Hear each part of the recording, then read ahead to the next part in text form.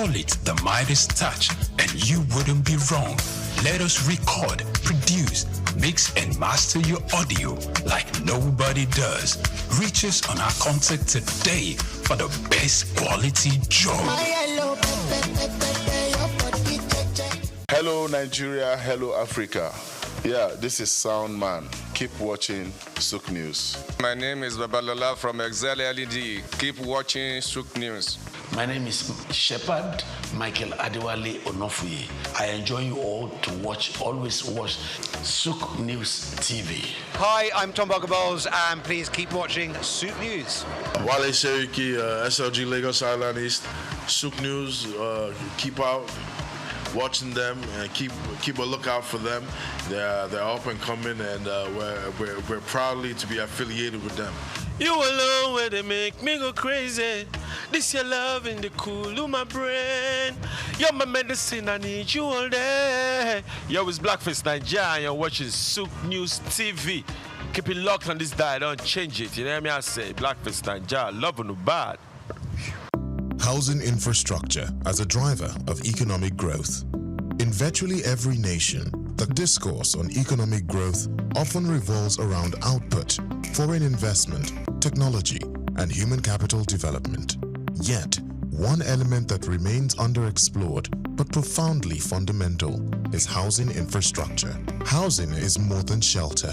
It is an economic commodity, a social stabilizer, and a catalyst for development.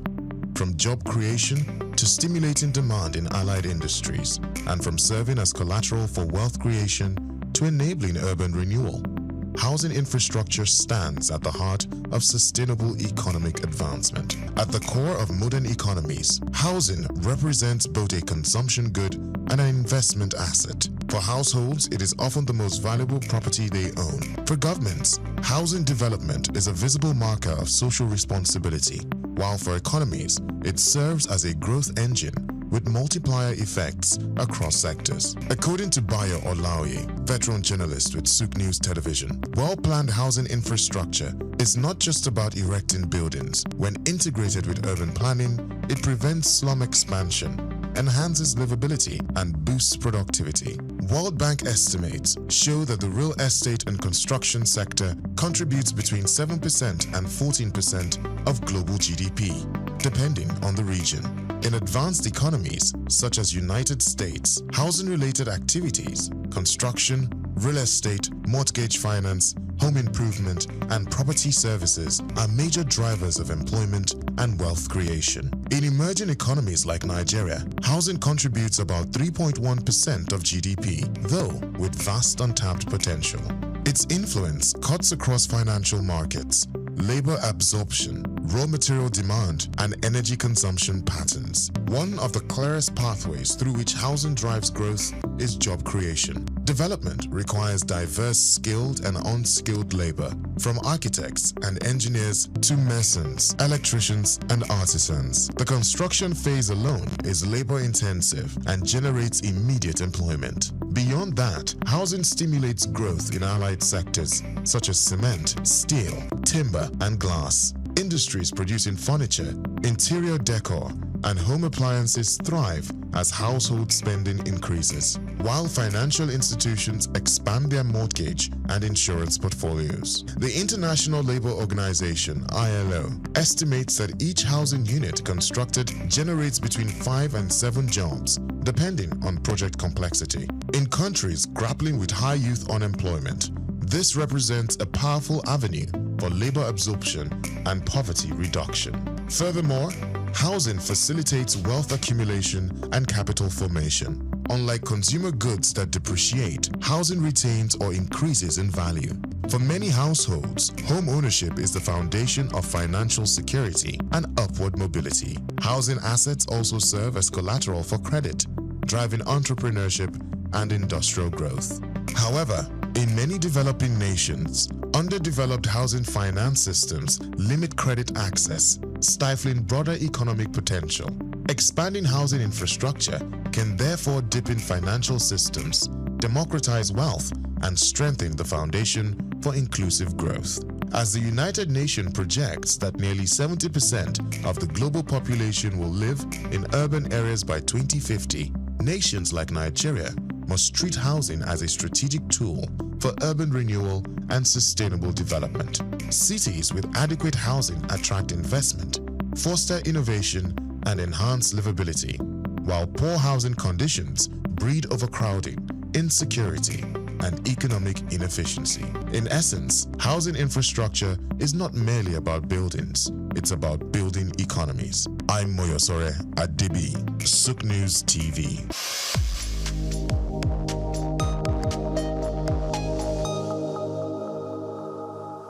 Known as the father of African literature, Chinua Achebe was born on the 16th of November 1930 in Ogidi, now Anambra State, eastern Nigeria. He was born to Isaiah Okafor Achebe, a teacher and an evangelist, and Janet Anenichi Iluebunam, a vegetable farmer.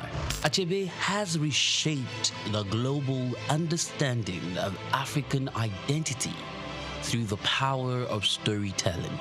Raised during the twilight of colonial rule, Achebe's education was steeped in both Igbo tradition and the Western values of post-colonial Christianity.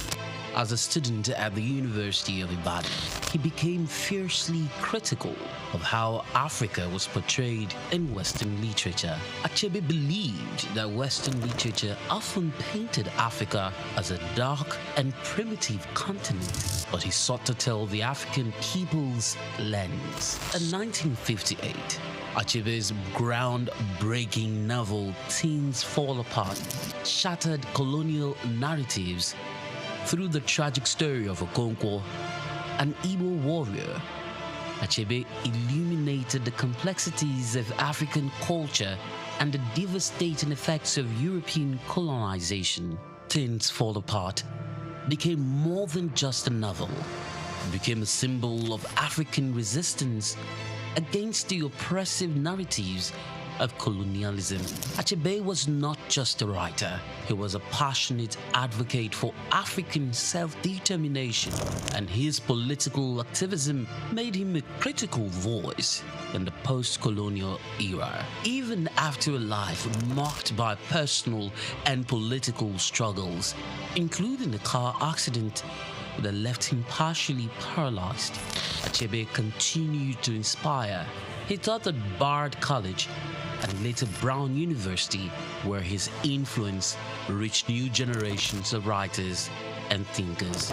He was married to Christiana Chinwe Okoli and they had 4 children. Sadly, he died in March 2013 at the age of 82. Chinua Achebe's legacy endures in his novels, his essays, and in the countless voices of African writers who follow in his footsteps. He gave us a voice, a story, and a vision of Africa that is ours to share.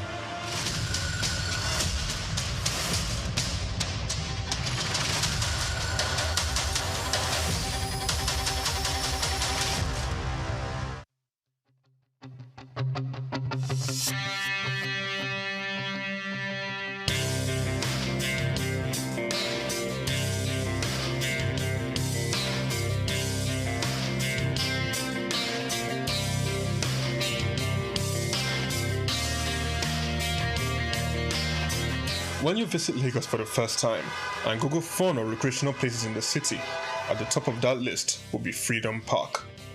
Located in Lagos Island on Broad Street, Freedom Park over the years has become home to the Nigerian arts and the culture at large. From annual big shows like the Lagos Theatre Festival, Celebration at the Lagos Poetry Festival, to local festivals that celebrate literature, music and arts, Freedom Park is one of the most visited recreational sites in Lagos, for both local and tourist people alike. A place to mingle, unwind, or simply just have fun. Freedom Park, however, hasn't always been a place of fun and games. It has a history that dates to 1861, when Lagos was made a British colony. In 1885, Freedom Park was built as a fortified prison from imported bricks. which was referred to as Her Majesty's Broad Street Prison. Some prominent political prisoners were held in the prison, people such as Herbert Macaulay, Michael Imodu, and Obafemi Awolowo. In 1979, Her Majesty's Broad Street Prison was destroyed, reduced to a dumping ground. It was later rebuilt in the 1990s, celebrated in 2010, Nigeria's 50th Independence Day. Freedom Park still holds a bit of its history within its walls. In the museum, where there are pictures and artifacts. Some of the old prison facilities have been converted into leisure facilities that people visit and enjoy today.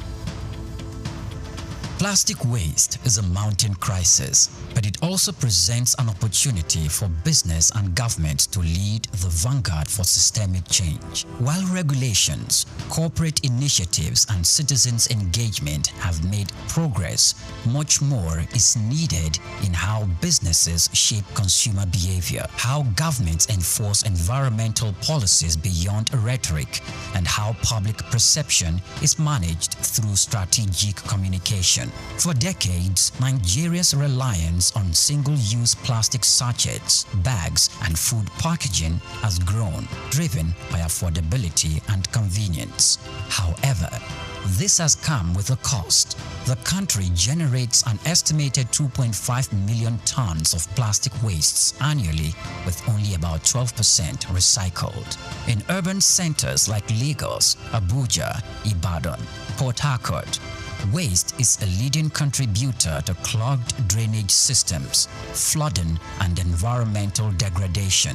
In this special report, Bayo Olaoye examines the challenges facing efforts to tackle the menace of plastic wastes in the country. Despite past government efforts to curb indiscriminate plastic use, such as Lagos environmental sanitation laws under former Governor Babatunde Fashola, enforcements have been inconsistent. The challenge now is moving beyond periodic government crackdowns and isolated corporate initiatives to a coordinated long-term shift towards a responsible plastic use, recycling, and waste management. Leading Nigerian manufacturing companies are taking active steps to integrate recycling and responsible disposal into their operations. Key initiatives include investing in recycling hubs, with Coca-Cola of Nigeria, Nestle, and Guinness setting up plastic recovery and recycling hubs, creating an ecosystem where post-consumer waste is collected, processed, and refused. Retailers and distributors are being encouraged and in some cases incentivized to set up collection points where consumers can return used packaging for responsible disposal. There is also brand-driven consumer education. Organizations have introduced citizen advocacy campaigns to influence individual waste disposal behavior. This kind of messaging, when amplified by large brands, can have a ripple effect in shifting cultural habits. Beyond environmental responsibility, investing in circular economy models enhances long-term profitability, strengthens brand equity, and aligns with global environmental, social, and governance standards. To effectively shape consumer behavior and stakeholders' engagement, businesses must leverage communication strategies that go beyond compliance reports. Employees should be active participants in sustainability efforts. Companies can integrate sustainability training, incentivize waste reduction, and implement office-wide plastic reduction policies, engaging suppliers, investors, and partners in sustainability commitments such as reducing excessive packaging or co-investing in recycling solutions to create an ecosystem-wide impact. Mass communication campaigns, social influencers, partnerships, and media collaborations can help educate consumers on practical steps for responsible plastic use and disposal. While Nigeria has engaged in international climate and sustainability conversations, the government must go beyond policy declarations and foreign aid incentives. The priority should be local, long-term economic and health benefit. Rather than reactivate bans that are often poorly enforced, the government can provide tax incentives for businesses, investing in recycling infrastructure while enforcing stricter regulations on reduction and disposal, expanding waste management facilities, establishing more government-led recycling centers, and integrating waste picker into a formalized economy can improve efficiency and create jobs. The administration of Governor Babatunde Fashola demonstrated that when the government takes waste disposal seriously with clear penalties for violations, citizens pay attention. The government must invest and consistently engage public education on the economic and health impact of plastic waste. A cleaner environment leads to a lower public health costs, fewer disease outbreaks, and increased workers' productivity due to better air quality and more usable public spaces. The Nigerian plastic waste problem is not just an environmental issue. It is an economic and reputational challenge for businesses and a government issue for policymakers. By adopting strategic communications, businesses can shift consumer behavior, governments can enhance enforcement, and citizens can embrace a cleaner and more sustainable future.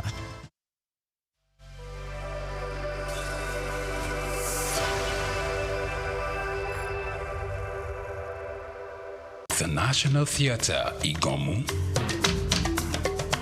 built during the military regime of Olusegun Obasanjo and finished in the time for the Second World Festival of Black Arts and Culture, FESTAC, in 1977. The theatre holds amazing treasures and memories. The artworks fill everyone with pride. The National Arts Theatre is visible from the motorway which connects Lagos Island and the mainland. The National Theatre is packed with the artworks of a legendary contemporary Nigerian artist, stained glass walls by Yusuf Grillo, sculptures and murals by Lamidi Fakeye, Erabo Emopai, and many others. It was put to full use for a month as one of the 4 venues of the Second World Black and African Festival of Arts and Culture, tagged FESTAC 77. The complex hosted 16,000 participants from 56 African countries and the diaspora in an unprecedented showcase of African music, fine art, literature, drama, dance, and religion. The National Art Theatre was built and designed by Techno Expert Stroll, a Bulgarian company mirroring the Palace of Culture and Sports in Varna, Bulgaria.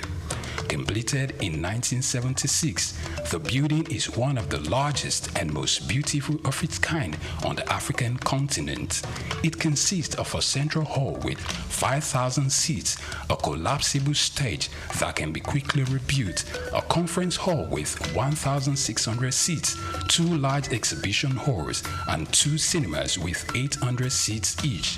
The theater complex has a dressing room for artists, a garage, offices, coffee bars, and a buffet.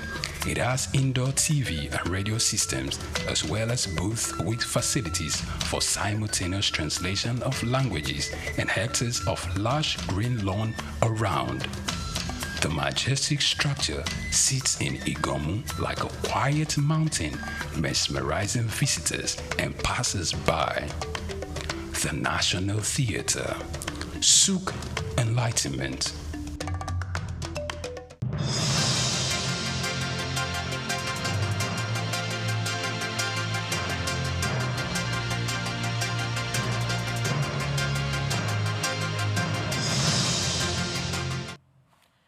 And welcome to the news update on SOUQ News Television. I am Olumide Shokoya.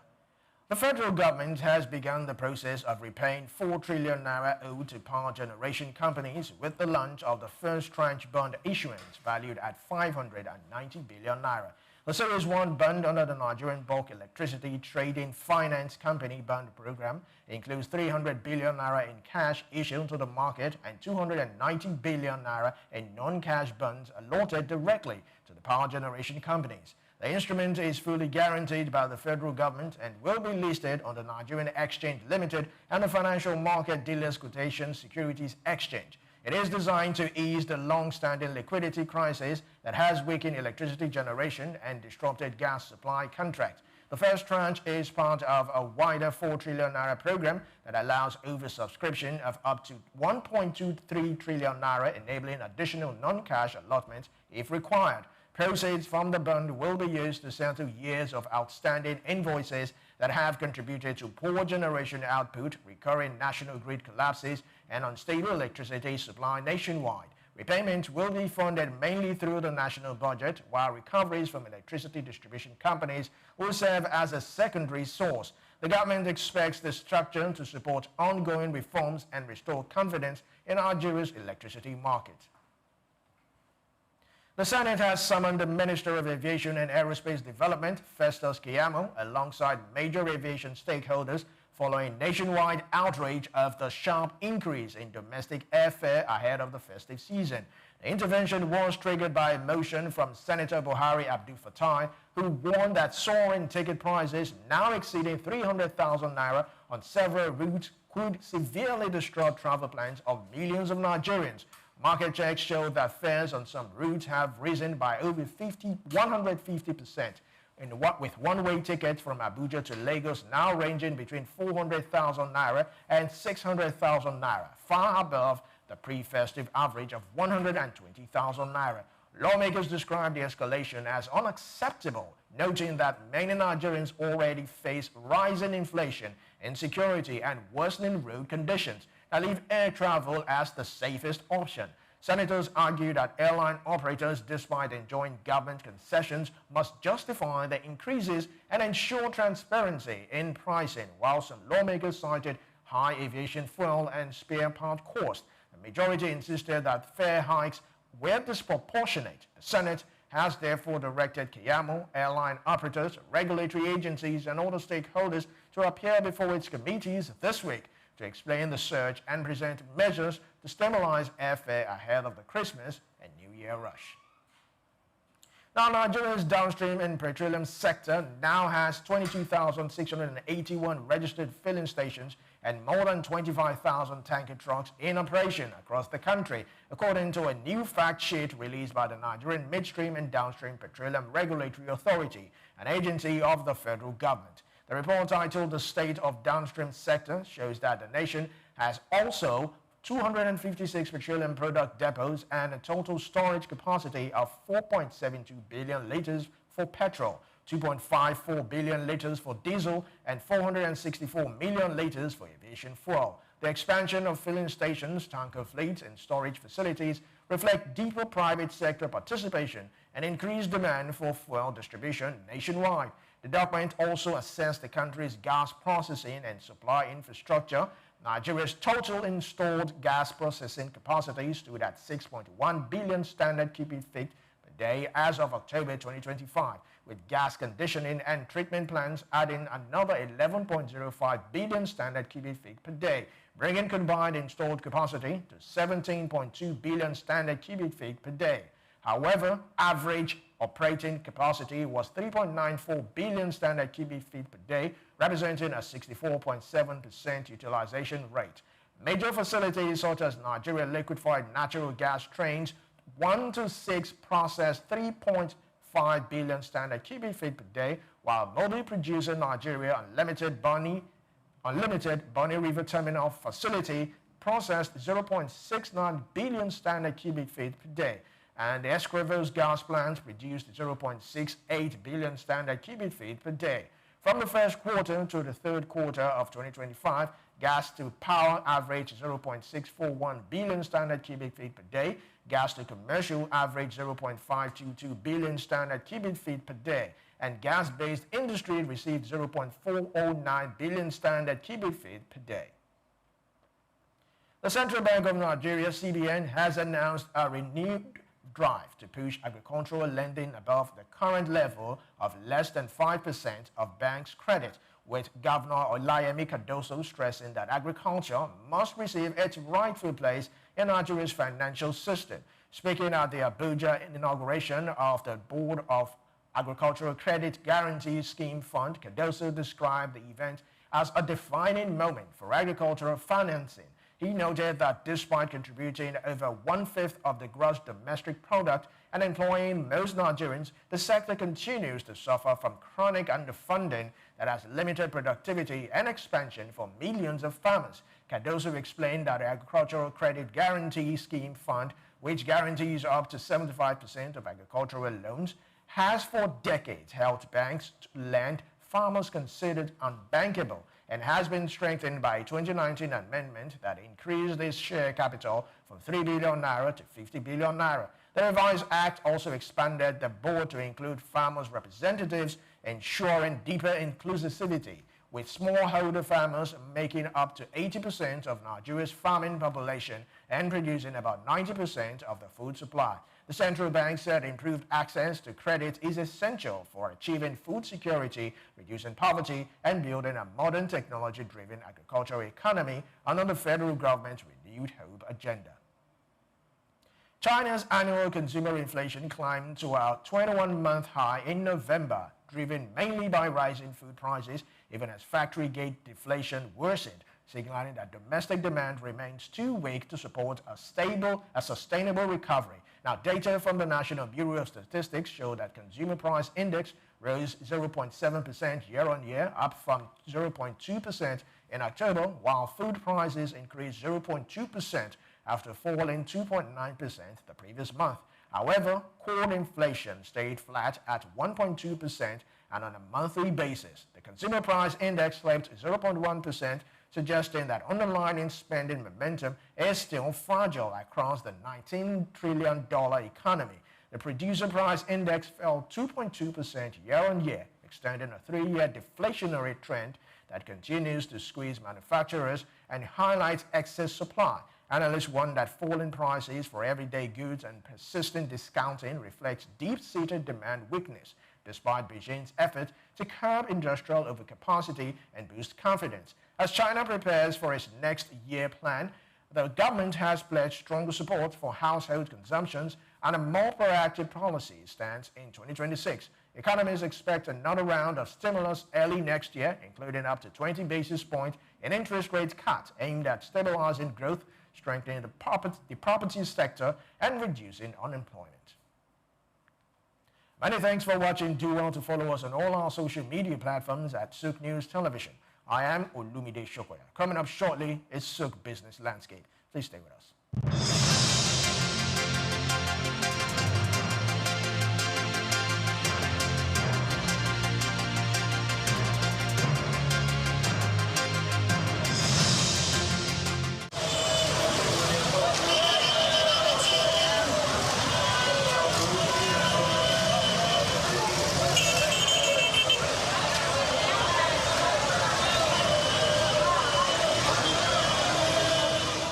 Traffic regulations are practices put in place in both developed and underdeveloped countries. They are designed to ensure the safety of all road users, reduce accidents, and promote orderly movement. Either you are a driver or a passenger, every road user is required to understand and follow these laws. Under obligations, drivers must possess a valid driver's license issued by the authorized body. In Nigeria, this is the Federal Road Safety Corps, FRSC. Individual, like I've just said, most Nigerians, as we know, celebrate their date of birth. And as such, when you obtain a driver's license, say for 3 years or 5 years, you already know if you do it today, in the next 5 years, when you'll be celebrating your birthday, you are already aware that your license is due for renewal. You don't have to even wait until that date.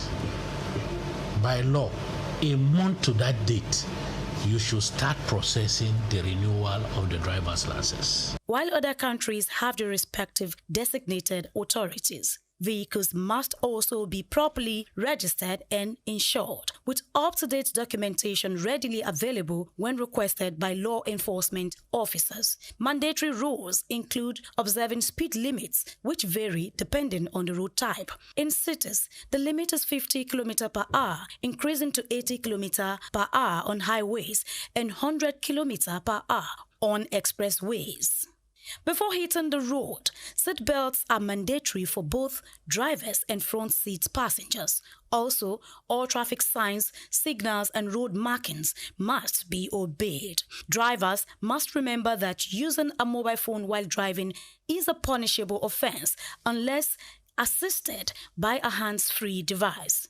Drunk driving is illegal, with penalties ranging from fines and license suspension to imprisonment. For passengers, wearing seatbelts is essential, and distracting the driver should be avoided at all costs.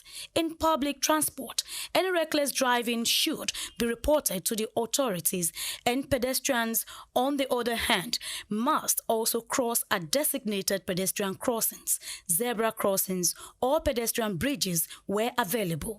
They should follow pedestrian traffic lights and only cross when the signal indicates it is safe. Looking left, right, and left again before stepping onto the road is crucial and should avoid running while crossing. Making eye contact with approaching vehicles ensures they see you before you proceed. By following traffic regulations, road users can prevent accidents, protect lives, and contribute to smoother transportation for everyone. Grace Komolafe, SOUQ News Television.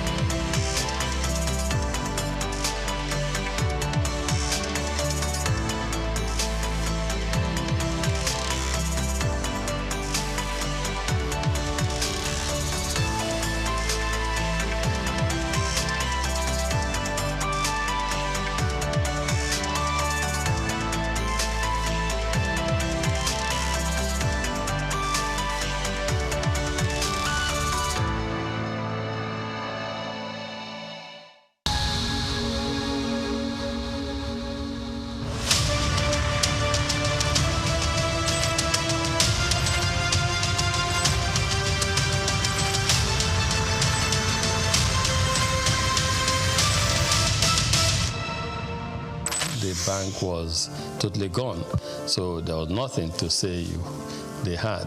But we still approached them and said we would like to take over this bank. The journey since 1997 has been one thing or the other, and I'm happy that many years down the line we look back and we're happy that we're audacious and bold to make them move at the time.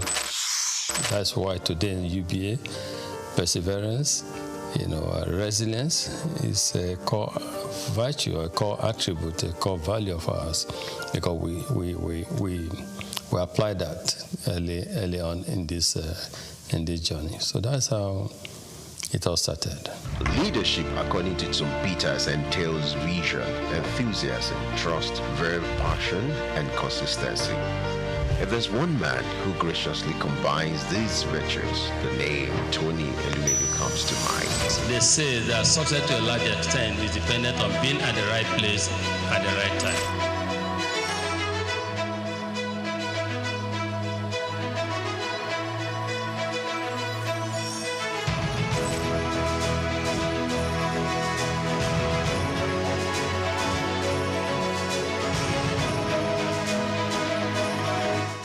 I say to people, my elder brother, who is 7 years older than me, he don't have gray hair.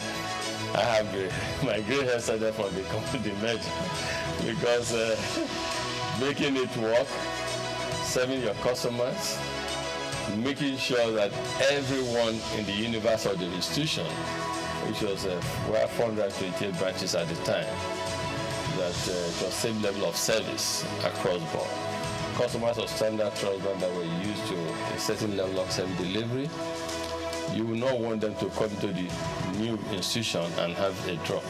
From the womb of time, Tony Elumelu has been an embodiment of nobility and excellence. He remains one of the flying eagles and shining heads of the banking industry. The life and times of Tony is an inspiring tale. He is one Nigeria who is unmoved by material wealth and self-aggrandizement. Tony's noble qualities were on from his humble background. Growing up with 4 siblings in Jos Plateau State, the cowboy of the banking industry who hails from Anocha North local government area of Delta State, believed in the democratization of law combined with hard work. He began his career as a copier salesman. The Ambrose Ali University graduate of economics also bagged a master's degree in economics from the University of Lagos. In 2019, he received an honorary Doctor of Business degree from Bayero University, Kano. Going to university, I just thought I wanted to be a businessman because my mom's brother, my mom and his brother were just 2 of them. So my uncle was a businessman, in Nigeria, and was quite successful at the time. And I was influenced. I thought he was very rich, and also I wanted to be a businessman, but not knowing whether just a businessman, you know what I mean?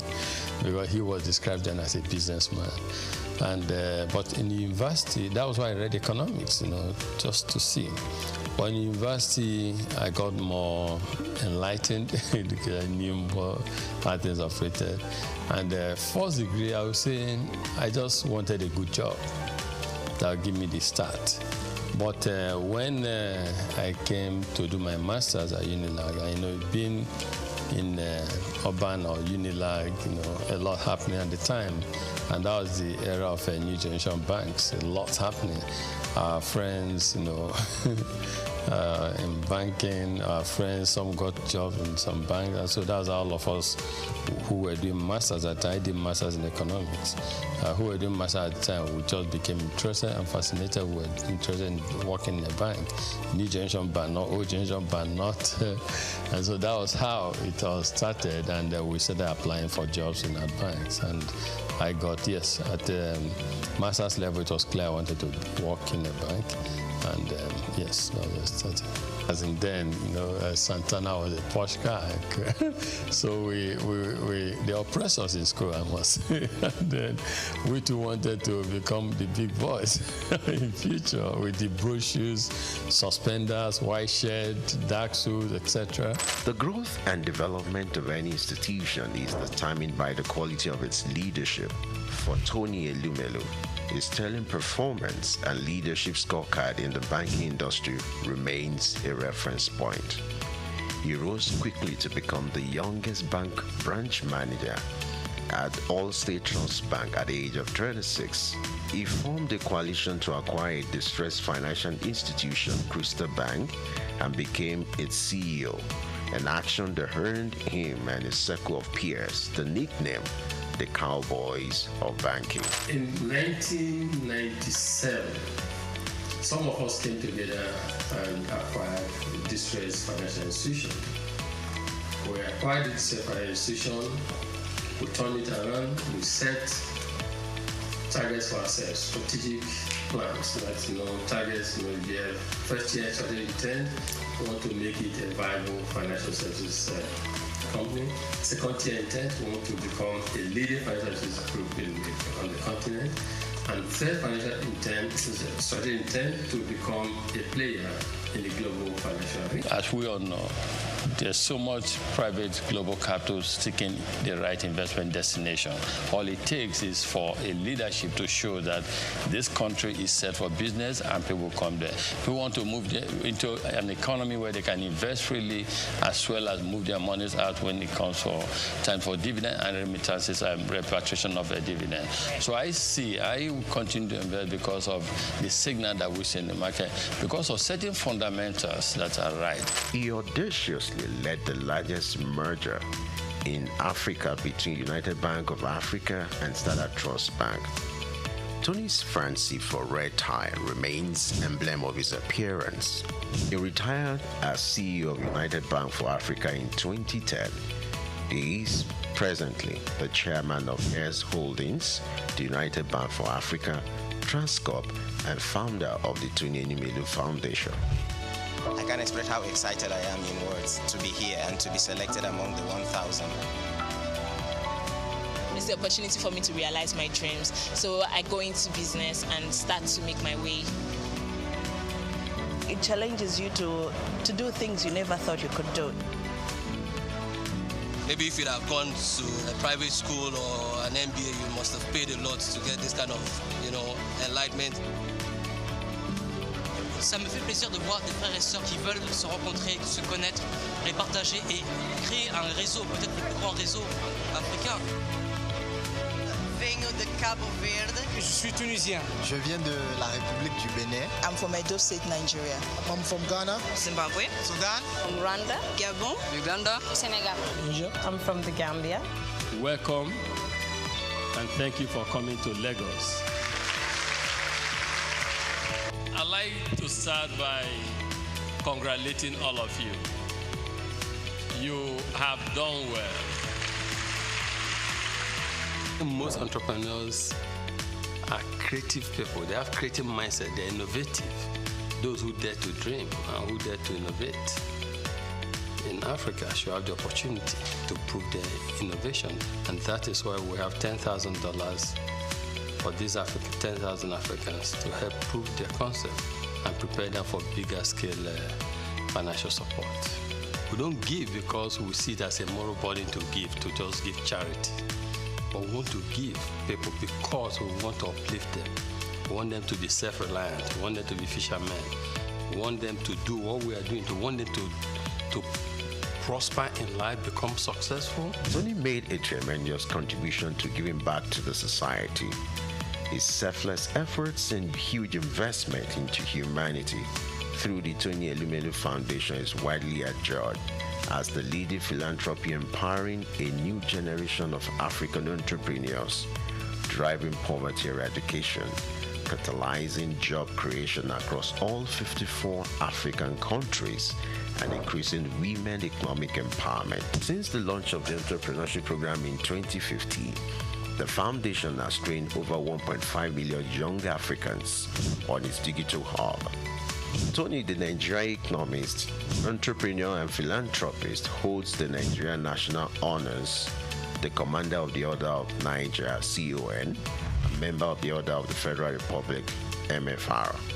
He has been responsible for creating business that are critical to Africa's economic development. He is a proponent of Africa capitalism, an economic philosophy which advocates for the private sector's commitment to Africa's development through long-term investment in strategic sectors of the economy that drive economic prosperity and social wealth award. He was awarded the Daily Times the Nigerian Man of the Year in 2016. He was honored with the National Productivity Order of Merit Award in 2019. He is also on the list of Time Magazine's 100 Most Influential People of 2020. On October 11, 2022, Elumelu received the National Honor of Commander of the Order of the Federal Republic of Nigeria. Tony, as a staunch professional and chairman of Foremost Bank, may understandably runs a busy daily schedule like that of a bee, but he balances the equation with creating time for sports. His love for lawn tennis and football stands undeniable. My good workout favorite, I think I would say that I like to jump on the sport. I love yoga said. Yeah. But these days I'm trying to get in the group of the Tony is not just a champion in the Backyard. He equally balances the equation when it comes to family life. For me, as a family man, though, I try to make sure I balance things. I try to make sure my family side is not so. In that process, I was also growing a family, having my kids and co. So, but everything came together. Tony is happily married to Awele Vivian Elumelu, who is the chairperson of Harvey Medical Practice Limited. Vivian also oversees the healthcare investment of his holdings. She holds a Bachelor of Medicine and Bachelor of Surgery degree from the University of Benin. The marriage was consummated in 1993 and blessed with 7 children. According to Forbes' list, Tony is among the top 10 richest entrepreneurs in Nigeria with a net worth estimated at $1 billion. We don't just preach. We don't just theorize, we practice. Tony has stooped to conquer not just in the banking industry, but in life. The strides of this living legend, popularly referred to as the Lion of Africa's financial industry, remains iconic. So entrepreneurs who are listening, quick one, short one, straight to the point. Entrepreneurship is a long-term journey. Stop seeing it as a short-term goal. Long-term journey. Great companies, great and accomplished entrepreneurs did not make it in 1 year. They didn't make it in 3 years. It's a long-term journey. So moving, dare to dream, implement your dream, and stay focused.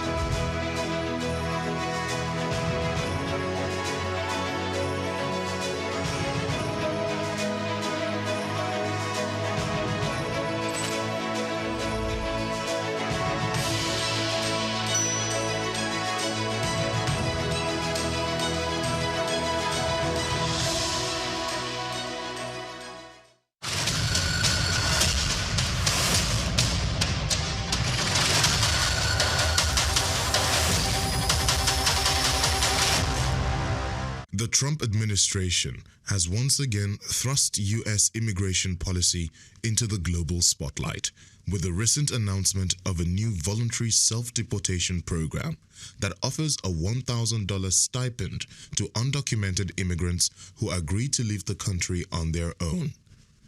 This incentive-based strategy is a calculated shift from the traditional, more aggressive deportation measures and is already stirring debate among policymakers, immigration advocates, and the public alike.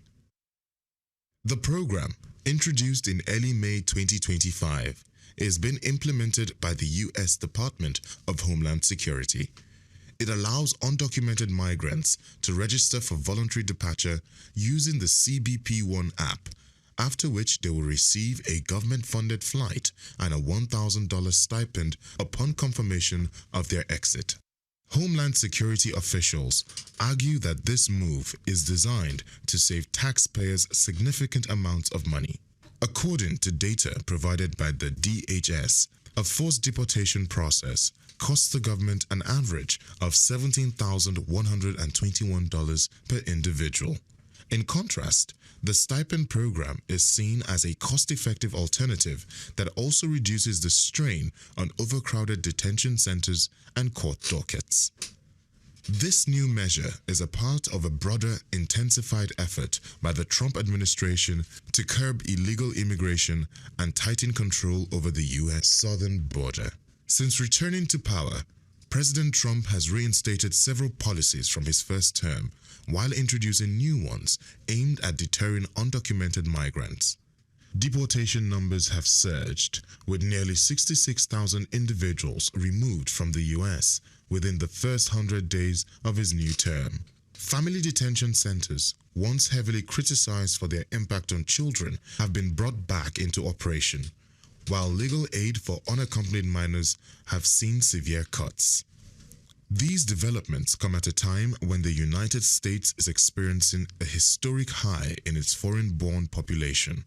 As of 2023, nearly 47.8 million immigrants were residing in the U.S., with an estimated 11 million of them undocumented. Many of these individuals have lived in the country for over a decade, raising families and contributing to the economy.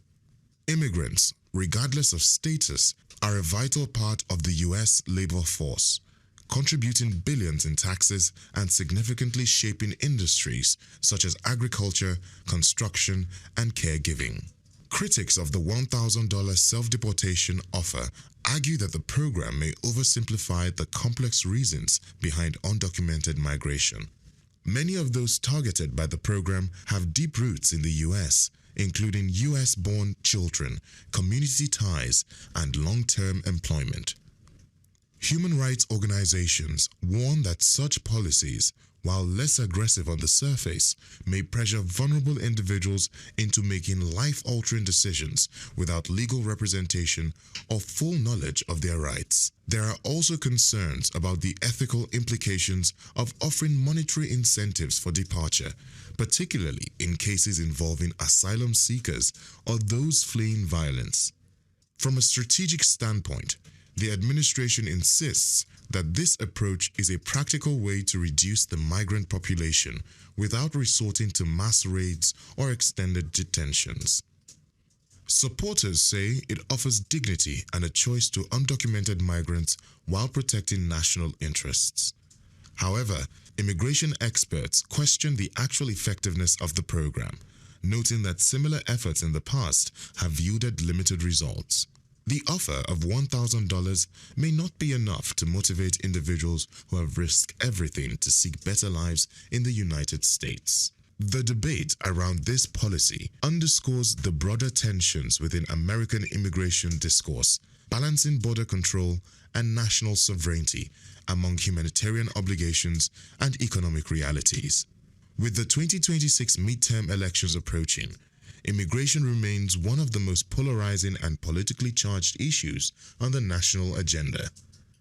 In the wider global context, policies like this could set a precedent as other countries monitor the U.S. approach, especially those in Europe and parts of Africa facing rising migration numbers. Questions around voluntary migration, incentives, and state-led deportation policies are likely to spark wider international debates. What remains clear is that the Trump administration's latest move is not just a domestic policy. It is a bold, controversial experiment in reshaping the global migration conversation. I am Moyosore Adibi for SOUQ News TV. Hello Nigeria, hello Africa. Yeah, this is Sound Man. Keep watching SOUQ News. My name is Babalola from Excel LED. Keep watching SOUQ News. My name is Shepherd Michael Adewale Onofuye. I enjoy you all to always watch SOUQ News TV. Hi, I'm Tom Bogaballs, and please keep watching SOUQ News. Wale Seriki, SLG Lagos Island East, SOUQ News, keep out watching them and keep a lookout for them. They're up and coming, and we're proudly to be affiliated with them. You alone where they make me go crazy. This your love in the cool of my brain. You're my medicine, I need you all day. Yo, it's Blackface Nigeria, and you're watching SOUQ News TV. Keep it locked on this dial, don't change it. You know what I say? Blackface Nigeria, love no bad. Tafawa Balewa Square, TBS. Tafawa Balewa Square was initially used as a horsing ground called Lagos Race Course. The edifice was constructed by General Yakubu Gowon in 1972 and named after Nigeria's first Prime Minister, Sir Tafawa Balewa. Tafawa Balewa Square is located at 45/57 Marcy Bangboche Street on Lagos Island, Lagos, and referred to as TBS. TBS is a 50,000-seater capacity venue and houses the Remembrance Arcade, the 26-story Independence House, which at a time was the country's tallest building. When Lagos served as the country's seat of government, the National Assembly complex was within the Take Nigeria because it's the mind that needs to first of all be rebranded.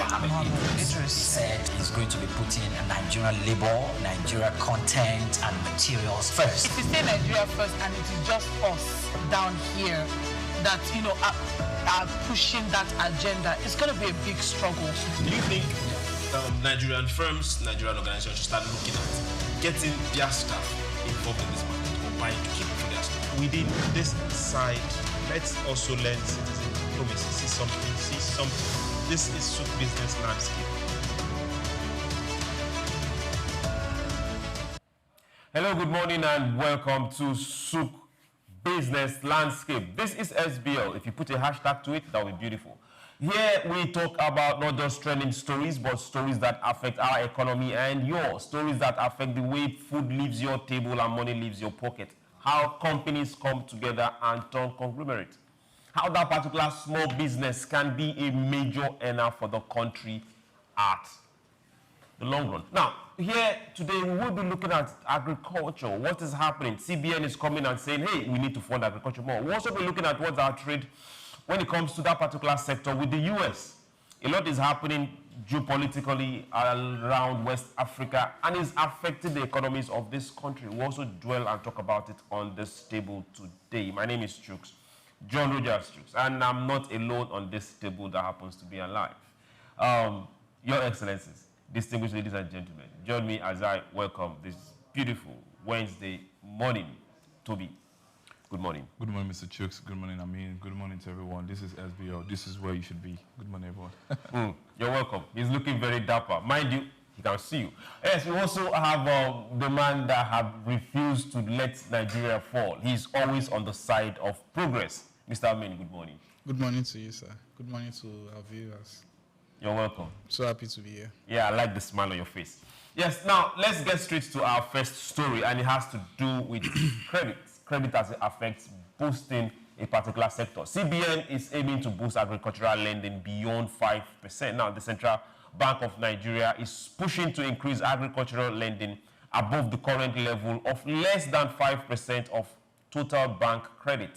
They are emphasizing that the sector critical role in the economy needs to be funded, and Governor Olayemi Cardoso made this declaration on Tuesday in Abuja during the inauguration of the new Board of Agricultural Credit Guarantee Scheme Fund. He described the occasion as a defining moment, signaling a fresh commitment to enhance agricultural financing in Nigeria. Cardoso highlighted agriculture's contribution of over 20% to Nigeria's GDP and its role as the largest employer. However, he noted that the sector currently receives only a small share of formal credit from the banks. The CBN's renewed focus aims to increase funding through targeted credit guarantees and policies supporting growth and economic diversification. Now, for those that are wondering, a lot of, we don't call them peasant farmers, no. A lot of subsistence farming, smallholder farmers are scattered all over this country. In every community you go, we have a farmer. So the number of people employed and working in that particular sector outnumber every other sector. This same number of people are not directly connected to direct financial access to grow that business, to grow that economy, and that is what is about to change. Now let's start. We've had different government initiative interventions at the federal level, at the state level, even international interventions and partnerships. How has this been able to translate to getting the farmer to plant more, invest more, harvest, and make profit? This sounds like a good initiative when you really, it makes sense. But this is like deja vu for me. During the last administration, under the CBN leadership of Mr. Emefiele, a similar program was enacted, and a lot of money was pumped into it. The only thing we saw was a pyramid of 1 million bags of rice in Abuja. I don't know if you remember vividly. That was staged up. In 2022, I'm going there. So they showed us 1 million bags of rice that is supposed to be the repayment of these farmers that, okay, they are paying back with product. Okay. And journalists dig deep into this scheme, and they found out that most of the rice paddies that were displayed were from neighboring countries like Togo, Cameroon, that in fact, money that were, meant for that program didn't go into the pocket of farmers. It went into cronies of CBN directors, according to the journalist. And we did, as a people, there's no drop in price. It didn't reflect in our lives. In fact, rice became more expensive during that period. And if we look at the practicality of it in today, I don't think this is the way CBN should go about it. If CBN wants to give farmers credit at minimal interest or at no interest, it's a welcome idea, it's good. But I think they should funnel this money through the local governments. Okay. Because if I'm a farmer in Makurdi or in Benue, in a remote village there, how do I even know this is happening? Okay. Let's start from there. How do I even know that this is happening?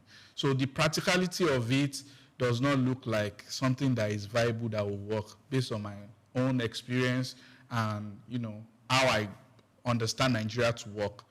But if this money is going to be funneled through the local government have access to the villages and all the farmers, and they can monitor, not just be able to give money to the real farmers that are actually going to the farm. They can as well monitor from when they dispense the money to when the farmers get on the farm to, all the way to when they harvest. Okay. That is how I see it working practically, based on my knowledge of Nigeria. But if the CBN governor is sitting in Abuja and is looking for farmers to give credit to, I don't think the money will actually end up in people that actually go to the farm. Okay. No, money ending up in the real person that needs that money to work. So we have an issue of boardroom transparency and farmland scarcity. Yeah. Okay, now let's look at, let's come from where he's saying local government. We've had local government that have been quiet and silent for far too long. Now, like he said, farmer financial literacy is another issue. Yeah. How can we start seeing farmers get registered? Because the federal government has opened portals and avenues for farmers to get registered. Mm-hmm. But now, should it still be a federal government thing, a state thing, or a local government thing? How much of a localization can we start doing now, so that the federal can only take data off the local? How much of that can we start doing now? Well, Amina said it all. It has to go back 100% to the local side of things. But if you look at it again, they have associations. Mm-hmm. They have associations. So the awareness part is not really an issue, but it should be looked into. Because if we're just going to skip the middle and the local, just comes from the federal, monies will be misplaced, data will be misplaced. So this has to be like a conjunction kind of project between the local and the federal. And in most cases, because of how important this sector is, I mean, if they're contributing over 20% to the GDP, then that's a very important sector. Then the federal government needs to understand that you can't just be too far away from the local side, because to implement, to enforce, you have to be closer. Economically, legally, you have to be closer. And we have to start looking at data structurally, because it's not just enough to say, oh, we want to give out this amount of money. You have to know the amount of, the number of farmers that you're looking out for. You have to understand the strength of these farmers in different geopolitical zones, how they contribute largely to the agricultural sector. So all of this will not be, you can't get all of these things by sitting down in the CBN office or in the federal office. You have to come down to the local government. Now, you said local government have been quiet for a long time. Yes, I believe so, and that's still down to, of course, the political structure and how we do our politics here in Nigeria. But economically, they are actually active, because at the end of the day, they know what's happening. They are the ones closest to the farmers. They know what's happening. There's no government scheme or system or something you want to do for the farmers that the local government will not be involved in one way or the other. Now, this now builds up to the issues in regards to transparency, issues in regards to eligibility, how efficient are they with regards to managing these resources coming from the federal government? So you have to look into these areas. Let's not give room to, because I am the local government chairman, then I need to sit on this particular revenue coming in. Who exactly are you handing over this responsibility to? Who can we hold accountable for it? So these are the questions that should come in, because a lot of money is getting misplaced, just like Amin said the last time with the pyramid, and we didn't hear anything about it anymore. But you check very well, you see that some part of Nigerian, maybe say Farmers Association or something, would have one way or the other benefited from whatever is put out there. But how does it benefit everyone is the question, and that's where data comes in. That's where efficiency comes in. Okay. Now, still talking about efficiency, the CBN is looking at the commercial banks doing more. But now we are looking at if the commercial banks are going to really get into that particular sector and lend to the farmer or finance the farmer directly from their own business model. We know that the farmer cannot afford that interest that is coming from the commercial banks. So how do we bring this home ground and say this is viable and this is workable? If the government wants the commercial bank to take that role, through government regulations and policies, they can encourage people to, banks to go into agri lending. One, they can relax taxes on their profits. Two, they can guarantee some of the loan. Three, they can, give them different incentives to do that. They can even get special fund from the CBN with low interest if it's for agri lending. There are so many ways government can do this and will be more effective, because in Nigeria, I always say we have good initiatives, we have good ideas. In fact, we implement them, but we are not able to see it to fruition because we don't have enough will to monitor and to enforce. And, that's the problem that we have. But we've never lacked good ideas, and we've never lacked, the will to actually do it. But, the good intention get missed in bureaucracy, enforcement, and monitoring. Bureaucracy, enforcement, monitoring, good intentions. Like people say, good intentions are not enough. Okay, now let's come down to the side of the farmer. We've had a case where, farmers tried their best and they went to the field. They did plant. Now they are harvesting. But what they are harvesting as of this particular time is not meeting what is being sold in the market compared to what they've put in the ground, the expenses they've spent, because it's also a business at the end of the day. And now farmers are now moving their produce away from the locals and taking it to the city to be able to make more profit. How can we have the government to bridge that particular gap, deficiency in the money spent planting through the period and monies are going to get off the product, selling it? Where and how can government come in? Unfortunately, this is a very complex question. Yeah. I'll try to summarize as fast as I can. First of all, there is a huge decline in food prices, agri-product prices. I'll take an example of one crop, beans. A 50 bag of beans this time last year was between 150 to 180,000. Today is about 60,000 naira. And I've seen videos coming from the north, from Kaduna, saying it might even drop further to about 30, 35,000 naira. So if a farmer planted beans earlier this year and was hoping to sell it back for 180,000 naira, that is his projection. So imagine getting to the market and he's selling for 60,000 naira.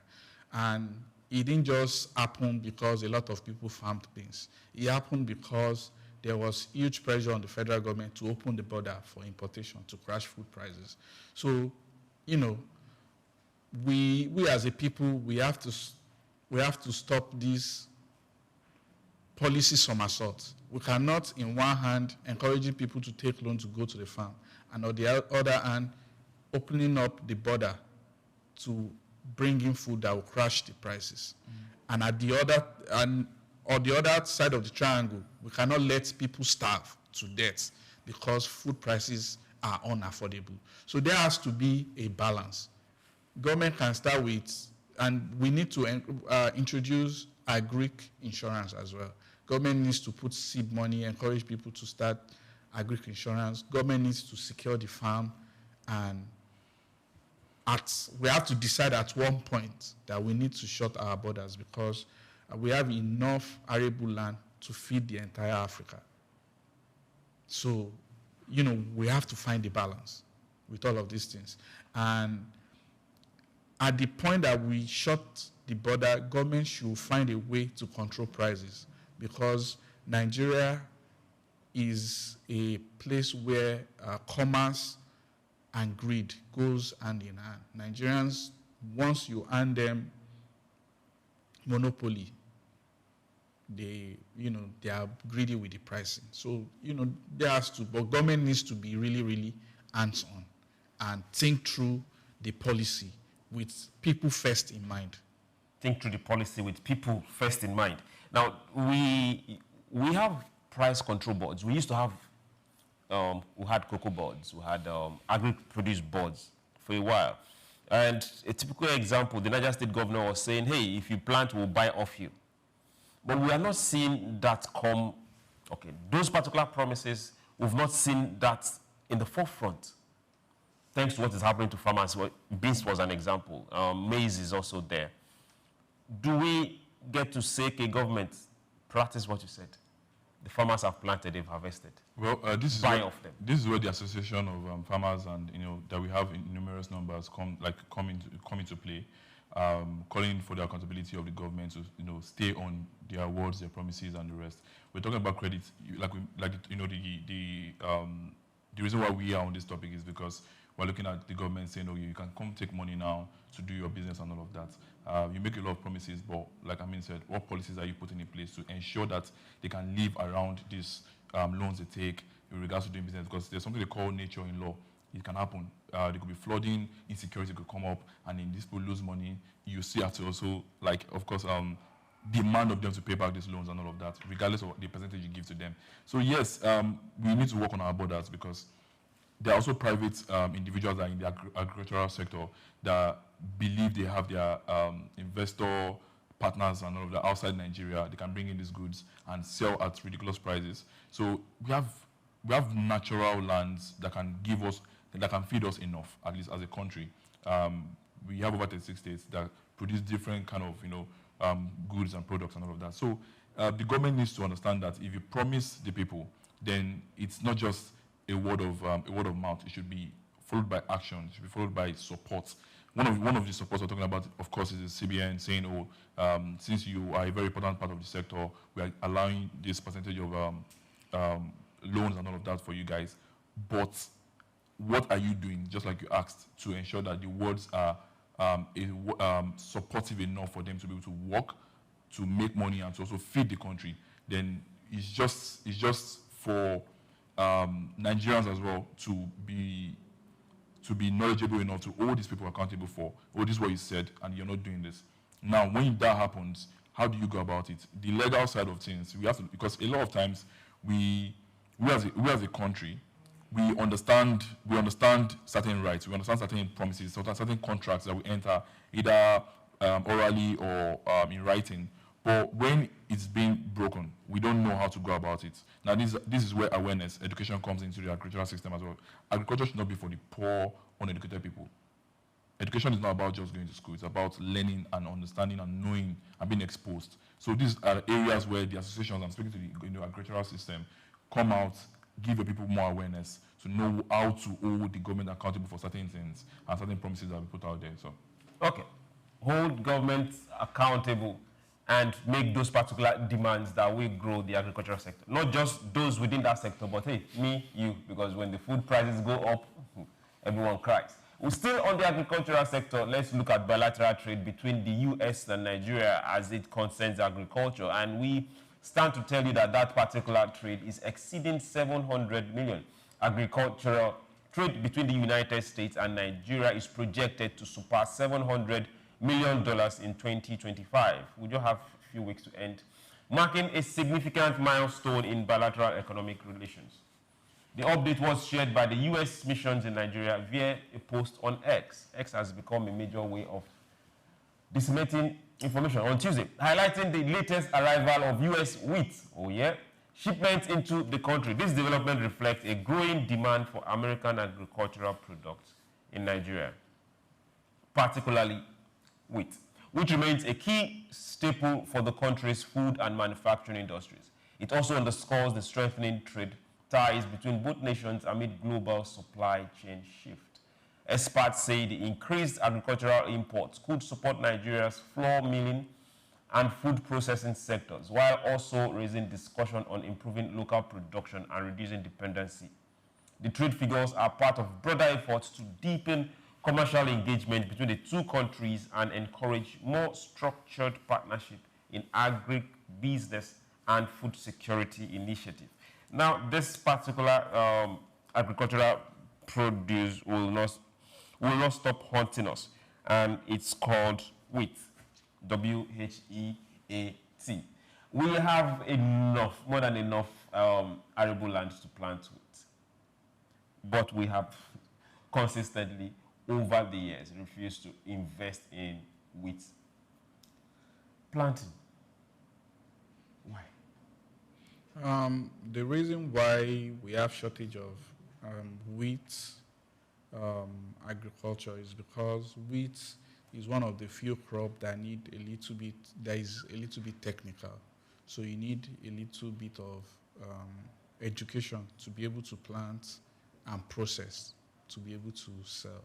And as a people, I know we offer agriculture in a lot of universities. I know we have an agricultural university. I think I've forgotten what state has the University of Agriculture. Almost all the entire zones. The entire zones have at least two. So, but our graduates from these universities, I don't see them, coming into the economy to practice agriculture, and that is why we are lacking in crops like this that is a little bit technical. If even rice, if not for the government and the prices of rice that force people to go into it. A few years back, Nigeria relied heavily on imported rice as well because it's a little bit technical. You have to get the paddy, you have to remove the paddy and all of that. So we need more.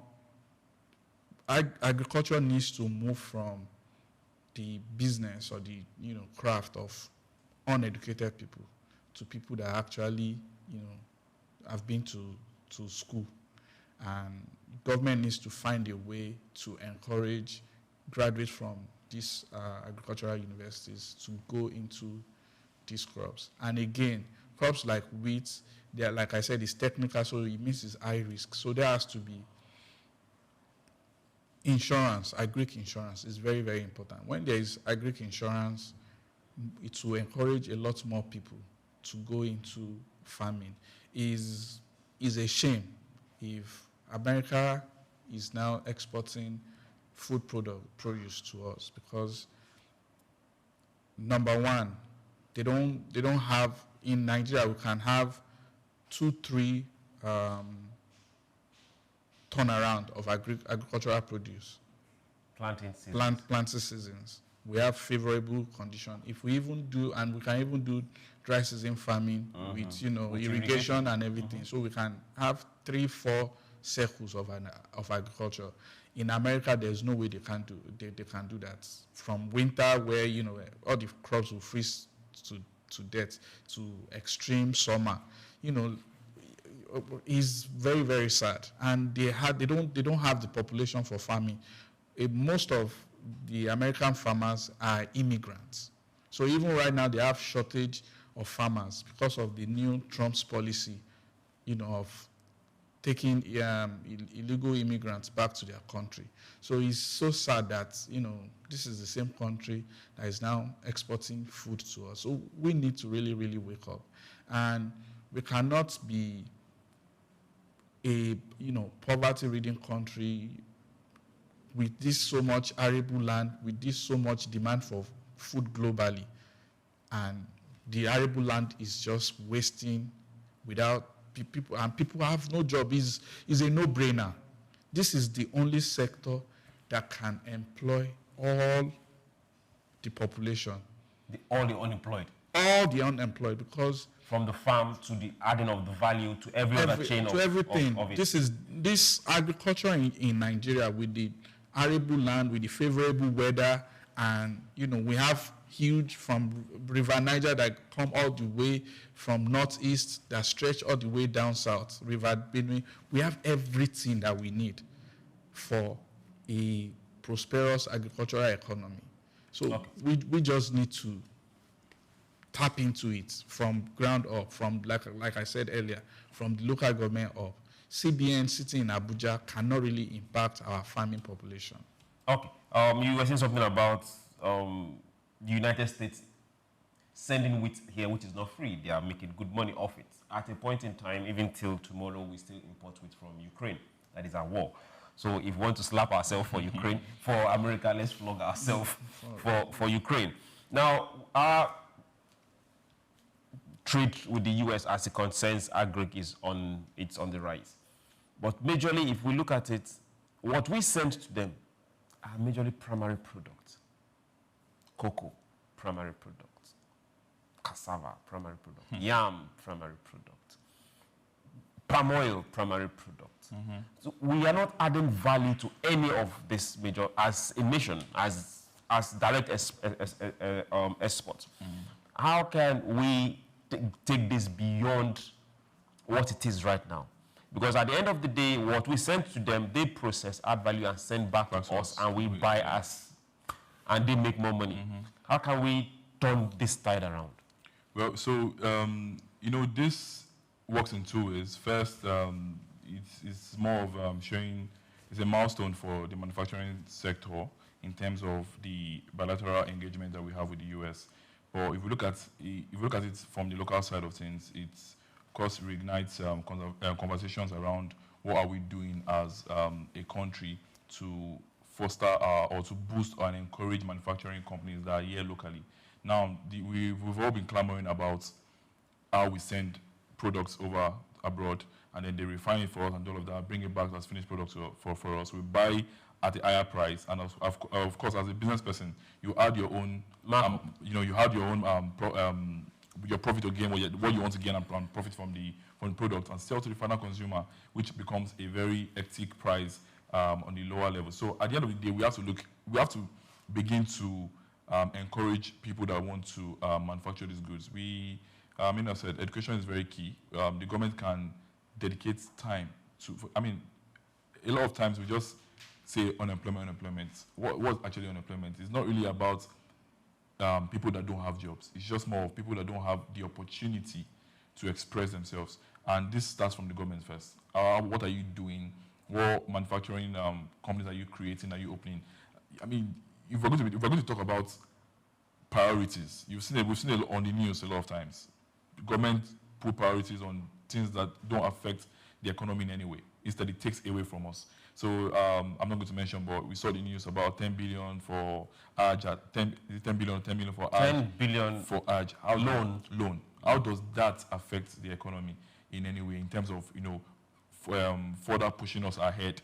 If you take 10 billion into manufacturing structures for unemployed people, they have the brains. There are people that went to school to study agriculture, they went to school to study management, supply chain, and the rest. These are people we can bring together, and we can begin to start our own manufacturing stuff here, which actually ends up as buying chocolate at a very cheap price. If you travel to the UK, to the US, Canada, you see some goods that have been produced in there are sold for affordable prices. And that's why even the person that earns the minimum wage can afford to buy chocolates, can afford to buy drinks at very good prices. Here in Nigeria, you see people shouting that they can't afford to buy chocolates, drinks like that come with fruit juice and the rest, because these things are being done outside, or the refinement of these products are done outside and brought back to us. Not forgetting that they were taken away from this place in the first place. Why don't we refine ours here?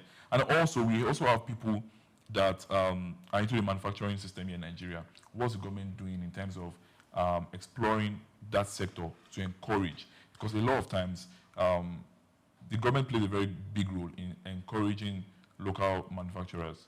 When you encourage them from the agricultural sector to whichever sector, it goes a long way in what the final products will look like, final price will look like, and how it affects the final consumer. So it's just what it is. It is what it is. Now, the world is a marketplace. For us here, we want to come to the market, but not just as buyers. We want to come with product to the marketplace. So when we are buying yours, you're also buying ours. We'll go on a very short break, and when we return, SBL will be right back. Don't go anywhere. Remember, go on all social media platforms. The name is SOUQ News Television. Follow us. Like, hope you know.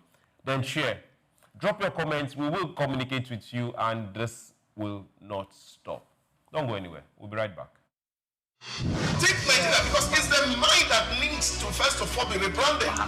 Idris said he's going to be putting Nigerian labor, Nigeria content and materials first. If you say Nigeria first and it is just us down here that, you know, are pushing that agenda, it's going to be a big struggle. Do you think Nigerian firms, Nigerian organizations should start looking at getting their staff involved in this market or buying to keep it for their staff? Within this side, let's also learn citizen diplomacy. See something. This is SOUQ business landscape. Africa is on the rise, and at the forefront of its growth is a sector as old as civilization itself, agriculture.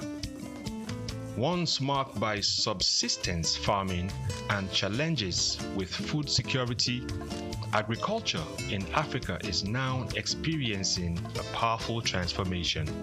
From the fertile lands of Nigeria to the tea fields of Kenya, agriculture is driving economic growth and lifting millions out of poverty. African governments and internal investors are taking notice, pouring in resources to support smallholder farmers and expand sustainable farming practices. Digital innovation is playing a major role in this transformation. Mobile apps provide farmers with crucial information on weather, market prices, and crop management. These digital tools are empowering farmers to make informed decisions, increase their yield, and get fair prices for their produce. Now I know when it rains, I can plan my planting better, and I know where to sell my crops for a good price. It's really changing our lives. We are committed to investing in agriculture as a pillar of our economy. Our goal is to make farming not only viable, but a source of wealth and stability for our people. African countries are also scaling up for exports, especially in high-demand crops like coffee, cocoa, and cashew. By focusing on quality, Africa is capturing a larger share of global markets. But the transformation goes beyond exports. Across Africa, new farming techniques and policies are helping to meet domestic demand and reduce reliance on food imports, contributing to food security across the continent. Women are also a key part of Africa's agricultural revolution. They make up a significant portion of the agricultural workforce, and initiatives are empowering women farmers with resources and training to enhance productivity. From subsistence to sustainability, the future of agriculture in Africa is bright. With innovation, investment, and resilient communities, Africa is sowing the seeds of prosperity.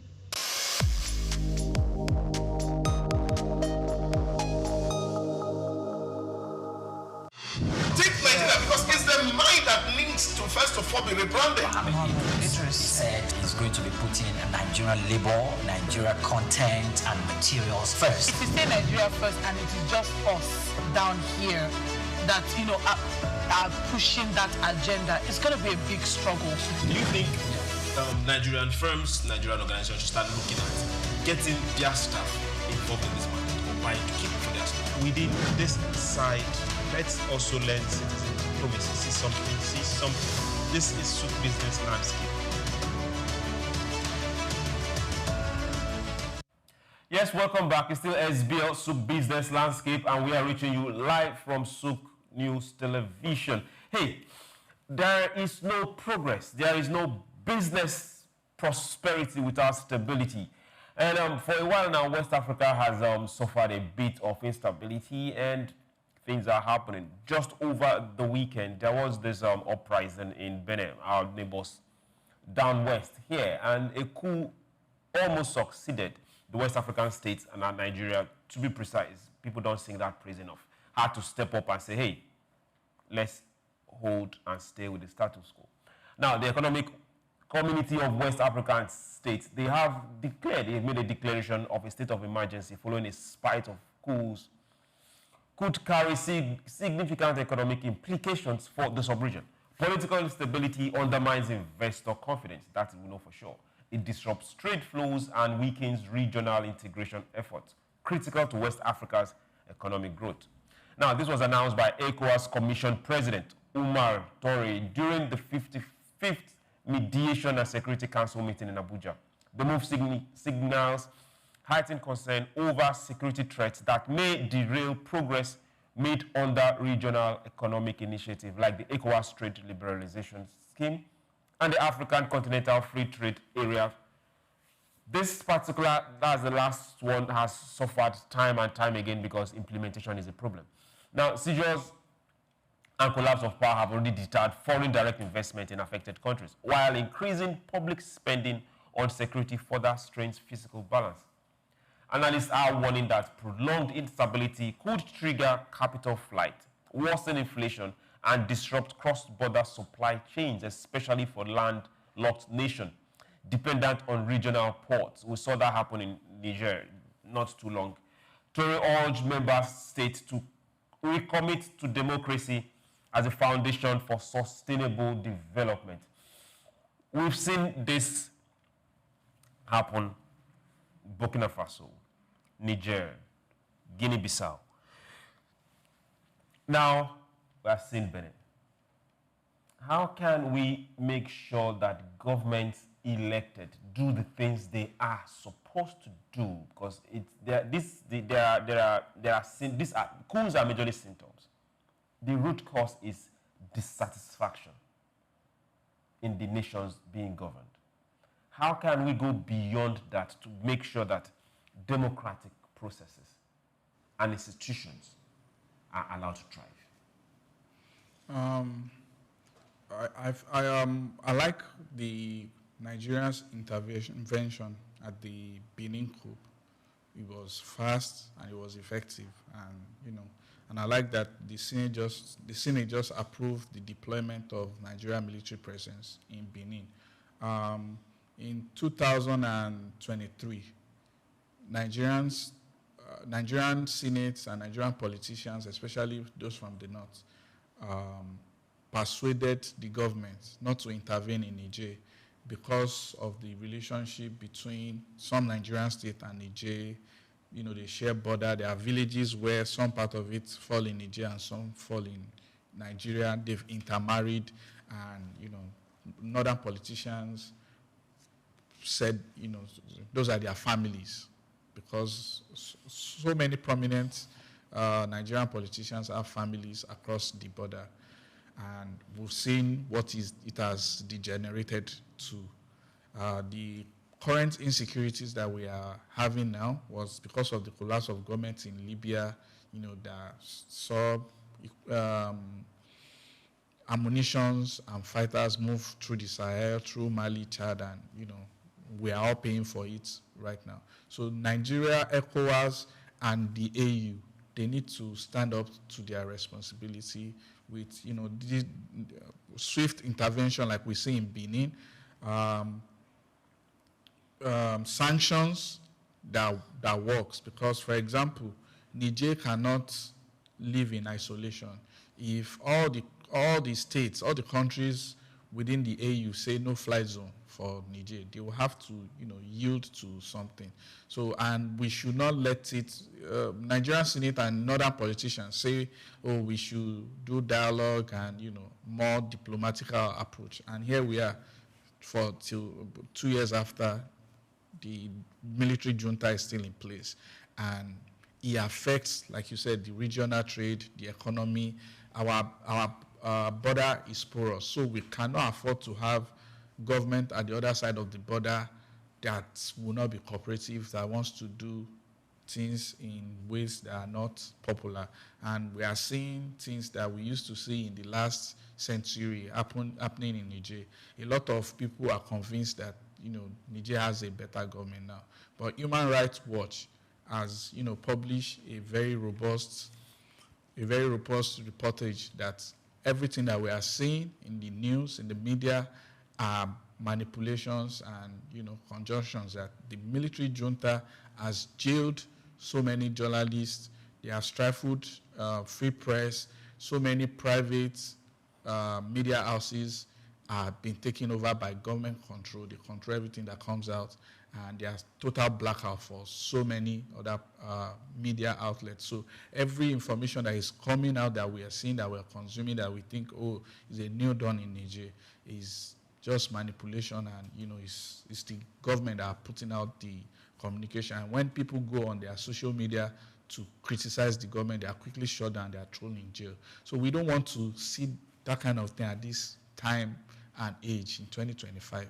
So I will encourage AU, ECOWAS, and Nigeria to, have this kind of intervention, fast, quick, and effective interventions when we have this kind of uprising. I'm sure if there are other military in any other country that are considering coup, they will think twice with, Nigeria's intervention in this last coup attempt in Benin Republic. Okay. We should act swiftly. ECOWAS should act swiftly, and when they say we want to do something, they should really get it done.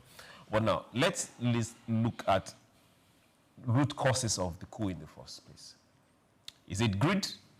Is it the loftiness, the people, a group of people seeking power, or is it just underperformance of an elected government? Well, we can't honestly decide, or I don't think we can decide what actually leads to that. It could be greed, it could be, because it's more subjective. Everyone believes that they can do better than the sitting in the government, no matter how nasty or underperforming the sitting government would be in terms of economy, in terms of politics. Everyone believes that they can get there and do better. So it's subjective, and I don't think I can give a clear answer to that. Okay. Well, now let's look at the Benin case. Are we seeing a trend that people capitalized or worked on, or they just said, okay, if that's happened here, it can happen? Exactly. From what we've been seeing around, the West African space, and generally, you can attribute it to trend. This particular government are not doing so well. Let's step in. I think we had like a rumor allegedly around something like that brewing up in Nigeria, and it was taken care of. So I would call it a trend. It's safe to call it a trend where the military people right now, the military arm of government right now, believe that they should step in to take back government based on previous or past precedents of how they step in to get back their countries in shape, according quote unquote, according to them. So it's a trend from Burkina Faso down to Benin, I guess. I think did it happen? I think it happened in Niger, exactly, where we at some point wanted to even go in and all of that. So I'll call it a trend, a successful trend that is actually moving very, very fast. That should be stopped, or that should be left? That should be stopped, actually. That should be stopped. Okay, now. For those that are wondering, the people have a right to choose who their leader should be, because that is what it should be. Now, is democracy working for us in Africa? Is Africa that have to come out and say what they want and how they want it? It's not a force.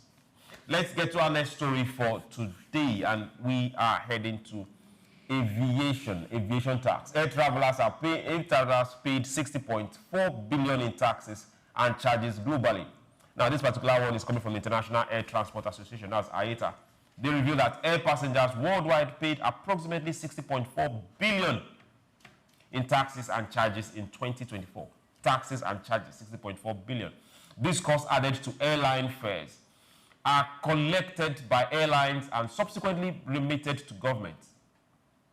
According to a statement posted by IATA on X on Monday, the association highlighted the significant financial burden tax this tax plays on both air travelers and airlines, adding pressure on already challenging industry. IATA's disclosure underscores ongoing concerns about the impact of tax policy and ticket pricing and airline profitability amid global economic uncertainties and rising operational costs. On this table, several times, we've brought up the issue of the cost of airfare. I think we're still going to talk about it on the show today.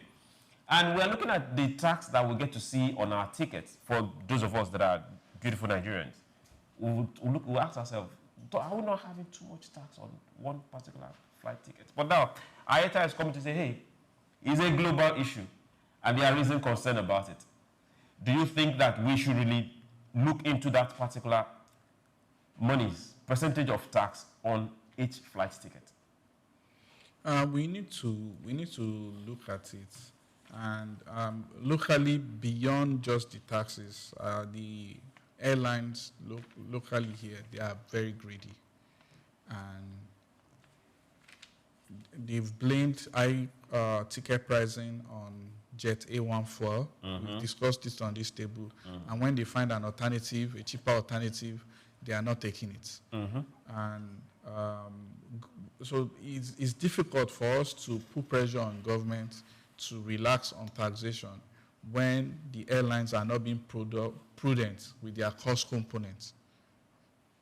So it's both ways. At the end of the day, the buck stops on the table of the government. Government needs to be hands-on. The Nigerian Senate has summoned the aviation minister to come and defend and make sense of. We are going to that story. It's not going to invade us. We are directly going there. But then look at the global tax. 60.4 billion remitted in just 1 year. Across board, not just Nigeria, not just... Do you think that, because people are pressuring and clamoring for cheaper tickets? I mean, for advanced countries, advanced countries, some of the taxes can be looked into. But developing countries like we have in Africa, our aviation industry is not developed enough. We can only clamor that the money that will be taken by government is invested back in the aviation industry. We need to have better airports. We need to develop the aviation space to have all the best safety equipment. Okay. But for the foreign countries, they can do better. The foreign countries are way better than us. In some European countries, the train is more expensive than flight. Okay. So locally here, the government needs to be more hands-on. The government needs to be more hands-on when we come this way. Okay, now, the issue that we are talking about for local flights, it's also seen international mentions. Do you see governments across the globe are making very good money off taxes on tickets? But do you think that we here should also join the clamor and say, hey, guys, reduce the tax? Not ticket price now, tax on the ticket. Well, I mean, if it's a global issue, then of course we need to get on board, because people coming down to Nigeria now for 8th December from the UK, I think I spoke to a friend of mine and I was talking about his flight ticket because of the tax going as high as 2 million naira. 2 million. 2 million plus. And legally, taxes and charges are supposed to, be balanced, or looking at the fiscal development of the airline ecosystem. You have to balance it. So if you are just putting in taxes or making charges that don't actually fit into the reality of your jurisdiction, then there would be a cry out. And it's just what's happening now. So if there's a global cry out, of course, as Nigerians, we should actually join in to cry out for it because it affects us as well. So. Okay, so while we are joining to cry out, let's continue on this story. Instead of aviation, African Airlines to post slim profit despite growth. African Airlines are expected to post a modest net profit of 0.2 billion in 2026, according to the latest global financial outlook released on Tuesday by the International Air Transport Association, that's IATA. This comes as passenger traffic in the region is projected to rise by 6%. However, IATA warns that profit margin remain extremely thin. The region's net margin is forecasted at minus 11.3, the lowest globally.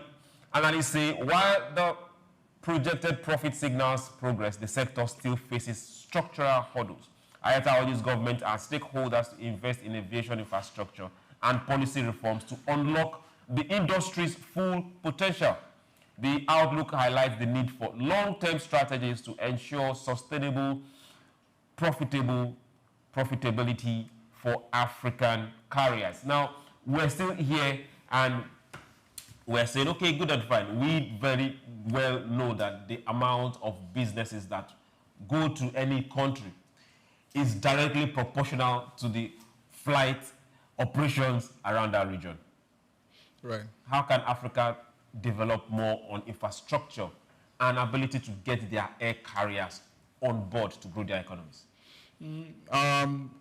Countries like Morocco, Egypt, Ethiopia is leading the way in African aviation development. These countries, they have national carriers that fly pretty much to every part of the world. And Nigeria, during this administration, under the leadership of Festus Keyamo as aviation minister, has shown some, bold step towards aviation development in Nigeria, getting Airpeace to be able to fly into UK. He got the, Gatwick terminal. Recently, he got Heathrow, and he has further gone into the Caribbean to get BASA to fly into countries like Jamaica, Barbados, and other Caribbean countries. He's been able to get sign the global deal to be able to help Nigerian airlines to get dry lease.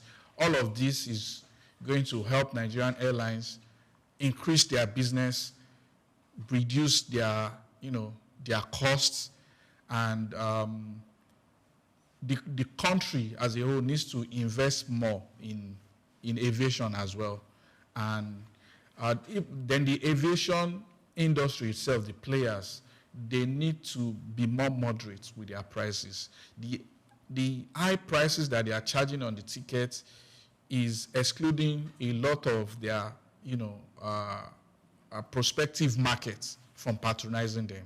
So tickets prices has made air passengers trim down to only the super rich.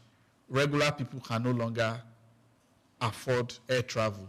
And in economics, if you can make your price moderate, you'll be able to have more consumers, and more consumers will mean long-term, bigger and more long-term businesses. So at the beginning, the profit might be slim, but overall, you are going to make more money because you now run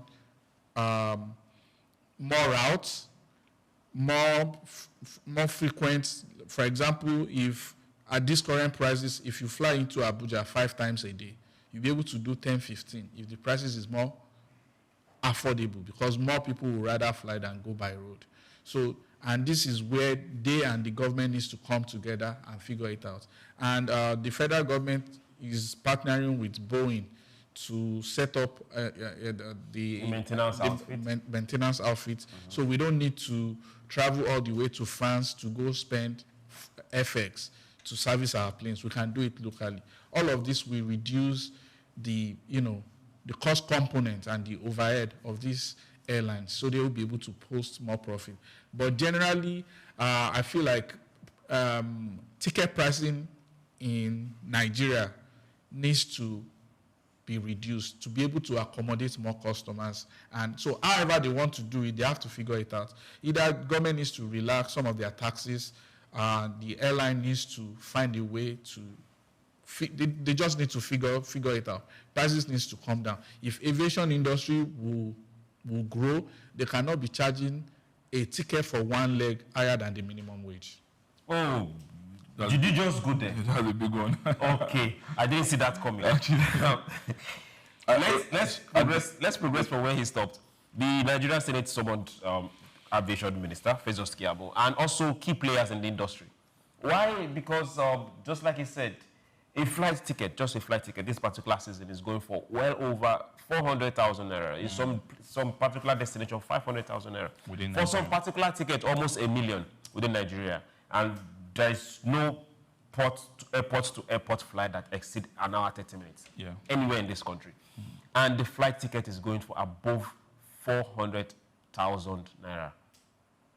What are we getting wrong? Why are we excluding a higher population of Nigerians from accessing this service? I think it's the same system as the downfall transportation system in Lagos works. Just insecurity.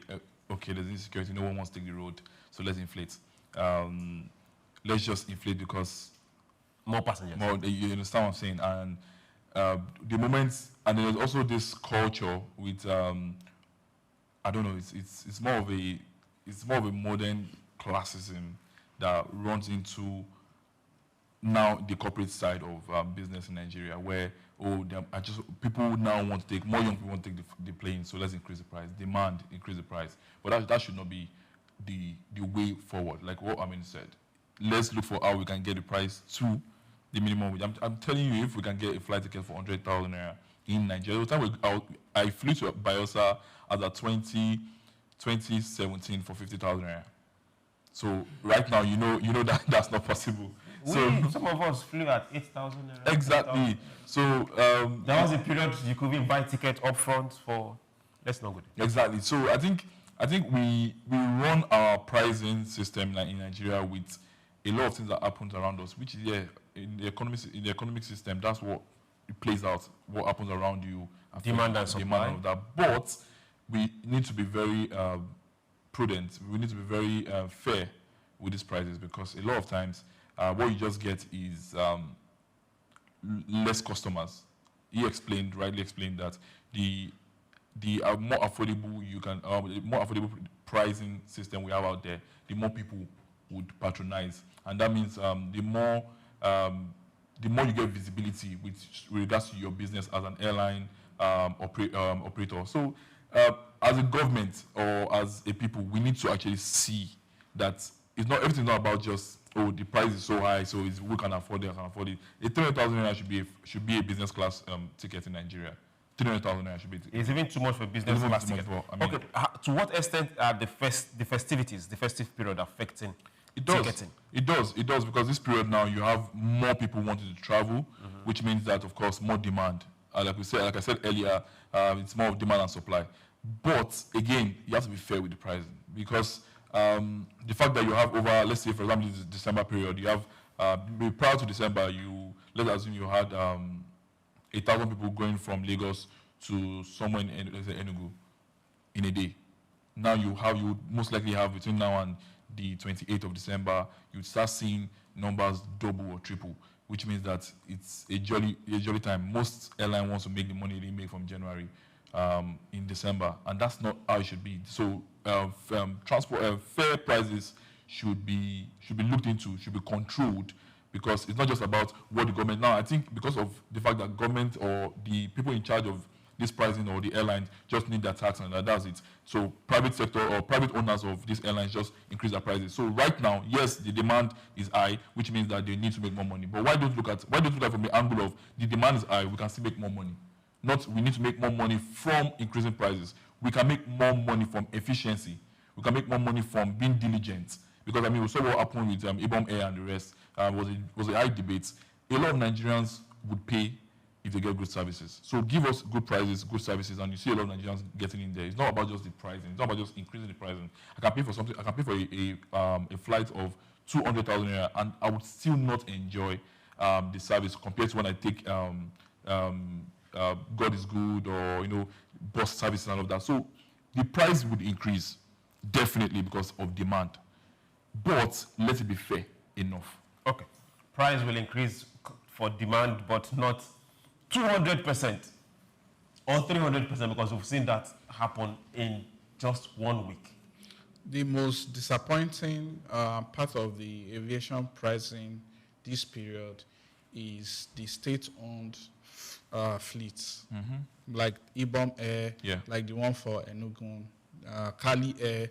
They are charging same way the private companies are charging.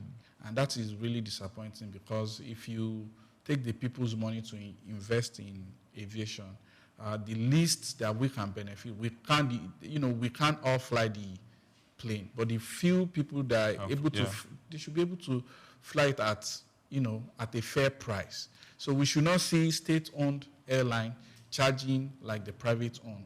At least if, we have like 3-4 states now that have an airline, they should be able to check the pricing of the privately owned ones. And, because the high pricing of the air flight has a direct correlation to lack of effective competition. So the aviation industry is almost run monopoly, because Air Peace, as the giant of the industry, has an advantage over, in terms of the number of fleets, the number of, so they sort of like control the market. So once they increase the price, everybody just follows suit. But when we have 3-4 state-owned airlines, they should be able to check this pricing. People should be able to have hope to say, okay, let me book Ibom Air ahead. Let me book Kali Air ahead, because their pricing is going to be fair. But we are not seeing that. The state-owned airline that is, acquired and built with high resources are charging unfair and as high as the privately owned one, and it's really disturbing. Okay, while this is disturbing, we wait to see the submission that will come out from the Senate hearing, and that calling up of the minister and the aviation experts. We really need to see things work. That price, well, like Amina said, is way beyond minimum. It's not even minimum wage. It is way beyond the salaries of a lot of directors and managers. We'll go on a very short break, and when we return, we'll go into the last lap for SBL today. Don't go anywhere. This is where you are meant to be. Take Nigeria, because it's the mind that needs to first of all be rebranded. Minister said he's going to be putting Nigerian labor, Nigeria content and materials first. If you say Nigeria first and it is just us down here that, are pushing that agenda, it's going to be a big struggle. Do you think Nigerian firms, Nigerian organizations should start looking at getting their staff involved in this market, or buying to keep for their staff? Within this side, let's also learn citizen diplomacy. See something. This is SOUQ business landscape.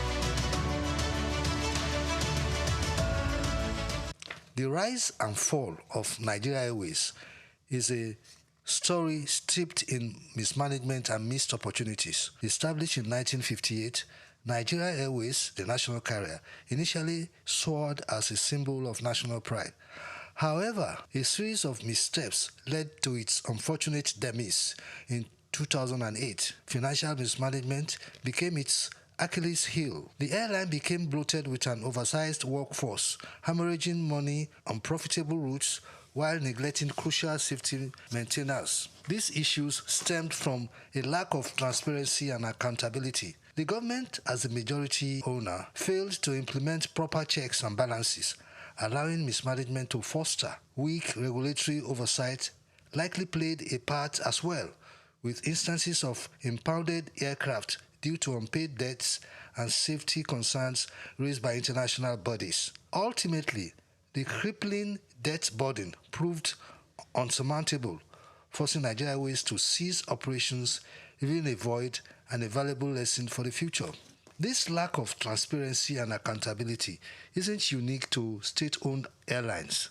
Several privately owned airlines have also suffered the same fate. Effective corporate governance, including robust financial management and adherence to safety regulations, is essential for any airline to succeed. The broader lesson here is the critical role of corporate governance in the aviation industry. Effective management, robust financial strategies, supportive economic policies, and modern infrastructure are crucial for the growth and success of airlines. Addressing these challenges requires a concerted effort from both the government and the private sector to foster a conducive environment for aviation to thrive. Corporate governance is a multifaceted discipline that encompasses a wide range of processes, customs, policies, laws, and institutions that influence how a corporation is directed, administered, and controlled. The primary goal of corporate governance is to enhance economic efficiency with a strong focus on maximizing shareholders' welfare. Effective corporate governance has been linked to improved organizational performance, a fact supported by numerous studies. For airlines, factors such as board compositions, management practices, and regulating compliance significantly impact performance and operational efficiency and customer satisfaction are paramount. Robust corporate governance ensures that airlines operate transparently, ethically, and in alignment with both regulatory standards and stakeholder expectations. This is crucial for maintaining public trust, ensuring operational sustainability, and achieving long-term profitability. Across the Atlantic, one airline consistently ranks among the world's most profitable, Delta Airlines. What propels this country to such heights? The answer lies in its unwavering commitment to strong corporate governance. Delta's governance structure is robust, featuring a strong independent board of directors. This board comprises individuals with diverse backgrounds, skills, and experiences, ensuring a wide range of perspectives in decision-making processes. As of December 31, 2020, Take Nigeria because it's the mind that needs to first of all be rebranded. Minister said he's going to be putting Nigerian labor, Nigeria content, and materials first. If you say Nigeria first and it is just us down here that, are pushing that agenda, it's going to be a big struggle. Do you think Nigerian firms, Nigerian organizations should start looking at getting their staff involved in this market or buying to keep for their staff? Within this side, let's also learn citizen diplomacy. See something. This is SOUQ business landscape. Welcome back. This is still SVL SOUQ business landscape. Now let's talk some local economic activities. For those that are here and wondering, beer sales has surged. Yes. And this is fueling December economic activities in Nigeria. Nigeria's beer industry is seeing a seasonal boom as dirty December festivities drive increased consumer spending and local economic activities. Beer sales in Nigeria from January to January. Now, industry analysts say beer sales typically spike during the holiday period, contributing significantly to fast-moving consumer goods, as FMCG. The sector and supporting thousands of small businesses. The surge in demand impacts a wide value chain from brewery to distributors to bars to event planners and informal sector, boosting income and employment in both urban and rural areas. According to industry estimates, December can account for up to 25% of annual sales for major beer producers, making it a critical revenue window. This seasonal spike also encouraged higher logistics and advertising expenditure by brands, further stimulating the economy as entertainment events multiply across the country. Sales remain a key economic driver within Nigeria's festive consumer landscape, highlighting the deep ties between cultural celebration and commercial growth. Now, we have, apart from the alcohol beverage, we have a whole lot of other things that also drive this particular period. A lot of them could be locally made. We have a lot of breweries. A lot have also closed down because we used to have a lot, way more than what we have now, and it really pushed that economy. Now, let me come to you. We still have a lot of imported alcohol beverage coming into the country, and they are major brands. how can we start bridging this gap and get more money and more people to work in this particular sector? Two things. Our local manufacturers have to have a global mindset. So competition within our shores can be very stiff. Yes. But more manufacturers need to think globally. And I'll give an example. 10, 15 years ago, tequila was not a thing. Exactly. People don't know tequila. Tequila became famous globally because of the spike in tourism to South America. A lot of people go to Brazil, even though tequila is a Mexican product, but is popular in all the South American countries. People go there for sports, go there for their beautiful women, for their parties, for their carnivals, and they get introduced to tequila. Today, tequila sells almost as much as whiskey and all the, the regular drinks that we know, that we buy because of tourism.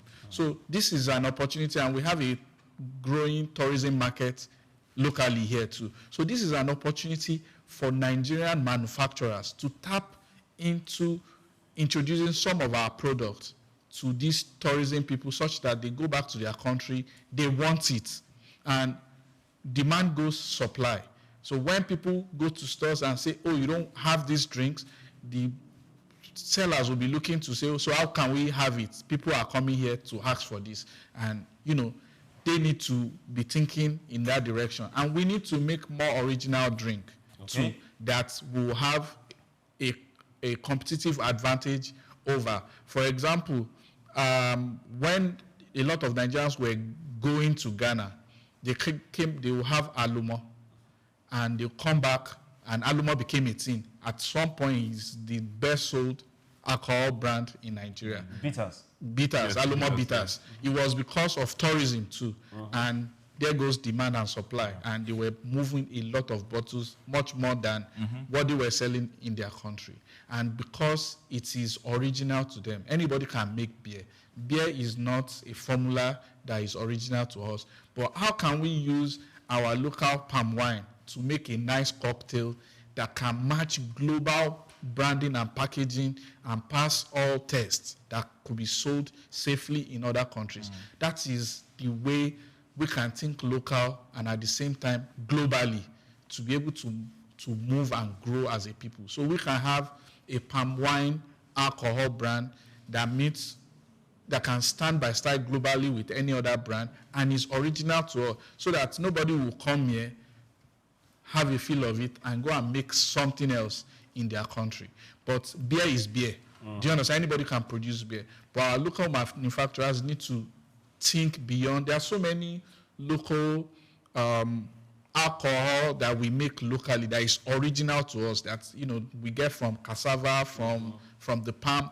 That's the way that we need to start thinking, and for us to be able to take advantage of our tourism beyond just parties and shortlets. We can actually move our manufacturing sector through tourism too. Thank you very much. Now, Amin has really opened a can that most people are not even looking at, because we're looking at local consumption. Yeah. Now we're looking at, this festive period is coming. Every brewery is busy overproducing, but now we're forgetting the international market, and that's where he's coming in. He talked about the bitters, Alumo. Now we have several other forms of bitters that are coming up here. But now, if we look at what we consume as a nation, we don't make a bottle of champagne here. But no African country consumes champagne as much as we do here. Some other spirits too, coming all the way from outside Nigeria. Yeah. South Africa, we are their biggest market when it comes to alcohol and every other beverage. Where should we start tapping into? Because local consumption, that's on check. Where can we start tapping into beyond what he has just said now and start seeing African brands outside this country? On demand, not just outside. So, you can't take away the place of trust and uniqueness in business, especially in a business like consumption of either food, beverages, and drinks. And one of the major crises we've had, like for example in Nigeria, are manufacturers or people that manufacture fake products. So it has really rubbed off in a bad way on our drinks, on our beverages and the rest. So that's why you see a lot of people would rather import or get drinks from abroad or from away from the country down to the country to consume. I have friends that are coming in and they will tell. I saw videos of them stacking up their boxes with their preferred drinks to come down to Nigeria. Why? Because they're scared of the homemade drinks. They don't know where it was gotten from. I even have friends that here in Nigeria will tell you they can't buy any drink that is not can made because both the plastic ones are easy to falter or to replicate. So I think trust and our local manufacturing companies need to put in more effort to working with the government to see how they can make their products less duplicated. Okay. Let's start with that. That would, of course, not amount to trust. If you go, we see a lot of bars that sell fake NSC and the rest. It has been an issue. So until we start looking at streamlining and squeezing out that side of industry, then we can gain trust from the Nigerian people to say, okay, yeah, this brand, we can align with you, we can drink more, we can get more from you. Okay, sorry for continuing. He talked about originality, something that is ours, something that is local to us. And if you remember, okay, I don't know if, okay, let me not go there, because that will bring up some timestamps. We used to have this bottled palm wine. Yes. That was coming from somewhere in Edo State. There's this institute that came up with it. All of a sudden, it died. If we can look for those kind of origin, really something that is very peculiar to us, it will be easier to export. Yeah, it will be easier. I mean, if you go to African American or Caribbean stores in the UK, for example, you'll see some of these bottles brought, all these palm wine bottles you're talking about, from African countries like Ghana and the rest. Now, the issue with us here is that we easily replicate these things without going through the normal structure. So a lot of people stay away from patronizing locally made products. So we have to balance. We have to find a way to make our products unique. We have to find a way to guide, should I say, the creative structure around products like the drinks that we make, the bottles, the designs, the logos, everything, the seal number, every single thing. And then, of course, maybe as well put enforcement tax agencies out there that can, penetrate through the system to ensure that we don't have duplicates or replicates or whatever name you call it with regards to our drinks. Because until we do that, you can't get, you see, it's when you take drinks, especially now that, we have a lot of people like the Apoco doctors that are against taking these products and the rest. You now find people sitting back and saying, okay, even if I'm going to take this kind of product, I need to find a product that, yes, it will not be harmful to me, that has gone through NAFDAC, that has gone through the right agency, that has gone through the right manufacturing structure, not some boys somewhere in the trenches or in the wood just making up some drink and putting it as NSC or putting it as Yoyo Bitters or something. Even Yoyo Bitters, I think Yoyo Bitters is if you go through Ogun State, you perceive a lot of our alcohol being produced and the rest. But when they get out there, you don't even know which one is the real one or the fake one. So a lot of times people stay back away from our products, and this actually causes a lot of issues. It takes away the monetary increase or revenue that should be going into our pockets. So trust in this area is where I stand. Until we get our people to trust us by how we go about producing our drinks, then you can start talking about global. Because is it a country like, for example, our country where throughout the year we've had news about fake drinks. At some point it was a chaotic period. People were running away from buying drinks and the rest. How do you want to go globally with that? How do you want to start shipping products out there? Because people won't trust you. Okay. Now let's flip this narrative. In China, let me start mentioning names. They produce fake drinks. In India, we don't even produce as much as they do. Fake drinks, fake drugs, and they find their way here too. The same thing happened in the US. But the way they go about enforcing and cracking down on those particular ventures, we don't go that far this way. And the way they also publicize it, we publicize ours as if it's a normal, is a norm. They don't show us a lot of the bad press when it comes to their manufacturing. But we put all our bad press out there. How can we correct this? There is the bad press. Then as a people, the system as we like doing businesses under the table. Okay. So like you said, in UK and even America, the Indomie brand of noodles sells a lot, but it's being sold under the table. Because as a people, we don't like to go through the system, through the process. We want to find an easier way to do things. And he's doing two things to us. He's limiting our access to global markets, and is making some of our trades underreported. Because some of the numbers are, if you go on Amazon now in America, you see Indomie noodles produced in Nigeria. The Indomie noodles brand produced in Nigeria is one of the best noodles you find in America. There is demand for it.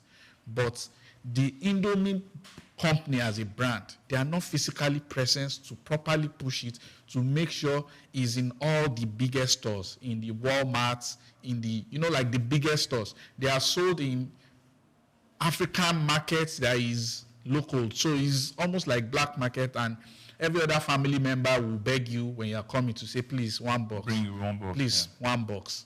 So we as a people, and it's because of the way we do businesses here. We have business owners that have been doing business for 20 years, and they don't have anything that has to do with business. They didn't register their businesses. They are not paying tax. So it's our way. But when it comes to the global stage, it's limiting us. So where you can move 1 million boxes through proper channel to going through government regulations and certification and paying taxes, where you can actually move 1 million boxes, you get to move only 50,000 or 30,000 boxes because you want to do it under the table just in few African stores. Okay. So we as a people, and it starts from home, government needs to do more enforcement. And more enforcement is not literally to make profits, is to build our credibility as a people and to protect the consumers. As a Nigerian, I want to be able to buy drinks anywhere and be sure that it is safe, because there is stiff penalty for anybody that is trying to poison me. Exactly. So, but if I don't have that confidence as a Nigerian, there goes the credibility of not just that drink, but everything that is made in Nigeria. Exactly. So in America, the only thing they watch out for is they don't buy anything from a store that is not recognized. But once it's a store that is recognized, they know that if there is injury against them, not only will they be able to sue the company, they will be reimbursed, and they will be sure that government will punish whoever is poisoning or selling bad products to them. They will see the full route of the law. So until government come, to their full responsibility in this aspect, it's going to continue to affect trade and manufacturing. Okay. This is good schooling. And to everyone that has been part of the program today, I'm sure we benefited a whole lot from today's SBL. My name is SOUQ John Rogers SOUQ. Remember, grow your economy, and you will grow the larger economy. And like we say on this table, nobody's more Nigerian than you. So, hey, play your part. We'll do this again tomorrow, but before then... Well, my name is John Alontobi once again, and thank you for being part of this program. Have a wonderful SBL day, and we'll see you tomorrow as well. Amin? Thank you very much for being part of this program. Hope to see you again soon. Enjoy the rest of your day. Take Nigeria, because it's the mind that needs to first of all be rebranded. Literally said he's going to be putting a Nigerian label, Nigeria content and materials first. If you say Nigeria first and it is just us down here that, are pushing that agenda, it's going to be a big struggle. Do you think Nigerian firms, Nigerian organizations should start looking at getting their staff involved in this market or buying to keep for their staff? Within this side, let's also learn citizen diplomacy, see something.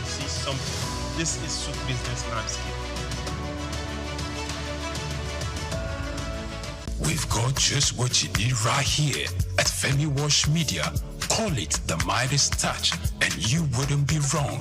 Let us record, produce, mix, and master your audio like nobody does. Reach us on our contact today for the best quality job. My name is Shino Ogbadegeshin. I'm the CEO of Gozi Micro Insurance. Continue to watch SOUQ News. Adenike Adeyemi, Executive Director of Faith Foundation. Keep watching SOUQ News. My name is Shepherd Michael Adewale Onofuye. I enjoin you all to always watch SOUQ News TV. Hey everyone, Majuli Obaje here representing Gigi. Keep watching SOUQ News, okay? Stay updated with SOUQ News. My name is Aton Keme. I am the head of MSME banking. Please keep watching SOUQ News and stay glued to SOUQ News. I recommend that more and more people should watch SOUQ News because they deal with business news. Hi, my name is Amaka Wokolo. I am the director of the Faith Institute at Faith Foundation. Keep watching SOUQ News.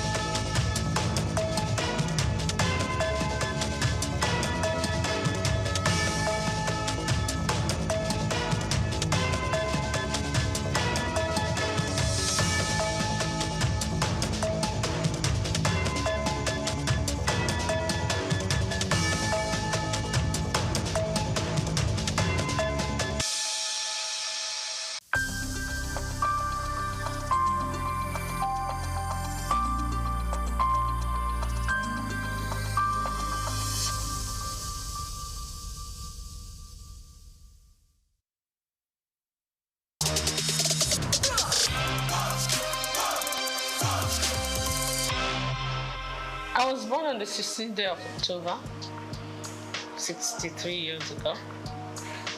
I'm from Opobo, yeah, and went to school.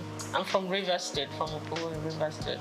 Went to school in Port Harcourt, lived in Port Harcourt all my life, from primary to secondary school to A-levels. Then after A-levels, I got admission to Unilag. Immediately after Unilag, I got married, and I've lived in Lagos ever since.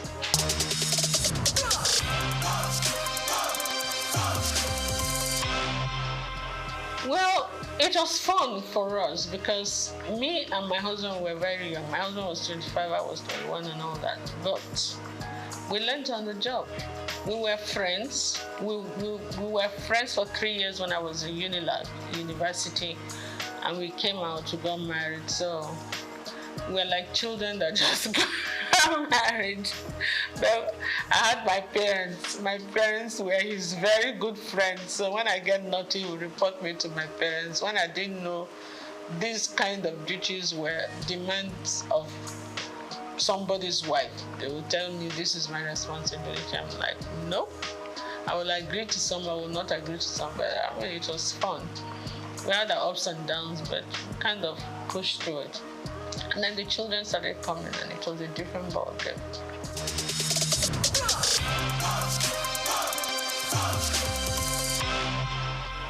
You know, when you come from that kind of family, it's like part of your system. You don't really regard it as anything anymore. But sometimes I get the shock of my life because there was a time my in-laws came to Opobo for one ceremony, and I saw the king.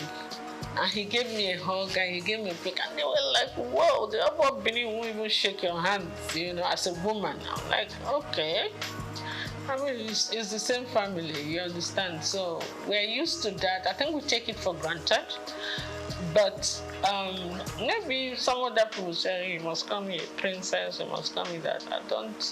I'm not into all those kind of things. I'm not at all, I've never been. So I can't start tomorrow. But yeah, King Jaja of Opobo, my great-great-grandfather. And my children, when they studied it in school, they went to Corona school.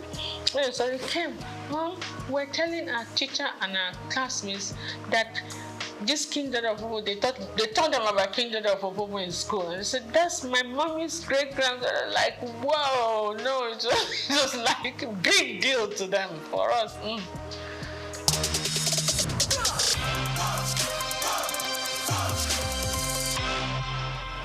Absolutely, upbringing and my personal choice too, because you could be brought up one way and choose to go another way. You understand? One of my philosophies in life is like this: you're not the tallest in the world, you're not the shortest, you're not the prettiest, you're not the ugliest, you're not the richest, you're not the poorest. Oh, just get with it. Do you understand? If you're looking for beauty, there are more beautiful women than you say. If you're looking for ugly, there are uglier women. If you're looking for tall, you're looking for it. So what is it? Do you understand? You didn't come into this world with anything. You're not going to go with anything. So just be grateful to God for whatever you have or whatever you are. Work towards improving on it, improving your relationship with God Almighty and improving your relationship with your fellow human beings.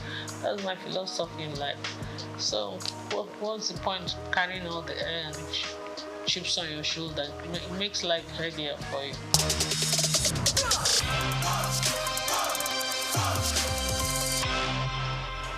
Journey 7 is my favorite number.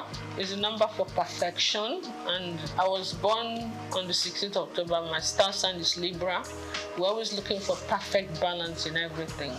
It's just an influence from the horoscopes, I'm told. But J is my husband's name, D is my name, and 7 is my favorite number. Lazy way of forming the name of a company, isn't it? So I did, and it stuck. And I knew I was going to go into couture, so that was it. Easy.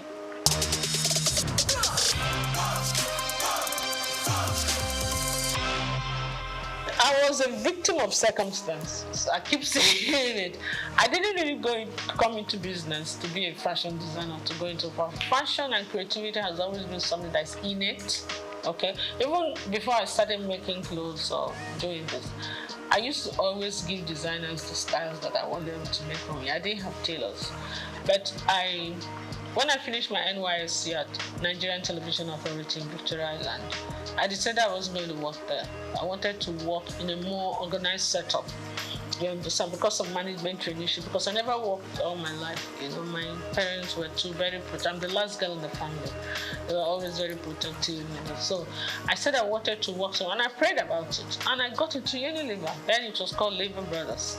And for 5 years, but you know, the intensity of work there became a bit much for me because I was a young mother.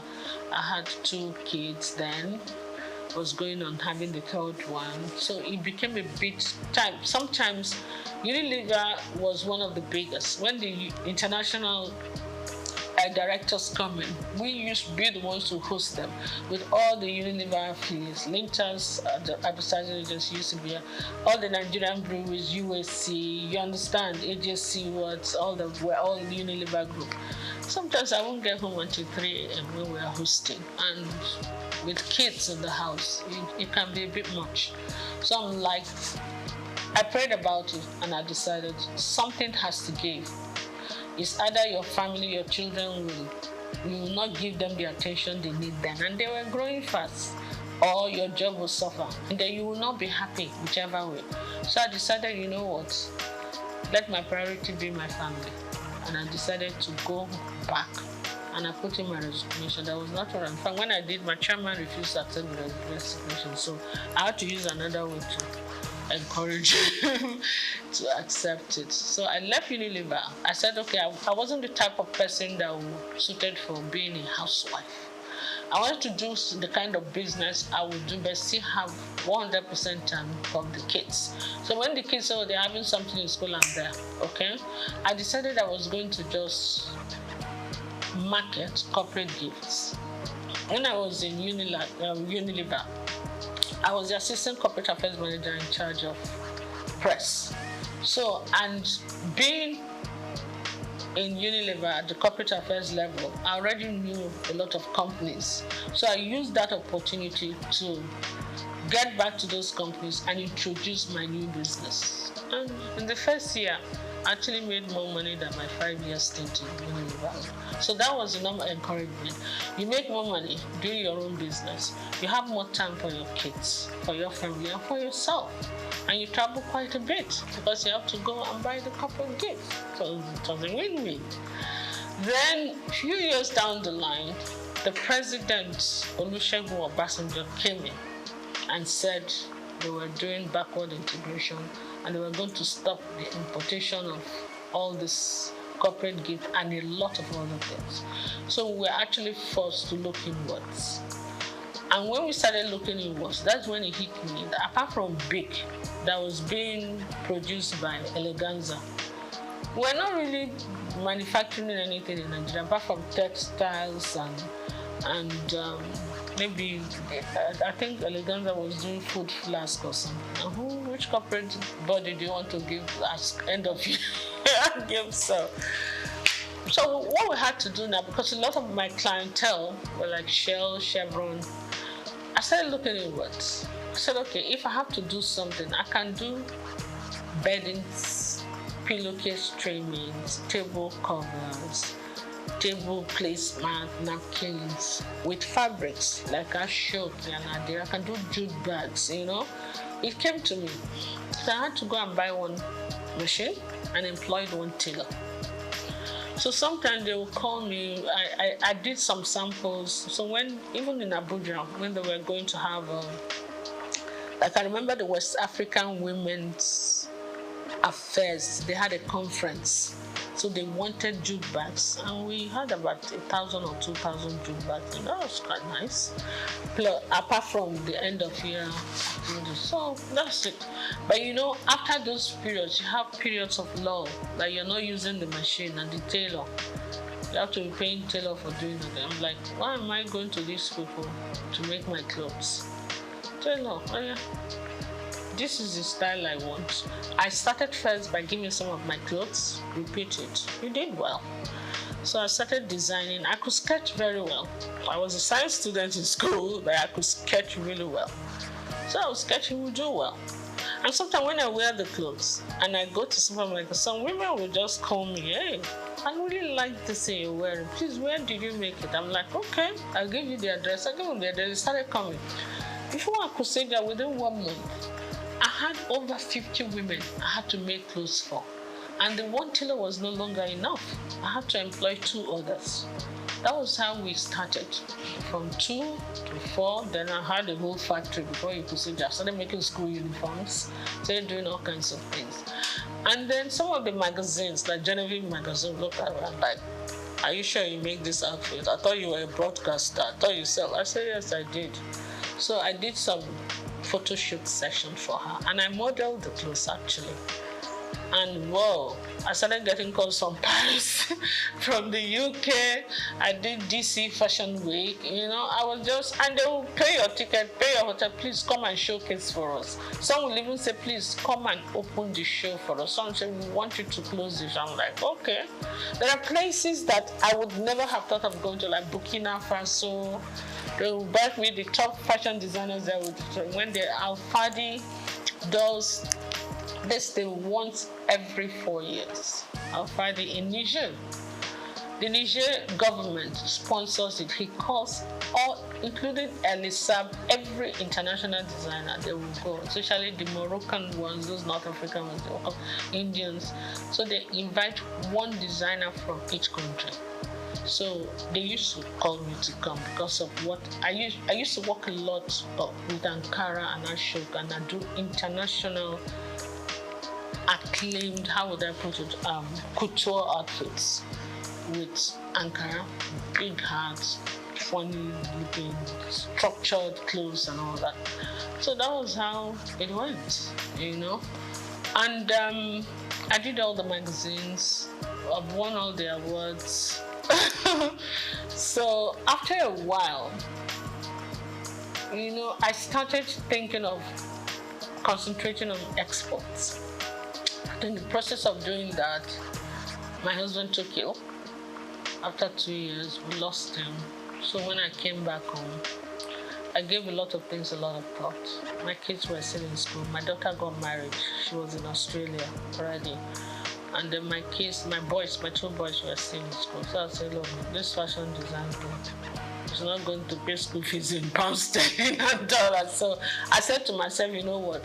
Why don't you give the man hours to the industry, the family business that were yielding the most income?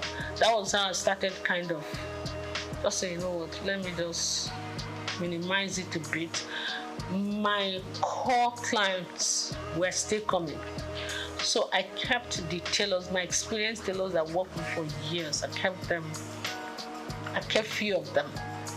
And I kind of cut down on that business. I said, you know what, let me just go and face the family business and do this for the people who really know what I'm doing. And word of mouth goes. So I'm still doing that, but my priority is really not that,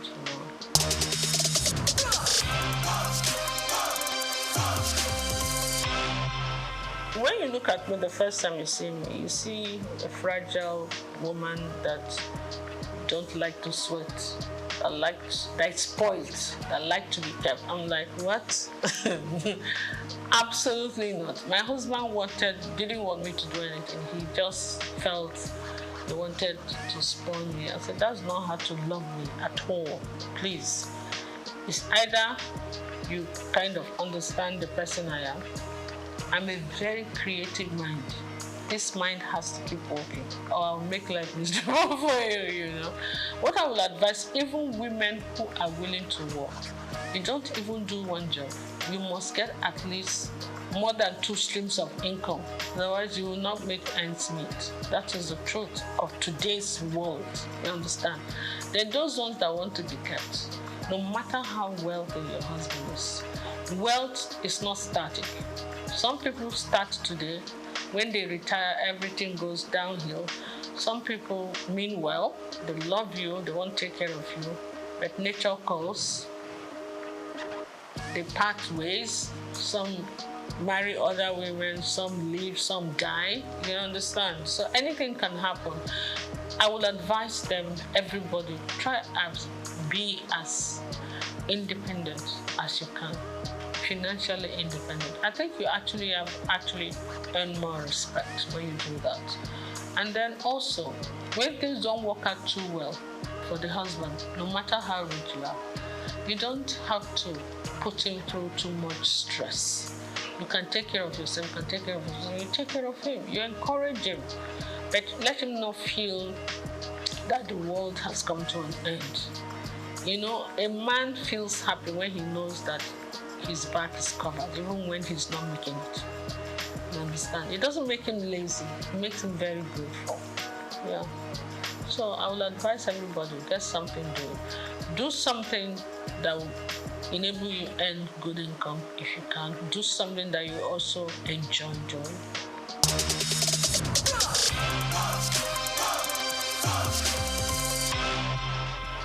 I've always believed in garbage in, garbage out.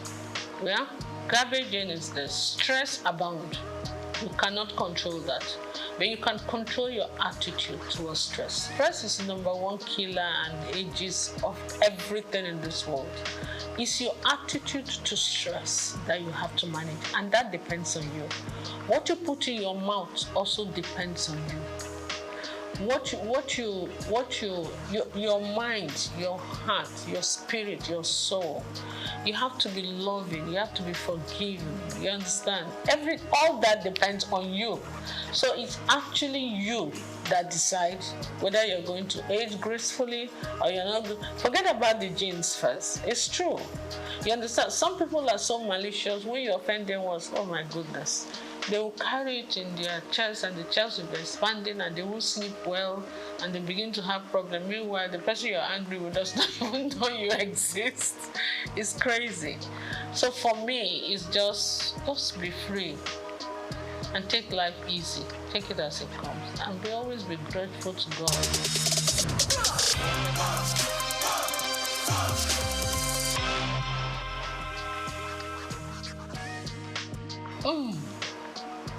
I'm too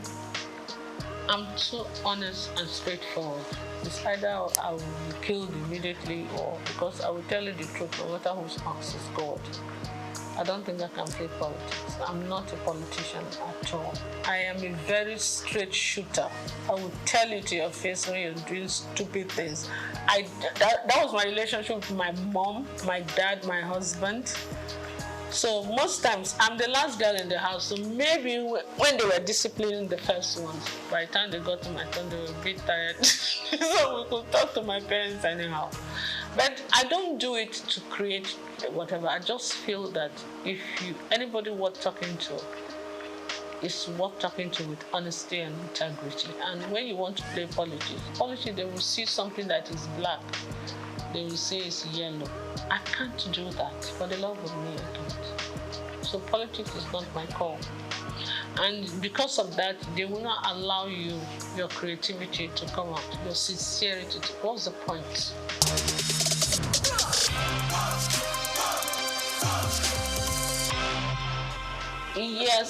Yes. I'm actually planning some kind of... I met some of my old models that are doing very well. And you know, when you deal with a lot of these girls, some of them have traveled with me to Niger. Sometimes they'll tell you, bring 2 of your models. You know, some of them, we have very good relationship. We're going to do a reunion one of these days. It will be fun. And they are all calling, when are we going to do? I say, don't worry, we'll get a reunion done.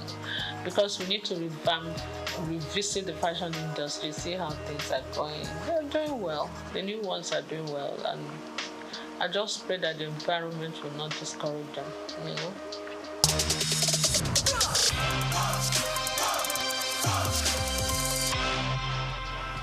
It's not just Nigeria, it's the world. Whatever is happening in Nigeria is what the truth is. A crate of egg in Nigeria is still cheaper than a crate of egg in the US and in the UK, even with the exchange rate. So it's not just Nigeria, the world is experiencing some kind of... The way I see it is like the pangs of birth before the child finally comes. You know, that intense labor. And then when the child is born, everything is calm and beautiful, everybody's happy. I think we are just towards the end of the labor pain. It's going to get better, but we're going to pass through a lot of that before it gets better. And when it finally gets better, we'll all be smiling. But right now, the whole world, not just Nigeria, is crazy. If you look at international, listen to international news, it's actually crazier than here. I just pray. Yes, I live opposite, I won't even say it, on the street. One of the big men that live on that street, his birthday was yesterday, and the whole street was filled with beggars, hungry people. It was really crazy. I felt so bad. We were pushing each other, killing each other, fighting just to get a plate of jollof rice. It was very sad. It didn't used to be that bad. There were a few people who would come hang around, but the whole street, I couldn't move anywhere yesterday because of it. But I hope it gets better soon, so that the best in all of us can come in. Because hunger and poverty can actually bring out the worst in people.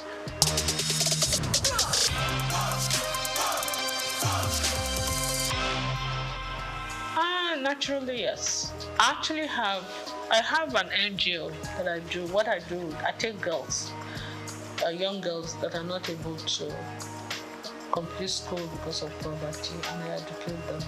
You understand? I try to pay school fees, help people, and I believe in education a lot. Yeah, because I don't believe in giving you the fish. I believe in teaching you how to fish. I have few of them from my place come stay with me. Some of them are able to stand the discipline. Some of them are not able. So the ones that are able to stay, they stay, and they do very well. Some of them I train from a distance, and they do well. So I've had university graduates, I have the levels, I have all kinds of things. That's what I do. And most people come to me naturally, not because I'm a trained mentor or anything. When you do anything out of love, and out of sincerity of purpose, and because they see you as genuine, they listen to you. You understand? When you mean well, You tell people the honest truth, and they, it's not easy sometimes, but yes, a kind of mentor.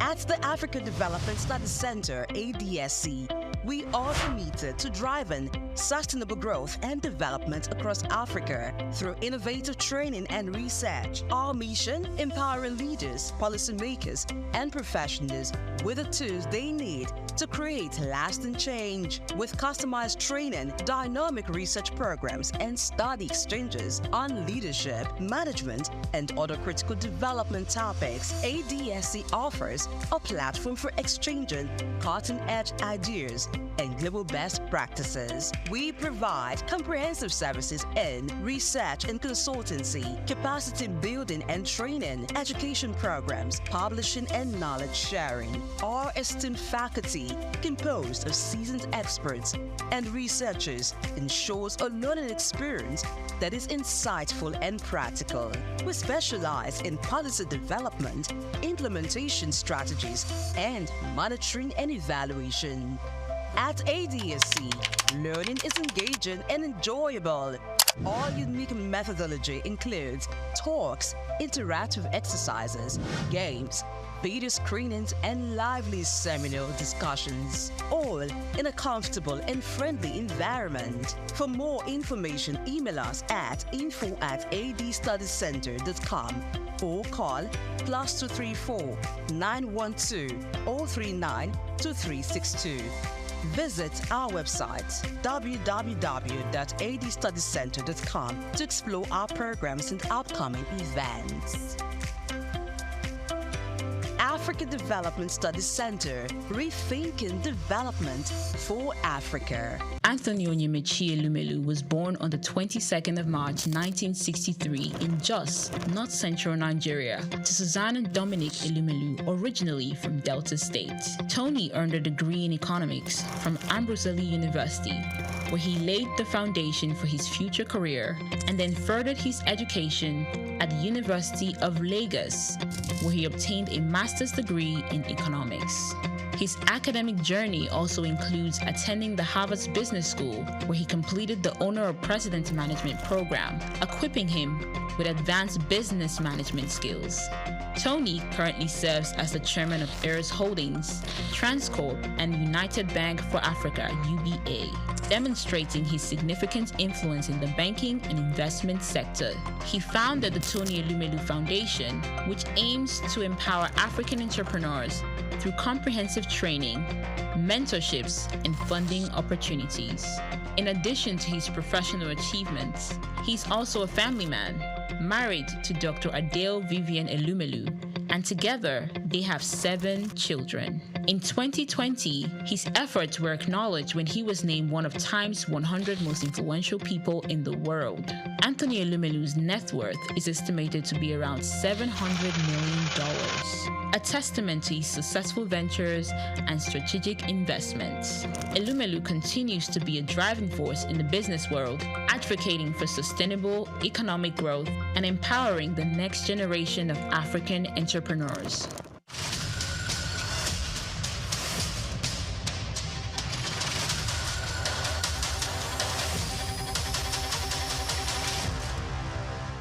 Broad Street. Broad Street, situated in Lagos Island, is steeped in Nigerian history. Once the biggest financial hub of the country, it housed the headquarters of major banks, linked to CBN, the stock exchange, and the loads of lender companies. Broad Street is a historically significant street. It has played a central role in the development of Lagos and history, an important commercial and administrative center for the British colonial authorities. It was also a home to some of the city's earliest modern buildings. Broad Street was a residential area in the pre-colonial era. With the British came the Methodist Boys High School in 1878 and the Broad Street Prison in 1882, renamed Freedom Park. The General Hospital, which was a British military hospital, was built in 1893, being the first general hospital in Nigeria. The old British Secretariat building, which is now the Federal Ministry of Justice, was built in 1906. Broad Street has seen a full turn into modern commercial office blocks, complexes, skyscrapers, and markets from the outer marina through Akpombo early into the Adeliji Adele Road. Broad Street is one of the busiest streets in Nigeria on weekdays, where commercial activities take place day and night. From modern buildings to ancient structures, this street gives one a raw dose of life in Lagos. Broad Street is often referred to as Lagos Financial District. It boasts a mix of architectural styles, reflecting its long history, colonial-era buildings, Victorian and Edwardian architectural features, alongside more modern skyscrapers and structures. Broad Street remains a vital, vibrant part of the Nigerian economy. Broad Street. SOUQ Enlightenment.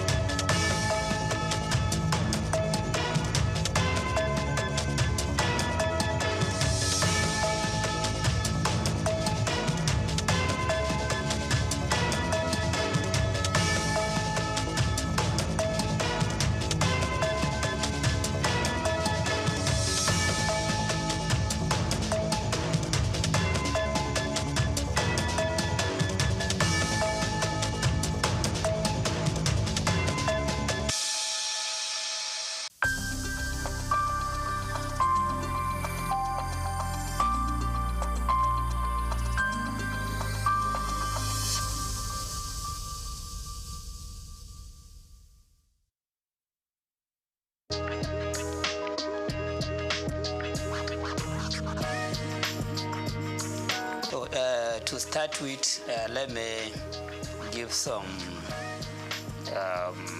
introduction to myself. As you said, I was a former commissioner of finance. I was a commissioner of finance during the Ganduja's administration from June 2015 to October 2018. I was there for 28 months, okay, as a commissioner of finance. And I had been with Bayero University, Kano, before I was appointed commissioner of finance. Still, I'm a professor of accounting in the university, but I double as a commissioner of taxation because at the Prince Abubakar Audu University, Ayumba, Kogi State, there was a chair that had been vested there by the Federal Revenue Service in 2011. And they invited applicants for that chair, and I was the successful person, successful applicant. So I still occupy that chair, even though the chair is not functioning. But I got the privilege of serving as the elected or selected professor of taxation in that university. So I am in the area of taxation. I have done a lot of researches in that. And then I serve as the Federal Commissioner of the Tax Appeal Tribunal. So it was on 15th November that our tenure came to an end, from 2018 to 2024 November. So you can see that I have been involved at various levels on the issue of fiscal policy, tax revenue generation, tax revenue utilization. So this the reform that we are talking about was brought about by the president with a view to maybe perfecting the tax system in the country. So he formed a committee to advise him as to how to go about coming up with very good national fiscal policy, not just tax policy, and then how to reform the taxes in the country to make them better so that Nigeria can compete with other economies that are advanced in the area of utilization of taxation as a means of growing up the economy and achieving sustainable development. So this I know, the process and all that have gone into this project of reform. So bills were developed out of the report of that committee appointed by the president under the chairmanship of Mr. Tayo Oyedele. And for the first time in the history of forming a committee in Nigeria, we had a committee that the president has given the power of implementation. So it's not just about recommending something to him. It is about coming up with a report which will be convincing to him, and if he's convinced, he will ask them to be involved in the implementation of the recommendation of the report. So I think that is why the committee just presented the proposed bill to him without taking this bill to the public domain. Because of the trust that he has on the committee, he just sent the bill to the National Assembly for consideration, for passage into law. And in the bill, they even gave deadline as to when the bill to be passed into law. They expected that the National Assembly would deliberate on this committee, on this bill, to the extent that the bill will be passed into law before 1st January 2025, so that by 1st January 2025, the content or the provision in these bills will begin to be implemented by the government. 4 bills were developed and proposed. And then, unlike the expectation, the comment you made that people are more concerned about the administrative, tax administrative bill. What the bill that is generating the highest controversy is the Nigerian tax bill. That is the bill that has made provision for repealing about 11 taxes that are currently existing, including the VAT itself, including petroleum profit tax, including personal income tax, including companies income tax, and other taxes like capital gain tax, casino tax, etc., etc. And then about 14 laws that are related to taxation, including laws that are designed to exercise control over consumption, over production. They made substantial amendment on them, and then take the amended aspect, amended part of those laws into the Nigerian tax bill, which means that the laws have suffered from, or they have enjoyed consequential amendment. So this bill, which is expected to become an act by 1st January, is now becoming an amalgamation of most of the taxes that Nigeria is using now. Most of the taxes, those that have been repealed, part of them, part of the provision in them have been injected into the Nigerian tax bill. Those that have been considered for consequential amendment, they are also captured in the Nigerian tax bill. And then they made a lot of paragraphing, creating part, creating section, etc., etc., to the extent that the content of that bill is about 220 pages. So you have to develop the stamina. You have to be used to reading before you read everything from the beginning to the end. And if you don't do that, you may miss a lot of things. And you may be talking ignorantly about the content of the bill. And unfortunately, that is what is happening in the public domain. You hear people talking ignorantly about the content of the bill. They just listen to news, radio, television. When they hear the comment of somebody, then they will amplify their comment ignorantly without reading the bill and understanding the content of the bill. So that is the one that is enjoying the greatest controversy. Of course, others too are enjoying some controversy. The Nigerian Tax Administration Bill, because it is in that bill that the new sharing formula for VAT was stated. VAT have been extensively explained or described in the Nigerian tax bill, but how to share the proceeds of VAT have not been captured there.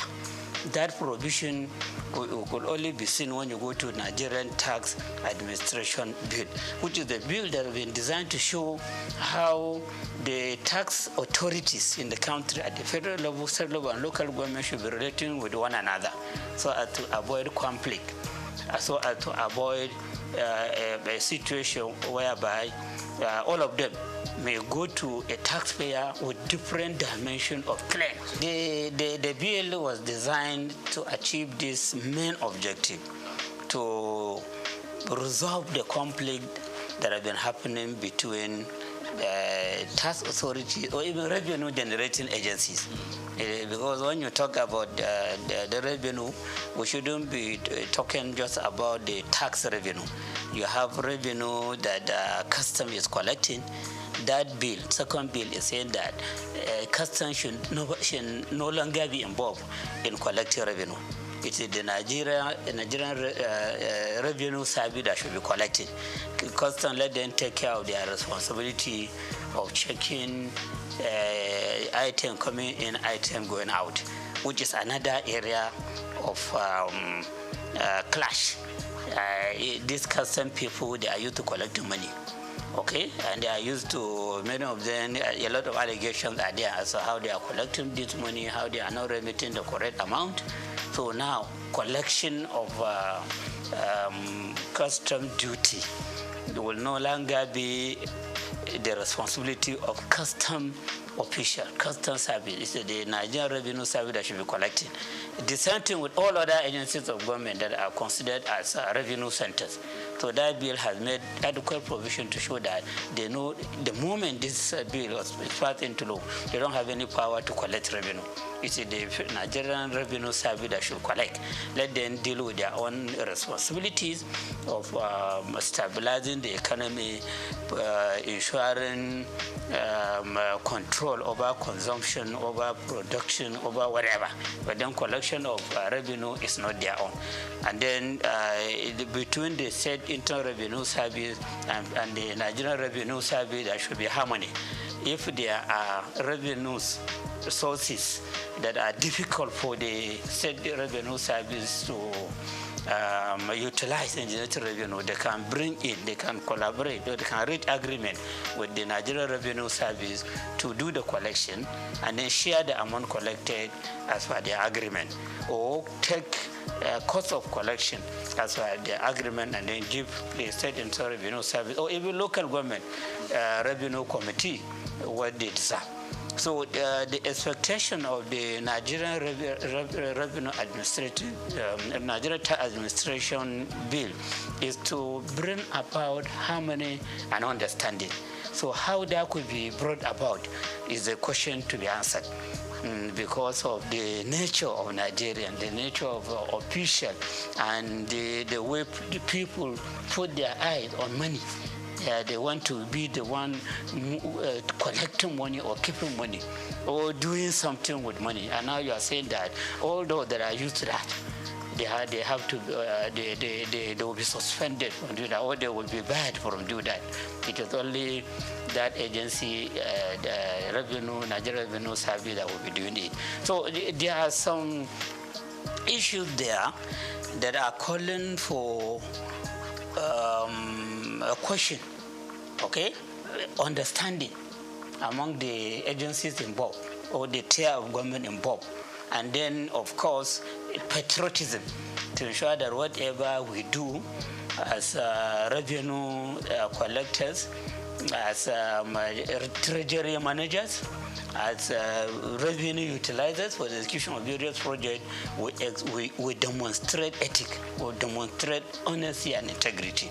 The revenue agency itself, before now, the revenue agency is behaving as if it is for the federal government. And this bill that has been sent to the National Assembly is encouraging the Nigerian Revenue Service, which will now replace the Federal Revenue Service and the law that established it. It's encouraging it to consider itself as a federation agency, not federal government agency. It is to be serving the interests of the federation. And so, the concern of the state should be addressed by that agency. The concern of local government should also be addressed. It should be an agency that should be mentoring local government revenue agencies or tax authorities and state government revenue authorities or tax authority, so that they carry themselves together as a team, then ensuring that we have very good tax system in the country, that we have adequate revenue generation on taxation, which should be put to use for executing various projects that will bring about sustainable development in the country. So when you look at all the provision made in the Nigeria Revenue Service Bill, they are talking about the need for harmonious working relationship. They're talking about the federal Nigeria Revenue Service to serve as the model to state revenue service and local government revenue committee, so that they have very good understanding in implementing the provision in the Nigerian tax bill and the Nigerian tax administration bill. So all the provisions are like that. And then provision have been made adequately as to the position of the executive chairman of the State Internal Revenue Service, the need for governing board, which will have that chairman as the chairman, the need to have the technical committee at the state level, and who are to be members of that committee, the whole and the representation to be drawn from various MDAs and other agencies of government and federal government into the committee, and many other issues. And even at the local government level, there is a need for revenue, local government revenue committee, which should be chaired by the councillor in charge of revenue or finance at the local government level, and who the members are and their function. So when you look at all the provision there shouldn't be any controversy. Even if there will be controversy, it should be less. And it should be something that could be resolved. For example, personally, I will not support a situation whereby the chairman of the State Internal Revenue Service should also be the chairman of the board. This is against corporate governance system. And then the same person will be the chairman of the technical committee. The same person will be the chairman of the revenue joint committee, where all the representatives for local government will be members and other agencies. So it will be as if the chairman of the Internal Revenue Service at the state level will become the alpha and omega on all revenue issues in the state. And that person may even be seen himself to be more powerful than Commissioner of Finance. When I was Commissioner of Finance, I was serving as the supervisory person on all the activity in the Internal Revenue Service. The chairman of Internal Revenue Service should be reporting to me, should be taking orders to me. He shouldn't be going directly to the governor. But the provision is showing that the chairman of Internal Revenue Service is equal to the commissioner. And in fact, they were even saying that governor is just to nominate him and has to go to the House of Assembly for clearance. Just as commissioner will go to House of Assembly for clearance. And there is no provision to show that this person should be answerable to the Commissioner of Finance. So something like this, I think many people may not see it.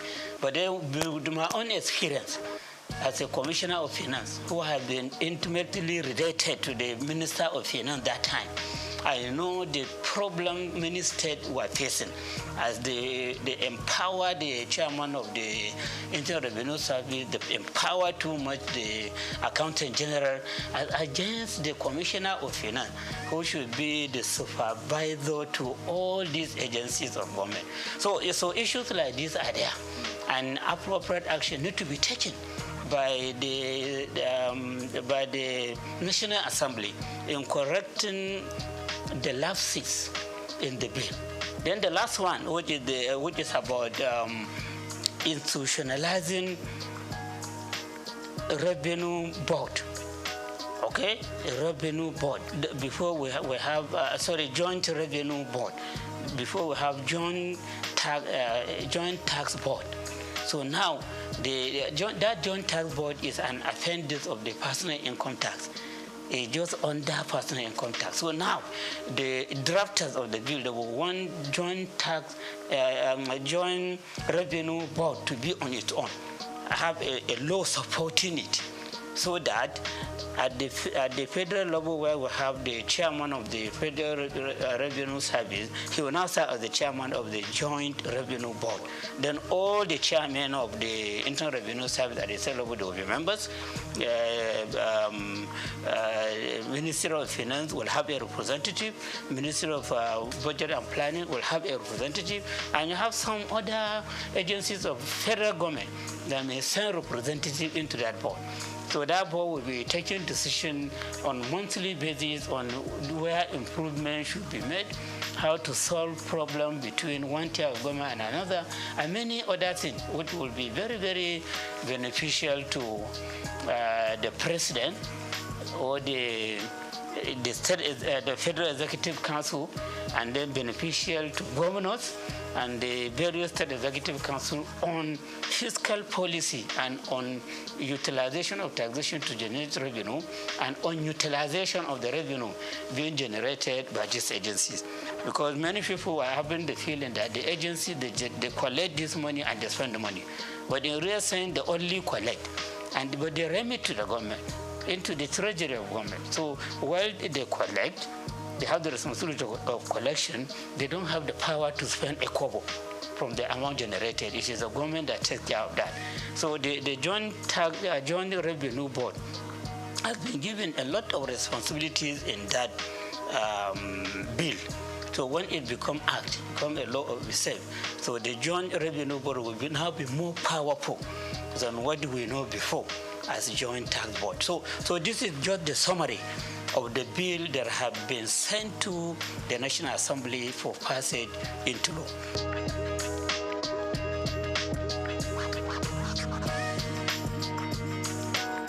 Yeah, my turn is that we need reform in our tax system. As a student of taxation, I have the belief that no economy can make any progress if it doesn't have a good tax system.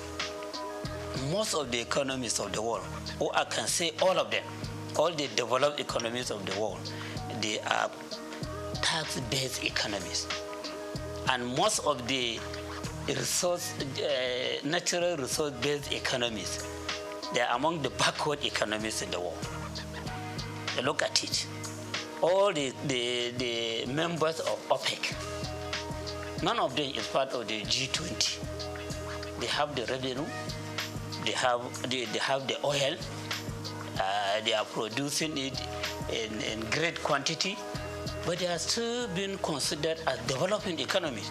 Well, when you look at UK, Germany, France, US, other countries like that, they don't claim to be having enough revenue, enough oil to refine for their use and then to export the excess for sale. They don't claim for that, and that's why they don't belong to the OPEC, Organization of Petroleum Exporting Countries. They base their economy on taxation, but then they have very good tax system, which is just attracting minimal complaint. And the moment they hear some complaint from either the taxpayers or the tax administrators, they take appropriate action immediately, so that at the end, nobody will complain. And because of the reliance on taxation, the citizen of their countries, both natural and artificial person, companies and individual, the citizen of the country, as they pay tax, they have the right to demand accountability. They have the right to demand prudence. They have the right to demand transparency. And for that, those impositions of austerity, they are always in fear that whatever, if they steal a kobo, people will shout, this is our money. We contributed this money for execution of progress that will amount to a project that will amount to sustainable development, not for the money to be stolen. So this person that is stealing money, appropriate legal action should be taken against him. Sometimes you hear some leaders being hung. Sometimes you hear some leaders being shot, the firing squad, because of the misuse of public money. So members of the public that are contributing this money in the form of taxation, they complain. And then they insist on appropriate action to be taken. So before you come out and claim that you want people to vote for you to go to the parliament or to be the governor or the president or whatever, you will have it in your mind that when you go there, you touch public money, that may be the end of your life. Because that the contributors of that money will be, their eyes and attention will be on the money. And the moment you misuse it, they will take appropriate action against you. Your image will be tarnished. You may even lose your life. So those economies that are considered as developed, they rely substantially or totally on taxation for their development. And then those economies that are reliant on natural resources, oil, cocoa, solid mineral, whatever, as they use the money from this to execute project, the members of the citizens of that country, both natural and artificial, they don't care if they see them stealing the money and abusing the money, because it's not their money. It's not their own contribution to the economy. Number one, the prohibition on VAT, what you said earlier has attracted a lot of attention from leaders in the northern part of the country. VAT could be addressed in two ways. Okay, the first way affect everybody, and then the second way is what the leaders in the north are complaining about. The first way is on the increase in the VAT rate. Increase in the VAT rate. We have never had a situation whereby progressive increase will be brought to VAT rate in any country in the world. From my reading, I have never experienced it. But this is being brought about in Nigeria through these laws. They said VAT rate now, which is 7.5%, as per the Content of Finance Act 2020, will be increased to 10% from January 2025. Just about a month away.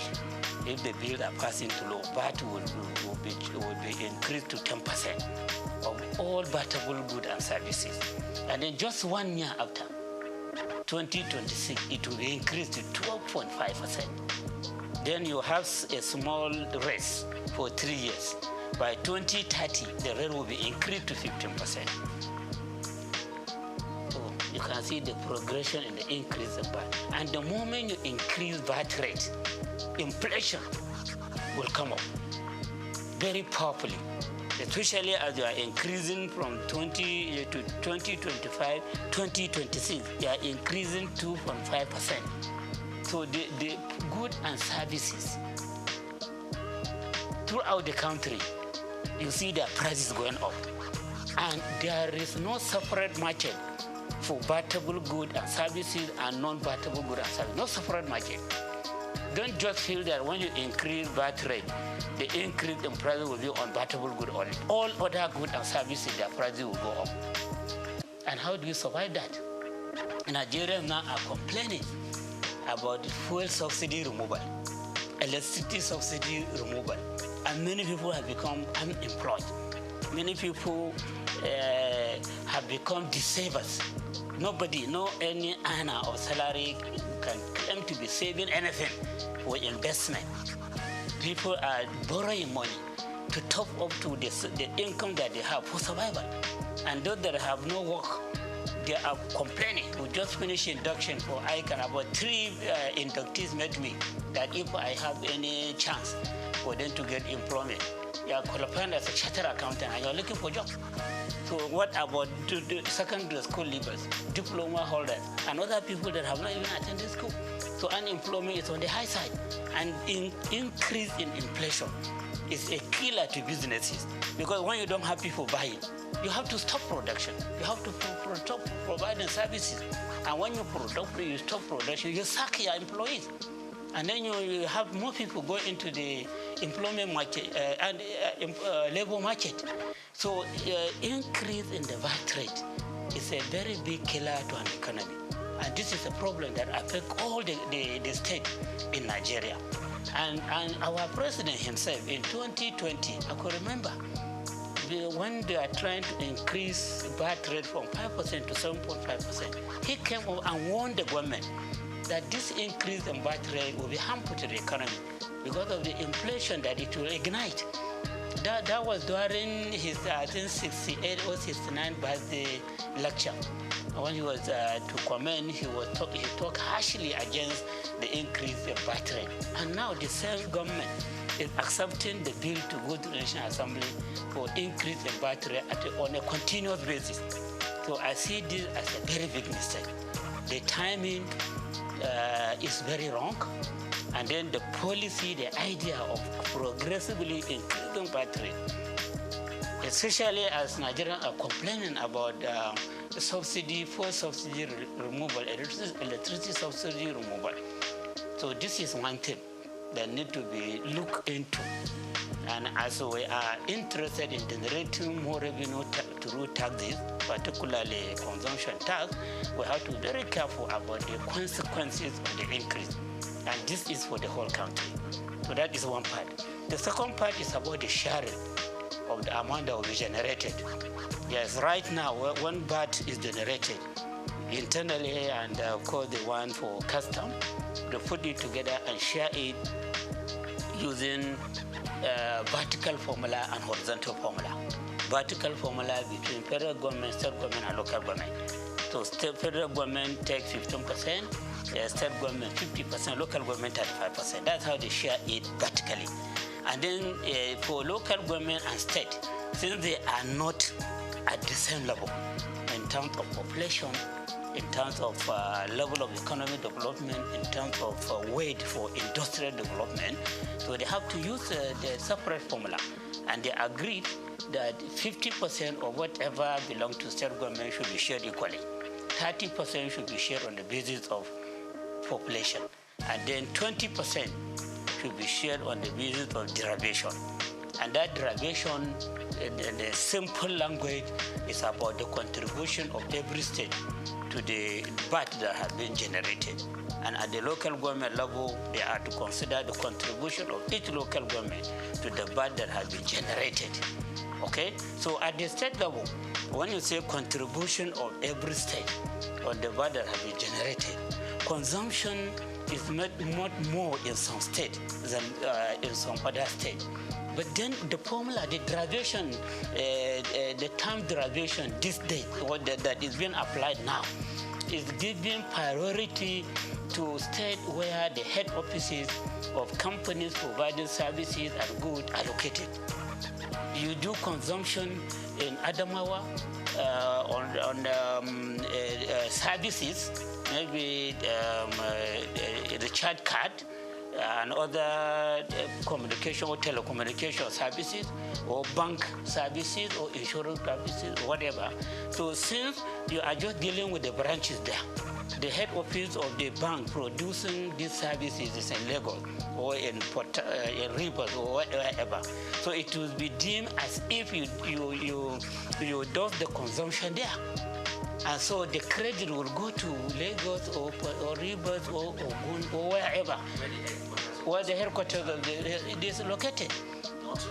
Not where you do the consumption. So at the end of the day, you see that states like Lagos, its own contribution may be 50% or 60% or more every month. The state like Rivers, its contribution may be about 15% or 20%. Abuja may be about 10% or 50%. And then the heavy consumers, the northern state, like Kano, which is a commercial center, its own contribution may be 1% or 2%, because it doesn't have the head offices of the companies providing these goods and services that are being consumed there.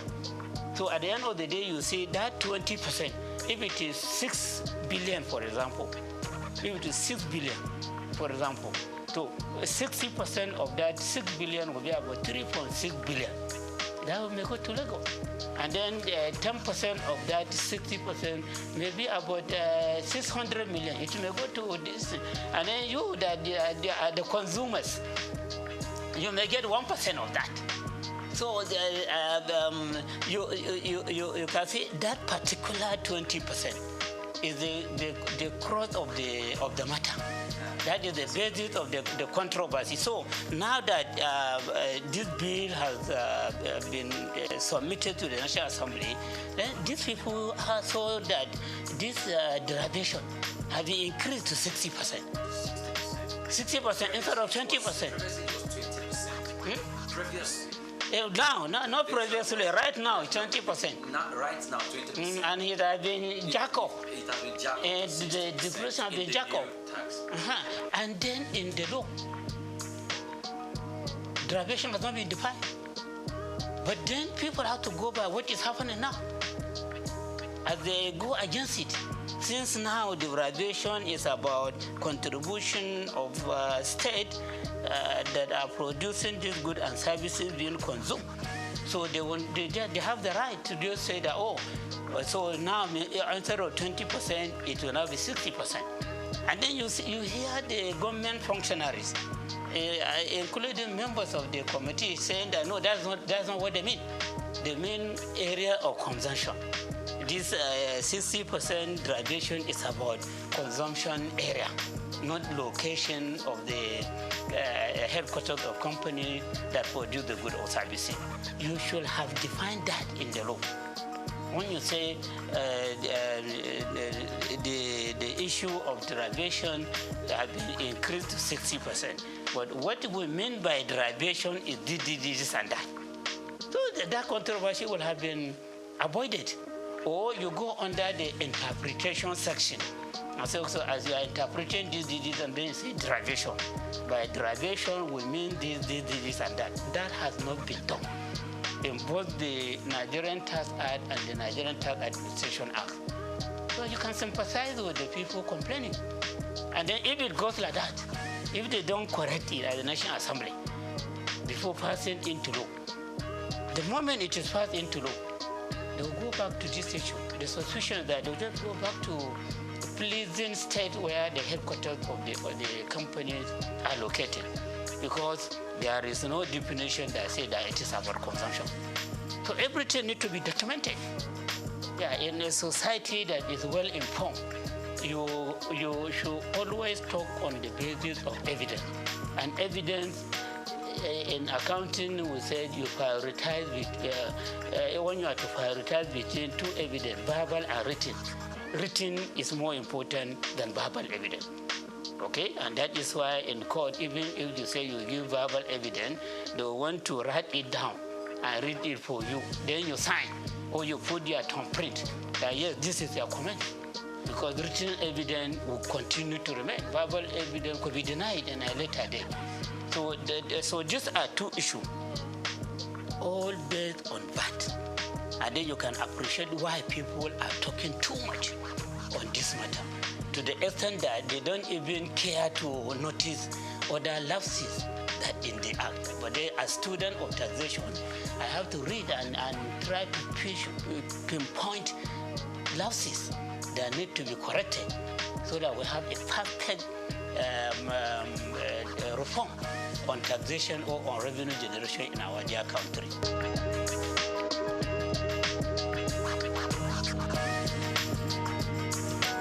So you see, I saw provision on development levy. That there will be development levy, and that development levy will be 4% of accessible profit of companies whose turnover is more than 50 million per annum. So their accessible profit 4% will be charged as development levy from 2025 to 2026. From 2027 to 2029, development levy will be reduced to 3%. From 2030 and up thereafter, development levy will go down to 2%. So that development levy will be the reason for wiping out other development levies that is used by some government agencies that are providing vital services for this country. You have TED Fund, Tertiary Education Trust Fund. Now they are relying on 3% of accessible profit of companies for all the projects that they are executing across the country. TED Fund, as I hope you know it very well. So it's the one that is most of the infrastructure development in federal university, federal polytechnic, federal college education have been executed by TED Fund. They sponsor lecturers of various institutions to go for further study, to attend conferences, and they have what they call National Research Fund. They take care of all the researches that are being conducted by all these tertiary education institutions using that money. So TED Fund will now get some share from this new development levy.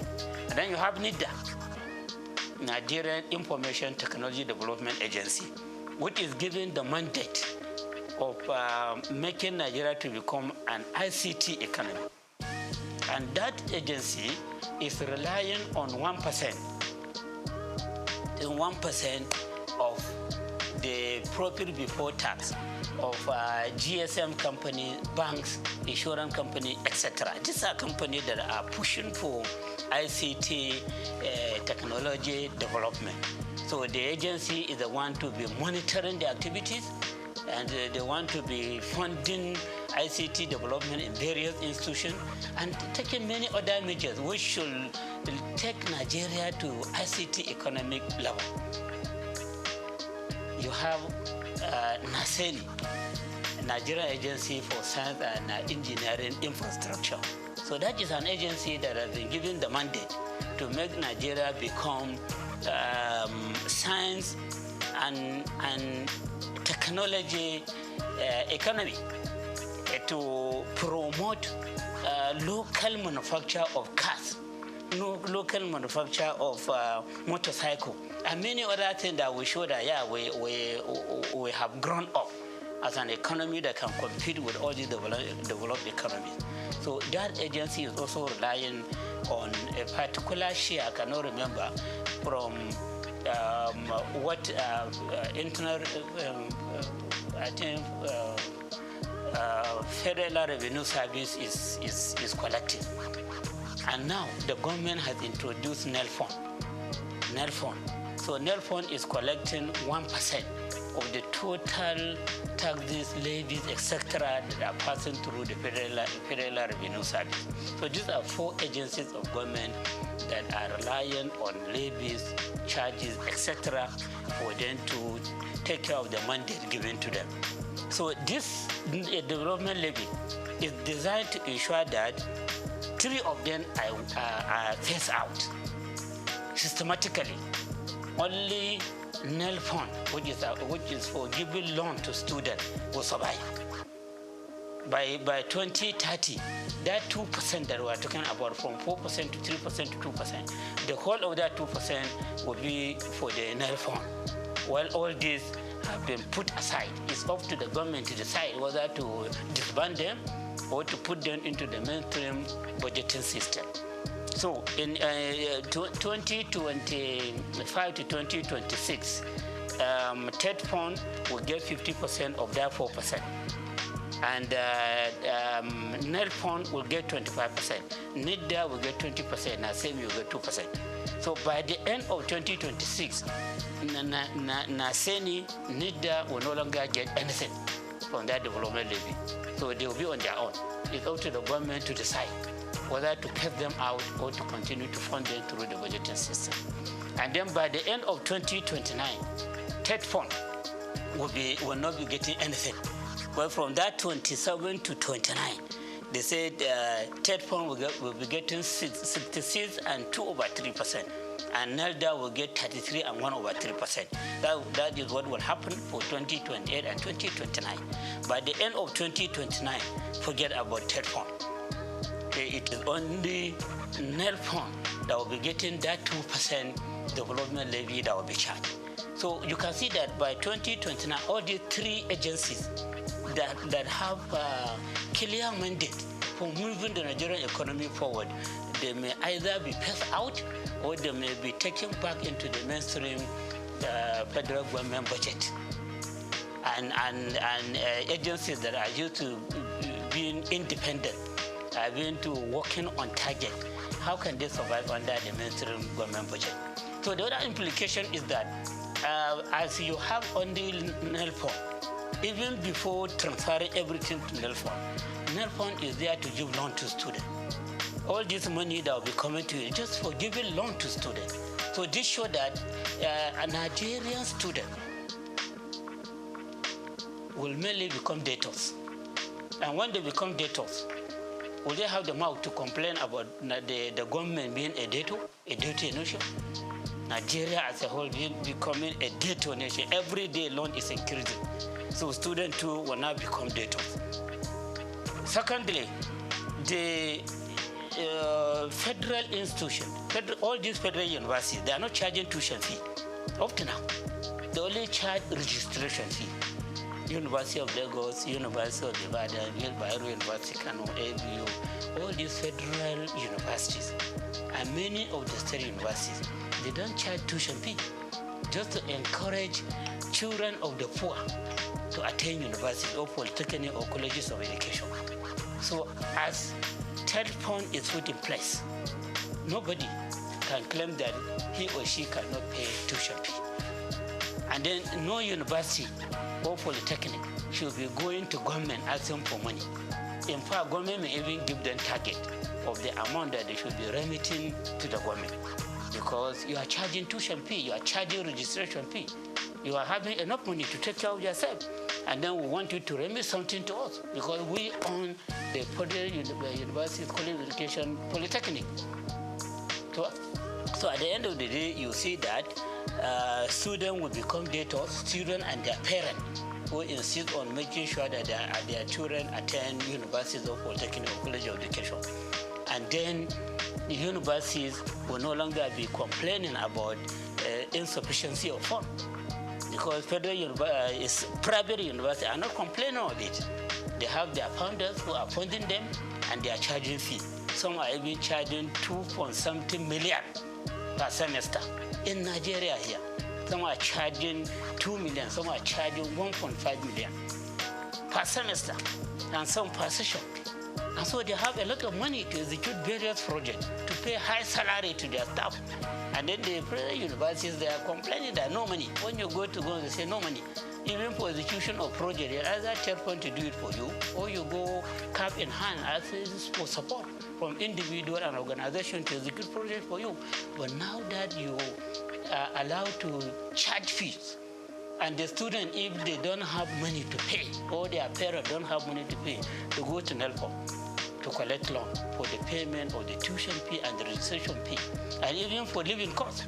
And the method is very clear that when you borrow such kind of money, you will start making repayment 2 years after graduation, and even 2 years after graduation until you get a job to do.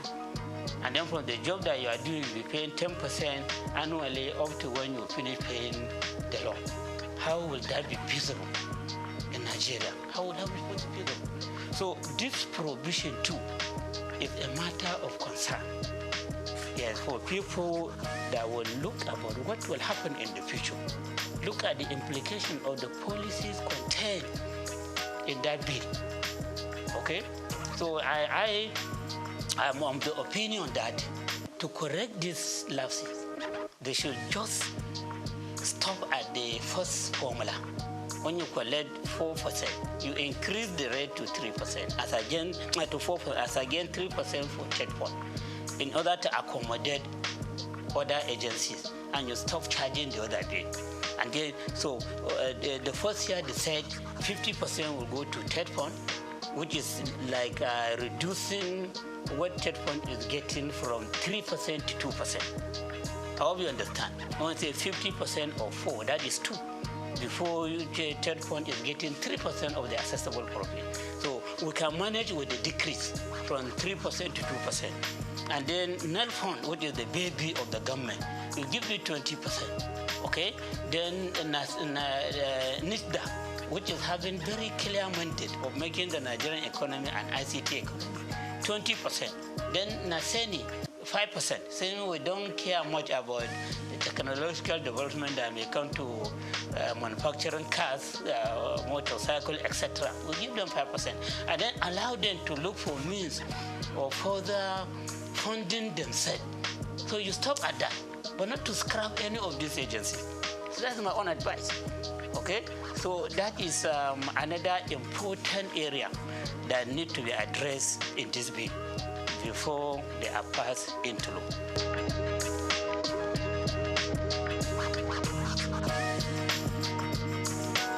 In taxation, as I said, we encourage payment of what you can afford. A situation whereby, this is my own personal opinion, yes, and people may feel that I am in support of taxing the poor. No, I'm not talking about the poor. Anybody that doesn't have income, that doesn't have profit, that doesn't have gain, it should not be considered for taxation. But if you are making some gain, you are making some income, no matter how small, and you are paying something, no matter how small, out of what you are gaining, that will make you to have greater moral right to challenge government. But if you are put outside the tax net, you are not contributing anything, you don't have much moral right to come and challenge the government for inefficiency, for poor accountability, for poor transparency. When I was Commissioner of Finance, I had called to be organizing some town hall meetings with small, medium, micro, small, and medium enterprises across the market that we had in Kano. I will invite their leaders and inform and address them. You see, we are introducing presumptive tax. We are doing that with a view to ensuring that you own the government. You own the government. This government belongs to every one of us. But then those that are contributing money into running the affairs of the government, into executing various projects for the state, they have greater stake than those that are not contributing anything. And no matter how small your contribution is, you have the right to claim ownership of government.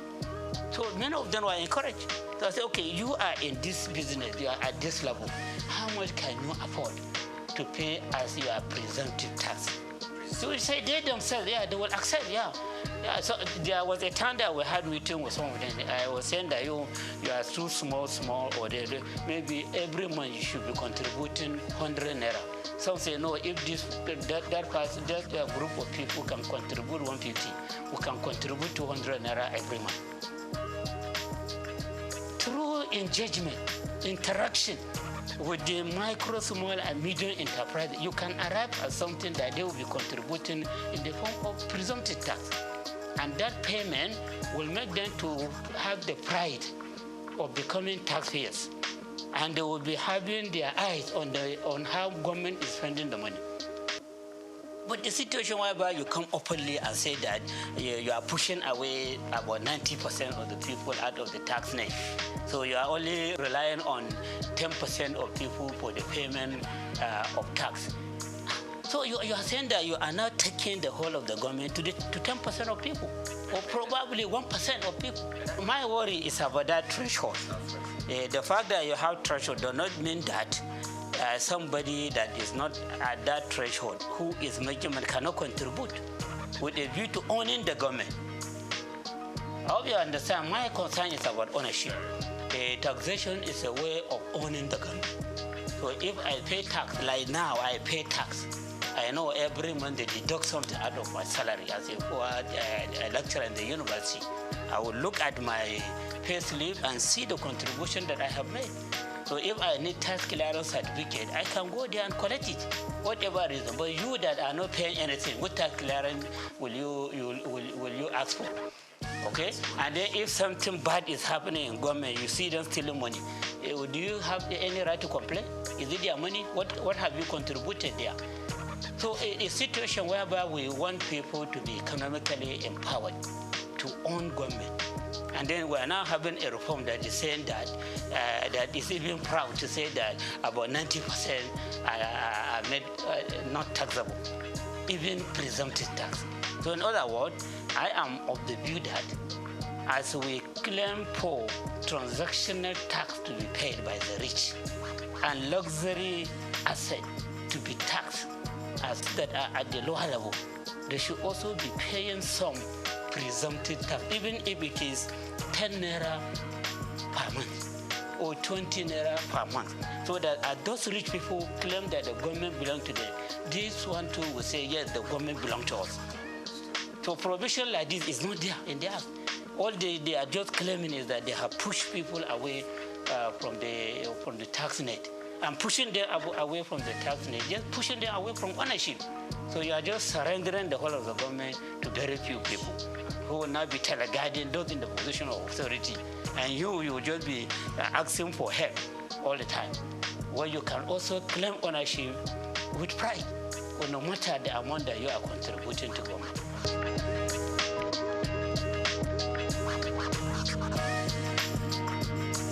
The other aspect of it is this absence of adequate provision in the Act on property tax. Property tax, yes, property tax. Like I was talking about luxury asset. Those with luxury asset, they need to be taxed on the value of this luxury asset so that we generate more revenue. Those that are doing the transaction of high volume of money, they need to be taxed for this transaction. That's what we call transactional tax. So you can see that as we are talking of relieving the poor or income earners from tax, from this tax rate, we are not talking much about taxing the rich in the bill. It is not clear as to how properties of the rich people in this country who are very small. Someone was even telling me that in Nigeria, where you say 99% of the wealth of the country is in the hand of 1% of the people in the country. That 99% of the people of this country, they own only about 10% of the wealth of the country. What a gap! If this is true, we have not done any study empirically to ascertain this figure. But you can see some sign of it. And you need taxation to bridge the gap. And then as you are arguing for the bridging of the gap, you now have a reform that is throwing away 90% of the people from the tax net. And then the people drafting the bill are even proud to say it. So I have reservation on this. If I find my way, I will agitate for appropriate correction to be done. And that does not mean that I'm agitating for the taxing of the poor. I'm talking about those that can afford. They are not for the personal income tax rate, but then they pay presumptive tax with a view to owning the government, with a view to ensuring that the government is not allocated to only the very few rich. And then these few rich, in the other way around, there are no adequate provision, there are no clear provision to see how their wealth will be taxed.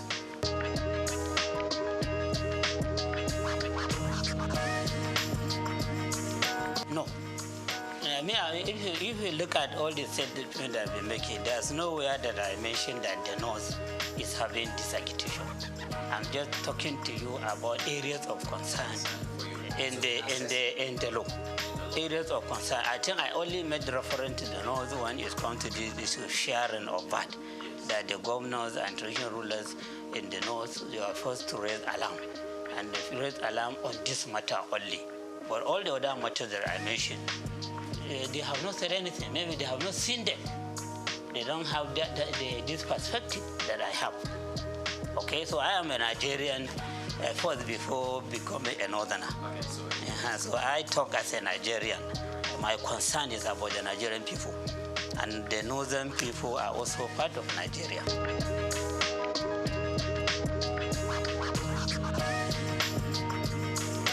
Yeah, you see their position, or the worry they express is just about the injustice they suspect from the issue of VAT collection and sharing. And even that provision has been made perfectly, I doubt very much if they will complain. And then secondly, they may be having the suspicion that the drafters of the bill were just reading the mind of the president. A president who was a governor in Lagos State, who developed, people are just having the feeling that he was the one that developed the Lagos agenda, which is about making the Lagos State to have a special status in Nigeria. And special status is just about maybe putting it in a position higher than other governors, but not up to the level of the federal government. And then when you are targeting that special status position, then a lot of things could be designed that will be favoring Lagos. So those that are attaching the bill, one, they are doing that in view of the formula they discovered, which may not be, will not augur well for them on the VAT allocation. And then secondly, they may be having the feeling that this law was just designed to favor Lagos State in the course of its own effort to become a state that has special status. Okay? It says so that will make it to be seen as if it is a country of its own, even though it's not up to the level of country, but it is higher than all other states in the country. Probably this may be the reason why they are agitating. The one that you can see clearly is on this issue of VAT. And then they have other suspicion. So that is another worry that I have. The issue of trust. Trust, what some experts call trust deficit. Yes, will be promoted greatly by this bills if corrective measures are not taken. All these issues that I mentioned, I did that honestly as a Nigerian. By all standards, I should be accepted as a Nigerian. Even by virtue of my past, people should accept me as a Nigerian. I don't have any reason to be sentimental against any part of this country. I don't have any reason to be favorable to one region against another. I don't have any reason for that, but even by virtue of my birth and my own level of experience, okay? And of course by my age, somebody that is around 60. So that person should only be thinking about what you meet when you die, when you reach your goal. Okay, so I think to be fair to them, we can say that their worry is mainly about that issue, and then all other issues are suspicion.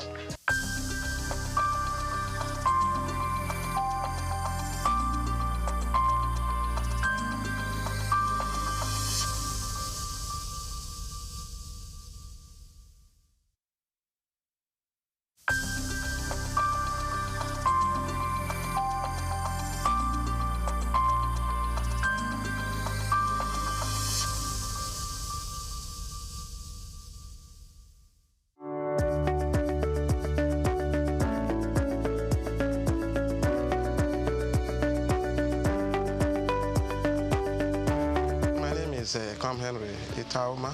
I'm from Akwa Ibom State, Eke local government precisely. My primary school at Akwa Ibom Church Primary School, so young Eket, where I grew up in the early 70s. I moved into government secondary school at Eket. I finished my school set in 1981. It was a jolly good experience. Before I moved over to Lagos, where I did my higher school, Federal School of Art and Science, Victoria Island, and from where I took my JAM, then I got admission to study English and literary studies in the great University of Calabar. Growing up was fun, education was fun. We enjoyed the bits of our life, all we went through there, from primary to secondary school, the dormitory lives, my friends, my colleagues.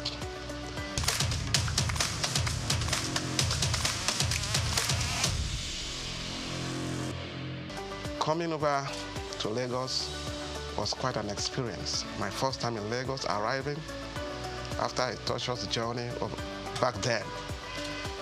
Went over to VI, studied along with some blue chip children. Federal School of Art and Science then, as it was called, just where you have the law school now. It was quite an experience. And back to University of Calabar, we had quite a drill, the studies of English language and literature. I happen to have specialized in literature, where we did a thorough work on all the spheres of literature, the landscape of literature. We almost exhausted it with key professors and lecturers. Talking about Afro-American literature, Caribbean literature, South African literature, Russian literature, literature of social protests. Then we come back to African literature, where we explored the whole landscape. African literature, African drama, African prose, and storytelling, folk tales, and trickster stories. It was a huge experience that changed my life. And coming over here, finished our youth service, did my youth service in Imo State then. We had respect as corporate. We were well treated. And came over back to Lagos, looking for work in Lagos, 1988, 89. We started a magazine in Lagos here. We call it the Hits magazine. It was tailored after the Right On magazine. It was a music magazine. We started that stuff in Lagos here, and then we couldn't sustain it because of the finances. Luckily for me, I was able to run, got a job with the bank, and then I started a marketing aspect for the bank. From the bank, merchant bank, when the bank went under, I decided to go solo.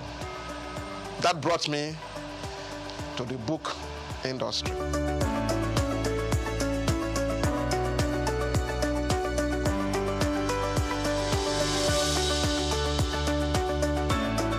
I have always have this passion for books, right from my primary school to my secondary school. My mom was a teacher, a successful teacher. We were encouraged to read books. We used to hide ourselves in the libraries, my local government libraries. So when I got admitted to the University of Calabar, all our long vacations, we were always found in the library. Of course, there was no GSM then. The library was our contact space, where we go to the libraries to get information about when the school is going to resume, because apart from news, radio and all that, you may not know when the school is going to resume. But when you meet with your friends, you know, in the library there, we meet with some other undergraduates, Uniben, Nsuka, Ife, some of our friends who were studying there, who came home for long vacations. We interact with them, and before you know it, we hear, you people are going to resume this, that, and that's how my passion for books get strengthened. When we resume schools, we exchange novels. We look for novels to read. We look for African writers series. We look for Headley Chase. We look for exotic books. We started collecting books. When we finished reading, we shared the books to our friends. We talked about the books, and from there we were able to explore the world. we sat down with the library and we knew what was happening in the apartheid South Africa. I did so much about the history of South Africa. I read about the Zulu aftermath. I read about the Mau Mau wars, the challenge of colonialism, the pro-colonial times. I had a good teacher who taught me history in the secondary school, Miss Tooten. He did a yeoman's job. He led us through the whole spectrum of West African history by Adekunle Aromo Laran. We talked about the Oyo Empire, Songhai Empire, Timbuktu, the Great Mali Empire. You know, all these things stir up our curiosities. And since then, we never departed from books.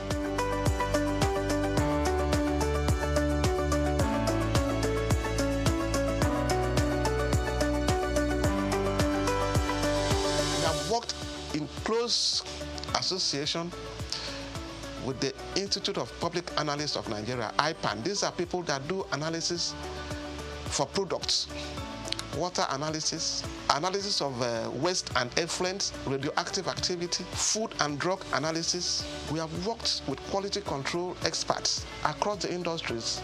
We have worked with establishments where they do root crop research. We have worked with the pharmaceutical research industries, medical research bodies, malaria research establishments, cancer research establishment. These people look for us for specialized information in the management of special disease and treatment in oncology. People in the area of traditional medicine, alternative medicine, natural medicine, they look for it. We are partnering with the Nigerian Institute of Science and Technology, Institute of Natural Medicine in Victoria Island, to work with them in the area of the development of herbal medicines in Nigeria. We have books we partner with them to promote. You see, medicinal plants from eastern Nigeria, medicinal plants from the northeast, medicinal plants from the southwest, medicinal plants from the south-south. We market these books for people who want to know. No, we are working now on the production in partnership with relevant institute of the Nigerian pharmacopoeia. We know about the British pharmacopoeia. We know about the American pharmacopoeia, the Japanese pharmacopoeia, and herbology. We are working towards having the Nigerian pharmacopoeia. This is going to be a compendium of materials that talks about medicinal plants of value, medicinal plants that have healing properties. We are working with specialists, pharmacognosy, phytochemists, and by God's grace, this is going to come into fruition. We partner with the Pharmaceutical Society of Nigeria and all kinds of health bodies that we can't even mention. So many of them invite us for their annual conferences, which is rotated across different states in different years across the nation. So we've traveled, and in most of these conferences, you have experts, deans of faculties, heads of departments that reach out to us with informations in books and journals that are relevant for their students and for their practitioners. We don't only market reference books and textbooks in all fields of study, all fields of human endeavor. We also market relevant journals, research journals, peer-reviewed journals in sociology, in psychology, in law, research journals in oncology, in public health, community medicine, in nursing, research journals in nutrition and dietetics, food science, international relations. We partner with the Nigerian Institute of International Affairs in Victoria Island. We have key journals in world affairs, African affairs, and these journals will help them to distribute to all relevant establishments and departments that need it. So it has been a great job, very taxing and exciting.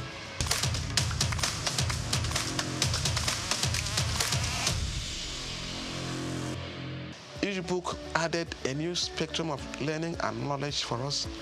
When we got into literature and poetry, we explored a whole lot. When we went into American history, the black history, we read about the nation of Islam. We read about Elijah Muhammad. We knew the struggle they had to go through, racism and all that stuff. And it really inspired us to see what we can do to add value to knowledge. And it has brought us this far. So it's been passion, not really born out of the money and whatever. Of course, when you have value to present, you'll be appreciated in many ways. We have had sundry appreciations from establishments, from institutes across West Africa and beyond. You know, we partner with international publishers all over the world to source cutting-edge materials for our clients. We take pains to go through a lot of materials that come in here. Whether there are new materials or whether there are new, we believe that when you are doing research, that is what is called cross-cultural research. You start from the past and then come to the present. Research in any field, what happened before, where we were before and where we are now, and then we'll look forward.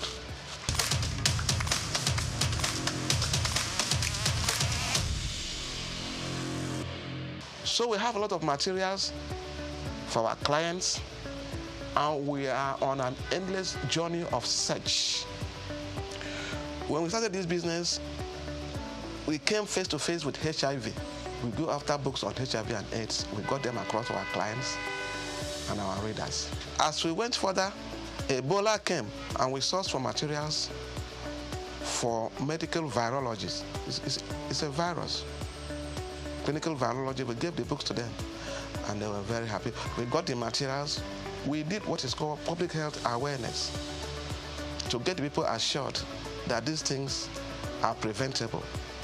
That is not the end of life.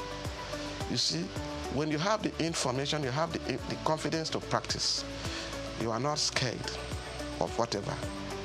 Whatever is coming in probably had happened before.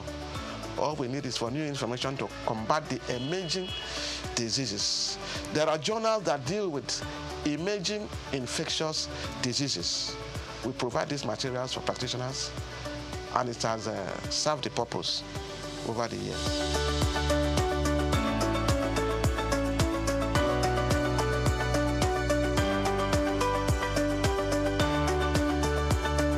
The secret of my success has been the impartation of specialist knowledge, tertiary knowledge for professionals.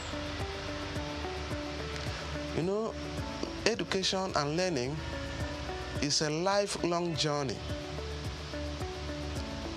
People talk about continuous professional development.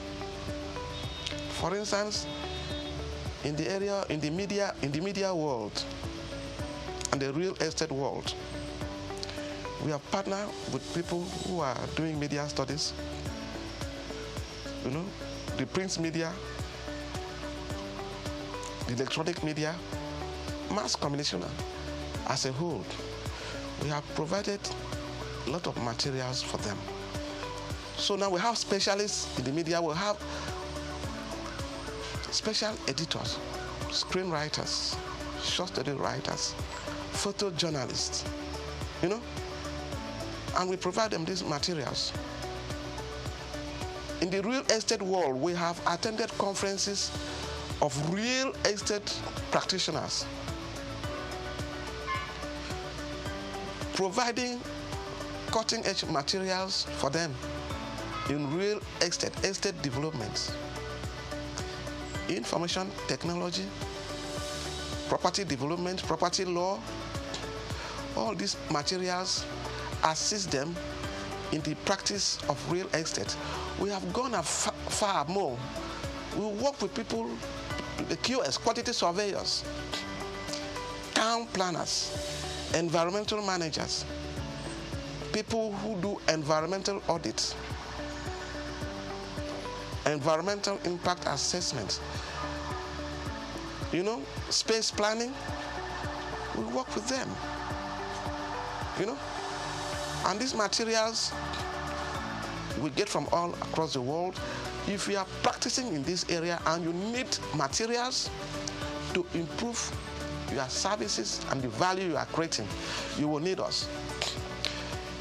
We have a whole list of experts in different fields that reach us when they have challenges, when they have need for special information to solve specific problems.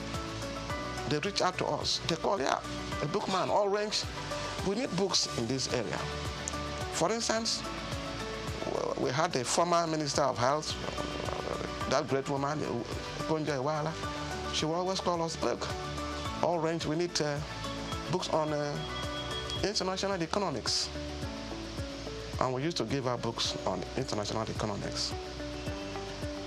And many other experts like that. We have books for people who are doing radioactive interventions, people who are doing environmental management, people who are doing analysis, food analysts, all over the spectrum. We provide books for them. Food engineering, we give them books on food, contaminants, food additives. These are not books to just go to anywhere and get. We have been able to interface with them, Nigerian Institute of Food Science and Technology.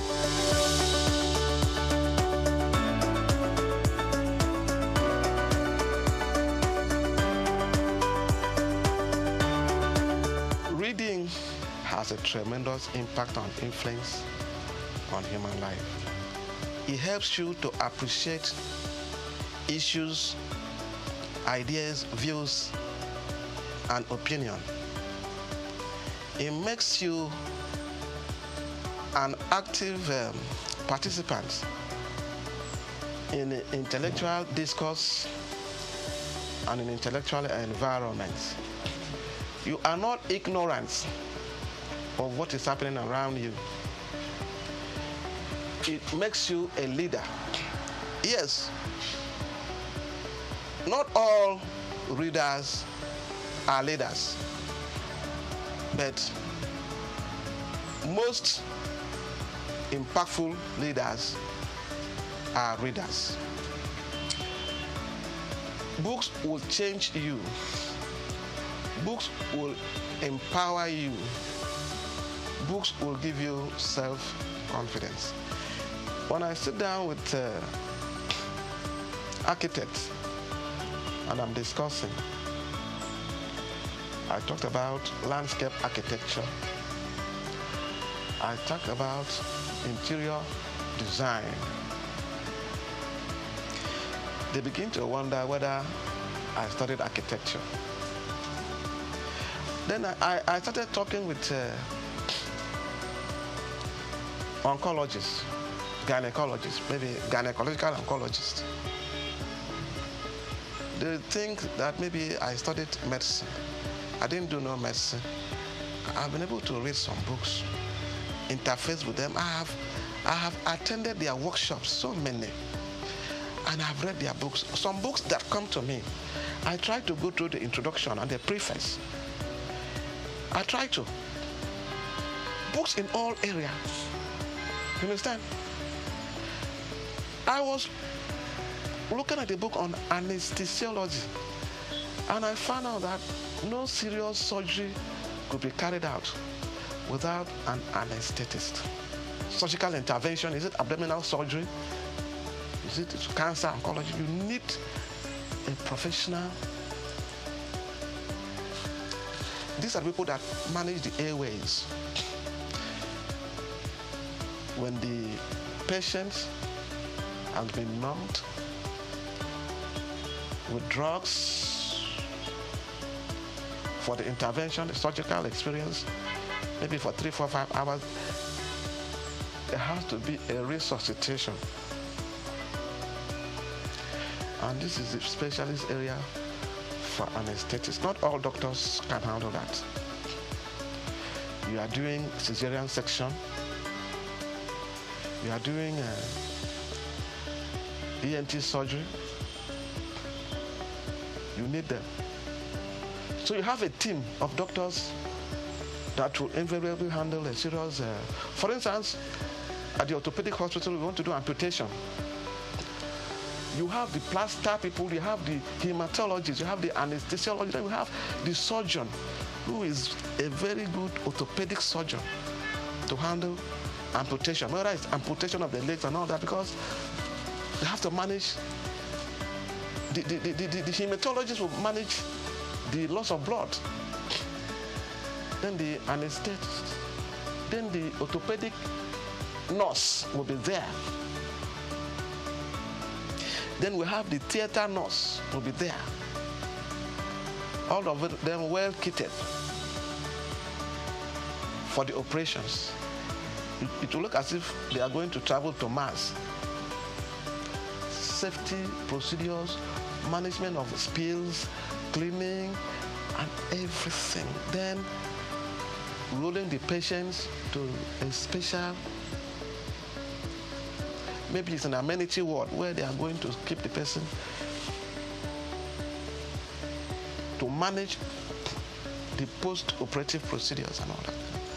Of course, there are pre-surgical experiences, the tests, the examination, the review and all that before the real process. So these are not things we learned overnight. It has taken a process of time. And we got to know that, oh, this is how the deal is done.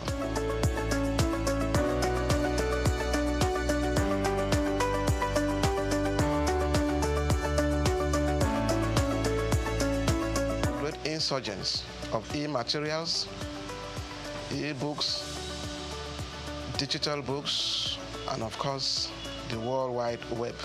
It has helped us to access materials easily.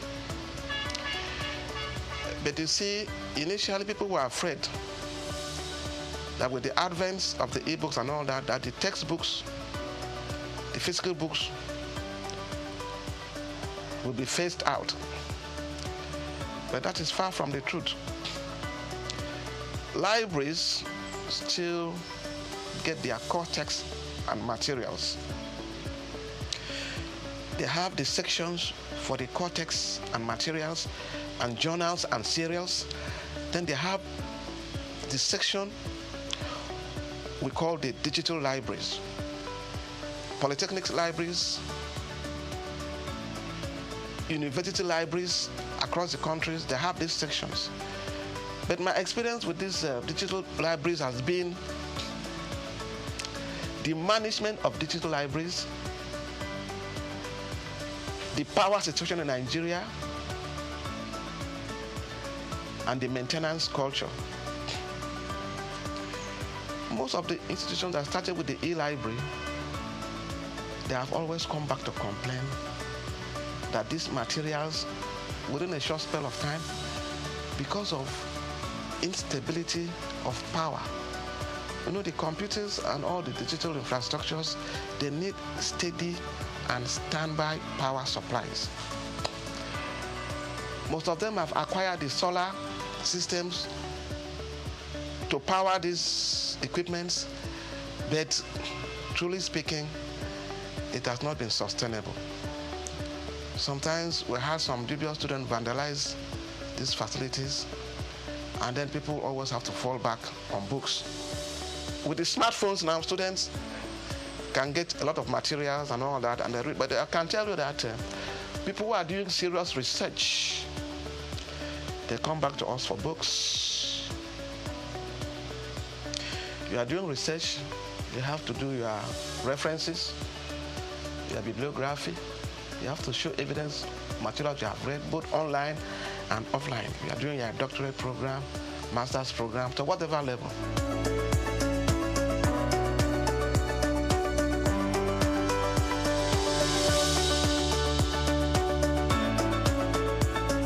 At the level we are now, we believe that we've added value to education, to training, and to teaching. Our next phase now, we're trying to see how we can give back to the society through our interface with like-minded NGOs. We are started our book cafe, all-range book cafe, where we invite people. It's a private library to come and read and study in a relaxed atmosphere, where you can come in and do your book reviews. If you're a writer, you come in and do your book reviews, review your textbooks. Going forward too, we also have our NGO, which we are working on, that borders on environmental management. We call it the Campaign for Sustainable Environment. This is a program we have been running the last 5 years. We are talking about global warming and climate change. We do environmental education.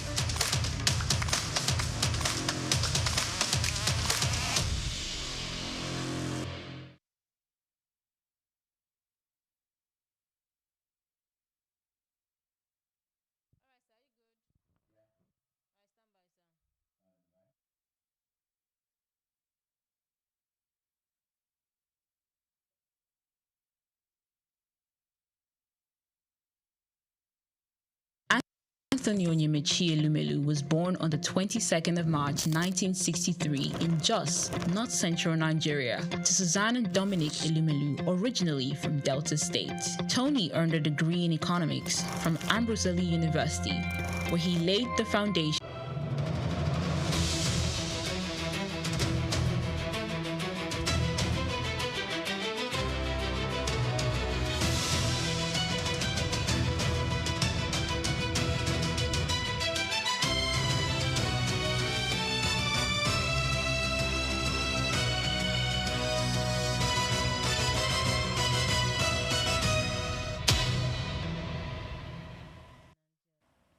A very good afternoon to you and welcome to the Midday News. We are reaching you live from our studios at SOUQ News TV. I'm Oyin Priye Krumale. Now let's begin. The Nigerian Civil Aviation Authority has declined a request to reopen the Ibadan airport despite the Federal Airports Authority of Nigeria confirming the progress on upgrade works. The regulator insisted that safety gaps identified in earlier inspections are yet to be fully resolved. The airport has remained closed since February for rehabilitation and standards upgrade. The Federal Airports Authority appealed for certification after submitting corrective actions and plans and addressing several technical issues flagged in September. The agency proposed a limited operating hours and temporary runway adjustment to support safe flight operations. It assured the NCAA of strict compliance while construction continues. The NCAA officials said that the authority will not leave anything change until all outstanding gaps are closed. They emphasized that safety remains the priority before any approval is granted. The aviation regulator is expected to issue further updates after consulting its aerodrome and airworthiness departments. Now, the Lagos State Governor Babajide Sanwo-Olu has inaugurated the 29,000 square meter TY Logistics Park Free Zone, hailed as the first Grade A contract logistics facility in West Africa. The launch in Alaro Free Zone reinforces Lagos's drive to expand its industrial and logistics footprint. The site is strategically positioned near the Lekki Deep Sea Port and the proposed international airport. The new complex, built international standard, offers over 45,000 pallet positions to support large-scale distribution and supply chain operations. Officials describe the project as a key asset that will boost trade efficiency along the fast-growing Lekki corridor. The development signals continued investor confidence in Lagos's industrial master plan. Sanwo-Olu applauded General T.Y. Danjuma and Senator Daisy Danjuma for backing the project through the T.Y. Holdings, calling it a milestone for logistics economic ambitions. He said the facility will shape the future of logistics in the state. Stakeholders expressed optimism that the park will attract a major global and regional operators. The Nigerian Labour Congress has scheduled a nationwide protest for the 17th of December 2025 to pressure the federal government over worsening insecurity, deepening poverty, collapsing tertiary education, and the ongoing health sector strike. The decision followed an emergency National Executive Council meeting in Lagos. The union said the national conditions have become alarming and require immediate intervention. Labour leaders want that rising kidnappings, including the abduction of 24 schoolgirls in Kebbi State, reflect dangerous security lapses. They criticized the deterioration of university infrastructure and accused the government of adopting inappropriate negotiation tactics. The union also threatened full solidarity action if talks with striking health workers fail.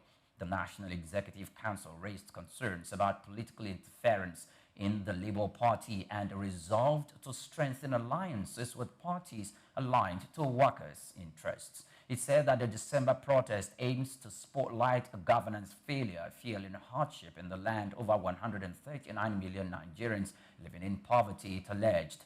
The NLC urged citizens to remain united as it pushes for safety, economic justice, and improved living conditions for Nigerian citizens. Now, Egypt's annual urban inflation eased to 12.3% in November, falling slightly below analysts' expectation a month-on-month basis as food prices record a rare decline. The moderation reflects improving market supply conditions. Cap-March data showed month-on-month prices rose by 0.3%, while food and beverages fell 2.6%, helping to soften overall cost pressures. Inflation has dropped sharply from the 38% peak recorded in 2023. The slowdown follows earlier rate cuts by the central bank, which has paused easing ahead of its next meeting on December 25. Policymakers continue monitoring money supply growth, which rose 21.68% in the month of October. And now, China's consumer inflation climbed to 0.7% in November, its highest in 21 months, driven mainly by a rebound in food prices, but weak domestic demand continues to weigh on overall price stability. Factory gate prices fell 2.2%, extending a 3-year deflation streak as manufacturers slashed prices to clear excess supply. Analysts said the mixed data signals an economy warning at the surface, yet struggling underneath. Beijing is expected to roll out fresh stimulus in early 2026 to revive demand and stabilize the property sector. Economists forecast additional rate cuts as policymakers push to rebalance growth, according to reports. Now that's it on the news. Many thanks for watching. Please do well to follow us on all our social media platforms at SOUQ News TV. I'm Oyin Priye Krumale. Coming up shortly is Just Africa. To stay with us.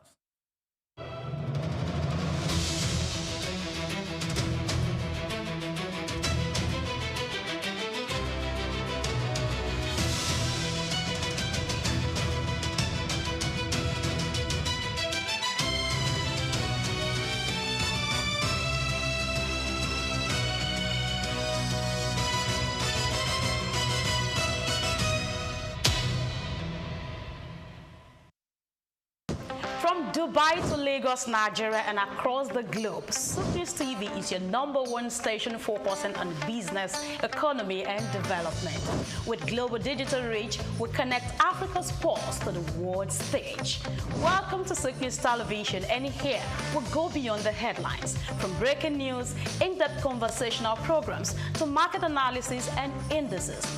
From policies affecting growth to unique documentaries, from live event coverage to bespoke productions, we deliver content that connects you to the world. At SOUQ News Television, we provide news surrounding business, economy, and development, infomercials and jingles that stand out, short and long-form documentaries crafted to international standards, independent production spaces with full technical support, special coverage for individual and corporate events, a special form of documentaries through our prestige package, Immortals, where we tell your story the way you'd love it, and business support services tailored for small enterprises. SOUQ News TV, powered by FemWatch Limited, also home to the Isle 95.9 FM Lagos and Kasua 99.7 FM Kano, and Emirate News Television Abuja, together forming Africa's trusted media powerhouse. Storytelling, coverage, and connection that matters. SOUQ News TV, your home for business, economy, and development. At the Africa Development Study Center, ADSC, we are committed to driving sustainable growth and development across Africa through innovative training and research. Our mission: empowering leaders, policymakers, and professionals with the tools they need to create lasting change. With customized training, dynamic research programs, and study exchanges on leadership, management, and other critical development topics, ADSC offers a platform for exchanging cutting-edge ideas and global best practices. We provide comprehensive services in research and consultancy, capacity building and training, education programs, publishing and knowledge sharing. Our esteemed faculty, composed of seasoned experts and researchers, ensures a learning experience that is insightful and practical. We specialize in policy development, implementation strategies, and monitoring and evaluation. At ADSC, learning is engaging and enjoyable. Our unique methodology includes talks, interactive exercises, games, video screenings, and lively seminar discussions, all in a comfortable and friendly environment. For more information, email us at info@adstudycenter.com or call +234 912 039 2362. Visit our website www.adstudycenter.com to explore our programs and upcoming events. Africa Development Studies Center, rethinking development for Africa.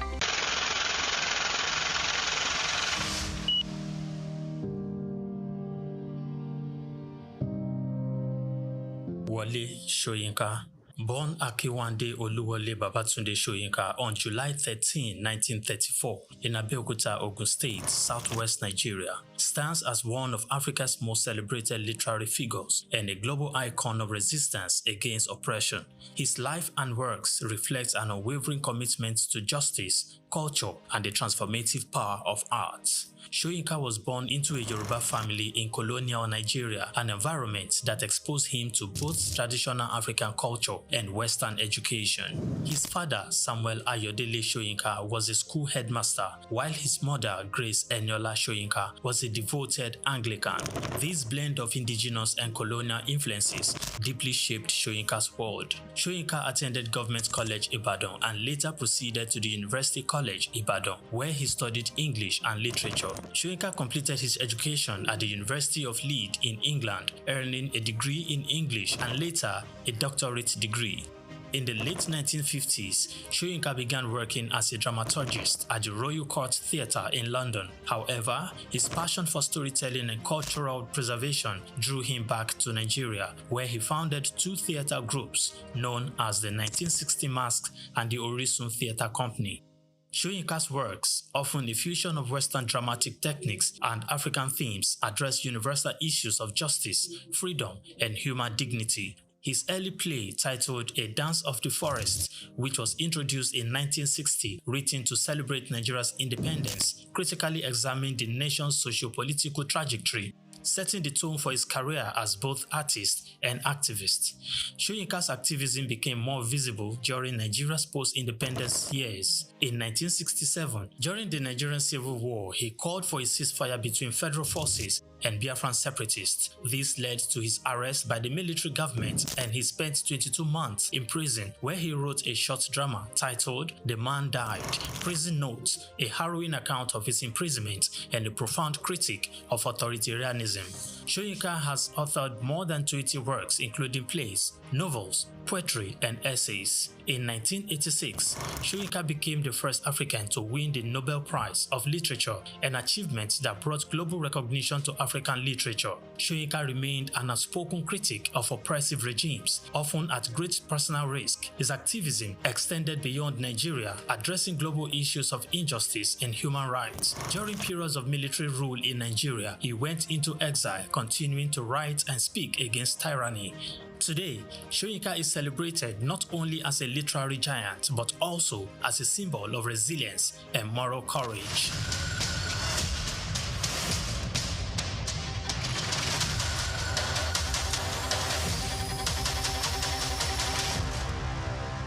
Muhammad Yunus was born on the 28th of June 1940 in the village of Batwa, Chittagong, a British Indian colony which is currently known as Bangladesh. He attended Lama Bazar Primary and Secondary School in his village and passed the matriculation examination into Chittagong Collegiate School, where he ranked 16th out of 39,000 students. After his graduation in 1961, Yunus joined the Bureau of Economics as a research assistant and was later appointed lecturer of economics at the Chittagong College. During that time, he also set up a profitable packaging factory on the side. In 1965, he received a Fulbright scholarship to study in the United States, where he obtained his PhD in economics from the Vanderbilt University Graduate Program in Economic Development. Between 1969 and 1972, after his keen education excellence of apex heights and proportions in the United States, he returned home and was appointed professor of economics at the University of Chittagong. He was eventually appointed onto the board of directors to the United Nations Foundation, where he served for 33 years. When Bangladesh suffered a famine in 1974, Yunus felt he had to do something for the very poor. In his country, he founded the Grameen Bank. His motivation was to create economic and social development for the very poor, giving long-term loans to those who wanted to start small enterprises to pay back when they can.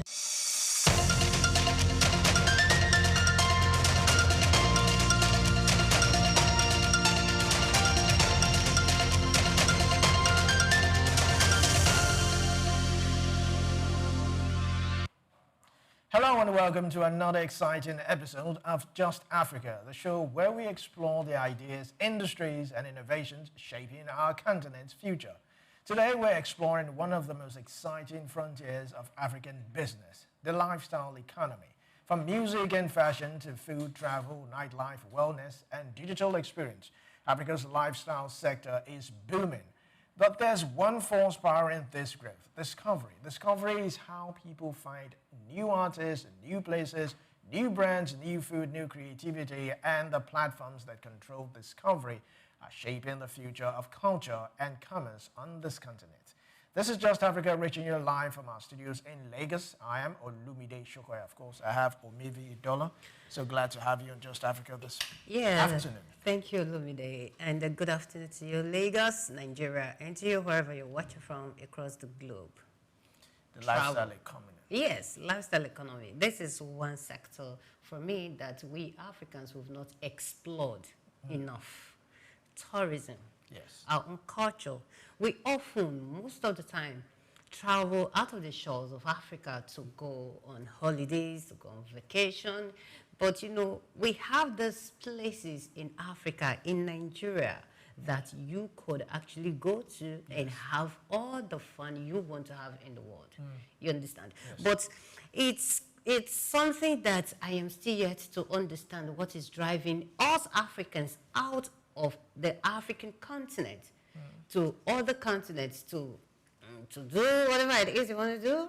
But and you go to places like Rwanda, to places like South Africa. Even here in Nigeria, you go to Cross River, you go to those places.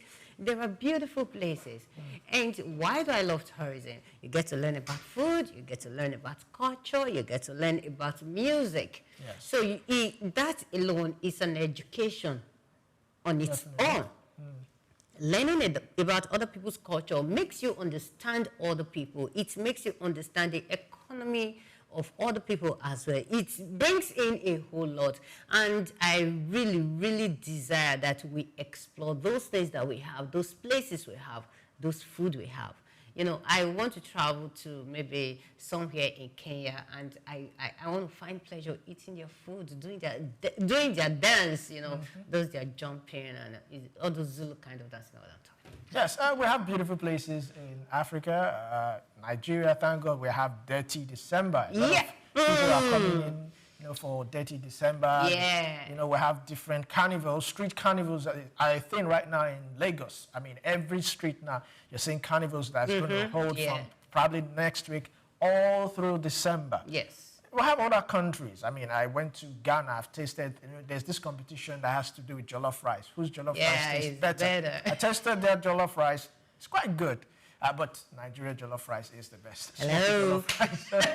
But it's quite interesting. Yeah, jollof rice and other, you know, delicacies are quite good. I experienced a lot of things in Ghana. I experienced life in Ghana. It's quite interesting to be somewhere not too familiar with. Yes. But at the end of the day, you find out that they are also welcoming. They are very, you know, good people and all that. So, and it's something that Nigerians, instead of going outside the continent, why not within the continent? You know, try South Africa, try Rwanda, try some other places. Try Cameroon, try Kenya, many. I mean, I really want to experience different culture. So I would rather want to go to another country in Africa and see how they do the marriages, how they do their you know, I want to experience, I've not experienced the New Year Festival in the eastern part of Nigeria. You know, I want to experience it. You know, there is a way they prepare these delicacies. There is a whole lot to learn out of it. Yes. All this. All right, so today on Just Africa, the lifestyle economy, that is food, fashion, hospitality, arts, is a vital engine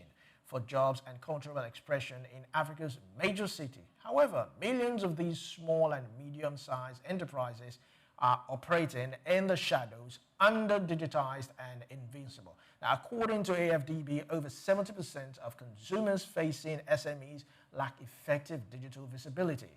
Now, this invisibility significantly slows economic participation, limits urban tourism growth, and prevents cities from realizing the full value of their creative ecosystem. We'll go on a short break. We'll have a special guest right here on Just Africa. Don't forget to like, comment, and share on our YouTube page at SOUQ News TV. We'll be right back.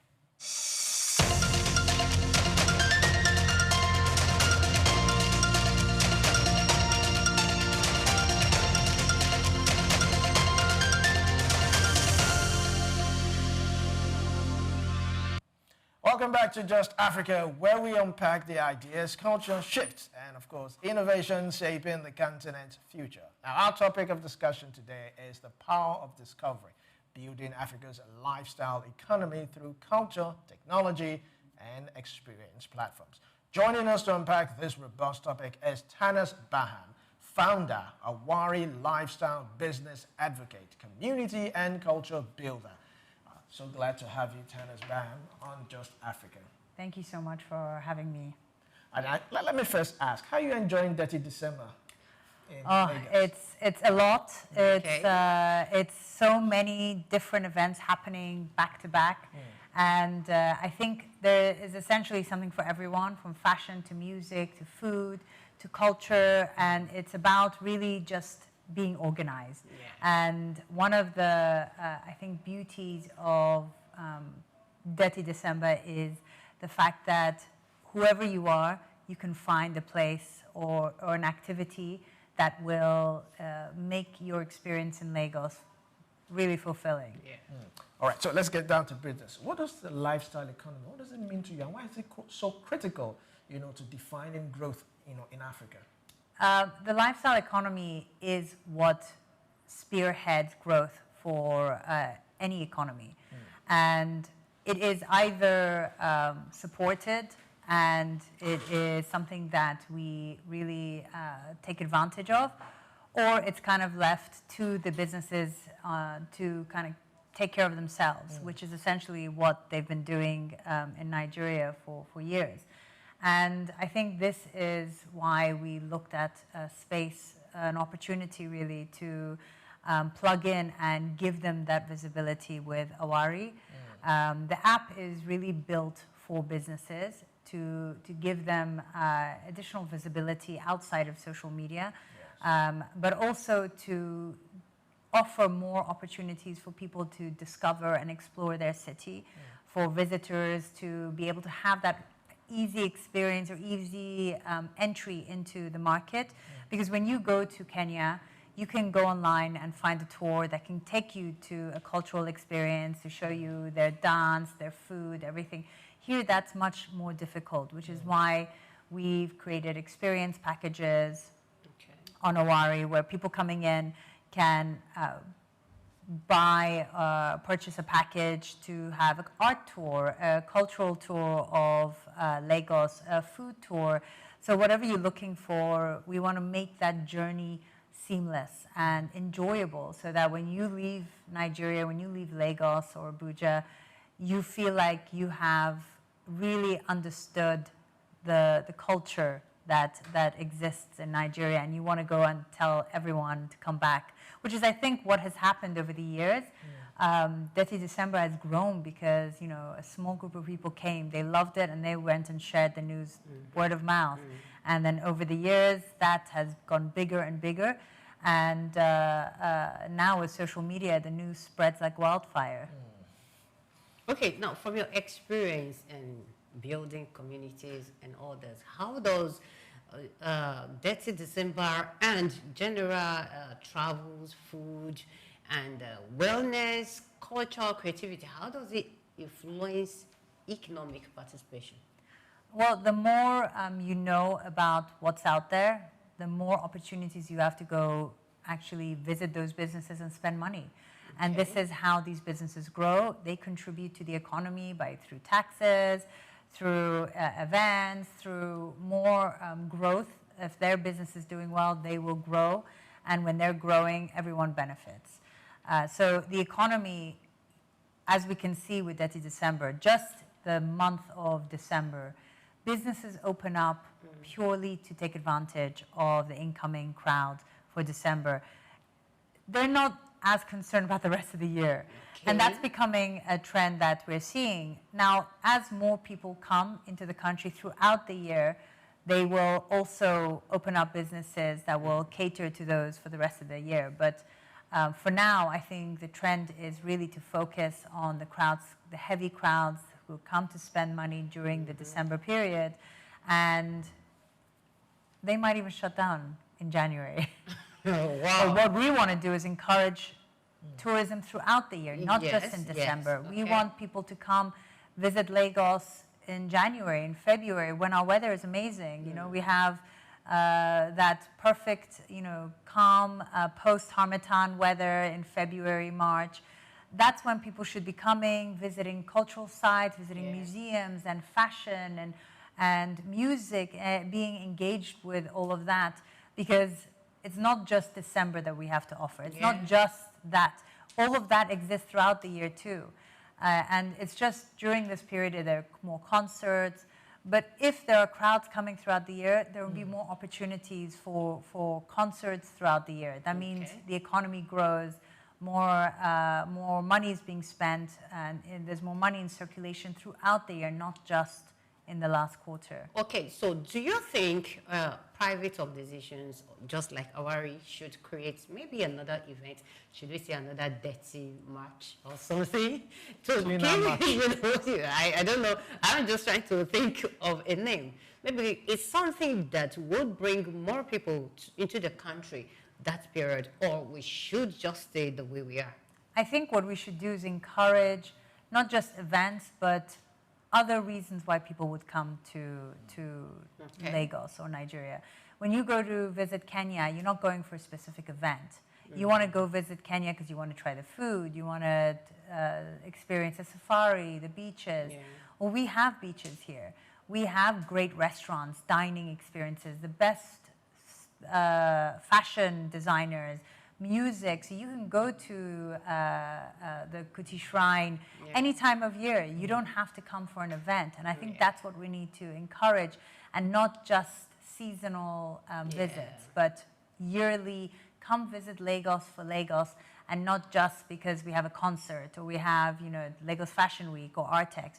We have more to offer than just these individual events. We have great dining, we have great art, we have music events, there's so much to come, so many reasons, the people, the beaches.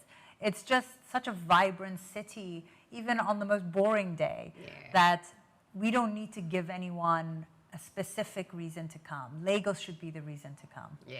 All right, so tell us, you mentioned earlier about the Awari platform. Tell us the inspiration behind the Awari platform, and what problem were you trying to solve, with discovery and of course. Yeah, sure. 15 years ago, when I first, I moved to Lagos 18 years ago, but I started my brand Lost in Lagos 15 years ago.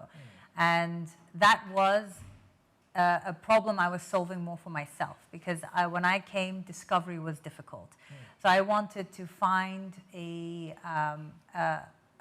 source of information or a guide that would help me settle in my new city, my new home.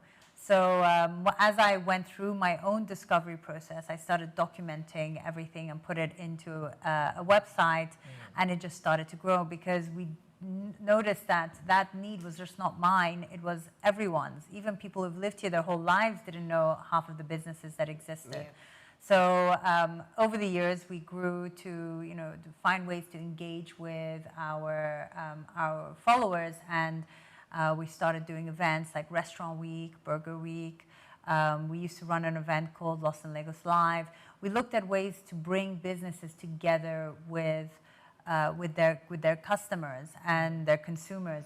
And in doing so, we realized there is a huge opportunity for us to help these SMEs, these lifestyle SMEs, to reach more people, to engage with their customers, to create that loyalty and acquisition and retention of their customers, which they weren't really getting through social media.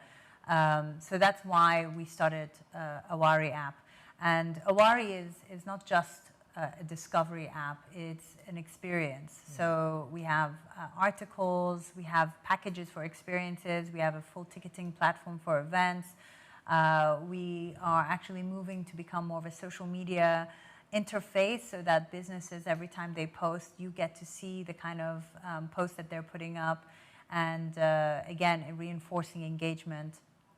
So the app is really a way for us to communicate information between businesses and their potential customers. Right. So what was the perception and the reception like, especially from the SMEs? Was it favorable? Were they on board? Were they any convincing? What happened? Yes, I think it's also, they're very much on board.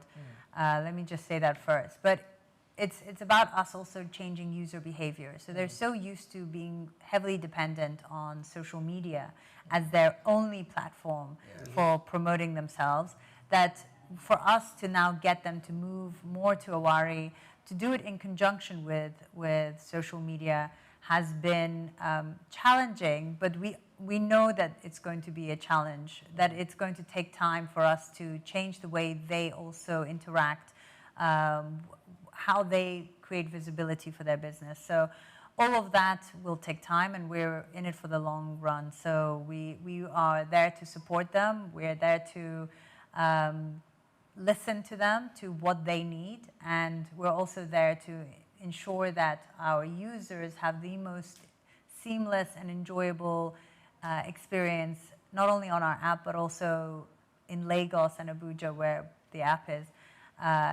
while using Awari. So with Awari now, let's say I find myself in somewhere in Crossroads. Does it cover all states? Let me start with that. It's Lagos and Abuja for now. Lagos and Abuja. Are you hoping to expand, because there are all the beautiful cities across Yes. Lagos Yes. and Abuja? It's certainly. We at first want to expand actually beyond Nigeria. We want to expand in other emerging markets in Africa and even beyond to the Middle East. But for now, our focus is Lagos and Abuja. Okay. Now, 18 years, that's almost 2 decades in Nigeria. It has Yeah. been a long journey. Can you tell us about your experience so far? If you started eating the likes of Amala, Eba, and so, Yes, your of course. experience, Honestly, Lagos is home. I've lived here longer than I've lived anywhere else in the world. I am raising my kids here.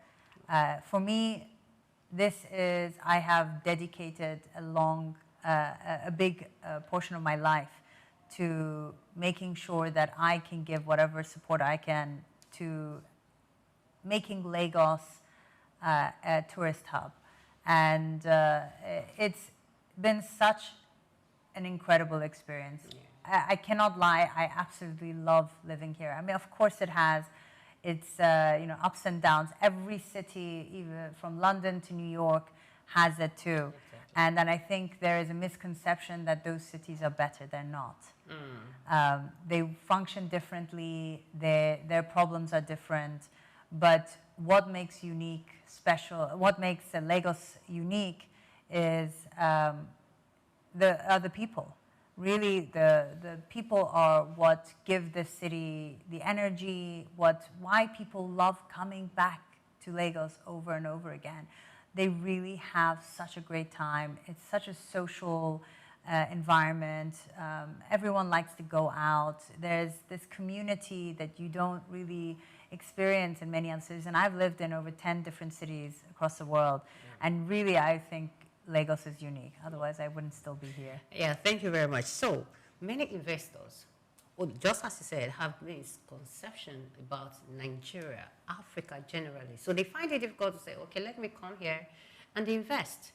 So what message, what would you tell someone who wants to come over to Africa, not just to Lagos now, to come in and start a business? And how would you be able to convince the person that, yes, there are so many opportunities, human capital and natural resources and all that they are available in Africa? I think the number one advice would be do your homework. Don't come in blindly, come in prepared, know who you're working with. Yes, you'll get burnt anywhere in the world if you're not careful. And investment is a risk, no matter where you are. So when you come to Lagos, invest in people, invest in ideas, and they need to also be supported. So not just throw money at something and hope that it'll work out. There needs to be mentoring and full support from investors too, because the opportunity of failure exists with any new idea and startup. It's only when the structure is in place, when there's support, that these ideas flourish and they become successful. So with any new market that you want to invest in, yes, Lagos has had a bad reputation. Nigeria's had a bad reputation for investment, and there are always going to be a few bad seeds who ruin it for everyone. But there's also, for everyone, like the bad investment, there's 100 good ones. Yeah. So it's a matter of just making sure that you're connected to the right people, you do your homework, and you invest smartly and wisely. All right, thank you very much. We recently had an event, the Awari Restaurant Week. What was it like? What was the inspiration behind it, and how was the turnout? So we've been running Restaurant Week for 11 years. It started off as Lost in Lagos, and now we're presented by Awari. again, it was an event to, and we run it annually. It's an event to support restaurants, but also to encourage dining out, set menus at set prices. So across different categories, from affordable dining called savvy menus to our chef's menus, which were the super upscale restaurants that offer you a 3 to 5 course meal for 20 to 30% discount, so that you can go out to more places to enjoy more experiences for less. And this is what we want to encourage with Restaurant Week. We also run Burger Week in June, buy one, get one free burgers. So whatever we do, we look at how will this benefit the business and how can this incentivize customers, because of course both of them, we want them both to benefit. So Restaurant Week is a celebration of dining. It's a celebration of food, service, ambiance, experience. So that entire collection of pillars that you need for a good experience when you go out to eat. So we have over 80 restaurants participate between Lagos and Abuja. And this year at the Restaurant Week Awards, we awarded restaurants that performed the highest. There are waiters who offered exceptional service, best menus, and People's Choice Awards to also encourage more of that, more positive experiences. All right, so the criteria for picking these nominees, if I might say, what were the criteria? Was it African food, strictly African food? Was it continental? A complete mix. So we have restaurants who serve Chinese, Indian, Italian, Nigerian. So we have a mix of all different cuisines. This isn't necessarily about the cuisines, it's about the restaurants. Okay. It's about building an ecosystem of dining that puts Lagos on the map as a destination for food. So when you go to New York or London, you're not going for British food. You're going for an array of restaurants that have been rated some of the best in the world. I want Lagos and Abuja in parallel to be a destination for food, whether it be Nigerian, modern Nigerian, fusion,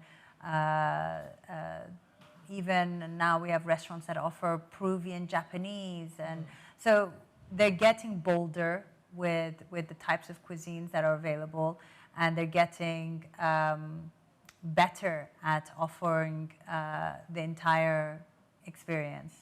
Okay, will this Restaurant Week run continuously every year, or?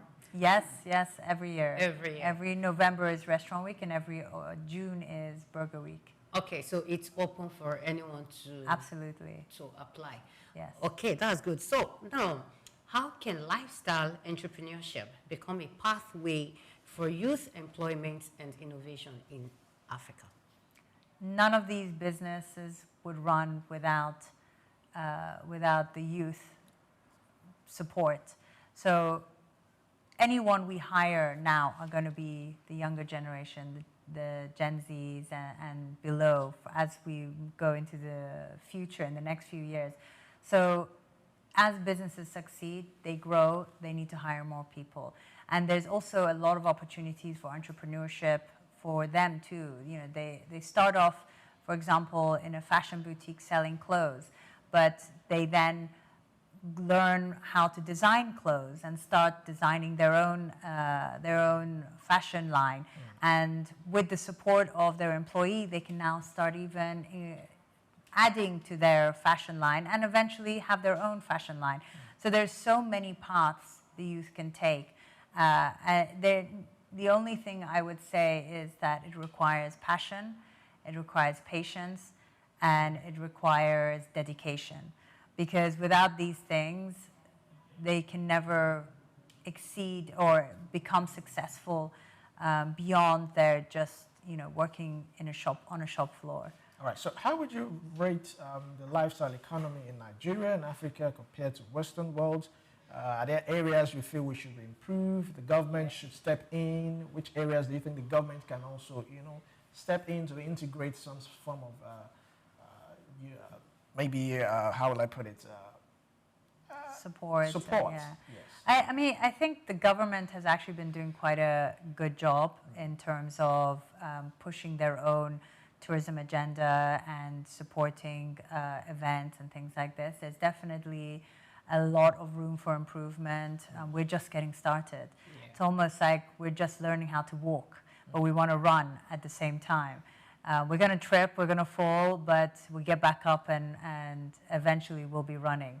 And I think that process of from walking to running is going to be essential to ensuring the longevity of the tourism plan and trying to do it right. Because the worst thing you can do is have this incredible event and it gets all over the news and everyone talks about it and people come and it's a horrible experience. So we need to make sure that entire process is supported by the government and the organizers ensure that from the first moment you step into the country, which I think is a very important part of the experience for especially when you come into Lagos, to the moment you enter into that event, concert hall, or whatever you're there for, is positive. You don't want people going back saying, "Oh yeah, we had a great time at the restaurant, but getting into the country was very stressful." So and I think steps have been taken to ensure that experience is getting better and better, and we will see improvement year on year. Okay, so most SMEs in Nigeria right now, they lack digital visibility. We don't know how to go about it. Some of them don't know how to go about it. How do I make my product visible to people? How can SMEs go about that? Well, they should get on Awari, on the Awari app, one. I think it's important that they look at multiple channels and not just a singular channel, which I think a lot of them do. Most don't even have websites, which is not a big deal because now you don't really need a website. Your digital presence doesn't mean just having a website. It could mean being present on social media, being present through newsletters, through WhatsApp channels. So you need to make sure that your presence is across different channels and not just through one. Because you need to emphasize and re-emphasize your messaging, your products, your services. And I think most business owners take it for granted how important marketing is. They are very dependent on one or two influencers to post about them and hope that'll be enough, which at the beginning it will be, but then that influencer's post after a couple of days will become old news and suddenly you'll become irrelevant until the next business is being posted. So it's great if an influencer posts about you. It's how are you then going to follow through with that? What else are you doing to engage with your customers or with new customers or find new customers? It's too easy to just use one path. So I would really highly recommend looking at all the possible digital channels available and being very intentional about how you market yourself across each one. And it may be that each channel requires a different marketing campaign or a different process for, like one could be, or on Awari, for example, they might post their events and offers because we have a section called perks. So any promotions or offers that you want to push out to your customers, you can do that through there. It could be on social media where on Instagram they post new menu items for a restaurant, a new line of clothing. Or it could be through the WhatsApp channel where they say, oh, today we're not open, we're closed from this time to all their customers. They have to use more than one channel to reach their different customers. Okay. So how can brands build influence and earn loyalty from customers? Because loyalty to customers, it's very important, building influence and earning that loyalty. It's not easy for customers to go there and come back to you. It means that your service must have been top-notch. Yes. So how can brands build that loyalty to customers? So it also, again, goes back to what industry are you in. If you're a restaurant, before a customer even walks in, what is their experience with your brand? Every time they connect with you, that's an experience. So even when they're booking a table at your restaurant, that's an experience. Walking into their restaurant, the door is open for them, that's an experience. To the moment they leave and you send them a message, we hope you had a wonderful evening, that's an experience. So it's that entire process from A to Z is what will make them loyal. So it'll depend across different industries. Fashion will be different. But loyalty is actually such an important topic, especially for us. We've in fact just released a business loyalty program where businesses can create their own loyalty programs on Awari so that they can then push or incentivize their customers to keep coming back with digital stamps after every use or interaction or product buy or whatever their terms and conditions are. They are encouraging repetitive buy, repetitive visits, and we believe loyalty is an essential part of a customer wanting to come back. So even if they've had a good experience, what else is bringing them back? Is it that meal? Is it that you have a new collection of clothes or a sale? Whatever it is, you have to communicate that well to your customers. And even if it's just, oh, I need to collect another stamp so I can get my 40% discount, that is another way of getting them back. So again, loyalty cuts across different channels, different verticals, and it has to kind of be really well thought out and intentional. All right, thank you very much. So on the Awari app, how do you handle customer feedback, whether good or bad? How do you relate it with, the restaurants, the places and all that? And how do you ensure quality service is maintained at all times? Well, we have a fantastic tech team who are constantly building out new features and checking to make sure the user experience and the vendor experience is positive. And if it isn't, they fix whatever problem is very quickly. But for businesses that are on Awari and their interaction with their customers, I think one of the things that we have, one of the features we have are reviews. And if a business gets a review written about them, they can respond, they can react, they can also, how they react to a review can be the difference between someone reading that review, wanting to go and visit and not going. I mean, I've read plenty of reviews on TripAdvisor when I'm trying to pick a hotel, and I also read the reviews that are the responses that the hotel sends back. And if their response is not very pleasant, I'm never going to that hotel. So it is just as important to respond to a review in a constructive manner and not take offense to it as it is to have a review written about you. The same if you go into a restaurant and you have a problem with your food, the way the waiter responds, the manager responds, will determine whether you're going to go back or not. So also, if I may ask, do you do any investigations, apart from just relating to the vendor, do you carry out your own personal investigation to ensure that what the customer is saying is actually true?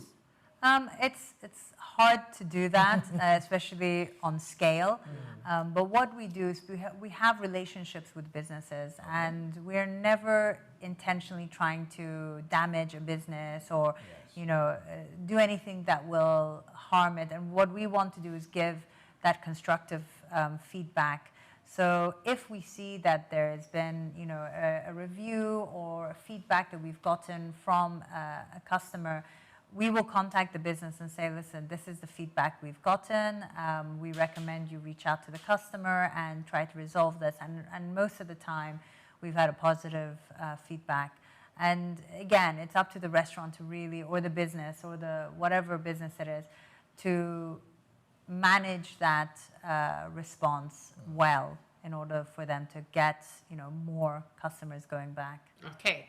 Okay, looking at the policies we have in Nigeria, in Africa generally, do you think there are some policies that the government needs to work on, maybe adjust, or maybe they have to make some new policies that helps or that supports lifestyle in Africa? Oh, 100%. I mean, I'm also part of the Restaurant, Bar, Cafe, Club Association. Okay. And one of the mandates is to work closely with government to ensure that policies are positively impact businesses, but also work with the businesses to ensure that they're compliant, so that there is that working relationship.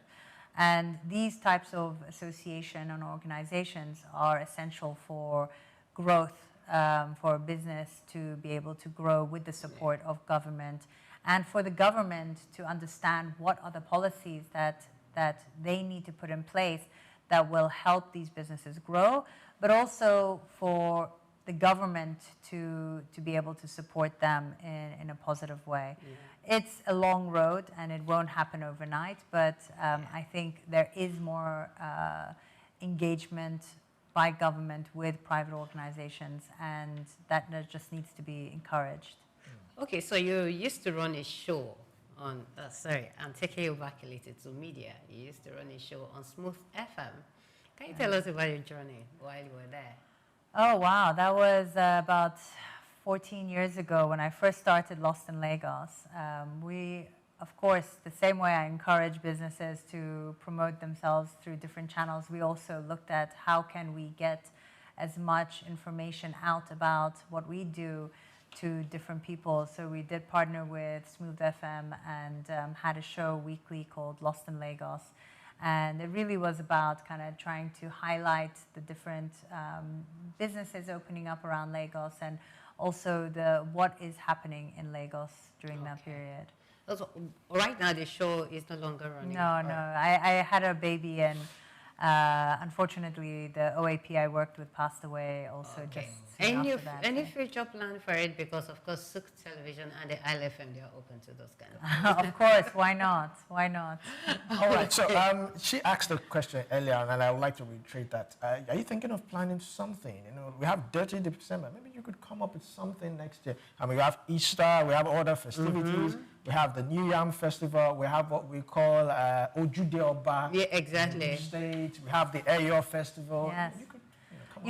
What we like to do is support. So we like to partner with people who are doing a fantastic job of putting these festivals and events together. Okay. We've partnered with Pepper Soup Festival this December 28th, so you can get tickets on Owari app. We've currently partnered with Giwa Gardens. We're soon going to be doing a campaign to give away free entry tickets to Giwa Gardens on Owari. We've also partnered with MTN. They're going to be going live with the Yellow Tide campaign. So we look at ways that we can add value to what people are already doing and support them with either media support or however way we can. Of course, there are so many events, and we do plan on adding more to our calendar. So just keep an eye out for that. All right, thank you very much, Tanas Baham, for your insight, and thank you very much for joining us on Just Africa today. Thank you for having me. You're welcome. All right, this is where we will stop for the first segment on Just Africa. We'll go on a short break, and when we come back, we'll continue with Just Africa. Stay tuned.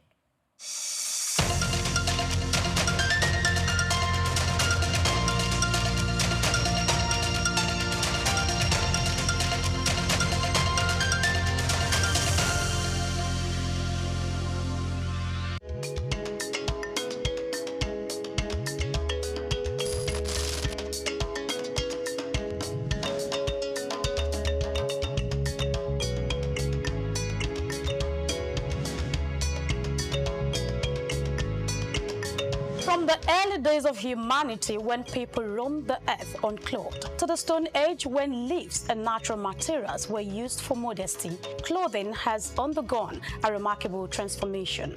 As we progress to the weaving of fabrics and the art of textile printing, Ankara emerged as one of the earliest and most distinctive forms of attire. Today, Ankara has evolved beyond its origins, becoming a significant cultural symbol for various ethnic groups, states, and nations. Ankara, more than just a fabric, it's a symbol of pride and culture for millions across West Africa, deeply embedded in their identity and heritage. I bet you've been in touch with this fabric one way or the other, but have you ever asked where and how it all began? The journey and history of Ankara is what we are about to uncover, and how it became a powerful emblem of African heritage.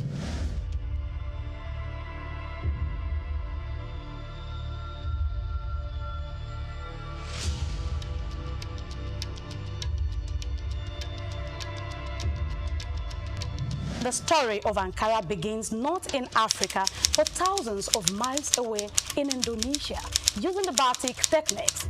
Batik is an ancient Indonesian art from where wax is used to create different patterns on fabric. The process involves applying wax to certain areas of the fabric to resist dye, creating elaborate designs. In the 19th century, Dutch colonizers who controlled Indonesia recognized the appeal of batik and then sought to replicate it. They adapted the technique using industrial methods such as roller printing to produce the fabric more efficiently and in larger quantities. Talking about its transition to West Africa, Dutch manufacturers initially aimed to sell the printed batik fabric in Indonesia and Europe. However, fabric found a more enthusiastic market in West Africa, where it was embraced for its vibrant colors and patterns. The Dutch prints, while not initially popular in Europe, became highly prized in West African countries, evolving into what is now known as Ankara. How about its cultural integration?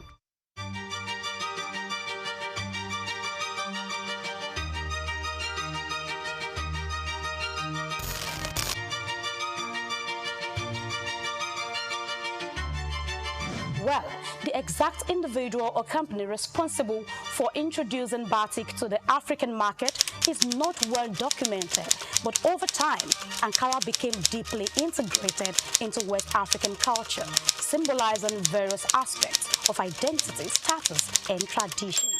Despite its Indonesian origins, it is now predominantly recognized as a quintessential element of African fashion.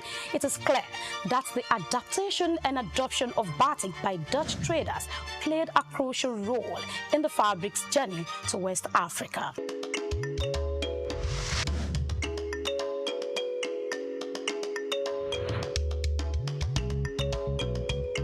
By the early 20th century, these vibrant fabrics had become deeply embedded in the West African culture, from bustling markets to family gatherings. Ankara was more than just clothing. It was a statement of identity, social status, and unity. Even today, Ankara continues to hold a special place in West African society, alongside other widely recognized fabrics, reflecting the region's rich textile heritage. Talking about human civilization and the remarkable transformation of covering our body, Ankara fabric stands out with a deep historical roots. Let's take a look at some of the beautiful collections and hear from one of the biggest retailer in Balogun markets, Lagos Island. I deal in what you call it, Ankara fabrics. We have the bigger one, which is vegetable block wax. That's the bigger range. You have the medium range. There are also vegetable block wax. So those are the two types of category that we sell. We buy from wholesalers, which is on the mainland. Then we resell. Like people use it for ashwebi. Some people use it for ready to wear, like tailors. They use it for ready to wear. And some people just buy it for maybe like a mini celebration, or in short, all celebration, all ceremony and celebration. So this one now, this is a medium high target, vegetable block wax is a medium one. If you touch it, you will see the texture. It's not that 100% cotton. So compared to this one is a big one. Yeah. So when you touch it, you see the difference. This big one, this medium. This is big, this is medium. Yes. That's the difference. This has more quality than this. So that's the difference. And it's not that this one is bad. It's just that some people's pockets that will determine if you can go for big. Some don't like the medium one, so they go for this. They based on this. Buy some that can't afford this, just buy this. So the rest is just about design. Yes. The two types that you have here. Yes. The rest is just about design, different designs. It's not.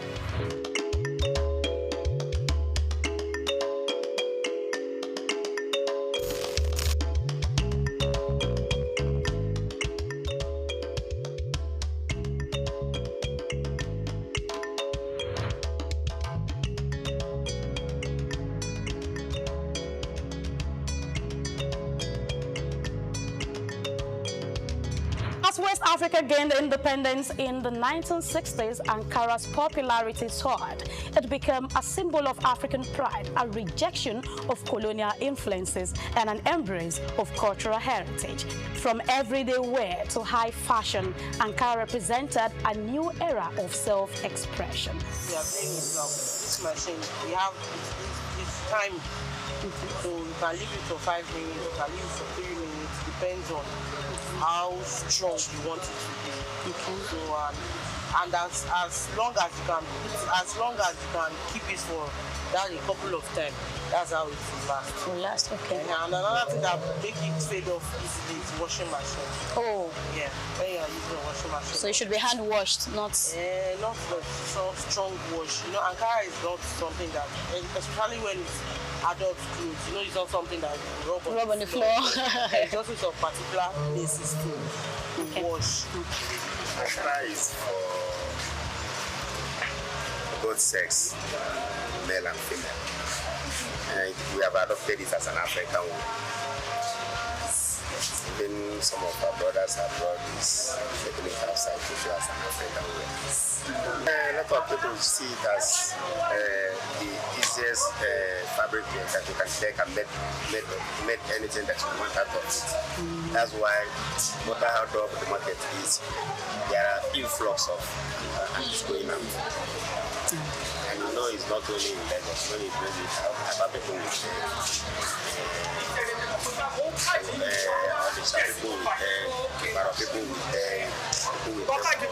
all sorts of places. So that is how we spread. So you'll be surprised that you're sitting down here, you will see design today, tomorrow you will not see it.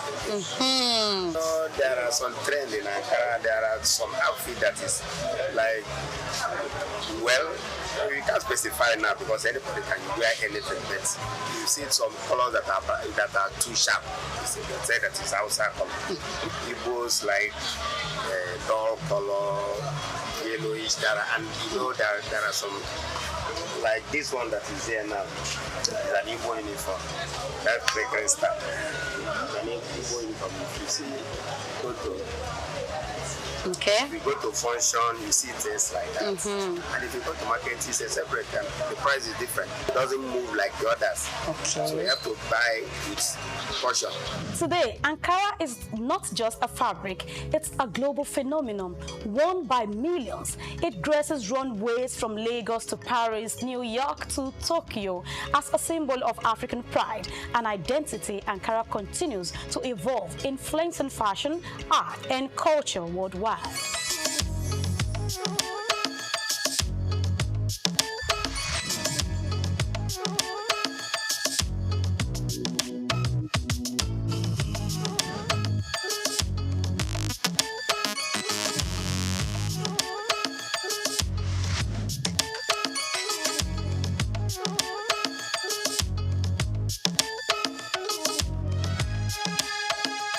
From its unexpected beginnings in Indonesia to becoming a powerful symbol of African identity, Ankara's journey is a proof to the resilience and creativity of West Africa. However, as we move forward, what challenges and opportunities lie ahead for this iconic fabric?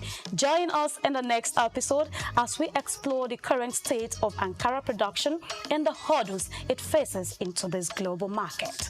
I am Grace Komalafe. See you again.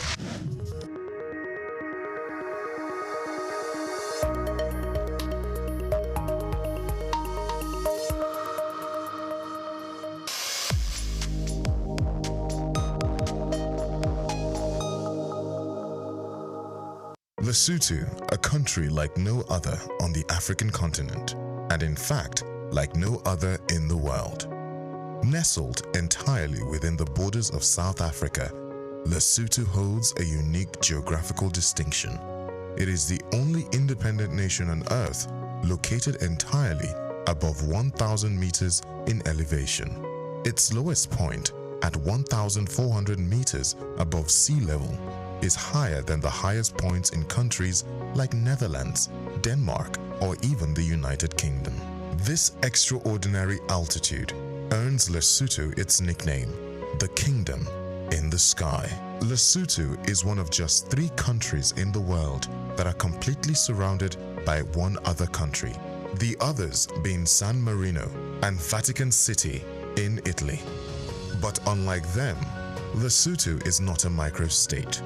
It boasts a proud population, a strong cultural identity, and a landscape marked by rugged mountains, deep valleys, and fast-flowing rivers. What also makes Lesotho stand out in Africa is its climate.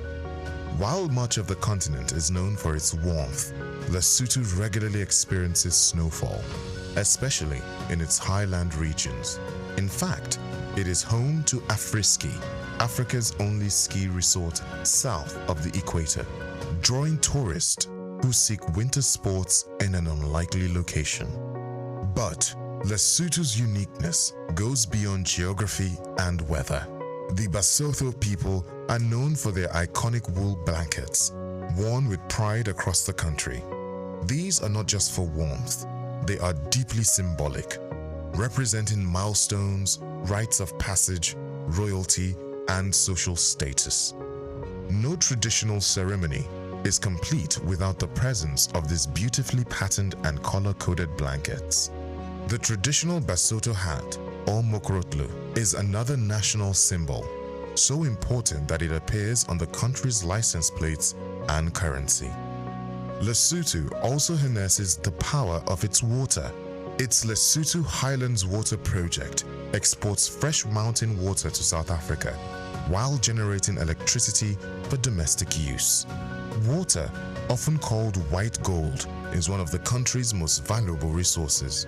In many ways, Lesotho defies expectations. It is a country of heights, both literal and cultural.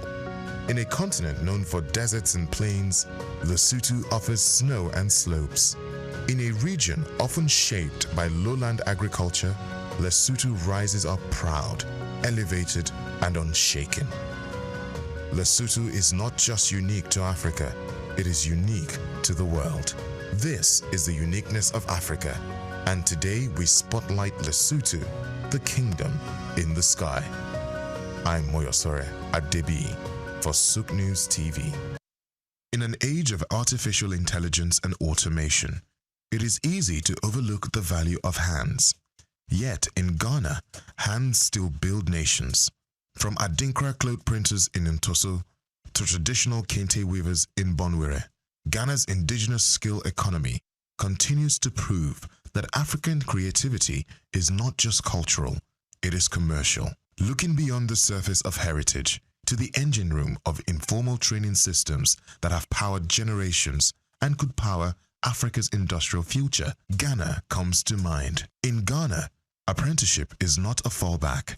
It is the main highway for millions of young people who are learning practical trades like metalwork, leatherwork, carpentry, fabric dyeing, and advanced tailoring. According to the Ghana Statistical Service, more than 80% of artisans are trained informally, yet they contribute significantly to the GDP. This is not unique to Ghana. From the woodcarvers of Kenya to the bronze casters of Nigeria, Africa is a continent of craftspeople. But Ghana offers a model where traditional skill acquisition meets modern enterprise development. Institutions like the Council for Technical and Vocational Education and Training, COTVET, have begun integrating indigenous knowledge into formal systems, developing a dual-track model that combines age-old methods with certification, mentorship, and business incubation. As Africa looks for solutions to youth unemployment, the answer may not lie in importing Western education models, but in elevating what we already have. Imagine if every African country invested in formalizing informal skills, adding value chains, technology, and access to export markets. The challenge, as always, is perception. We must stop seeing artisanship as inferior. Ghana is showing that welding can build wealth and textile design can drive trade. The African hand is skilled. The African mind is gifted. What remains is for policy and investment to catch up with potential. In Ghana's apprentices, they don't just see workers, they see a future workforce Africa can proudly call its own. I'm Moyosore Adebi for SOUQ News TV.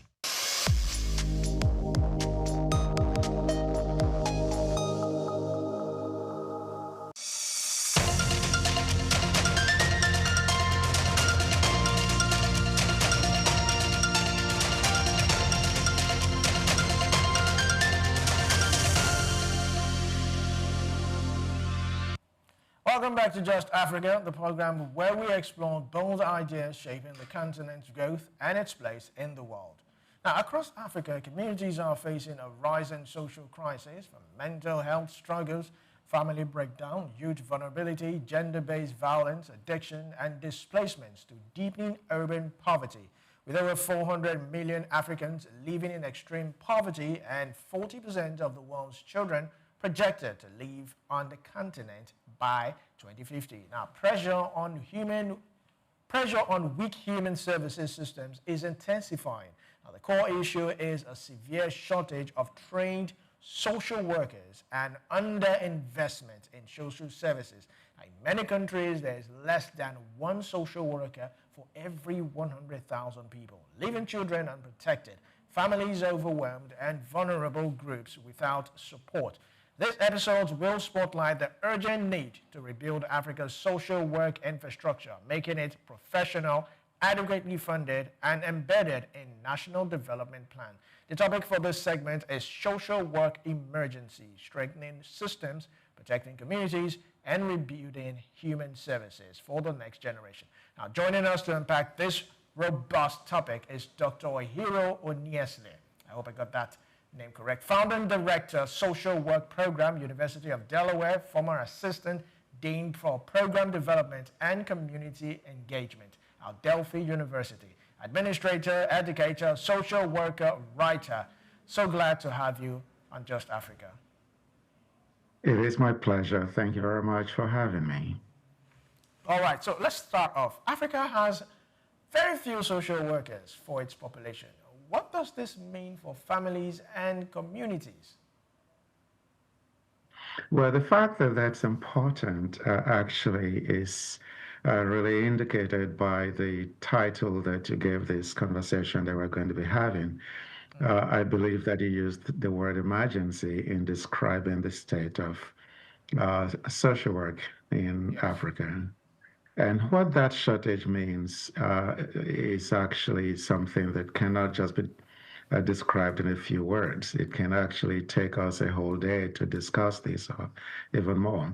But just briefly, because I am respectful of the little amount of time that we have, when you have that significant shortage of social work, or social workers in a community or in a country, or in this case, a continent, you actually have less protection for children. Therefore, incidents of abuse and neglect exploitation, which are common in many societies around the world, really just tend to take root. So in Africa, for example, because you have that shortage of social workers, which is so significant, it becomes very difficult to have sufficient protection for children, because you are leaving the protection of children to their parents and to family members who are themselves very stretched because of the circumstances of the country.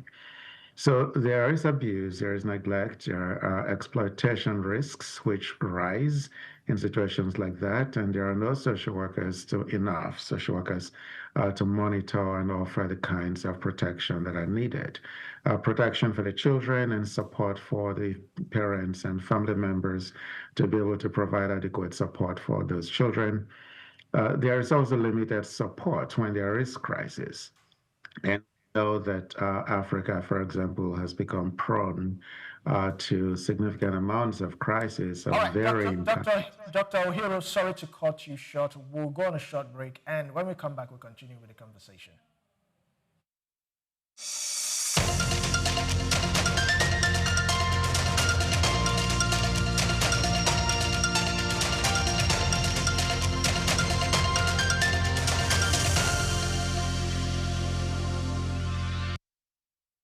The Three Wise Men.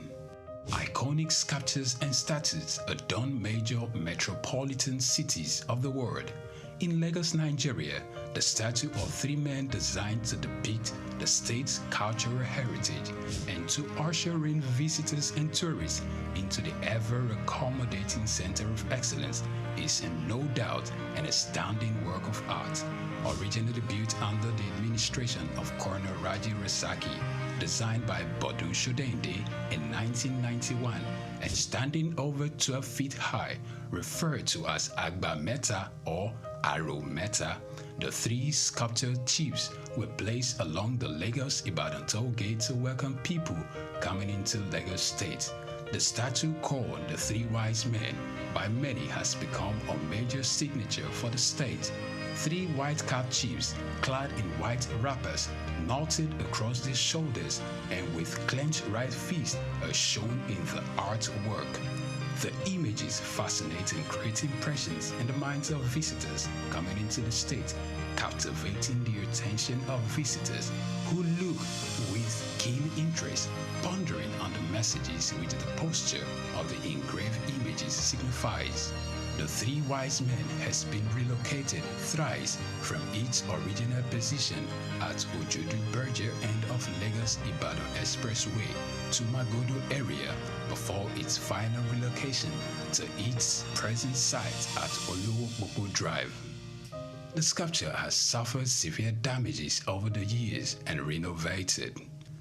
Bodun Shodende, through this sculpture, depicted the highest honor that can be afforded to anyone in the eco-greeting tradition. The Three Wise Men, Arometa, SOUQ Enlightenment. My name is Shino Gbadegeshin. I'm the CEO of Gozi Micro Insurance. Continue to watch SOUQ News. Adenike Adeyemi, Executive Director of Faith Foundation. Keep watching SOUQ News. My name is Shepherd Michael Adewale Onofuye. I enjoy you all to always watch SOUQ News TV. Hey everyone, Majuli Obaje here representing Gigi. Keep watching SOUQ News, okay? Stay updated with SOUQ News. My name is Aton Keme. I am the head of MSME Banking. Please keep watching SOUQ News and stay glued to SOUQ News. I recommend that more and more people should watch SOUQ News because they deal with business news. Hi, my name is Amaka Wokolo. I am the director of the Faith Institute at Faith Foundation. Keep watching SOUQ News.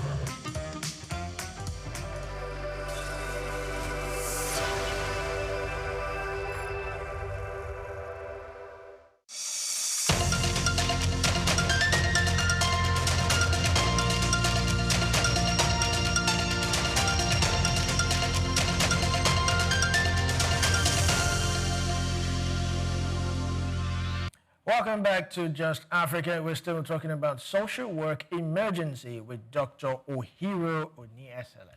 So glad to have you on the Just Africa today. Thank you. It's my pleasure. All right, so you can continue with your line of thought. Yes, the first point that I was making was that when you have that significant shortage of social workers, there is less protection for children and families. And children who suffer abuse and neglect, and significant risks also rise, risks of exploitation and other things that are very prevalent around the world. And also there's limited support for children and families, for everyone, when there is crisis. And we know that Africa is actually prone to a lot of crises, natural disasters, economic issues, and when family members become ill, who are caregivers for other members of a family, and there are no safety nets to help protect them and support them during those times of crisis. In societies where social work is really established as a profession, it is the social workers who then step up and fill the gap and help those families get through the crisis states that they are facing, whether it's violence or the loss of jobs, or when people become ill and die who are caregivers. And also there is neglected mental health needs. It is one of caring for mental health, making sure that treatment is provided, that assessment is done, and also case management services are provided for people who experience mental health challenges. Those all fall within the responsibilities of social workers. So when a society is lacking in social workers, as we have in Africa, those mental health needs are really neglected, and people who face trauma, who have significant losses and face grief situations, adolescents, children who are suffering from poverty and other mental health needs, that's neglected. And then what you have is an over-reliance on what we call informal networks, that is family members and friends who are caregivers. If you think of the fact that African countries generally also are facing significant economic crisis, you also understand that those informal caregivers are not able to provide all of the financial needs, the caregiving needs, because they themselves are suffering financially.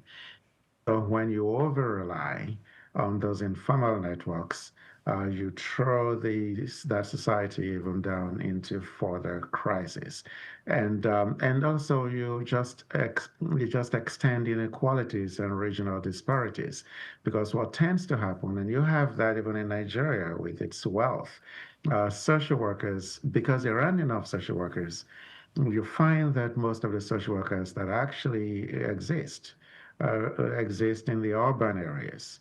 And so they are not enough, first of all, even to care for the needs of those urban areas. And then you ask yourself, who is caring for the needs of the local regions? So those regional disparities exist. And in the long term, because social workers actually come not at a point of need, but social workers also understand that the point of need is when the need begins to arise, not when it has already been, not when the need has already established, such that it becomes difficult to really address them. So social workers really come in at the beginning point. Of course, they can come in the middle and also in the end, but it's always best when they come in the beginning. So when that doesn't happen, the economic costs for that society are even higher, because any problem that's not addressed in the beginning just has it faces the danger of just increasing its metamorphosis, so that at the point when the country or the society realizes that it's time to address that need, the costs just become much higher. So those are really the points that one needs to make when we consider the consequences of having such low numbers of social workers across Africa. Yeah, thank you very much, Doctor. Many African countries still consider the profession of being a social worker is still undervalued in Africa. Why is it so? Oh, it is so for several reasons. Number one, because there is a colonial legacy. You know, I remember when I was an undergraduate decades ago, one of my history professors said, although colonialism is done in Nigeria, where I grew up, said, although we no longer have colonialism, the grandchildren, he said, of imperialism are still with us. So there is still that mentality in across Africa, where the colonial legacy that was left is such that it has created a mismatch between Western social work models and the local realities. So what has happened is that even in parts of Africa where there is a tendency to speak about social work, the roots of social work in Africa still really reside in those Western concepts of what social work is. So it's not really built to address the local needs. So when I'm hearing social workers in Africa talk about DEI, for example, which is really an American concept, it just reminds me of the fact that there needs to be that serious connection with the African roots. That's one. But another reason why it's devalued is because of the strong informal networks that have historically been part of the African culture, where there has always been a reliance on the family, not just as a biological unit, but also an economic unit. But what has happened is that the African countries still don't realize or really don't want to accept, because there's a significant amount of denial over the fact that the African family is no longer as strong as it used to be and cannot really continue to withhold or withstand the challenges that families face. And so there is also poverty, there are resource constraints, and which really force these on the social work profession being undervalued. But there is also a lack of understanding of what social work is. Exactly. And then also, right, and there's a complete lack of understanding. And so there's also the religious piece, and we need to also talk about that, where people are told, if you have a problem, don't worry, God will take care of that. It is not that God will not take care of it, but God uses people. And I tell you that social work is actually, if social work is not doing the Lord's work, then I'm not sure what is, because God uses people to take care of other people. And social work has really stepped into that role. In 1964, here in the United States, the government of Lyndon B. Johnson, president, he declared what he called a war on poverty. And in that war of poverty, guess what happened? Social workers were considered as the foot soldiers to make sure that they also focused on helping, not only to drive the policy, but to drive it such that it will lead to the reduction of poverty across the United States. And that continues to be one of the main goals of the social work profession. So it is that all of these factors are the reasons why we continue to undervalue social work in Nigeria, well, in Africa, but also there are weak institutional supports for the profession, because the people at the top of government in Africa, very often, I think we have to acknowledge this, because they're not really thinking so much of the ordinary person. And social work at its very basic level of understanding lives to support the ordinary person. And because those people at the top are not considering the ordinary person in terms of their policy formulation and implementation, one of the consequences for that is that they have not built the institutions that will support the social work profession the way that it should. All right, thank you very much. So, and further to what you just said, why should African governments treat social work as a key part of national development? Oh, well, they need to think and consider social work as a big part of national development for multiple reasons.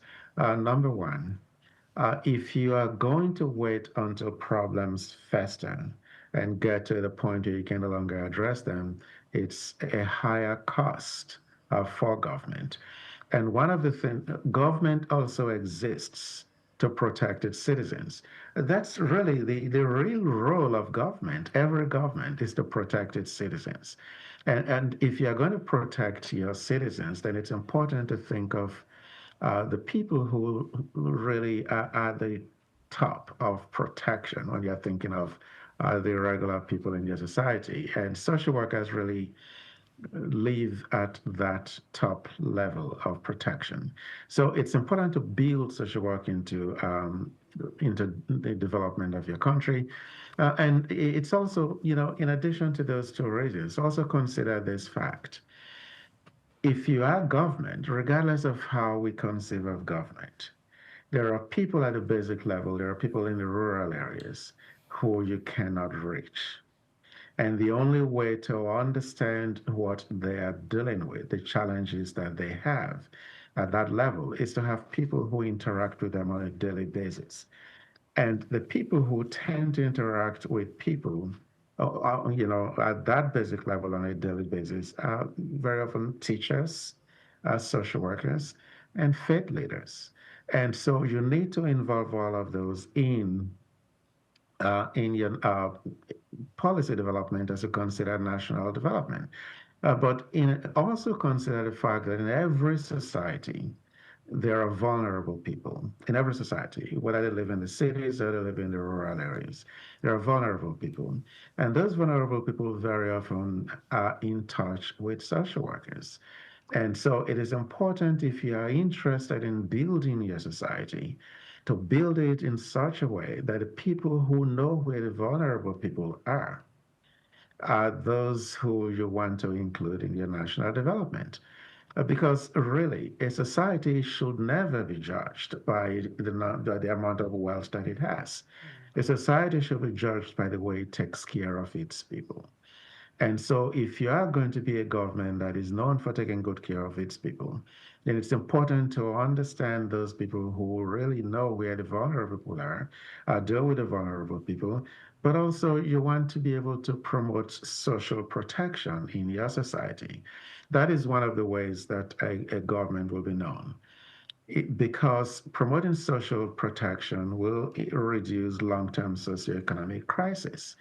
It's just a fact that if you make sure that young people, when they are graduating from high school, have jobs to go to or have colleges to go to or universities to go to, where they don't have to suffer so much to pay through their noses. And that's one of the things that social workers can help you build and help people take care of. And if you are going to have young people that you are training for the future of your country, it is important to build social work into that those national protection development programs. And that means that you build social protections in the long term. And also, community resilience is one of the things that social workers work on to make sure that communities are able to self-sustain. Because social workers not only work with individuals and families, they also work with groups and with communities to make sure that they become resilient units, resilient forces that can self-sustain and sustain the society. And social workers also help to support the implementation of laws. I just talked about 1964 with the war on poverty, and how social workers became the driving force, these foot soldiers for that. I can talk about that over and over in U.S. history. When President Obama came up with the Affordable Care Act, which is, our main health care insurance in this country, what did he do? When it was signed into law, when he gave his State of the Union speech right after it was signed into law, he specifically thanked social workers for their role in helping to drive the Affordable Care Act. And when President Bush came up with the Medicare Part D, what happened? It was social workers who were going to the homes of the elderly people to help them register for that program, to make sure that they understood that policy and help them register for it. Because without social workers, too many people in societies get shafted.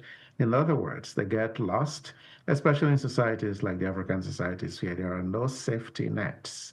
And when I talk about safety nets, I'm talking about things like Social Security. strong and efficient pension systems, child care policies that the government funds and supports, educational policies that make sure that education is not too expensive for children, but also jobs for people to go to after they graduate from college so that they can actually make income to sustain themselves. Because when you don't do that, it becomes costly for the government or for the country in the long term. So these are some of the things that social workers help with.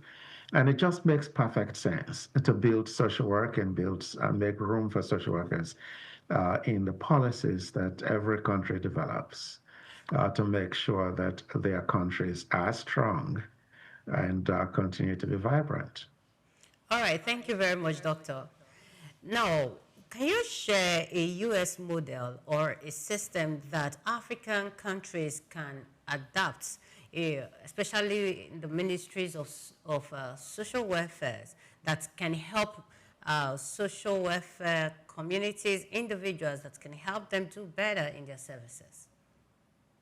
Oh, wow, there are so many. There are many policies, but you have heard me talk about the safety nets. And so the safety nets, and I said, will be things like Social Security, very strong pension systems. These are things that are very present in the United States. And I don't know how much you've read about me, but one of my published research studies was on the financial well-being of older people in Nigeria. And I'll tell you that when I was doing that study, I went to Nigeria. One of the things that I did was interview a lot of older Nigerians who were retirees. And I cannot tell you how moved I was to see how I just was so, it became emotional in many cases to see how people who had worked so hard to build and lift the country we are now suffering.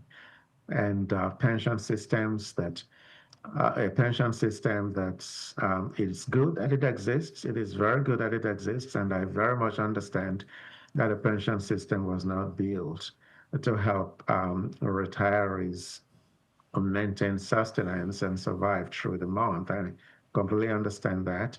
But when you have a pension system and you have someone who worked for 30 years and now has a pension income that's not even enough to pay for their medications for a month, and they have to choose between their medications and food, that is really not great.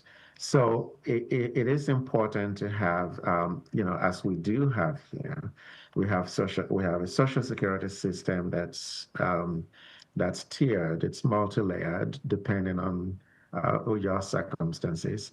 We also have medical systems that really provide for the care of people, whether it's pregnant women, whether it's children, whether it's older people.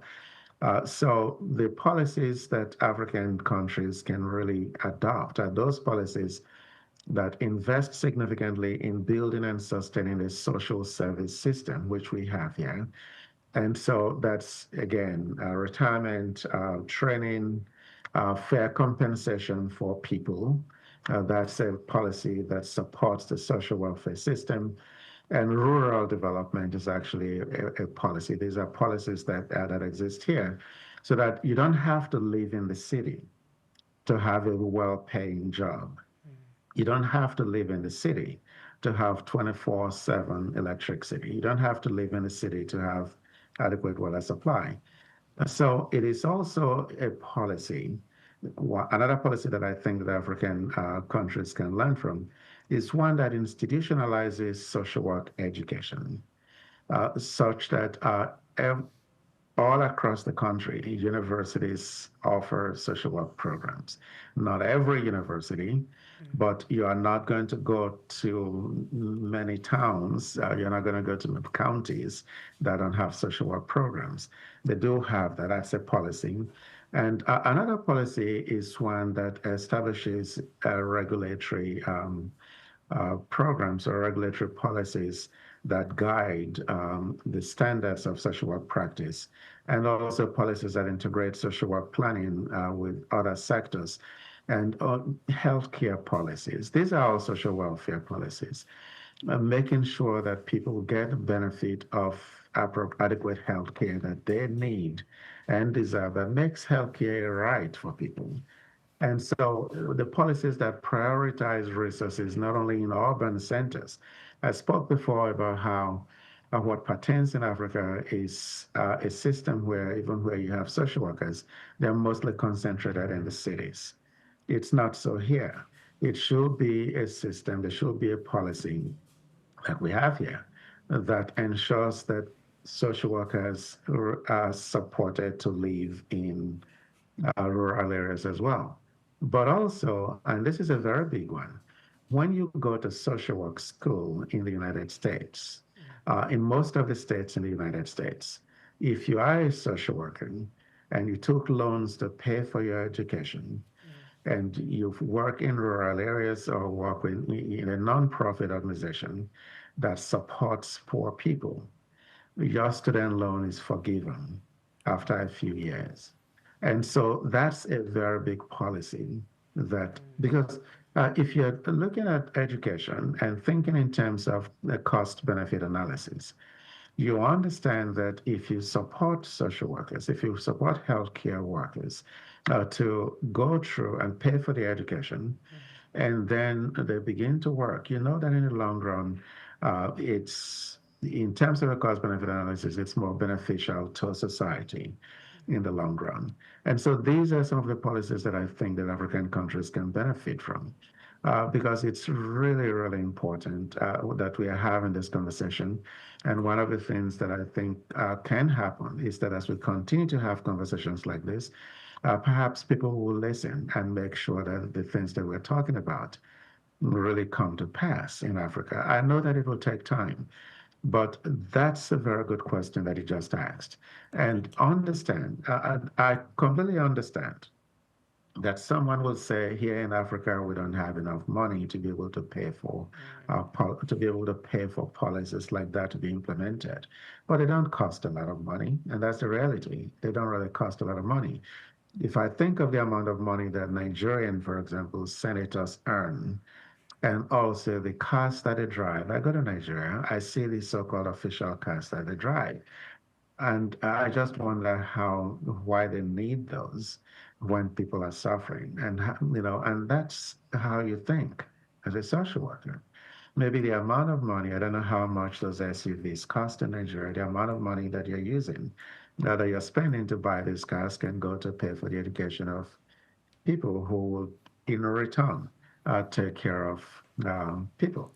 And also really just help to support food, the challenges of food insecurity in Nigeria or in Africa generally.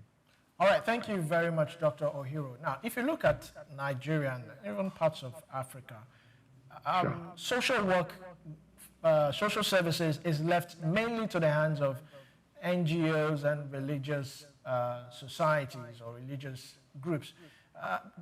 Why is this so? Is there any risk that comes with depending on only NGOs and religious groups for social support? There are significant risks to that because, first of all, NGOs need money to run. So what happens when the NGO runs out of money? And that's a big risk when you leave individuals to NGOs and faith organizations. So what happens? And also, it's a very big risk. And although the NGOs, when they take care of people and they provide social services, they do a great deal of job, but understand what also happens. That a lot of NGOs who are very well-meaning and do the kind of work that they do also do not have enough money to take care of their own staff. So they don't pay their staff enough money to live successfully. So that's another risk. And thirdly, when you think of faith leaders, people should be able to choose and practice their religions. But what happens is when you leave social services at the hands of religious organizations, one of the things that happen is that they only take care of people who practice their religion. That is not what you want. You want organizations that will take care of everybody. So NGOs and faith organizations should exist and in the social service realm to support what the government is providing, not to be the sole providers of social services. And when you make them social service, look, and also understand that non-profit organizations, NGOs, non-governmental organizations they can implement laws that implement policies that you have established, but they cannot enforce them. For example, when a law is broken, they're not enforcement agencies. They can help to support families that are in dire need, but only to an extent. So what will continue to happen is that you'll continue to have people that are going to continue to fall through the cracks because NGOs and family members and faith organizations do not have the ability to really sustain people the way that government help can do.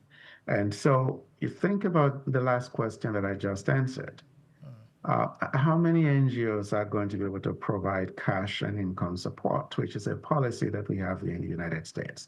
Cash and income support to older people, cash and income support to retirees, cash and income support to people who are poor. And how many NGOs are going to be able to do that? How many NGOs are going to be able to support all of the vulnerable children in African societies? And how many NGOs are going to be able to provide and pay for health care? And how many NGOs are going to be able to strengthen their communities? And, in the United States, we also have means-tested programs where, depending on the amount of income that you have, you will be entitled to some services. And that's a model in the United States that can actually be translated to African countries. Again, as I said, these things don't cost as much money as they may imply. It just takes prioritization of thought and prioritization of processes, and which also means that if you're going to prioritize those processes and prioritize your thought, at the top of those priorities should be the human beings, the citizens of the society. And so these are some of the things. And so when you leave, these are things that NGOs can't really do. And so it is really risky to leave it as it currently is, to continue to be in the hands of NGOs and also in the hands of faith organizations. All right, thank you very much, Doctor. I know my co-hosts want to round out due to time factor, but I want us to tell us about this book, When Loving Brings Pain. That's one of your most popular books. It is indeed. And so When Loving Brings Pain is a book that really focuses on the challenges that occur in relationships, not only in marriage relationships, but romantic relationships. People go into romantic relationships because of love, however we define love. But what that book actually talks about is the fact that even love can be painful, because think about it. We expect that when we are in love, somebody is going to love us equally. And so the question then becomes, can love always or ever be 50-50? But then how do you quantify that? But at the bottom, at the crux of relationships, which is what as I described in that book, is that there are two things very often. I have been a psychotherapist for over 30 years. I've been a licensed psychotherapist in the United States for actually exactly 32 years. And I do, a lot of my clients are also couples. And one of the things that I've found through years of practice, which I discussed in that book, is that this is especially for women, because women can be very tolerant and very patient. But when circumstances come to fore and become really big, to the point where they challenge relationships so significantly, very often it is because at that point of blow up, it is very often because a lot has been simmering in the background for a very long time. And what I argued in that book is that two of the reasons why many relationships get challenged to that point is because of that pain that is very often caused by multiple factors, including anger, and which has simmered over the years. So when loving brings pain, really means, I can love you to the point where it becomes painful, where it becomes really unbearable, very difficult to continue to deal with the pain that the relationship is causing. Very often due to anger and due to emotional pain.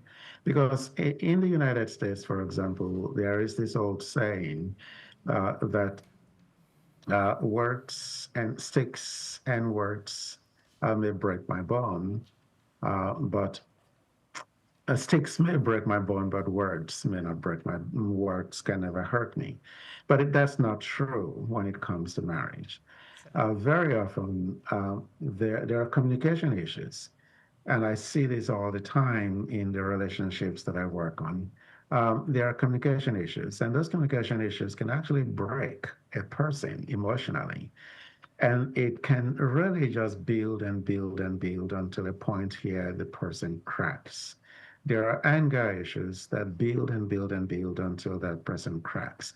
And I'll tell you this, that one of the things, I don't know if you saw this on my website, but something that I am doing now is I am training people in Nigeria to practice, to develop psychotherapy skills.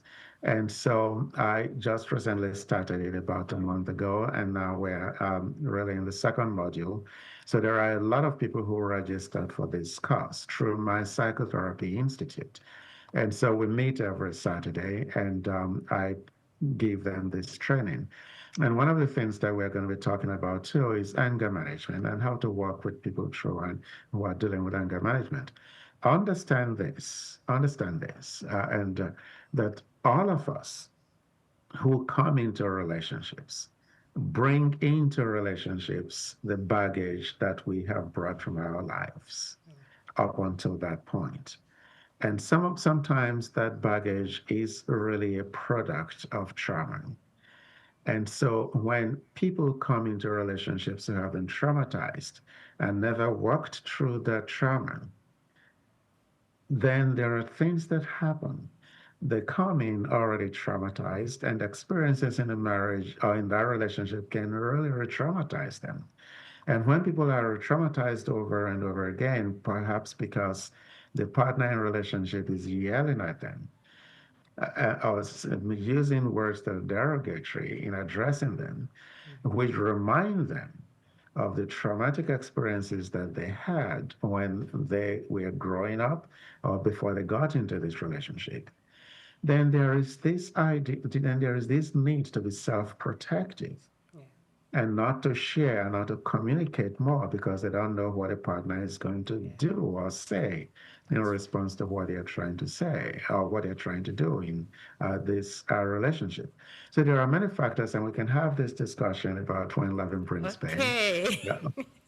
All right, thank you very much, Dr. Oyuro Oniesele, for your insight, and thank you very much for joining us in Just Africa. Oh, thank you. It's my pleasure. I hope we do this again. All right, thank you very much. And on this note, we end this week's episode of Just Africa. Of course, we'd like to thank both of our guests for joining us on Just Africa today. It has been a pleasure. Keep commenting, liking, and share on all our YouTube page at SOUQ News TV. From here on, I am Olumide Shokoya. And I am Omevi Idolo. Many thanks for watching.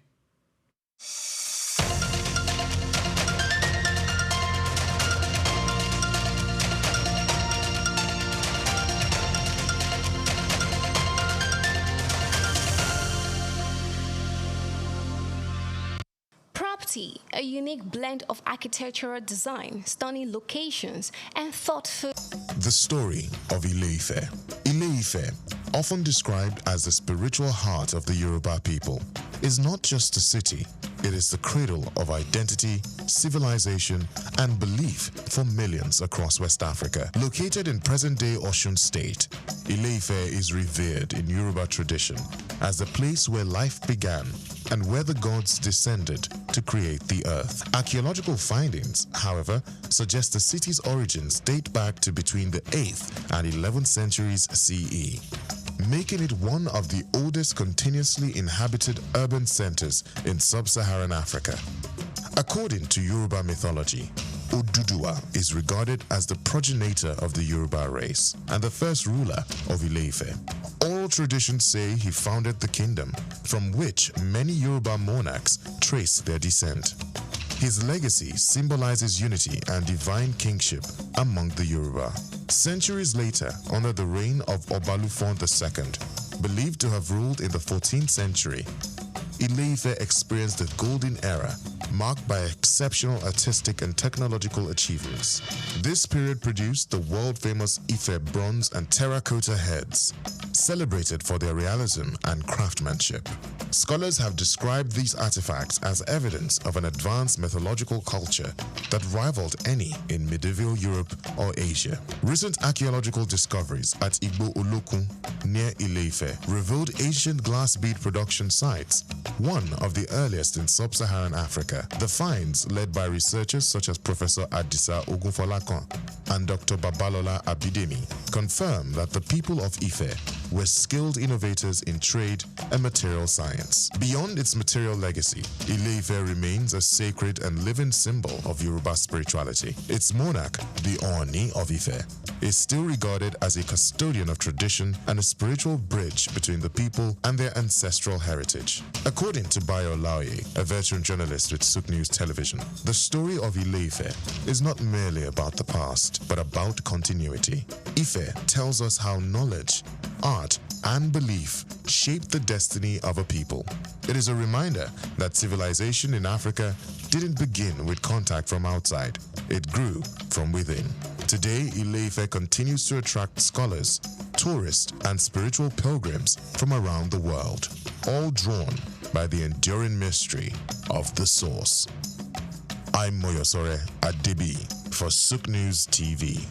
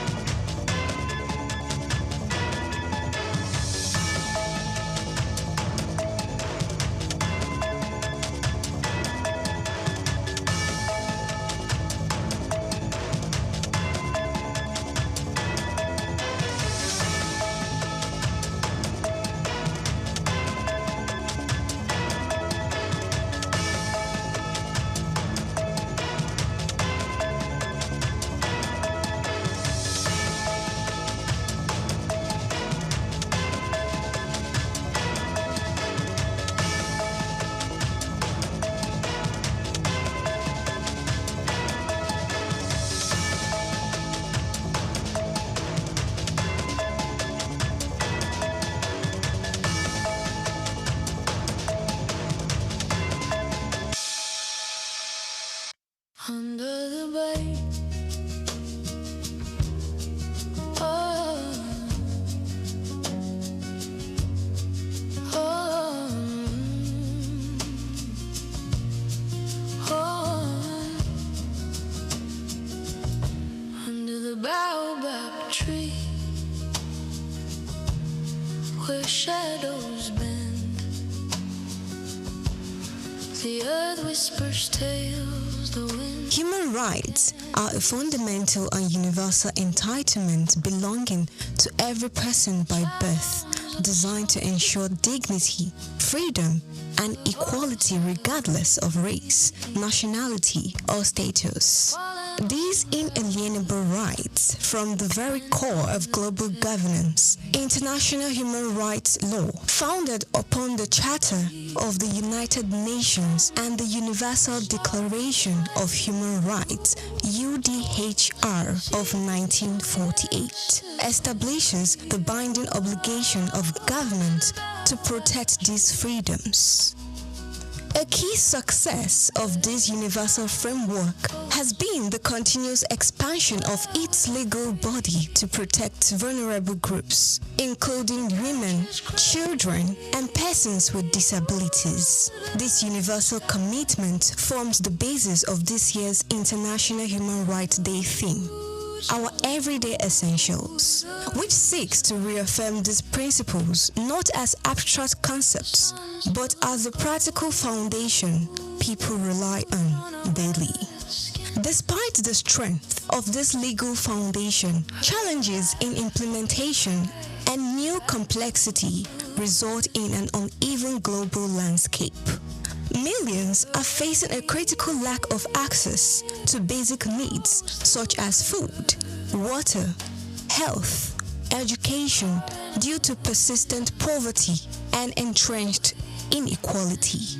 Recent World Bank estimates indicate that approximately 817 million people are currently facing extreme poverty, underscoring the severity of this implementation gap.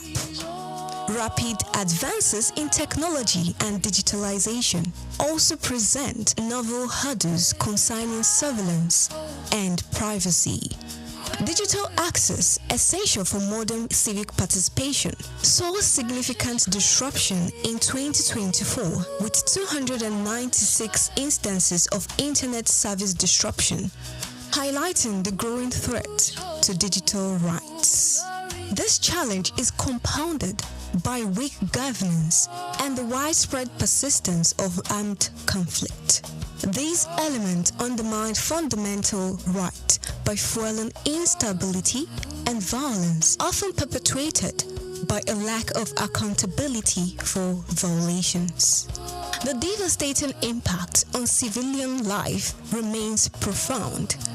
The United Nations recorded a sharp 72% surge in the loss of civilian life in conflict zones in 2023, coupled with a record high of over 120 million forcibly displaced persons by the end of 2024.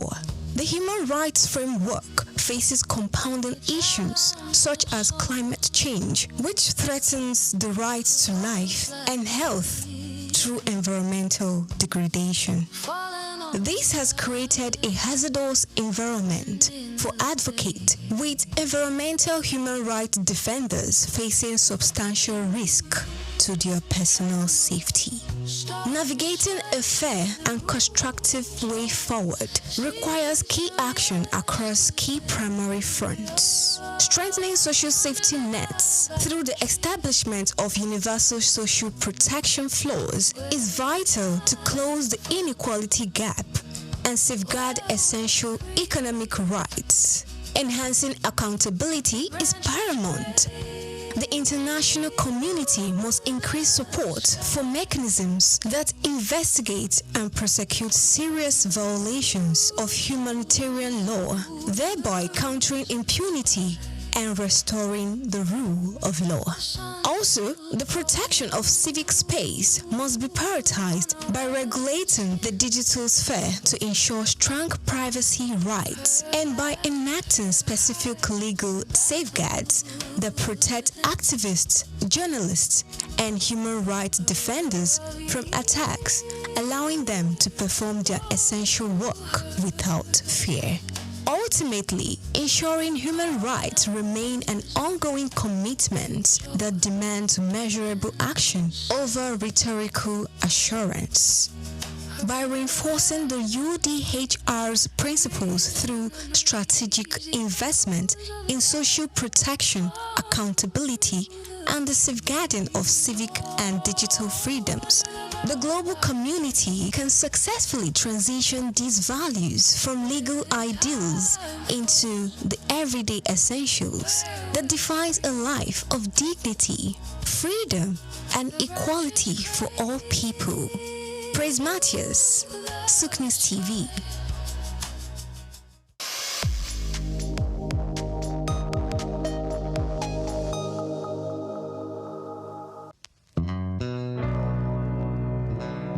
Olumorok, Lishabi, and the people of Egala, a story of resilience and transformation.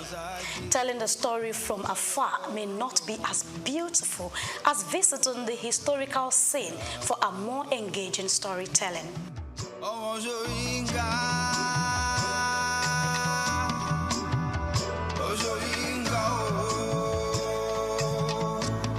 I welcome you to the foot of Olumorok. So climbing the rock is in two ways. Either you go through the panoramic elevator or the stairs, but whichever way you choose to go through, I'm assuring you are going to land at the topmost part of Olumorok safely. So Olumorok is like every other rock you've ever climbed or know about, but it plays an important role in the life of the people of Egba during an intertribal war between the Egba and Old Oyo Empire.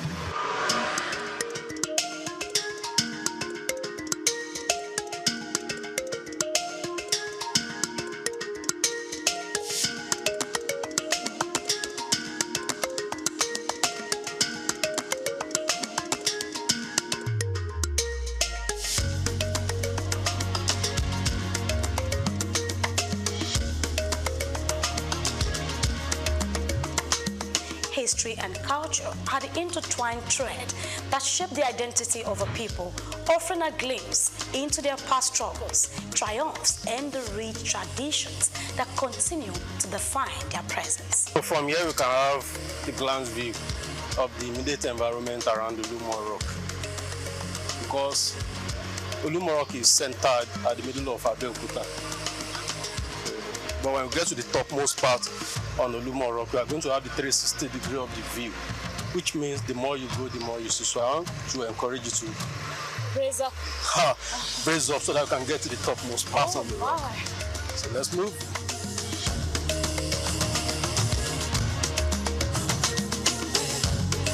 History is what we bring to you today.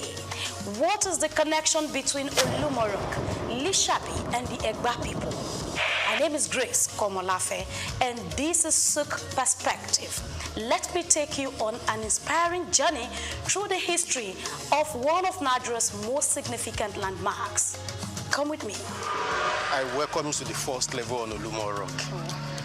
Thank you. So this is the first level on the rock. Olumorok is in 3 stages, from the ground floor to the first landing scape. I want to inform you that you have climbed 120 stairs to come this far. Can you give yourself a round of applause for that? And I'm sure you are fit to climb to the topmost part in Olumorok. I'll try.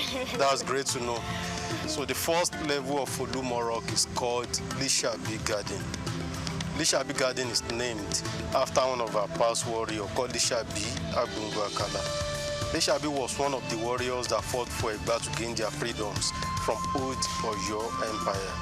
It is a natural garden set aside for people to take relaxation after climbing the first level of the rock. Also at this spot, we have 2 trees that we can talk about. The first one is Dongoyaro tree. This is it here. Dongoyaro tree. English call it neem tree.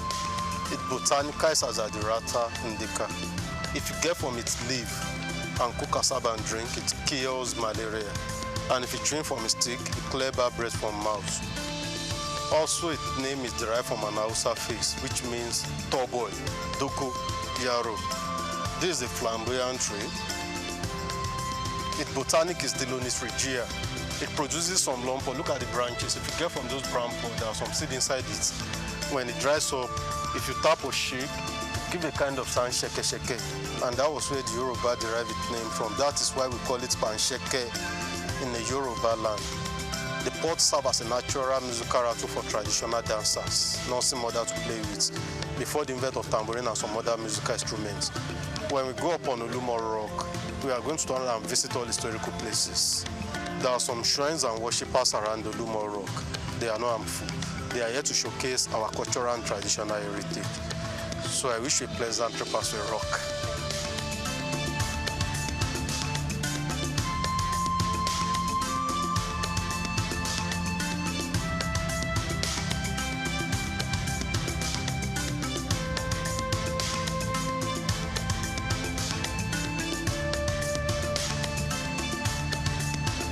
Olumo Rock, a striking natural formation rising 137 meters, which is about 450 feet above Abeokuta, Nigeria. It's more than just a tourist attraction. It is a symbol of Egba people's endurance. The story of Olumo Rock begins in the early 19th century when it was identified by the hunter named Adagba. Though details on how Adagba discovered the rock were limited, it is well documented that the Egba people facing oppression under the Oyo Empire sought refuge here.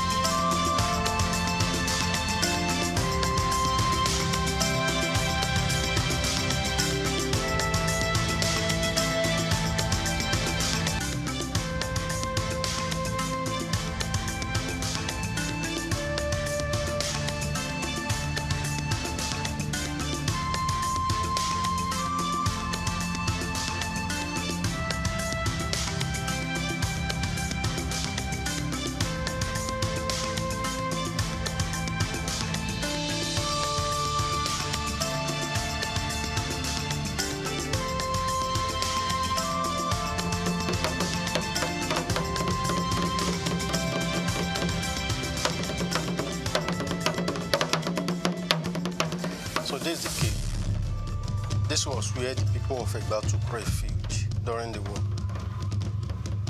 From that side, there are some dripping water. Some water is to drop from that side.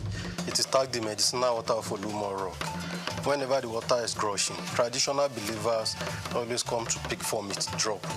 And they claim it cures so many ailments in the body. But the water is not flowing now because God determines when the water flows. And this grave, that's the resting place of Chief Sonny. The grave of Chief Sonny. Chief Sonny was the OC of Itoko during his lifetime. Olumo Rock is founded between two communities. The entry point of Olumo Rock, where you came in from, is called Ikija, while the backside of Olumo Rock is called Itoko community. And this is a chieftaincy title in the Yoruba land. That is the chief sitting at the left of the king in palace. As we have the Otunba and Osioba, it's a two-top position to the king. According to the custom and tradition of Yoruba, when a chief died, they bury the chief either at the front of his house, at his bedroom, or at his backyard.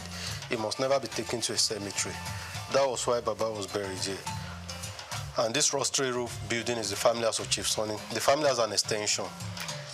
Baba dies on the 23rd of January 1956. 20 years after his death, government took over this place as a tourist site. That was why government decided to fence the family house so that they will not be blocking up the passage of the tourists. So the people of Egba took refuge here during an intertribal wars. The war started in 1830. Then the people of Egba were under old Oyo Empire. They basically want freedoms and where to settle. That was why they consulted the Ifa Oracle for lead. Ifa instructed the Egbas to come and settle there.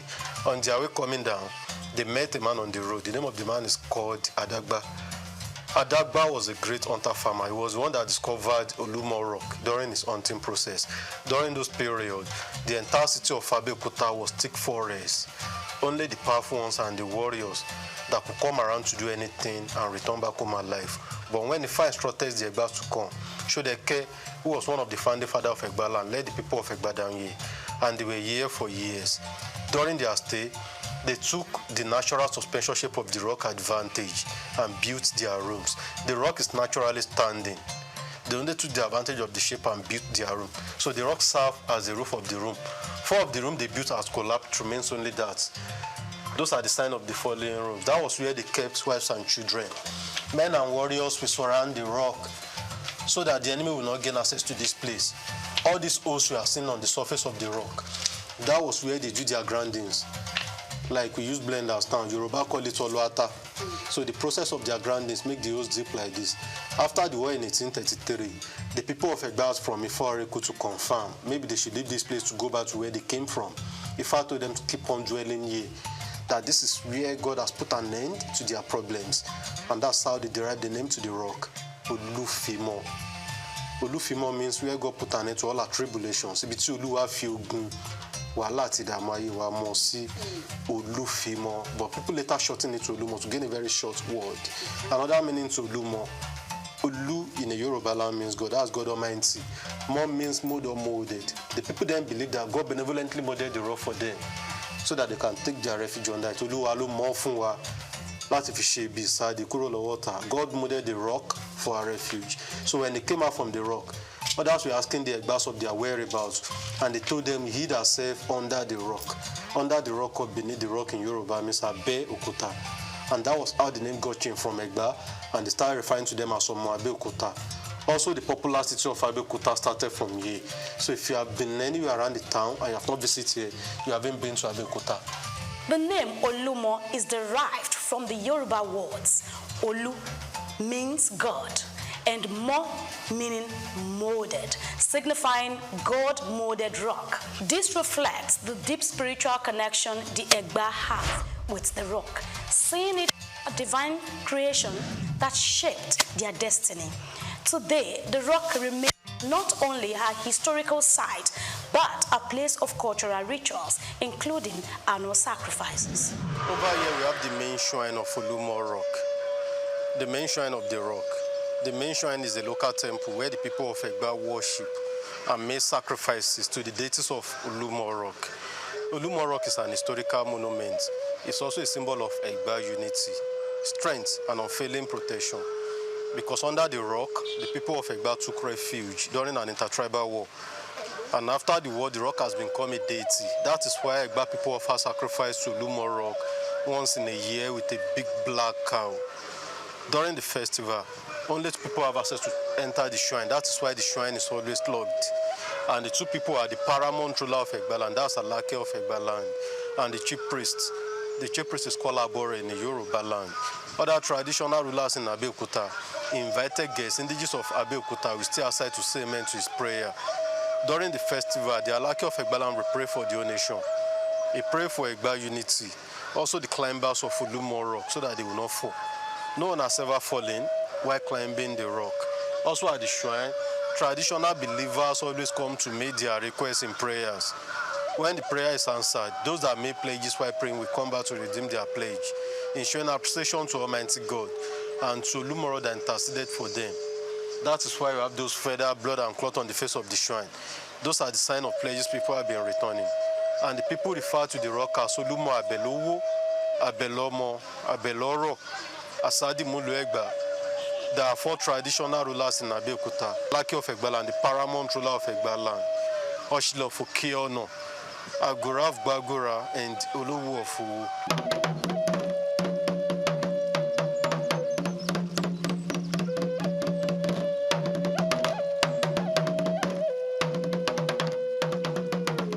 Traditional believers always come to make their requests in prayers. Maybe they are looking for words, children, or anything in life. So when the prayer is answered, those that make pledges while praying will usually come back with their pledges. That's why we have those feather, blood, and stuff on the face of the shrine. Those are the sign of the pledges. And the people refer to the rock as Olumo Abelowo, Abelomo, Abeloro, Asadi Mulu Egba, meaning a deity you can pray through for words, children, and every other good things in life.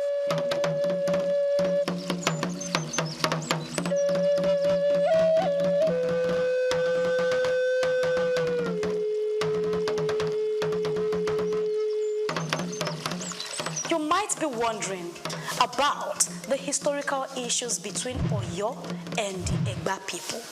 How Oyo to exert control over them. The western region of Nigeria, primarily composed of Yoruba descendants, was dominated by the Oyo Empire up powerful political entity that rose to prominence around the 15th century. By the 18th century, Oyo had become one of the largest and most influential states in West Africa, known for its sophisticated governance, military strength, and expansive trade networks, controlling neighboring kingdoms, including the Egba. The governance of the Oyo Empire was centralized under the Alaafin, the king, who was supported by a council of advisors and provincial governors. This structure enabled the empire to maintain stability and enforce laws across its vast territories. At its peak, Oyo thrived economically through agriculture, trade, and craftsmanship, establishing itself as a vibrant economic hub. However, its involvement in the transatlantic slave trade created significant instability in the region, leading the Egba people to seek independence from Oyo's control. Who is Lishabi?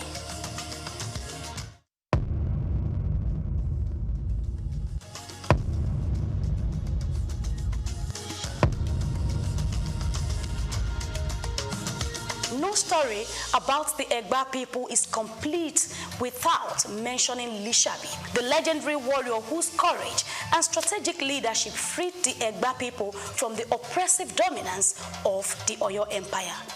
Lishabi heroism is etched deeply in the annals of Yoruba history, as he led a rebellion that broke the chance of subjugation and paved the way for Egba autonomy. Lishabi Agbongbo Akala, a native of Itoku, Abeokuta, was not just a fearless leader, but also a tactician. In the late 18th century, the Egba were subject to heavy taxation and constant exploitation under Oyo's rule. To resist this, Lishabi secretly mobilized a group of Egba farmers and hunters into a covert warrior society called Egbearo, a vital step in organizing the rebellion. With his deep understanding of the terrain and his influence over his people, Lishabi led a series of coordinated guerrilla attacks against Oyo forces stationed in the Egba region. His strategy was not one of open warfare, but a methodical plan to undermine Oyo's authority. By ambushing Oyo tax collectors and military detachments, Lishabi weakened the empire's grip over the Egba. His leadership unified the Egba people, turning their frustration with Oyo into a force for liberation. Following their eventual victory, the Egba people were freed from the oppressive rule. In 1830, this newfound freedom led to the establishment of Abeokuta, meaning under the rock, a city founded under the protective watch of Olumorok. Olumorok provided both a literal and symbolic refuge as it sheltered their people during their struggle for independence. From this safe haven, the Egba built a thriving community rooted in agriculture, trade, and craftsmanship, becoming a key cultural and economic hub in the region. Today, Lishabi Agbongbo Akala's legacy is celebrated not just as a warrior, but as a symbol of unity and resilience. His actions not only ensured the survival of the Egba people, but also contributed to the rich historical and cultural fabric of Abeokuta and the entire Yoruba as a whole. By the mid-19th century, Abeokuta had attracted European missionaries like Thomas Freeman, whose introduction of Western education and Christianity left a lasting influence on the community. Inscription about the just a little write-up. The next spot is where we used to have the mamas. So this was one of the water pots they drank from the Yoruba quality cocoa. With water storage and preservation, water point is as good as water from the refrigerator, but it has been cemented for proper preservation. The Yalorisha, they are here as the custodians of the rock, and people do come to them for spiritual consultation and a whole lot more. So this is a crown tree. Yoruba quality Gia cocoa. If a king has to be installed, or they want to make a chieftaincy title in a Yoruba land, They pluck from the leaf away a cocoa to coronate king. But this very one is mainly used for the paramount ruler of this town, Lake of Egala, only for him. And the tree has been growing there for over 250 years. It doesn't grow than this. So it has been. Poster of the Nile study Yalumo, she's 98 years of age. And this is a poster reflecting the old Yalumo. She died at the age of 137 years, over 2 years ago now. They have a deity they worship here, they call it Orisha Igu. Orisha Igu, that's the deity that controls longevity. They believe the more they worship, the longer they live. So they have other deities around. One of such is Orisha Ojubo Baluaye. Baluaye is the deity that controls chickenpox and measles. Yoruba call it Shopono. So if chickenpox or measles striking all over, they do consultation from here. So whatever instruction they get, so once they follow it, everything that comes up will disappear to go. So that's Ojubo Baluaye right there. And this Ogun, god of iron, the famous god of iron. So we have a baobab tree. Baobab tree, B-A-O-B-A-B. In the eastern part of Nigeria, they call it Afo-Napunwa. In the northern part, they call it Kuka. Here in Southwest, we call it Gyoshi. It botanica is Adansonia digitata. The significance of the tree is that traditional believers always come on there to pray for protections. Because there's an adage in the Yoruba land that goes those. One do ikapa, akpa okapa, one do ikai Gyoshi, akpa okoshi, one do ika konga oshi binukosi. Meaning there's no way you can wrap your arms around the tree. It is impossible because of its massiveness. That's why traditional believers always come on there to pray for protections. So that's the Gyoshi right there. On the floor here we have the faces of the warlord. Those that fought for Egba to gain their liberations. So their memorial sculpture was molded here. And the white share you are seeing there, that's type of money spent in the olden days. Cowrie share, Yoruba call it Oweyo. But now they know it for a fact consultation and traditional decoration. That's the olden days money spent in the olden days. Also they use it for a fact consultation. The ancient route to the peak of Olumo Rock. Before modernization, this is only means of going up the rock. The ancient route is a natural passage used by the warriors to access the rock.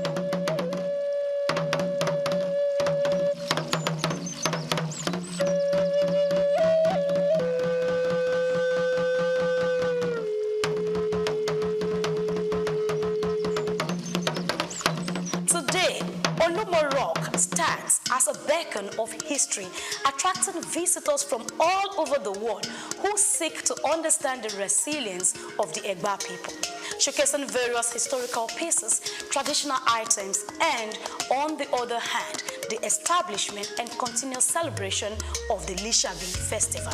In the evolution of the Egba from warriors and hunters to craftsmen, traders and national leaders, their history illustrates the power of unity and determination. Lumorok continues to tell the story of a people who overcame oppression to build a vibrant, self-sustaining community. I welcome you to the topmost part in Lumorok. From here you can see almost everywhere in Abeokuta. And the height of the rock is 137 meters above sea level. That's about 449 feet.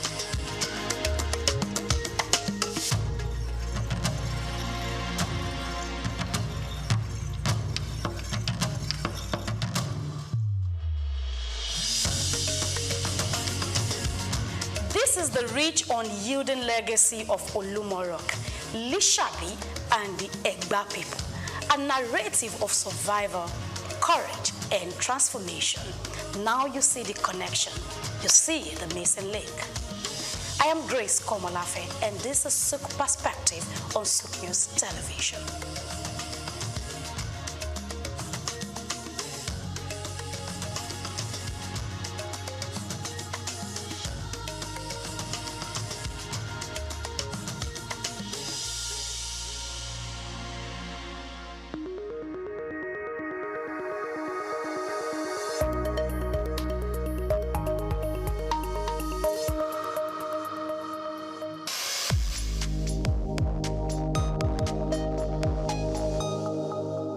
The National Assembly, in collaboration with the African Development Studies Center, ADSC, held a 5-day national capacity building workshop on treaties, agreements, and protocols for federal MDAs, with the theme, Enhancing Institutional Capacity for Effective Treaty Negotiation, Implementation, and Oversight in Nigeria.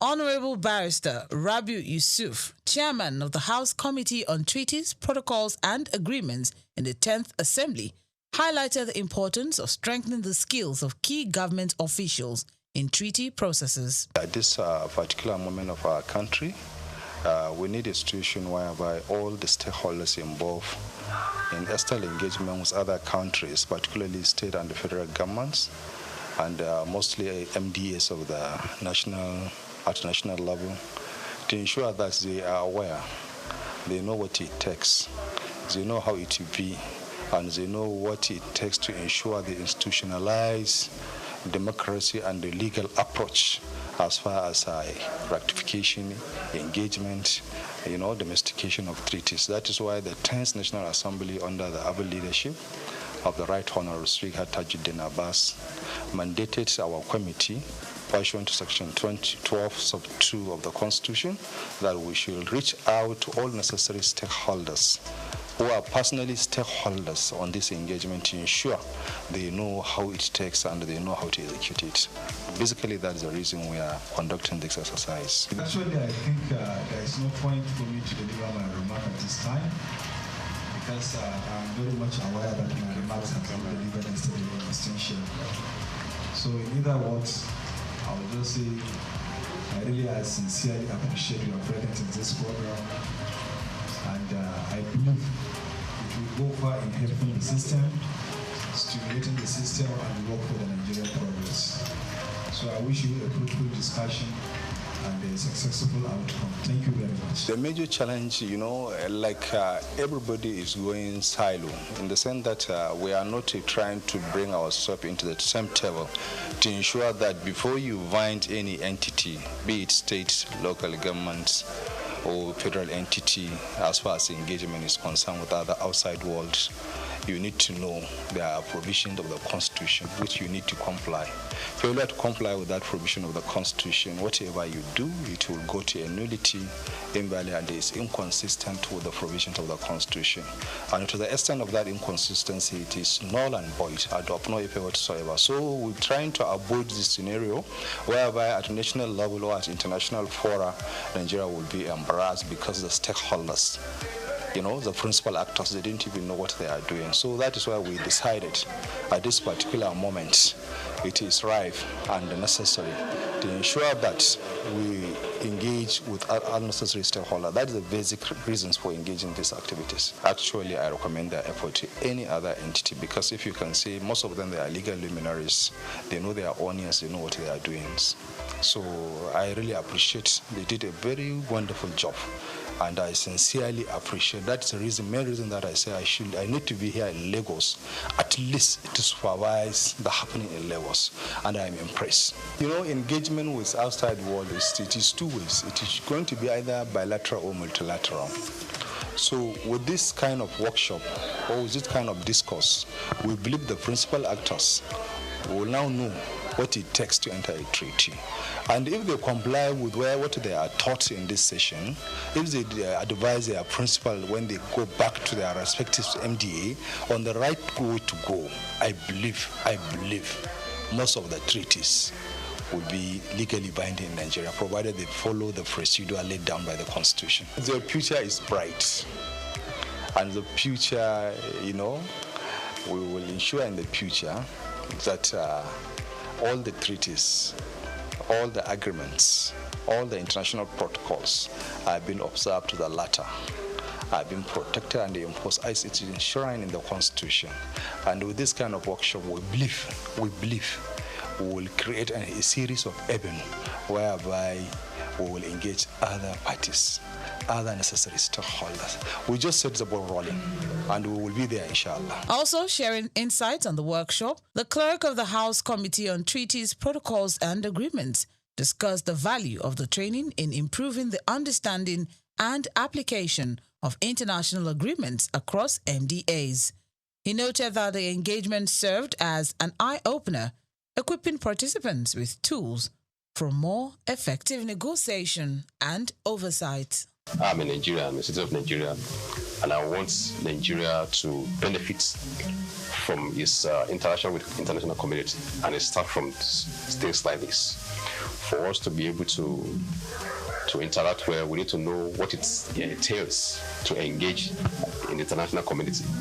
When we are talking about treaties, what does it entail to enter into treaties? How do we do that? How do we negotiate? How do we implement? How do we oversight as a parliament? So it is my duty as a clerk of the committee to advise the chairman and the committee members on how to go on all these issues, and also very instrumental to the organization of this workshop today. Our partners, the facilitators, are very, very excellent. We appreciate them, and it's also a collaborative effort between us and them. And so far, so good. What we have ensured so far has been fantastic. The participants are very, very impressed. I myself am impressed. And I also hope there are some things I'm taking home. For instance, now, Nigerians used to think before that our negotiators who negotiate treaties will just go abroad, go on tea party, shopping, but it's not more the case. By what I'm seeing here now, I can see experts, technocrats who know their honors, who take the bull by the horn and do what's supposed to do. That one has been established. Even our facilitators can attest to that as well. Another thing is that the quality of ideas being shown and being given us here is very, very apt to our situation presently, so that we can apply in our situation in Nigeria. And going forward, if this lesson continues, it's going to impact a lot, because the MDs, many of the MDs are here, even state governments, like Kogi State Government is here, the SSG is here, the Attorney General of Plateau State was also here, and also some top directors in the federal MDA, they are here. So it's a high-class, high-level engagement workshop. We are in a political environment, I must tell you that. But we, technocrats, are supposed to be the advisors and movers of policies. So they don't need to bend. They need to stick to the rule. And I also to advise our government, our leaders, that as well as they are making policies, they should also consider the benefits, the interest of the country, not just politics. They should not play politics with it. to consider the interests of the country first, and also the people. It's an appeal that everybody that has a responsibility to do, either in the public service, or in private sector, in government, do your responsibility as much as you can, in a good faith, in a sincerity. Don't put your personal interests above national interests. Ladies and gentlemen, good afternoon. It is my pleasure to be here to make a closing remarks on behalf of His Excellency, the Right Honorable Speaker, 10th National Assembly, Right Honorable Najib Abbas. He has mandated me to deliver this goodwill closing remarks. We appreciate your time, your dedication, and your efforts in trying to attend this program and attentively pay attention to the discourse and further issue being deliberated here.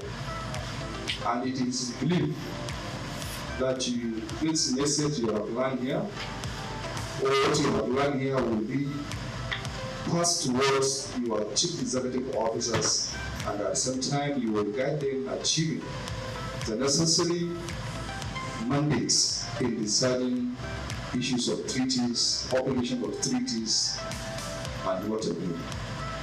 So at this juncture, on behalf of the Right Honorable Speaker, we wish you a safe return to your various destinations, and we believe you will pass the message to all other necessary stakeholders. Thank you very much.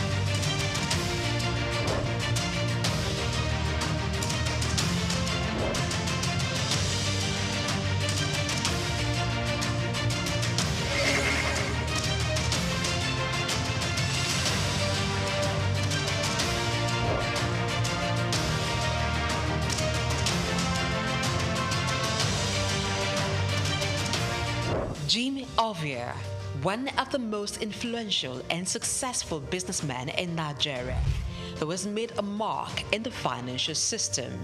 He is the founder and chairman of Zenith Bank, one of Africa's largest and most profitable banks. He has been described by Forbes Africa as the godfather of banking in Nigeria. My name is Jim Ovia. I'm chairman of Zenith Bank, and I thank you all for listening to me. This illustrious son of Africa was one of the financial leaders who revolutionized the banking sector in Nigeria. Let's take a close look into the life, background, career, and achievements of this enigma, Jim Ovia.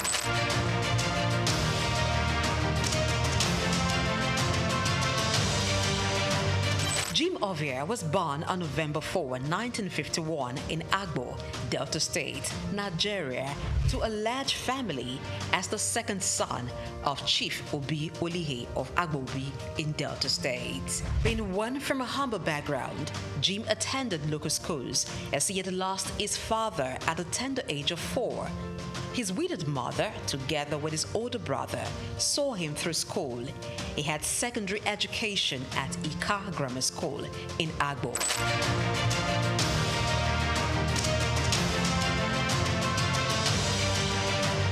Due to his interest in business and technology, he proceeded to the United States to study business administration at Southern University, Baton Rouge, Louisiana, USA, where he obtained a bachelor's degree in 1977.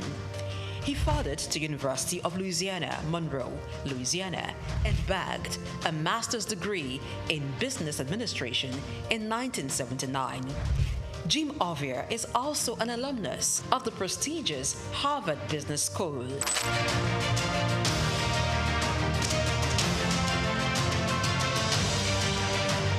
Jim Ovia worked briefly as a clerk in Union Bank in 1973 before proceeding for tertiary studies. Upon acquiring immense business knowledge from international institutions, he returned to Nigeria, his home country, and began a career in banking. He continued at this for years, working for banks such as Lion Bank, Merchant Bank of Africa, and International Merchant Bank.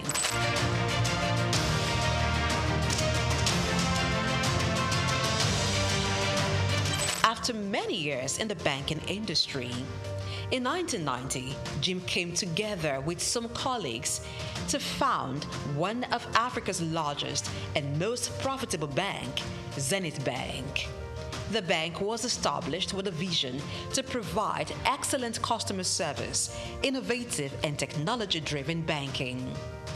Zenith Bank flourished as it drew customers who sought excellence in financial services. What started with an asset of $4 million and about 50 staff has grown into over $24 billion in assets and shareholders' funds of more than $3 billion as of June 2022. Zenith Bank is listed on the Nigerian Stock Exchange and London Stock Exchange. Jim Ovia served as Zenith Bank's Chief Executive Officer and Managing Director from 1990 to 2010, and then Chairman from 2010 to 2014. After a brief break, he returned as Chairman of the bank in 2016 and remains so till date. Under his leadership, Zenith Bank has grown to become one of the leading banks in Nigeria and Africa, standing tall among some of Nigeria's first-generation banks of repute, a feat rare for second-generation banks established in a time of tension between military and civilian regimes and economic instability. We will build our own roads to our branches. If we're building branches in some cities, towns where the roads are not good enough. We have also bought power plants, generating sets to power electricity into our building. When we do all this, we also even had dug borehole to supply water to the building. When we do all this, what I personally call it is BYOI. Bring your own infrastructure or build your own infrastructure. Jim Ovia served as Zenith Bank's Chief Executive Officer and Managing Director from 1990 to 2010, and then Chairman from 2010 to 2014. After a brief break, he returned as Chairman of the bank in 2016 and remains so till date. Under his leadership, Zenith Bank has grown to become one of the leading banks in Nigeria and Africa, standing tall among some of Nigeria's first-generation banks of repute, a feat rare for second-generation banks established in a time of tension between military and civilian regimes.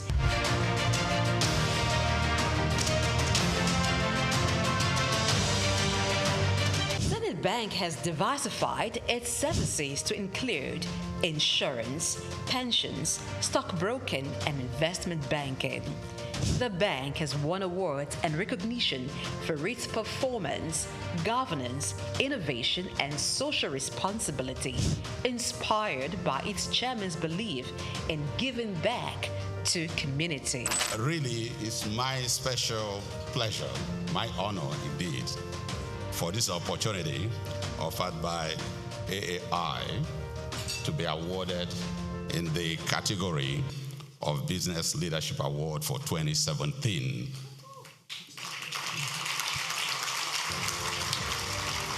As an entrepreneur, Jim Ovia has made investments in sectors other than banking.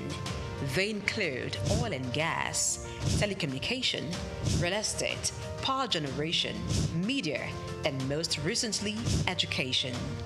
He is the founder and chancellor, James Hope University, Lekki, Lagos State, which has been approved by the National Universities Commission, NUC, to offer postgraduate degrees in business courses.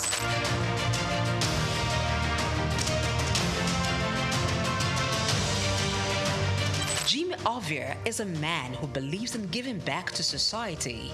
He has engaged in philanthropic works through his foundations, Mankind United to Support Total Education, MUSTE, and Youth Empowerment, ICT Foundation.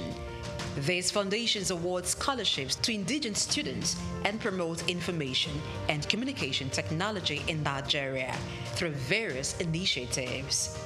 Ovia has made donations towards courses and institutions. They include Nigerian Investment Promotion Commission, NIPC, Nigerian Internet Group, NIG, Lagos State University, and National Information Technology Advisory Council, just to mention a few.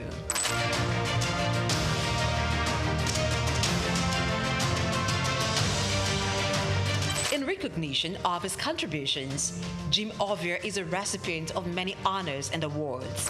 In 2012, the University of Benin awarded him an honorary doctorate degree. Former President Muhammadu Buhari in 2022 conferred him with the national honor of the Commander of the Order of the Federal Republic, CFR. Also, in 2022, Jim Ovia was conferred with the National Productivity Order of Merit, NPOM Award, by the federal government of Nigeria.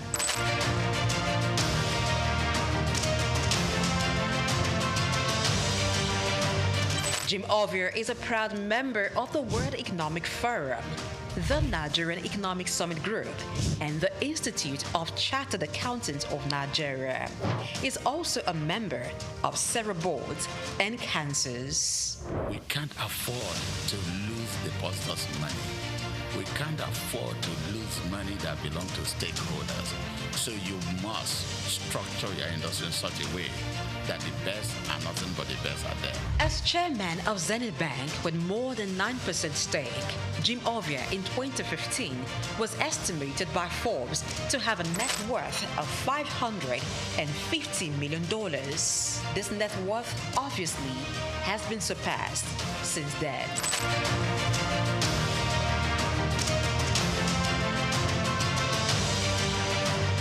Jim Ovia, as a business person, founded 5 companies. They are Zenith Bank PLC, the Quantum Group, Visaphone Communications, Quantum Luxury Properties, Civic Center Towers, and Cyberspace Network. Jim is member, Honorary International Investors Council.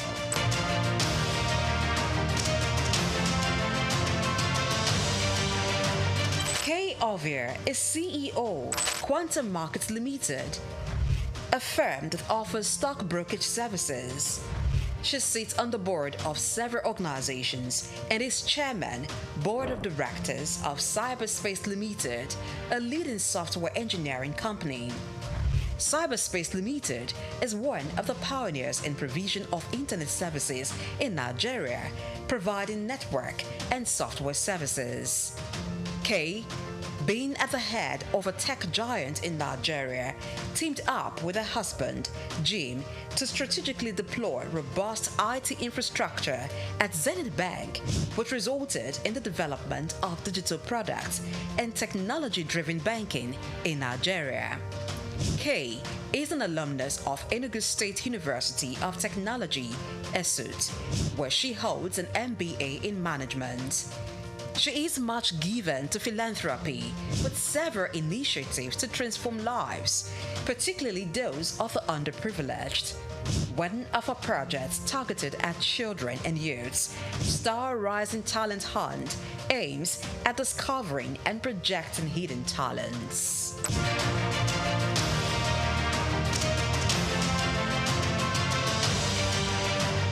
Jim Jim is married to businesswoman and philanthropist Kay Ovia. She's also a hotelier, proudly running Starwood Hotels. Jim and Kay Ovia are blessed with 5 children: Isioma, Zephyr, Tito, Tommy, and Jesse. As a family man, Ovia enjoys spending time with his family. He also likes reading and traveling.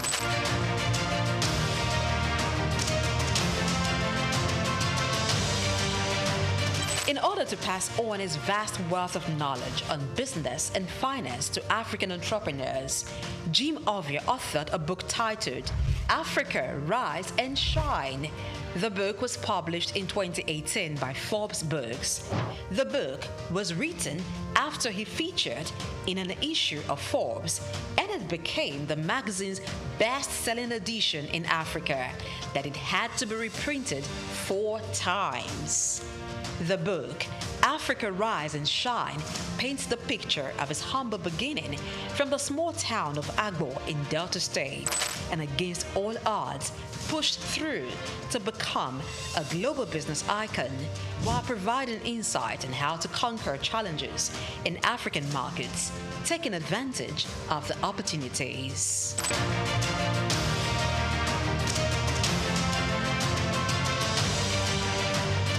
The man, Jim Ovia, is a firm believer of Africa being a continent abundant with natural and human resources.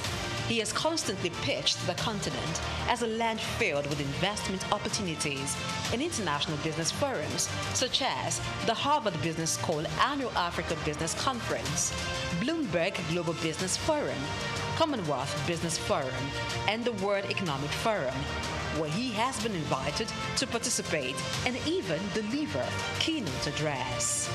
Jim Ovia remains one of the pride of Africa and a great contributor to Nigeria's economy and the financial landscape in Africa.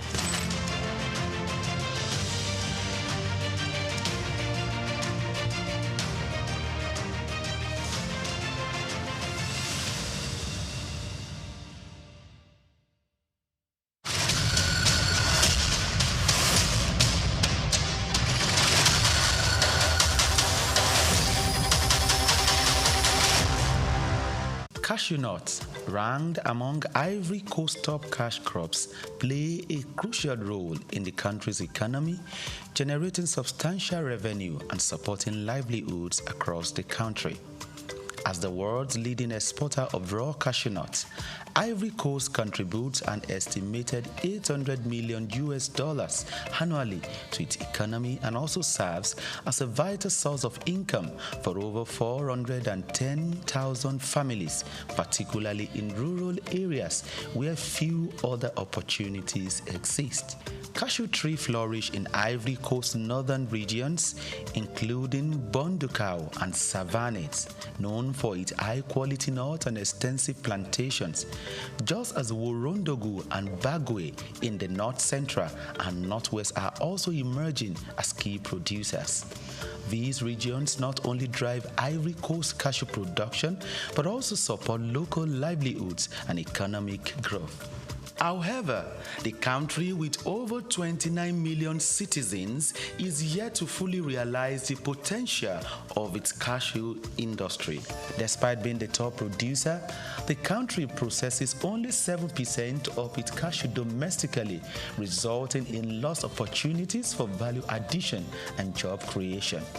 Specifically, a recent data reveals that only 22% of the country's cashew nut output was processed domestically in 2023, even as the volatility of global cashew prices poses risks to farmers' income and overall economic stability. Concerns also arise regarding labor practices in some cashew farms and the environmental impact of deforestation for new plantations. To address these challenges and maximize the benefit of its cashew industry, Ivory Coast must focus on key strategies moving forward. These include investing in local processing facilities to boost job creation, export value, and farmers' incomes, Furthermore, the Ivorian government body overseeing the cashew sector, ARECA, must promote fair trade practices and ethical sourcing to ensure better prices for farmers and improve working conditions. Sustainable farming practices will also help to protect the environment and ensure long-term cashew production. According to a recommendation made at a workshop organized by the World Bank, tax exemptions and access to credit facilities will help to tackle some of these challenges. Furthermore, the private sector can also invest in research to develop high-yielding cashew varieties, improve processing techniques, explore new cashew products, as well as develop and implement digital platforms that connect farmers to market in order to facilitate financial transactions. Organizations like the Africa Cashew Initiative, ACI, must also assist in data compilation in the value chain at macro, meso, and micro level. By addressing this,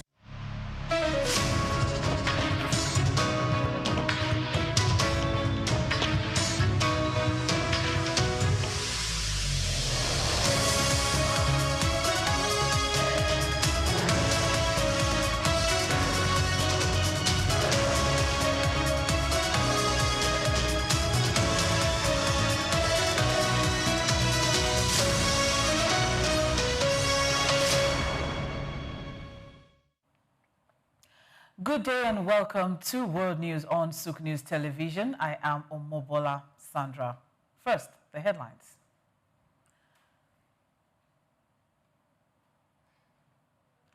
Lawmakers demand implementation of capital projects on 2024 and 2025 budgets. Summons Finance Minister Wale Edun and Budget Minister Atiku Bagudu for appearance. The federal government reaffirms commitment to expand youth agriculture entrepreneurs as core drivers of food systems transformation and long-term growth. Senegal takes steps to nationalize Yakar-Teranga gas projects, saying it is giving priority to domestic gas needs amid increase in energy consumption. U.S. State Department nullifies 85,000 visas in a year, marking an unprecedented surge under President Donald Trump's administration. Lionel Messi wins second straight Major League Soccer Most Valuable Player awards after scoring 29 goals and many assists.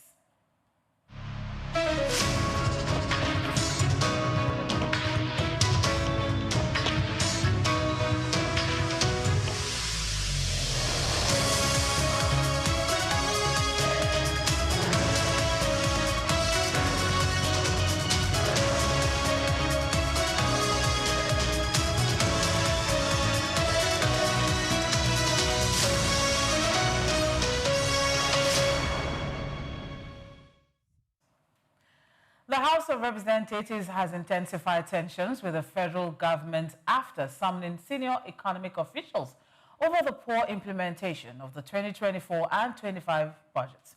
Finance Minister Wale Edun and Budget Minister Atiku Bagudu appeared before lawmakers alongside the Accountants General and the FIRS Chairman to explain why funds for key capital projects remain unreleased despite contractors having completed their work. During the closed-door session, lawmakers expressed anger, accusing the executive of slowing critical infrastructure delivery and undermining public trust. One lawmaker said ministries failed to present clear timelines for clearing outstanding obligations, raising deeper concerns about fiscal discipline, transparency, and the government's commitment to its own budgetary promises. As a result, the House resolved to suspend consideration of the 2026 appropriation bill until all pending payments are fully settled. Lawmakers insist the government must honor existing commitments before seeking approval for any new spending plan. A renewed dispute has emerged between the Nigerian National Petroleum Company Limited, NNPCL, and Periscope Consulting, the audit firm hired by the Nigeria Governors Forum, over an alleged under-remittance of oil revenue totaling $42.37 billion, that is about 12.91 trillion naira, to the Federation account between 2011 and 2017. The cash, reignited by fresh submissions from both sides, prompted the Federation Account Allocation Committee, FAC, to order a joint reconciliation session. The session aims to determine the actual state of remittances and resolve the long-standing impasse, which has drawn attention from both federal and state authorities. Details of the renewed conflict were disclosed in FACT's post-mortem review for November 2025, which outlined the latest exchanges between NNPC and Periscope Consulting regarding the alleged unremitted funds. Observers say the resolution of this matter is critical to restoring confidence in the management and distribution of Nigeria's oil revenues. Nigeria's daily petrol consumption fell to 52.9 million litres in November 2025, down from 56.74 million litres in October, according to data from the Nigeria Midstream and Downstream Petroleum Regulatory Authority, NMDPRA. The decline reflects shifting demand patterns in the national fuel market. Local refinery output rose during the period, led by Dangote Refinery, which supplied an average of 23.52 million litres per day, up from 18.03 million litres in October. Other public refineries, including Port Harcourt, Warri, and Kaduna, recorded zero petrol output as they remained offline for maintenance or rehabilitation. To bridge the supply gap, imports surged to 52.1 million litres per day. NMDPRA highlighted the milestone as part of Nigeria's strategic transformation to reduce reliance on imports, strengthen domestic production, and improve energy security. Dangote Petroleum Refinery has pledged to scale up monthly petrol production to 1.5 billion litres in December 2025 and 1.7 billion litres from February 2026, signaling a potential near-term stabilization of domestic supply. The Securities and Exchange Commission, SEC, has asked the Investment and Securities Tribunal, IST, to order the freezing of bank accounts linked to Crypto Bridge Exchange, CBEX, and 25 other defendants. The defendants are accused of operating an unlawful digital asset investment scheme that allegedly defrauded Nigerians of approximately 1.3 trillion naira. The request was made during the first sitting of the 6th Tribunal in case IST 0802-2025, Securities and Exchange Commission, and ANO versus Crypto Bridge Exchange, CBEX, and 25 others, presided over by Tribunal Chairman Honorable Aminu Junaidu. SEC urged the tribunal to direct commercial banks and other financial institutions in Nigeria to immediately freeze all accounts connected to the defendants, aiming to prevent further dissipation of funds. The Commission said the action is crucial to protecting investors and maintaining public confidence in the country's financial and capital markets, while the tribunal considers the merits of the case. The federal government has reaffirmed its commitment to expanding youth agripreneurship as core driver of food systems transformation and long-term economic growth. This renewed pledge came on Tuesday as policymakers pushed for stronger youth involvement in agriculture to boost productivity, create jobs, and reduce Nigeria's dependence on food imports. Minister of Agriculture and Food Security, Senator Abubakar Kyari, made the declaration in Abuja at a high-level workshop organized by the Livelihood Improvement Family Enterprise, Niger Delta, a Life ND project. The event, themed Scaling Up Youth Agripreneurship for Food Systems Transformation, brought together stakeholders focused on building a modern technology-enabled agricultural sector, driven by young people. Kyari said Nigeria stands at a moment of boundless opportunity, powered by young innovators transforming agri-food systems through precision agriculture, artificial intelligence, digital marketplaces, soilless farming, and advanced agro-processing technologies. He noted that empowering youth agripreneurs is essential to strengthen food security and accelerating national development. Nigeria's House of Representatives has ordered chief executives of commercial banks to appear before an investigative panel over alleged unlawful and unexplained deductions from customers' accounts. The panel is probing charges imposed on civil servants, public workers, and other account holders. Committee Chairman Kelechi Nwogu accused banks of perpetrating systemic illegality through unclear fees, including SMS alerts, maintenance charges, and transfers. He insisted that only CEOs, not representatives, must appear and submit all requested documents within 4 days.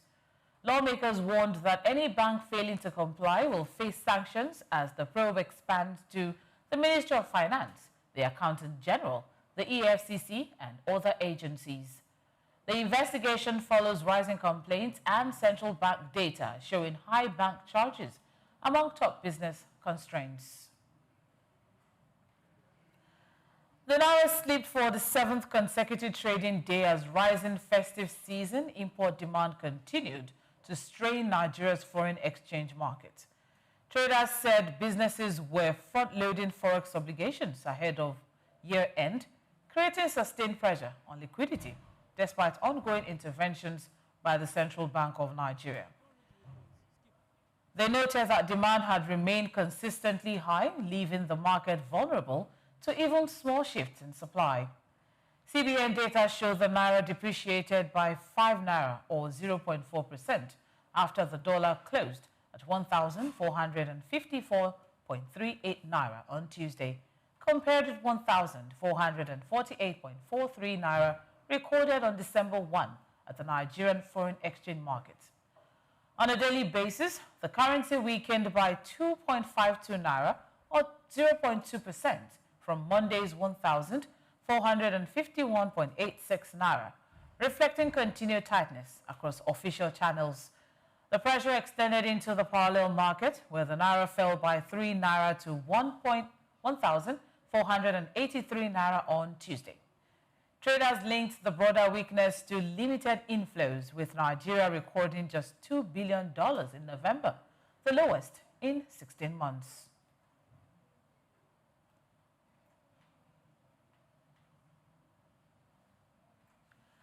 Still to come in the news, Indonesia finds illegal miners operating in forest areas 1.25 billion rupiah. Stay with us, we'll be right back.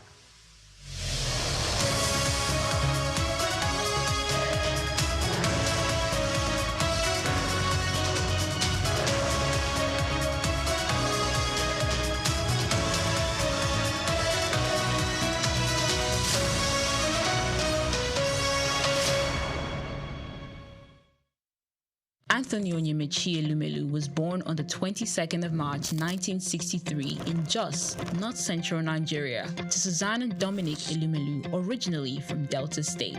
Tony earned a degree in economics from Ambrose University, where he laid the foundation for his future career, and then furthered his education at the University of Lagos, where he obtained a master's degree in economics.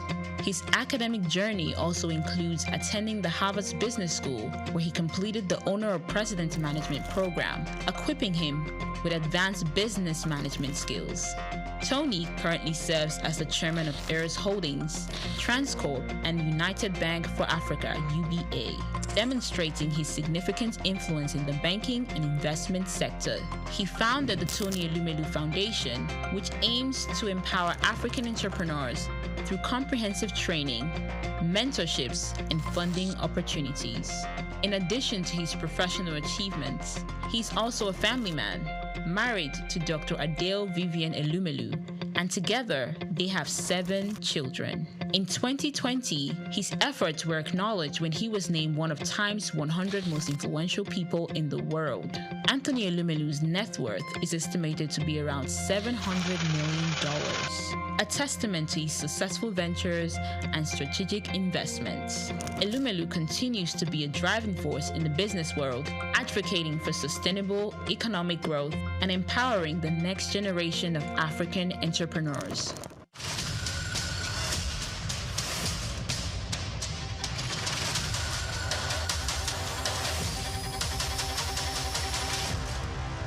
Cocoa remains a significant cash crop in Nigeria, predominantly produced by small-scale farmers in the country's southwest region. Historically, cocoa served as a major source of foreign earnings until the 1970s, when the discovery of petroleum shifted the focus away from agriculture. Despite various challenges from its introduction in 1807 to the present, efforts by successive governments and the resilience of cocoa farmers have sustained its production. To better optimize productivity and ensure fair prices for farmers and high economic returns for the government, the Cocoa Marketing Board, CMB, was established in 1947. However, the goal was not totally achieved as pricing policy weren't favorable, discouraging farmers from producing export crops, and that eventually led to the board's abolition in 1986. This resulted in reduced yields and lower quality cocoa beans. Meanwhile, the millennium era witnessed a shift in farmers' focus towards more economically viable crops like oil palm due to the high cost and intensive care required for cocoa production. Cocoa production faces several obstacles, including limited access to fertilizers, unfavorable climate conditions, pest infestation, poor infrastructure, and land shortages. Also, herders' attacks on farmers have deterred farmers from expanding their farmlands. According to research, despite challenges, cocoa production has empowered many farmers and more stakeholders in the value chain, improving their living standards, enabling them to provide education for their children, cover medical expenses, and build better homes. Concerning the future of cocoa farming in Nigeria, there are mixed opinions among farmers. Some are hopeful that government reinvestment and addressing current challenges can revive the sector's past success. Others are pessimistic due to the persistent issues and the trend of farmers shifting to other crops. Regardless, hope remains for the sector. Solutions like improving land-labor relations, infrastructure, and financial support could revitalize cocoa production, reduce out-migration, stabilize prices, and enhance value chain development, ultimately securing a brighter future for Nigerian cocoa farming and its stakeholders. Ojai Michael, reporting for SOUQ News.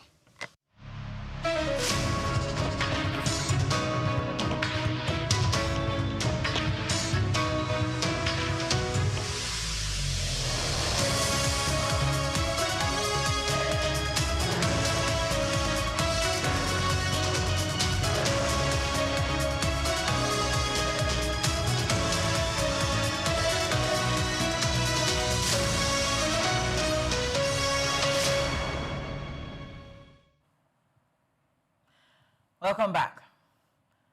Theophilus Danjuma, a former Nigerian defense minister and founder of oil exploration company South Atlantic Petroleum, celebrates his 88th years birthday with pomp and pageantry. Correspondent Oyinpire Kromale was there. He tells us more.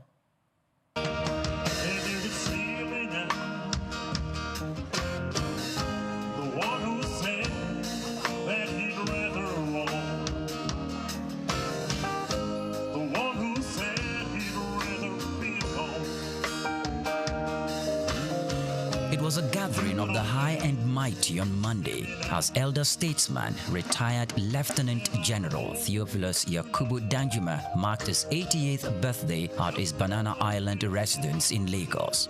Politicians, serving and former government officials, ministers, governors, and top military officers turned out in large numbers to honor one of Nigeria's most influential post-independence figures. At 88, Lieutenant General Theophilus Danjuma remains a towering figure in Nigeria's political and military history. His home in the upscale Banana Island played host to a distinguished assembly of dignitaries, from political leaders to military chiefs, all united in celebrating the retired general's life of service and national impact. Guests arrived in batches, exchanging warm pleasantries as they made their way into the residence. Many described Danjuma as a patriot whose contribution to Nigeria's unity and stability spanned decades, from his role in the post-independence military era to his latter years in public administration and humanitarian service. Up to the age of 88 to wish him a happy birthday and more years to come. Uncle TY, that's what I call General Danjuma. Uncle TY is 88 this year. All through his life, he has impacted massively on the lives of so many people. And the same thing with his wife, Senator Daisy Danjuma. She too does a lot for so many people. For example, in my Catholic University, Augustine University in Ekpe, Senator Danjuma has given scholarship to 24 students. Couple are a fantastic couple who have done so much for humanity. Speakers at the event highlighted his unwavering commitment to national cohesion, democratic principles, and philanthropy. Through the T.Y. Danjuma Foundation, he has supported health, education, and community development projects across Nigeria, a legacy several attendees credited with transforming countless lives. Senator Danjuma is a childhood friend of ours, and even when she met her husband, we were part of we were there, okay? So we've known both of them all through their marriage. I wish him very good health. I am looking forward to his 90th birthday.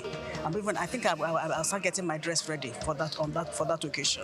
I wish General Danjuma a happy birthday. He has done so much for Nigeria over such a long period of time, and he's a fine, outstanding human being. So I wish him a happy birthday, and I pray that the Lord continues to shine his blessings on him and his family. He is really our chairman, and it's always a pleasure to see at 88 what the things he still gets to do. Still supports our business, still strong. So I wish him a wonderful birthday and many more years ahead. The atmosphere was relaxed, dignified, and reflective. Musical performances, food,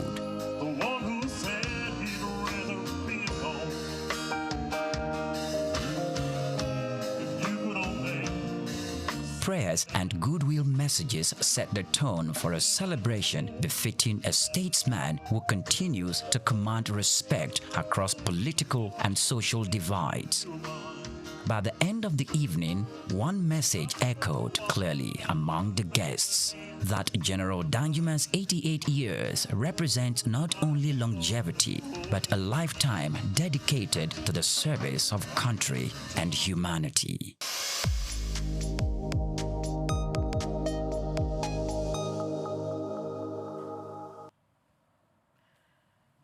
Senegal plans to nationalize the Yakar-Teranga gas project, operated by Cosmos Energy, to prioritize domestic gas needs, Energy Minister Birame Souleye Diop said.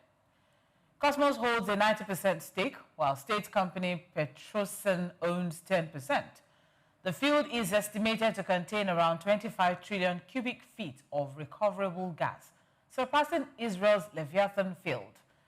Petrosen will lead development efforts, though exports remain a possibility. Cosmos, Petrosen, and former partner BP are also involved in the greater Torture Aimle LNG project, offshore Senegal and Mauritania, which holds an estimated 15 trillion cubic feet of gas and shipped its first cargo. The South African rand edged higher in the early trade on Wednesday ahead of domestic retail sales data and a U.S. Federal Reserve policy meeting later in the day. At 0754 GMT, the currency traded at 17.0225 against the dollar, up roughly 0.2% from Tuesday's close. Economists at Nedbank said the recent slowdown in retail sales likely reflect consumers delaying discretionary purchases in anticipation of Black Friday promotions. They expect overall sales to rise 2.5% in October. Meanwhile, a First National Bank-sponsored index showed consumer confidence in South Africa improved in the fourth quarter, reaching its highest level since 2025, supported by a strong holiday season spending outlook. Global investors are also focused on the Fed's expected 25 basis point interest rate cut, potentially accompanied by hawkish guidance. Analysts say the outcome could influence emerging market currencies, including the rand. as traders adjust positions ahead of the central bank's announcement. Indonesia has announced fines for miners illegally operating in forest areas, with penalties ranging from 1.25 billion to 6.5 billion rupiah per hectare, depending on the mineral. The move is part of broader efforts to prevent illegal forest clearing. Nickel miners face the highest fines at 6.5 billion rupiah per hectare, followed by bauxite at 1.7 billion rupiah and tin at 1.25 billion rupiah. Coal miners will be fined 350 million rupiah per hectare. A government forestry task force, including military and law enforcement officials, will enforce the fines based on investigation findings. Recently, dozens of companies were ordered to pay a total of 38.62 trillion rupiah for illegal operations. Asian investors are increasingly buying Gulf bonds and loans, seeking higher returns amid uncertainty in the US and China. Bond issuance in the Middle East and the North Africa rose 20% year-on-year to $126 billion in the first 9 months of 2025. Chinese and other Asian institutions now allocate 15 to 20% of portfolios to Gulf debt, up from 5 to 7% in early 2024. Syndicated loans to Asia Pacific more than tripled to $16 billion, and Gulf issuers are exploring yuan-denominated bonds. Gulf Asia trade reached $516 billion in 2024, roughly double trade with the US. The IMF projects regional growth of 3.9% in 2025, accelerating to 4.3% in 2026, making the Gulf a stable alternative for investors. India's Commerce Secretary Rajesh Agrawal met U.S. Deputy Trade Representative Rick Switzer to discuss economic and trade relations. The meeting focused on enhancing cooperation and addressing ongoing trade issues. Officials aimed to strengthen collaboration and mutual understanding between the two countries. Both sides exchanged views on negotiations for a bilateral trade agreement. The discussions targeted creating a framework beneficial to both economies. Trade growth opportunities and investment prospects were also considered. The Indian Trade Ministry confirmed the talks as part of broader engagement efforts.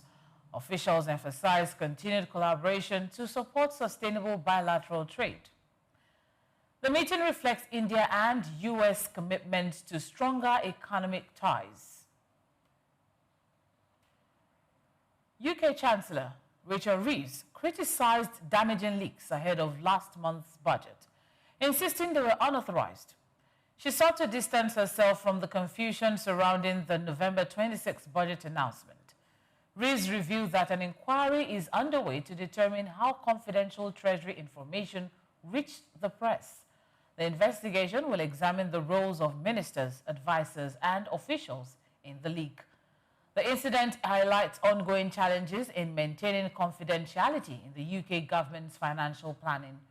Reeves emphasized the importance of protecting sensitive budget details to ensure orderly policy execution.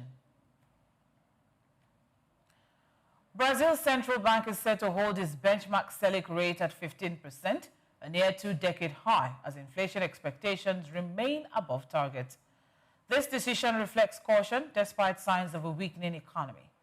The board, led by Governor Gabriel Gallipoolo, has maintained the rate for 4 consecutive meetings, signaling a measured approach to monetary policy. Economists remain divided on whether easing will start at the next meeting on January or in March 2026. Investors and analysts are closely watching Brazil's next move as the central bank balances the need to curb inflation with supporting economic growth. Persistent price pressures continue to challenge policymakers' efforts to stabilize the economy. Still to come in the news, European firms operating in China accelerate efforts to diversify supply chains as Beijing's export self-reliance policies heighten global trade uncertainty. Please stay with us. We'll be right back.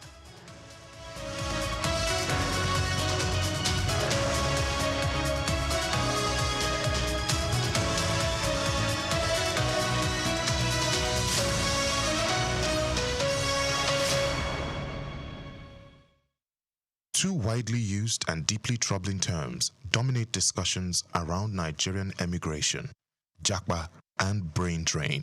Japa, a word that has made its way into the Oxford English Dictionary, means to leave Nigeria for another country, often Europe or America, in pursuit of education, job opportunities, or better economic prospects. It also connotes to escape or to flee. The second term, brain drain, refers to the outflow of skilled professionals, doctors, engineers, academics, and more, leaving Nigeria to contribute their talents to other nations. As a patriot, one might argue that both terms evoke concern.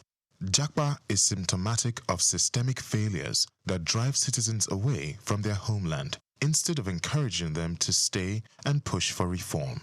As authors Daron Acemoglu and James Robinson emphasized in Why Nations Fail, governance thrives under civic pressure.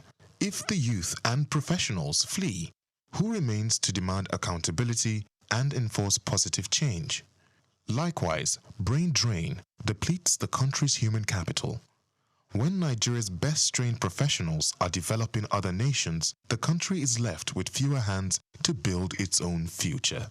However, this narrative is shifting. As Bayo Olaoye explores in this special report, there is a compelling case for viewing the Nigerian diaspora not as a loss, but as an economic powerhouse. From brain drain to brain gain. Recent figures from the Nigerian Medical and Dental Council show that only about 27,000 of Nigeria's 71,740 registered doctors currently practice in the country. Thousands of Nigerian doctors, nurses, and health professionals now work in the UK and the US, contributing significantly to those nations' healthcare systems. It's a trend seen across professions, from teachers to tech experts. Critics argue these individuals should be at home, contributing to Nigeria's development. Yet, the picture is not so black and white. According to World Bank economists Art Cray and David McKenzie, poverty can often be a function of where one lives. For many Nigerians, staying home may mean remaining trapped in poverty. In that context, emigration is a rational choice and often a necessary one. Furthermore, the idea of brain drain has evolved into brain circulation or brain gain. Many Nigerians abroad are returning with skills, capital, and experience to invest in the country. Even those who don't return still give back. As Dr. Segun Aganga noted in Reclaiming the Jewel of Africa, diaspora Nigerians do not have to physically return to make an impact. Diaspora remittances, a lifeline for millions. Diasporans are sustaining the Nigerian economy through billions in remittances. Between 2018 and 2020, Nigerians abroad sent home over $65 billion, accounting for 4% of Nigeria's GDP. These funds uplift millions of households, offering relief from poverty, hunger, and economic despair. Remittances also help stabilize the naira, acting as a buffer against foreign exchange volatility. Yet, Nigeria is missing an opportunity to fully harness this potential. The Central Bank of Nigeria has imposed capital flow restrictions, forcing remitted dollars to be exchanged only at the official rate and in naira. This approach discourages larger inflows and stifles the remittance ecosystem. Diaspora trade and investment, the next frontier. Beyond remittances lies a massive opportunity in export trade. A Commonwealth Secretariat report highlights how countries with large diasporas have a comparative advantage in export markets. With over 20 million Nigerians abroad, this is a goldmine waiting to be tapped. Nigerians abroad crave products from home, be it fashion, food, film, or fine art. But to meet this demand, Nigeria needs a deliberate strategy to engage the diaspora. This means more than just ceremonial congratulations. It demands structured collaboration, policy coordination, and economic diplomacy. NIDCOM and the policy disconnect. The Nigerian Diaspora Commission, NIDCOM,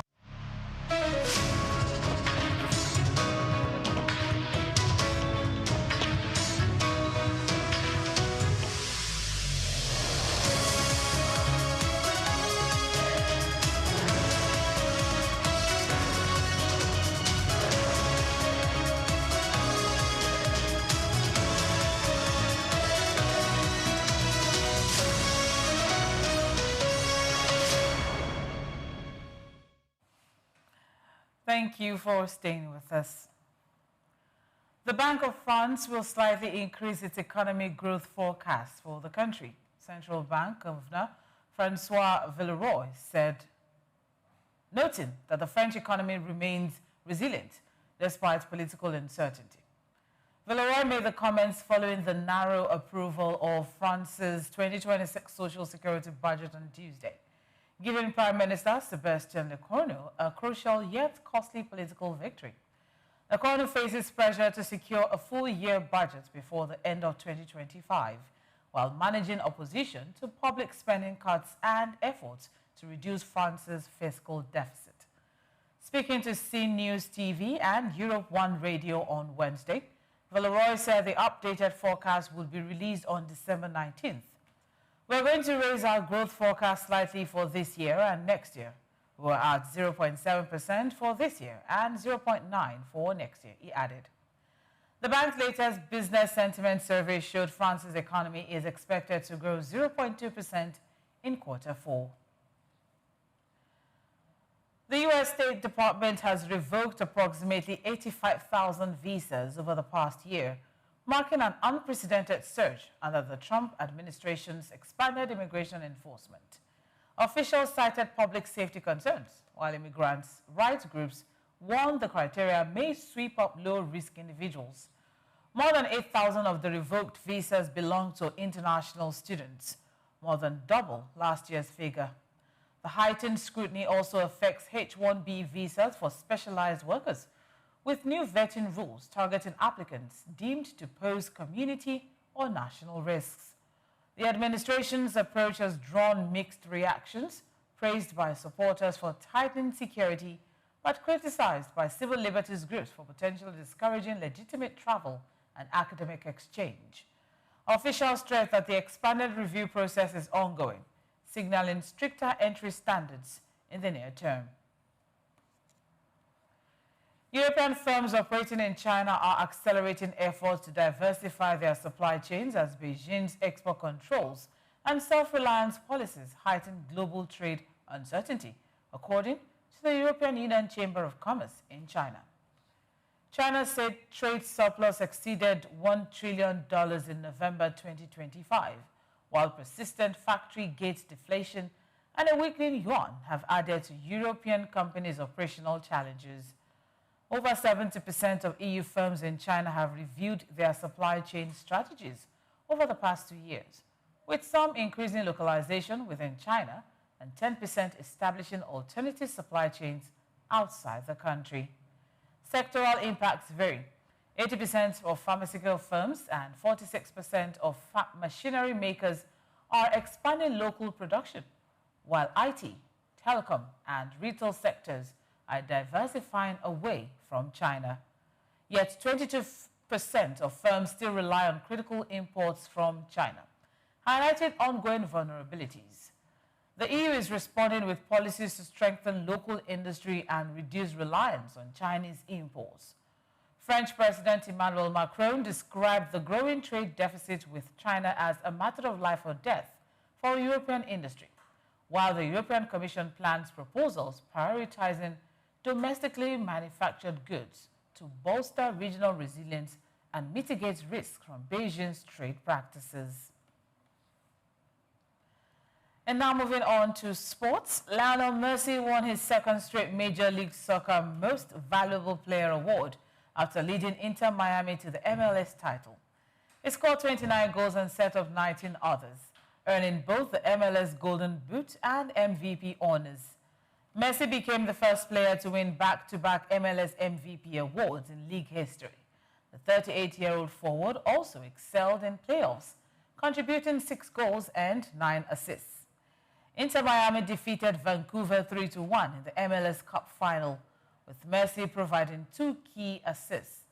His performance helped secure the club's first ever MLS Cup title and playoff MVP recognition. Messi was a runaway winner, claiming over 70% of total votes for the award.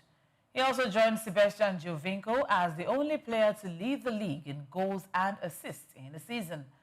The award adds to Messi's record haul, including 8 Ballon d'Or titles and multiple FIFA accolades. Captain Bawana Samata has been recalled to Tanzania's squad for the Africa Cup of Nations finals in Morocco. The 33-year-old striker returns in a 28-man squad after winning his last of 75 caps a year ago. New coach Miguel Gamondi included 8 foreign-based players while dropping experienced midfielder Mudathir Yahaya. Tanzania will compete in Group C, opening against Nigeria on December 23rd, and will also face Uganda and Tunisia.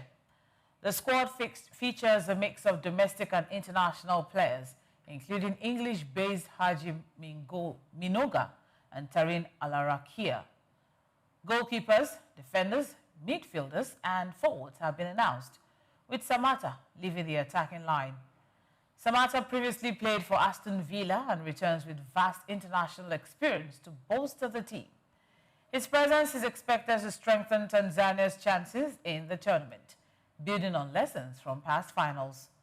The Tanzania Football Federation confirmed the squad on official media, marking the nation's preparations for next Morocco 2025. And that's a wrap on the news, but before we go, here's a recap of today's stories. Lawmakers demand implementation of capital projects on 2024 and 2025 budgets, summons Finance Minister Wale Edun and Budget Minister Atiku Bagudu for appearance. Federal government reaffirms commitment to expand youth agriculture entrepreneurs as core drivers of food systems transformation and long-term growth. Senegal takes steps to nationalize Yakar-Teranga gas project, says it is giving priority to domestic gas needs amid increasing energy consumption. U.S. State Department nullifies 85,000 visas in 1 year, marking an unprecedented surge under President Donald Trump's administration. Lionel Messi wins second straight Major League Soccer Most Valuable Player award after scoring 29 goals and many assists. Many thanks for listening to the World News on SOUQ News Television. I am Omobola Sandra. Good afternoon.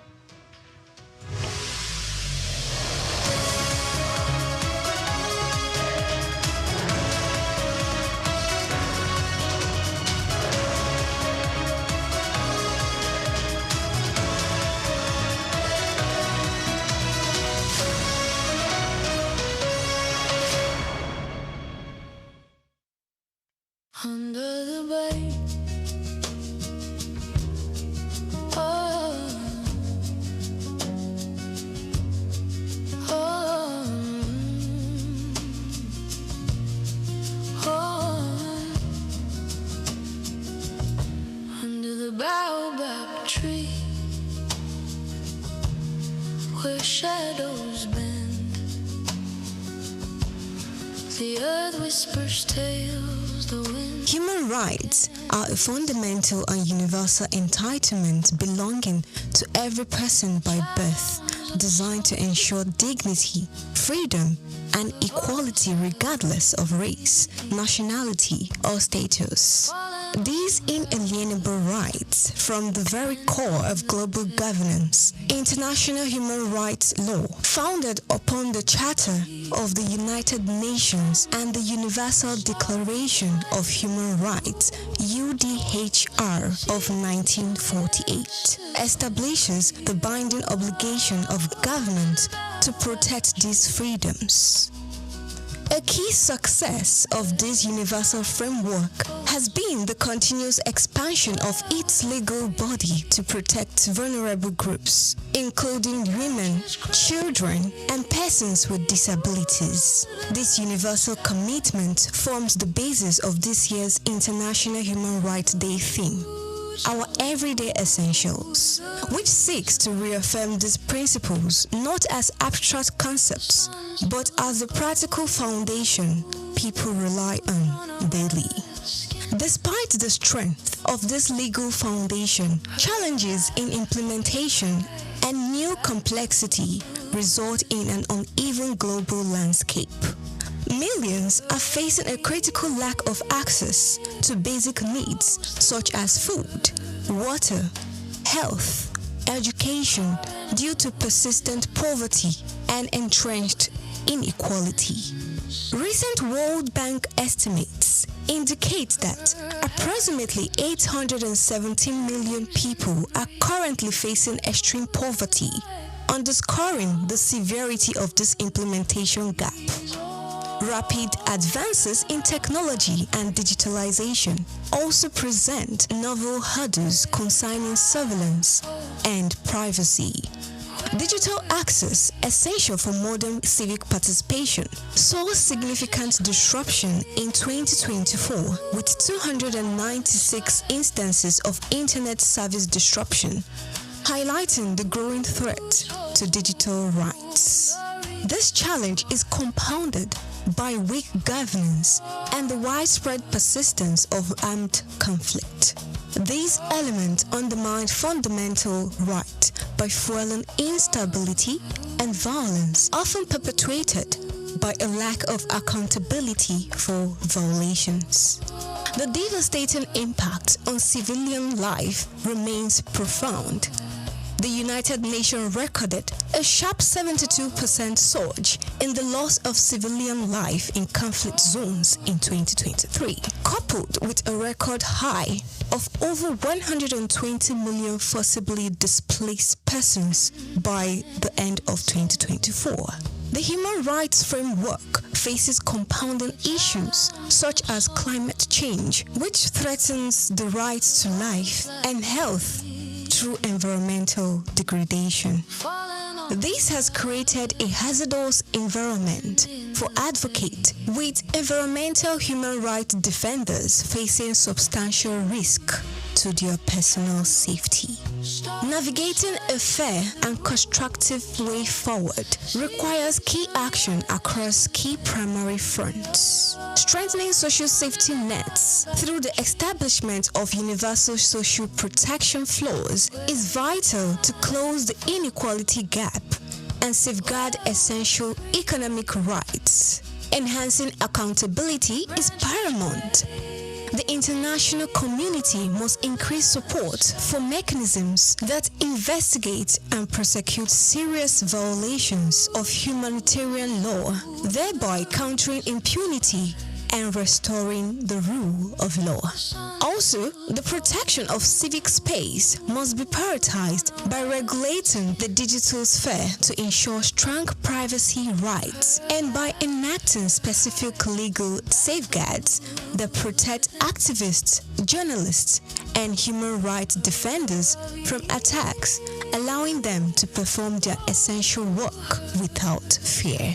Ultimately, ensuring human rights remain an ongoing commitment that demands measurable action over rhetorical assurance.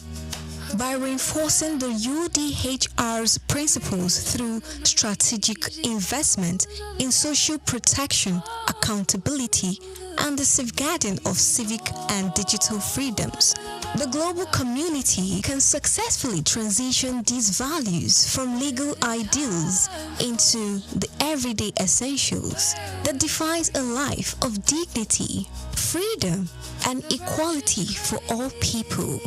Praise Matthias, SOUQ News TV. And the rules hold the reasons why.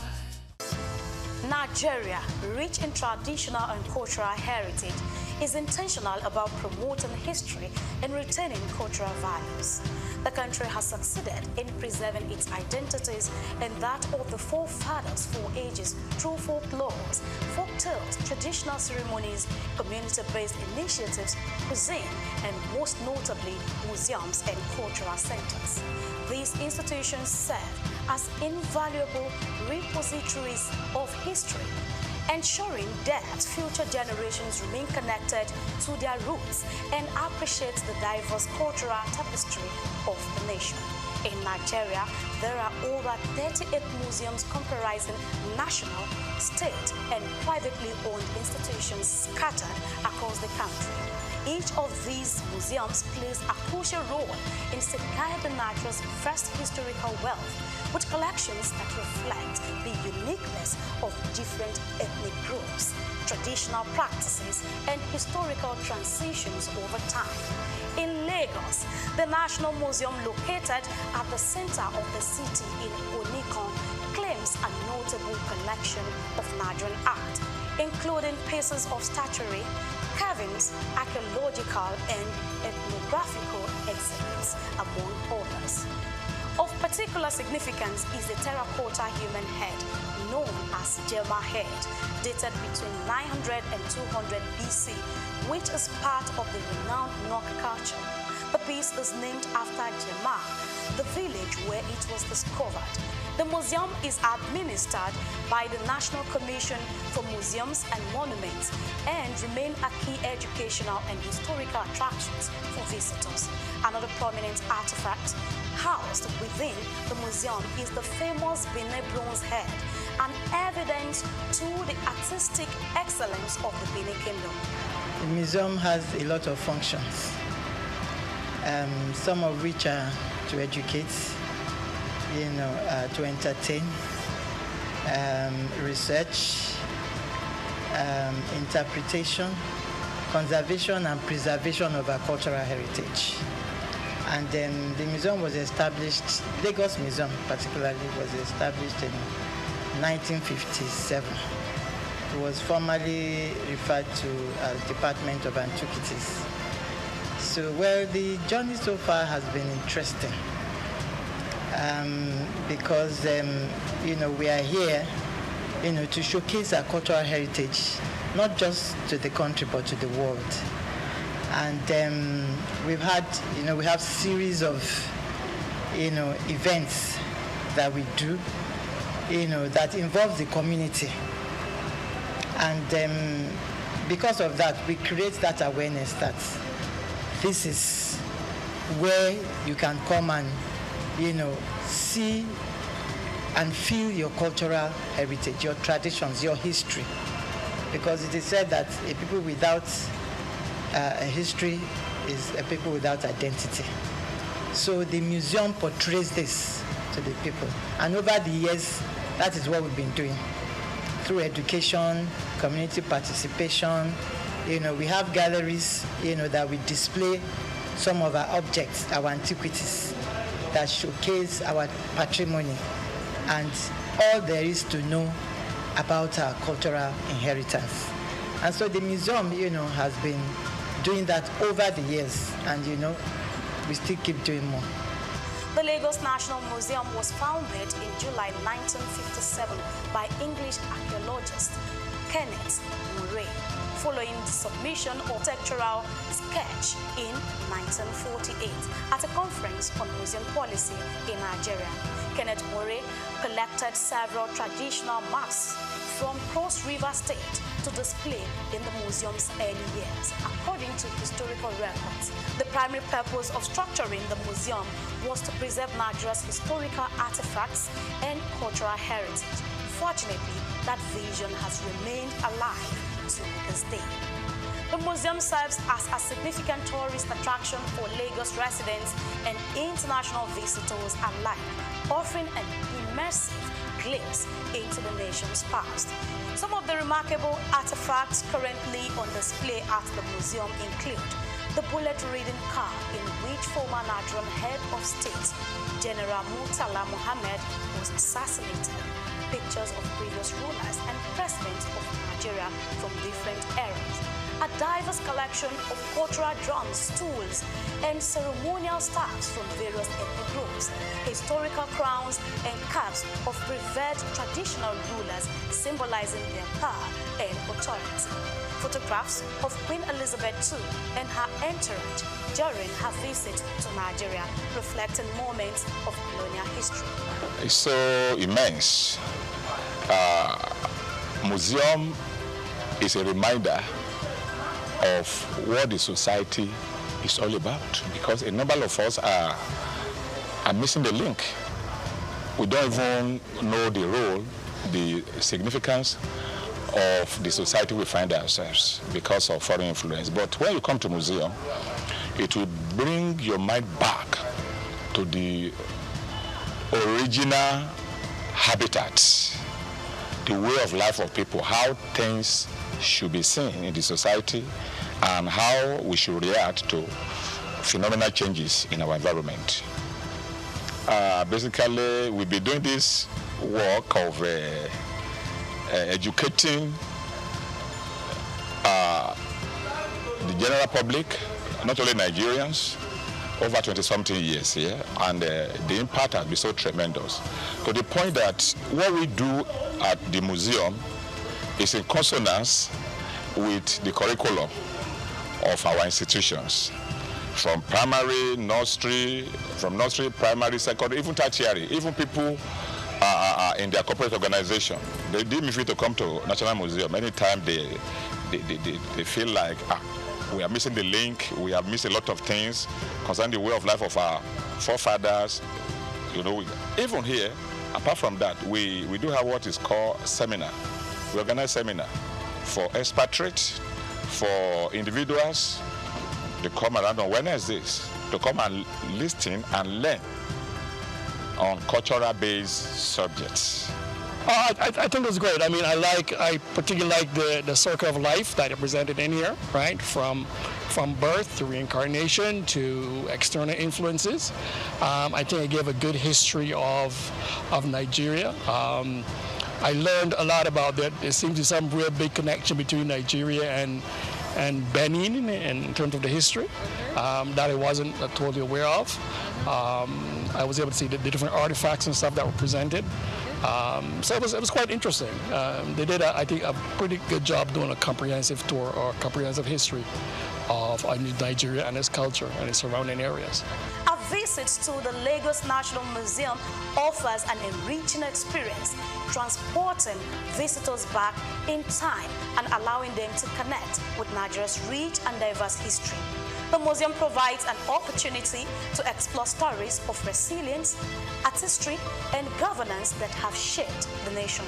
Whether you are a history enthusiast, a student, or simply a curious traveler, stepping into this museum promises a nostalgic journey through Nigeria's past, fostering a deeper appreciation for its cultural legacy. Nigeria continues to reflect the stories that shapes its people, steadfast in its commitment to promoting history and preserving its cultural values for generations to come. Grace Komalafe, SOUQ Perspective.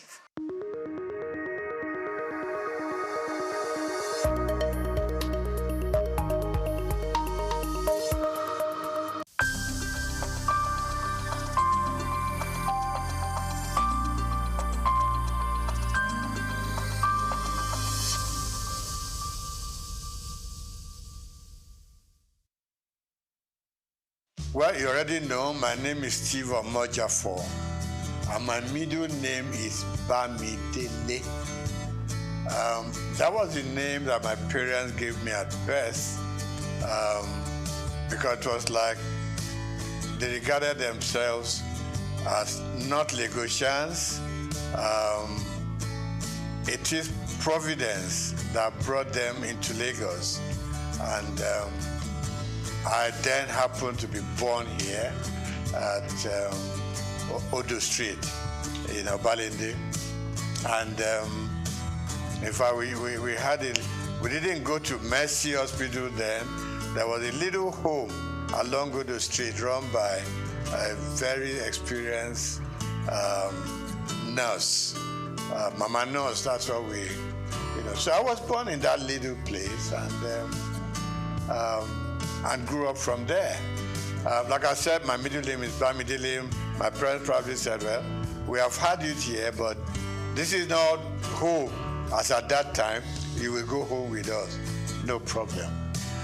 So I started off at St. Matthias Catholic Primary School on Louis Street. And I was in St. Matthias from 1953 till 1960, when we finished with our primary school, leaving certificate. Then from there, an extra year at Holy Cross School. We did that extra, they call it prep class. Prepare yourself to go to the secondary school. And from Holy Cross, for 1 year, I moved on to St. Gregory's College, Lagos. Now, growing up in Lagos was one of the best things that happened to us then. Life was good, life was easy, life was safe, life was like everything that a young man could aspire to. We went to school with Scholars Bus, which was virtually provided for free. When Scholars Bus was not available, it was fun walking from Obalende, firstly to St. Matthias, and then from there to St. Gregory's College. Life was good, life was safe. You could go out any time of the day. You could play from house to house. Parents knew each other very well. And so, in fact, when you were late somewhere on your street or in your neighborhood, you could sleep there because they would send a message to your home that Dele is here, so don't bother. The next morning you wake up, have your bath, have breakfast, return to your home. There was this community life that we all lived. Parents could discipline children of their friends, okay? Not like these days, you dare not touch any other child.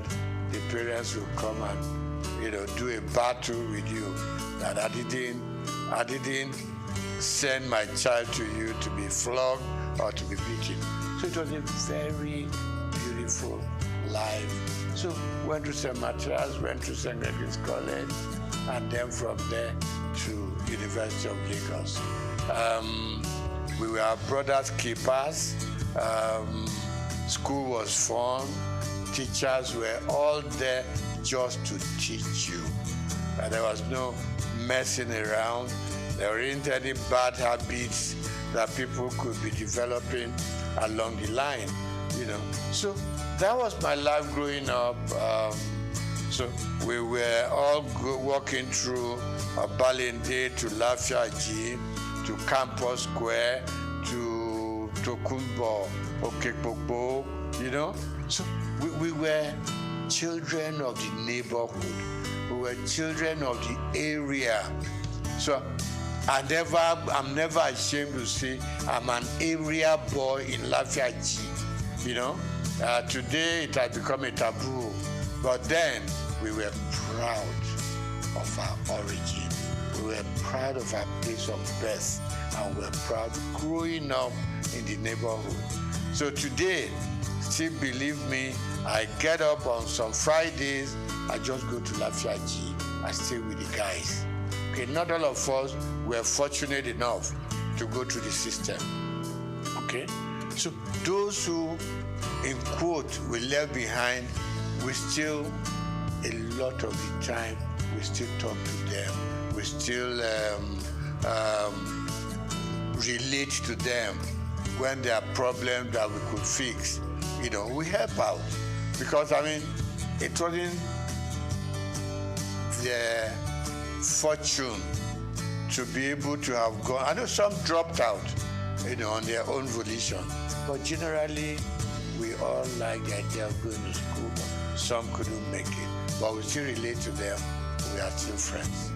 So I'm not surprised I leave Holy Cross Cathedral and I just hear people call me my names. And I know these people are those who knew me when we were growing up.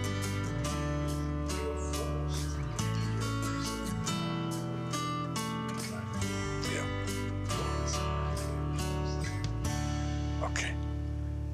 Let me start by saying that even at secondary school, I read a lot.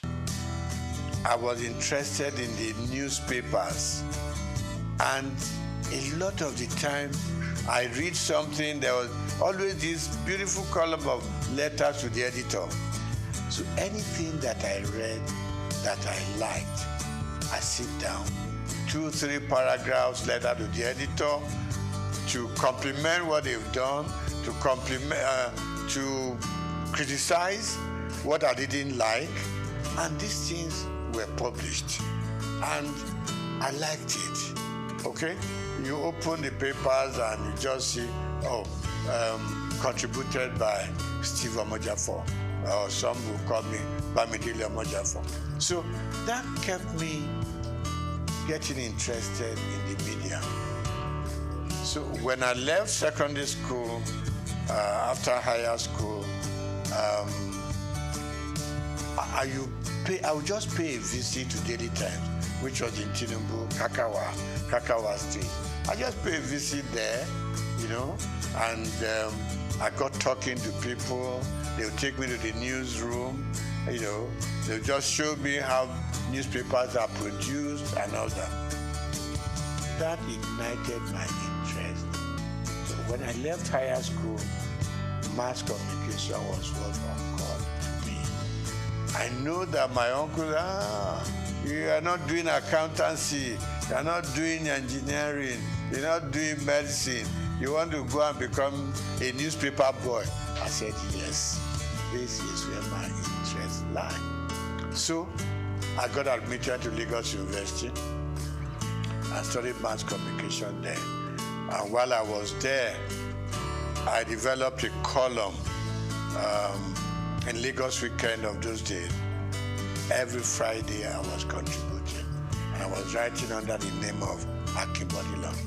Now, Akinbodilon itself is a name that I picked up in a drama group, because we had a drama group that we produced all kinds of little plays here and there at J.K. Randu Hall, So one of the roles I played was Akinbodilon. So when I started writing my columns in Daily Times and Lagos Weekend, I just used that pen name, Akinbodilon. So I did the program, and I started writing for Daily Times campus news, things that happened during elections, battle between the male and female, problems with the tutors and everything. So it became a very regular program. In fact, I inherited the program from late Golabo Ogusawo, who was my boss in the Daily Times.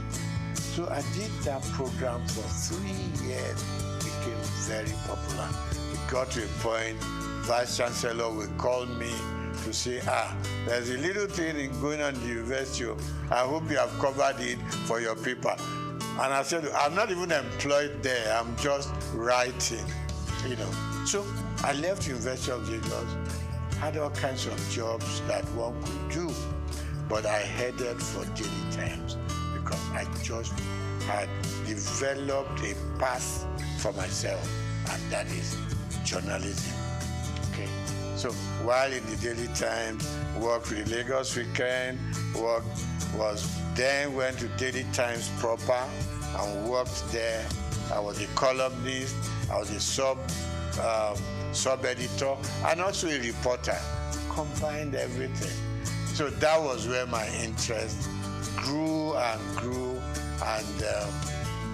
it was very painful when I had to leave the Daily Times organization. And what did I go to? Linters advertising. When I walked into Linters, and I said to the chairman managing director, and I said, I want a job. I said, just like that? I said, yes, sir. Then it was easy to communicate with people.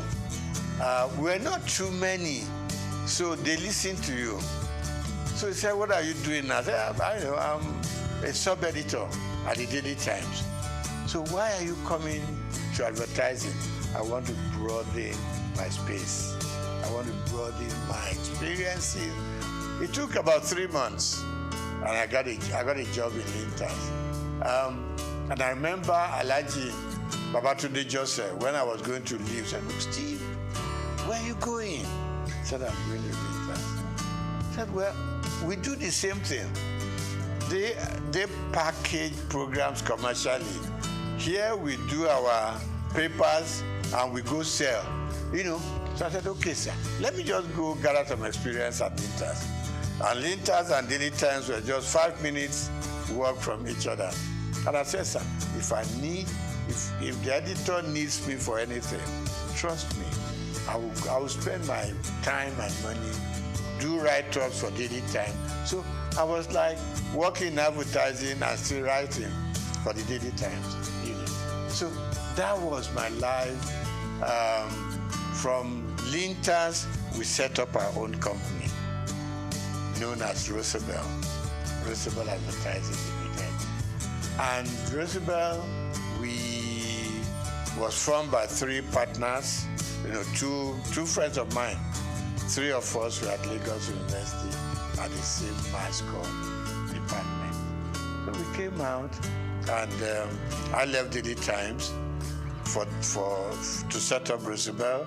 One of my partners left Cadbury to join us, and Akodusi left AdMark, another advertising company. So 3 of us came together and we set up Roosevelt. We call ourselves second generation agencies because before then we were the Ogilvy, the Lintas, Grant Advertising, and so on. So we set up a small shop in Surulere, and it grew beyond our own imagination. From Roosevelt, we set up a second line agency called McCann, STB McCann, got affiliated to a company in America, McCann Erickson. So that was how it all went on. Now, I didn't do banking and I didn't work as a banker. The interesting story is that one day, while still at Roosevelt, no, STB McCann then, I got a phone call from somebody I've never met before. And I picked up the call. He said, "My name is ABC, blah, blah, blah." And he said, the managing director of Zenith Bank wants to talk to me.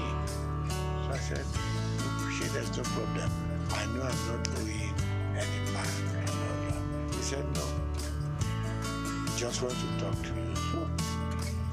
So he picked up the line and said, "My name is this. I said, "My name is this." He said, "Can we meet?" So I said, "She, no problem." He said, "No." So we agreed to meet. And it got to be that he wanted to appoint a couple of directors for the bank before they went public. And what I said to him was, "I'm not a banker. I didn't study finance or economics." He said, "No. What I want from you is your name and your integrity. Nothing beyond that." That was the beginning of the story. So I got onto the board, and I learned a lot. You know, I'm somebody who doesn't get to a place and I want to show them what I know or what I don't know. You could make a fool of yourself sometimes. So for me, like the first 6 months or 1 year, was just go to the meeting, listen to them, know where they are coming from, know what the focus is, and know what the expectations are. So I picked it up from there. Gradually, I got into the system. Of course, naturally, I've always been a customer of the banks in a very small scale. And all I did was follow the banking trend. You know, there weren't too many banks in Nigeria at that point in time, but I followed through. And that was it. I got onto the board. And somewhere along the line, there was the policy of the central bank. The managing director had to step aside, so to say. The chairman had overspent some time regulated by the CBN. And they approached me and said, you are going to become, at the board, you're going to become the chairman of the board. I said, me? And they said, yes. I met a lot of people here, so why me? Anyway, to cut the short story long, I was eventually made the chairman of Zenith Bank. And I was there, I was chairman for 4 years. And then CBN rules changed again. The MD came back, and I was very happy to hand over the bank to him. And I said I was going to leave when he came back. He said no. Statutorily, as he had 2 more years on the board, that no, you got to stay and live out your time. And then, so I did. And after 12 years, I eventually bowed out from the bank and returned full time to my own job, which I've been known for, and that is the media world. Okay, so I get invited for interviews, for programs here and there. Like you said, it's always a good thing. You have something you have learned over the years, you want to impact it on the younger ones, who are coming. I mean, my first son, for instance, went through the media scene, now in advertising, and I go on encouraging them. I retired from active day-to-day operations about almost 15 years ago. But I'm still keeping pace with what is going on around me.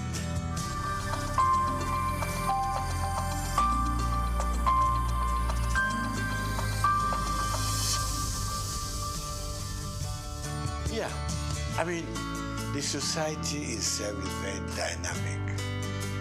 There's been a lot of changes over time. I mean, I look back to during my own time in the newspaper world, and I can count just about 4 or 5 newspapers then. Okay, Morning Post, Daily Times, The Express, and a couple of others. So we knew each other.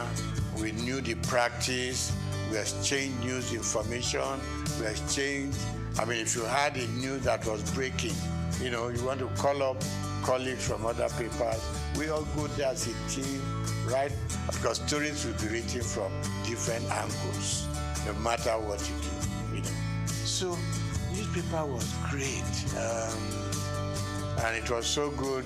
In the morning, your byline was there, and people were trying to reach you, about the quality. Quality was good. Quality was good. And there wasn't too much of freelancing in those days, the newspaper world. So you were either fully employed or you didn't belong. Same thing for radio. For instance, television I didn't do much about. While in journalism and in newspaper world, I was writing for radio. Okay, interesting stories. I had there was a name to this program, the Oddities, Odd World. So we were picking up things that were odd. People that didn't imagine what they were. It's not something that was very common. So we went on doing that. So newspapers were growing, radio was growing, television was growing, and out-of-home media was also growing. And talk about the dynamism of the system. Suddenly, people were now going out of buying a newspaper every day to sit down and hold it in front of you, trying to read from beginning, from cover to cover. Other forms of communication came on. With the advent of mobile phones, things began to change. In our own time, it was the phone you put on the desk and you were dialing it, a lot of the time you could never get across, okay? Suddenly, mobile phone came onto the scene. And news coverage was transformed completely from what it used to be. Okay? So now people on their phone could reach out, you could touch Germany, touch America, touch all parts of Europe, just sitting down in your office to gather information, gather news, what is new, And then, of course, we now had more television stations, no longer NTA alone, okay?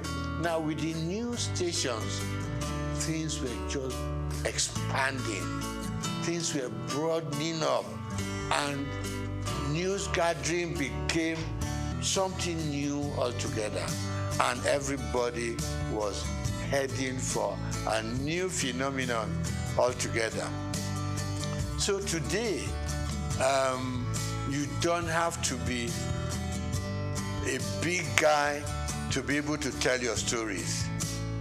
Little children tell their stories, females tell their stories, So really we have moved from the days of waiting to read your newspaper to gather your news.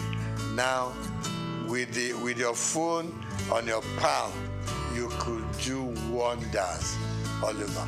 But of course, standard also, in some areas, standard will improve. In some areas, standards will go down. Because the multiplicity of media sources create problems. The kind of quality control we used to have in those days was disappearing.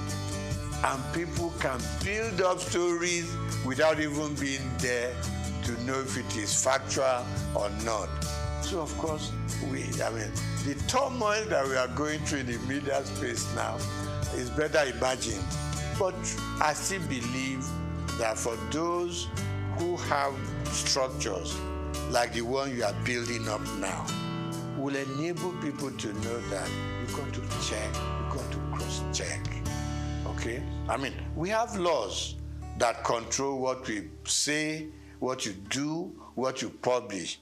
Of course, they are not as rigid as they should be, So, in terms of content these days, you have to ensure that you check your facts before you can believe, what they are saying or make any sense out of them.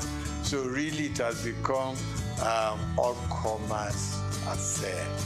And this is not going to be the end. The explosion is going to continue. Maybe in a few years to come, we're going to have a stronger media control than what we have now. People are building content. You go on YouTube, you go on all kinds of media, and you are getting all kinds. What you hear from your WhatsApp is different from what you're going to get in your YouTube. You go to Instagram. People are selling themselves with all kinds of stories. So really, for me, we've gone through the era of sanity. Yeah? And I hate to say, we've gone into the era where anything you can think of, say it, write it, do it. And for the consumers, it's like you either take it or you leave it. But it's good that we can now reach out much, much widely. Thanks to our mobile news. We talk to people in any village in Nigeria. And suddenly one thing that didn't grab us so early was you open up your Google map, and you don't have to stop people on the street anymore. Show me where I'm going. Just, go to the app and it leads you to the front of the house you are going to. So we have a lot of improvements, and I think it's going to be improving some more. All we just need to watch is to ensure that we remain truthful and we remain factual, so that we don't mislead people on the street, particularly people in the rural areas. One day you just see everybody running helter-skelter because somebody posted in news that is not correct. So we need to watch that and put some more control. But I like the growth in the media space.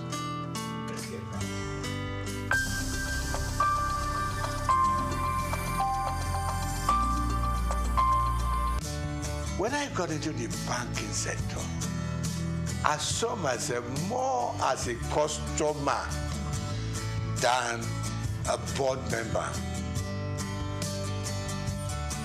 I haven't been a journalist, which I still am. I wrote so much about what consumers or customers were going through in the banks. It was the period of tally number, Remember this commercial, where somebody carried a mat.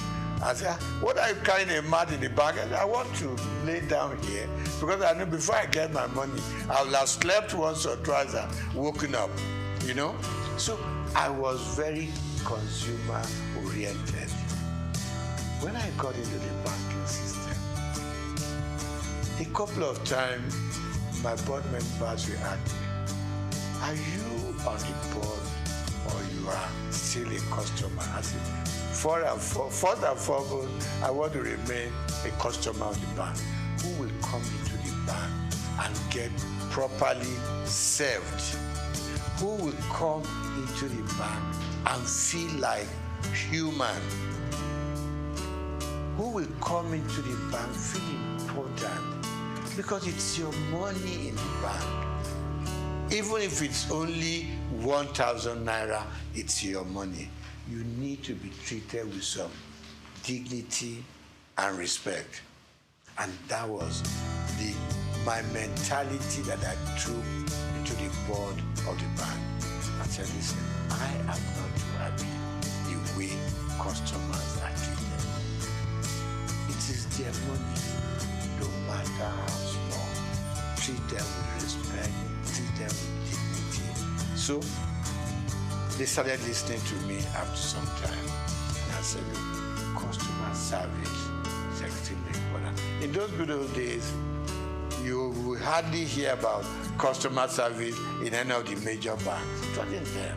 But gradually, people started being important. It was more of retail. I mean, yeah, you can deal with the big corporate organizations, but at the same time, it is these poor students, poor market women, people who are out there on the street laboring hard to bring their money. So that was one area I was extremely happy that we developed that area of retail banking and being able to make the consumer the king. Okay? So that was part of it. Then, of course, I said to the bank, I said to them, fine, it is very good to make huge profits, okay? But at the same time, the customers that come in here and from their money we make our profits, let us also consider the kind of interest they get from their deposits. Today, when the banks take your money to deposit, okay? No. When you go to the bank and say, I need assistance, I need a loan, and you tell them, give them all the facts and figures, okay? They will tell you, you are going to pay interest 20%, 25%, 23%. Blah, blah, blah, blah. When they take your money to put in the bank, they give you an interest of 2%, 3%, 4%. And I just couldn't live with it. I mean, if you are giving me a loan, you're charging me so much. When I put my money there, it's also a loan to you. Why will you leave me with 2 or 3%? And I thought the system wasn't quite right. It was too skewed towards the bank than the customer. So I met a lot of pushbacks, in that area. And I must still say, it's an area I think government should still be interested in. In the civilized world, interest rate hovers between 3%, 5%. In Nigeria, it goes as far as. Maybe in Africa, not just Nigeria. I know we are developing, but at the same time, let's develop together. For both those that we are taking in their money and for those we are giving money to. So there be some level of balance. So I really worked hard in that area. I may not have fully succeeded. Then I think finally, one other thing that I think I was able to do at the bank is our staff also requires some upliftment. And suddenly, banks started, employing senior people. They started moving people up. They look more at the system now than just ownership. So generally, of course, more banks have come into the scene. A lot of new banks, so people can spread out, and salaries started going up for bankers and all that. But of course, requirements were also extremely high. So generally, I think today we have a much stronger banking system, and we are still going.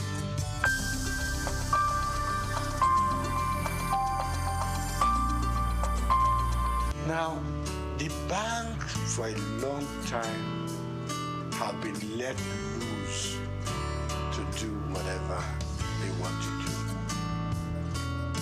at the disadvantage of customers, like I started off with. Now,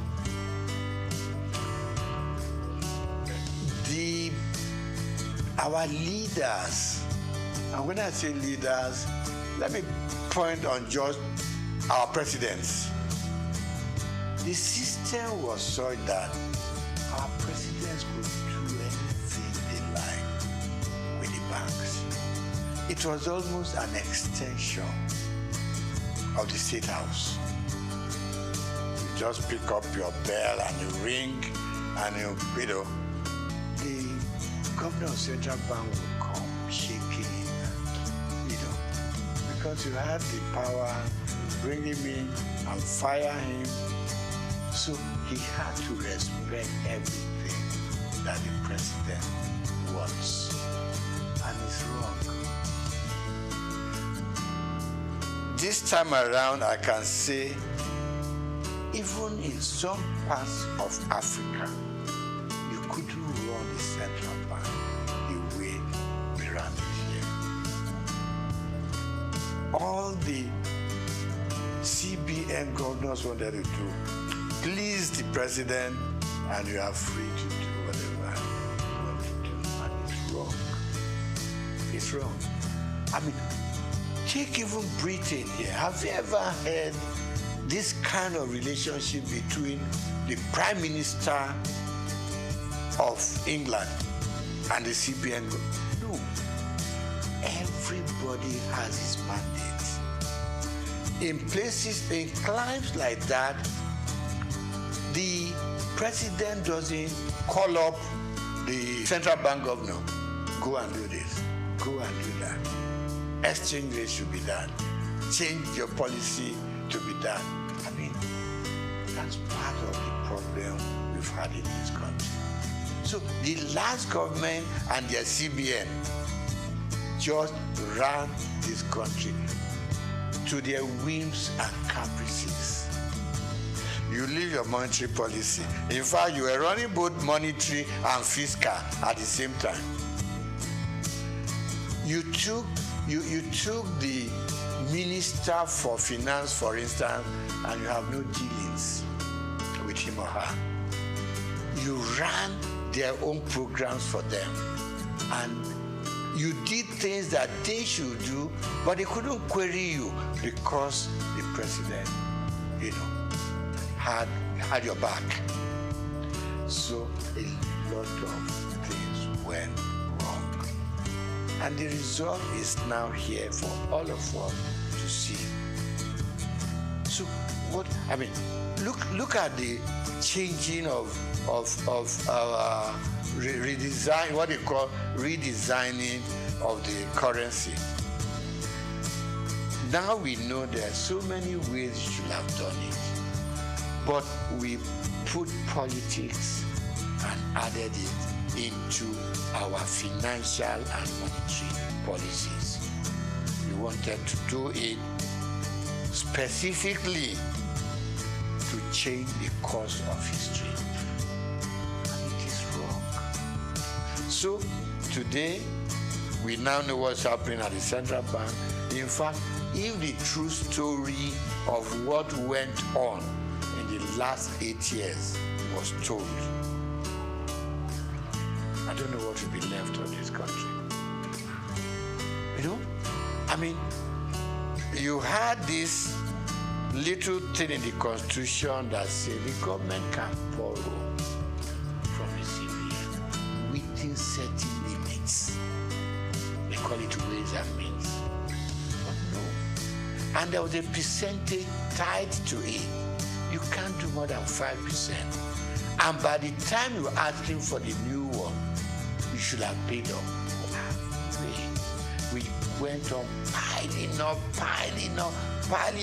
It's like just go and print the money. What Idi Amin used to do in Uganda in those days. That's the kind of situation we found ourselves. Very regrettable. But I believe some sanity will now come into this place. The new central bank has at least outlined its policies. It has also said, let me keep to my monetary policy, which is my area, and leave the paperwork and how they want to run it. People who deal with the fiscal area. So we want to change. We think things should change. Now, before now, we borrowed and borrowed without thinking about how are we going to pay? Who are we leaving this debt for? Now we know it's for you and me to still do our work, put in as much money as we can, no matter how little, into the bank, and revive the banking industry. Okay, so the CBN has its own role, and my prayer and my wish is that they will keep their own part of the bargain, leave other people. The Minister for Finance has said it that much. We should. We all know, simple economics.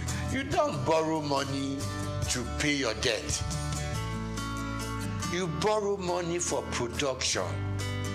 You borrow money to fix things like your oil maintenance and all that. Where our money should be coming from. That's what you borrow money for. You don't borrow money for wastages. You don't borrow money to satisfy your whims and caprices. You don't borrow money to just go out there and waste it. Now, you borrow money to pay back your debt. At the end of the day, we are back lower than where we started off from. So really, my appeal to both the president and his cabinet, particularly those that do with finance, give them some room. You put them there because you think they know what they're supposed to do. Give them the space. If it goes breathing down their neck, at some point, it will just be president said so, president said. Even things that the president did not say, president said so, and it's got to be done. And we are running a country. Even when you run your home, you are able to sit down with your little income and plan. Every day we are being told, if you earn this much, use this little bit, keep the rest in the bank, because you never know about tomorrow. So that's where we found ourselves, and I believe that if everything goes right, we should see massive changes from what it was, the last 8 years. We need drastic changes in the system.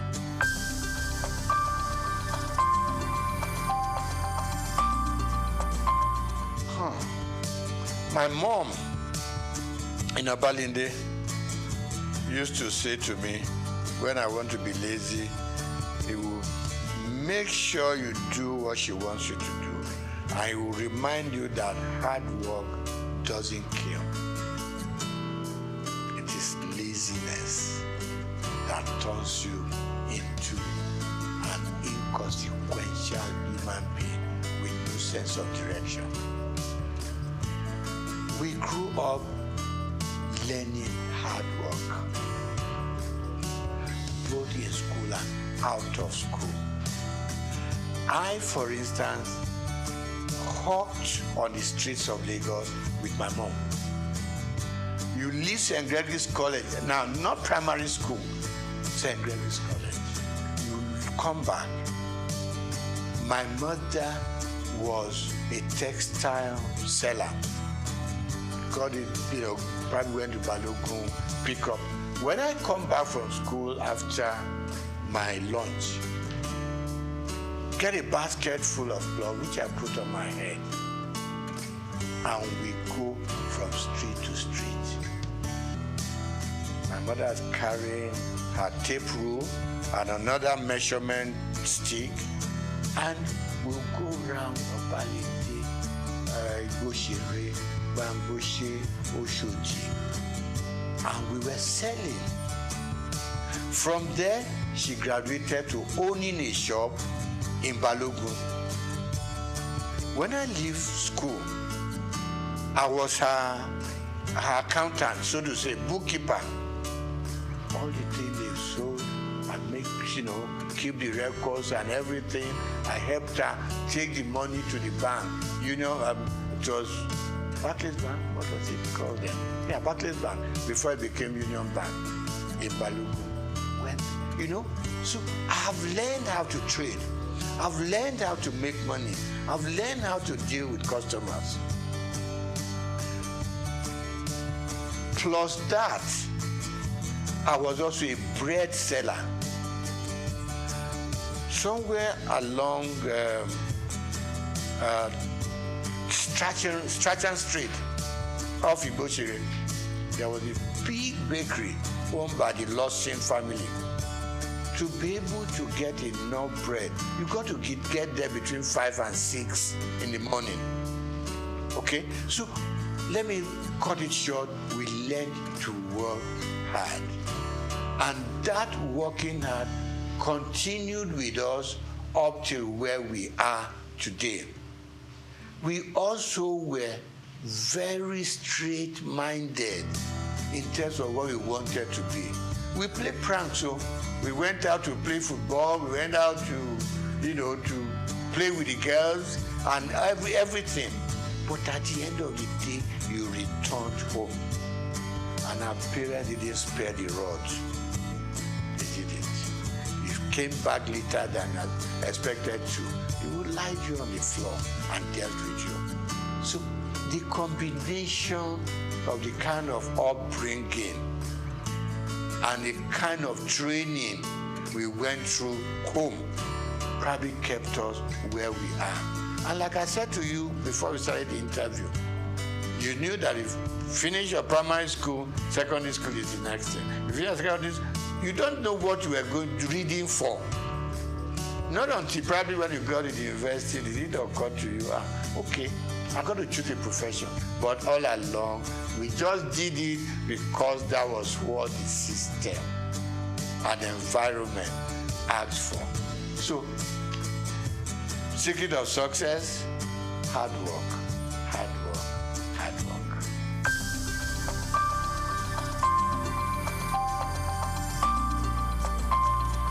No. I had a father who was very finicky about appearance. When I lived on Igbo Road, our church was on Louis Street, so to say, walking distance. He taught me how to wear full agbada right from primary school, secondary school. I mean, today, you just wear buba and shokoto, you go to church. Never was that happening. It's got to be full. Right. Then from there, by the time you got into, I mean, my father died while I was in university. Before then, he was always having this very thin bow tie, not this bigger.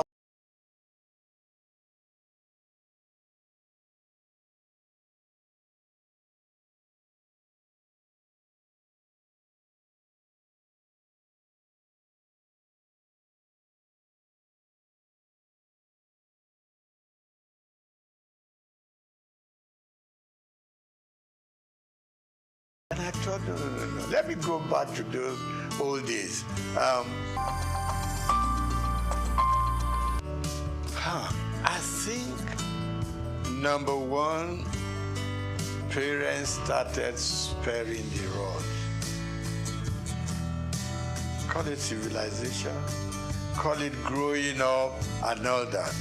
Parents started sparing the rod because they always whipped us to shape. You knew what was expected of you, and you did it. Because if you didn't do it, your punishment is waiting for you. But as we grew up, I mean, you probably will ask me today, do I use the rod for my children, for instance? And the answer is no. And why it is no is that these days the children look up to you. They are more exposed than what we were. More exposed. They know what daddy does. If you show them a bad example, they will repeat that bad example. If they know that when daddy wakes up in the morning, before he goes anywhere, he needs time to say his prayers. They too, unconsciously, will copy you. If they know that when dad goes out, he comes back at a certain time. He doesn't come in at 1 a.m., 2 a.m. Subconsciously, they too will know there's something that this old man sees that doesn't make him go out all night. So they copy from us. But then, like people say, I don't know how correct it is, that these days people are so busy looking for money. They're all over the place. They abandon the home to nannies and housemates and all that, and the children a lot of the time are on their own. But people like you and I, for instance, probably had housemates in the house. You see, but the work that the housemaid does, we were also made to do it. Right? Washing our plates, staying in the kitchen to see how things are prepared. They took us through it, even if you didn't have to do it yourself. And that's why you and I are what we are today. But for the modern young families, most if there's some money to back it up, no, the children don't touch a lot of housework in the homes. They can go out by the time they land. They can wear, I mean, you see some little young girls and what they wear. In fact, even to the church, you want to ask yourself, aren't their parents go to see what the children are wearing? Particularly the female. Even the guys wearing what they, think they don't use the belt, the trouser would just be somewhere on their hips and all that. Yeah, I mean, we want them to express themselves, but within control. So, wrapping up on that, I'm going to say, yes, we grew up under stronger control. Today's parents are so much in love with their children. They don't want to make them unhappy. You don't want to, pick up a stick and hit them. But I don't quarrel with that. But please be there for them when they need you. And don't be scared to talk to your parents. To talk to your children. No. We should never be scared to talk to them. Because they're not going to take us over. They are our children. So what you don't want them to do, communication, extremely important. Talk to them. Let them, because peer pressure is extremely strong out there. They're mixing with so many guys from much even richer homes who have more to spoil their children with. Now you are a moderate family, your moderate children have to mix and relate and go out with guys with stronger economic background. There is, there is some disconnect there. Let's bring our children closer. Let's talk to them. A lot of parents don't talk to their children, and it's not right. Because the more you talk to them, the more they have that empathy for you. They know you care for them. They know you, because you have been moderately successful, for instance, they too want to be successful like you are, and all you are saying to them, follow my footsteps and you may not go wrong. And don't make wealth, money, the thing that should govern your homes. Don't spoil the children. Give them adequately what we all need to survive, and they will survive. In those days, while all you needed to take to school was 1 shilling. Okay, you still see children from rich homes who came with £1 and stuff like that. But let's be contented. Let's teach the children to be contented with what we have. Families are growing, society is expanding, and we can reach out to any part of the world. Now, we need to bring them closer to the home. At least up till the time that they are leaving you to go and start up there. But as long as they're still within your influence, it's very important that children and their families come much, much stronger together.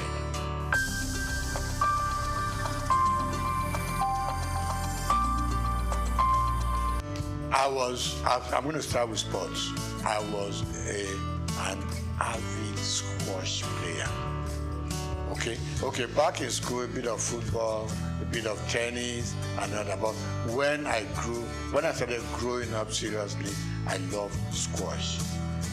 And I played squash until I was over 50. Okay, and the doctor said, slow down on squash. So today, I do my swimming. Okay, I still do my swimming 2-3 times a week. Okay, and then of course I walk. There's this thing that keeps on saying, I mean, if all you can do is work for 30, 40 minutes a day, okay? And then, of course, I'm an avid fan of football up to today. I wish we could develop a local league so that I could slow down on my European Premier League sessions. So I love football and I love lawn tennis up to now. Now, favorite color, subdued. Okay. Hot colors frighten me. Okay. And if you have to do it, just make it minimal. When I pick my dress, for instance, you got to know you want the kind of shirt you want to wear to match the color of the tie you want to use, to match the color of your suit, so it doesn't run riot. So it's extremely important. And I say to my friend, just Google it.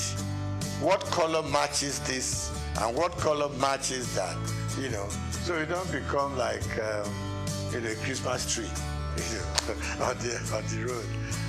That was the third one, food. I grew up enjoying my eba and amala. Growing up from Obalinde, okay? So I do my eba, I do my amala. Rice, occasionally. But then these days, from age 70 upwards, oh, the doctors are screaming, watch what you eat, what the quantity you eat. So my wife draws up a weekly timetable. Monday is this, Tuesday is that, Wednesday is that, and she manages to mix up the slightly heavy one and the slightly lighter one so that you have a good mix. With age, you cut down on a lot of things. Cut down on your booze, cut down on your champagne, you cut down on your wine, you cut down on your salt. In fact, it's like they're punishing us. But then they say that is the way to go to be able to at least live longer and enjoy more of life.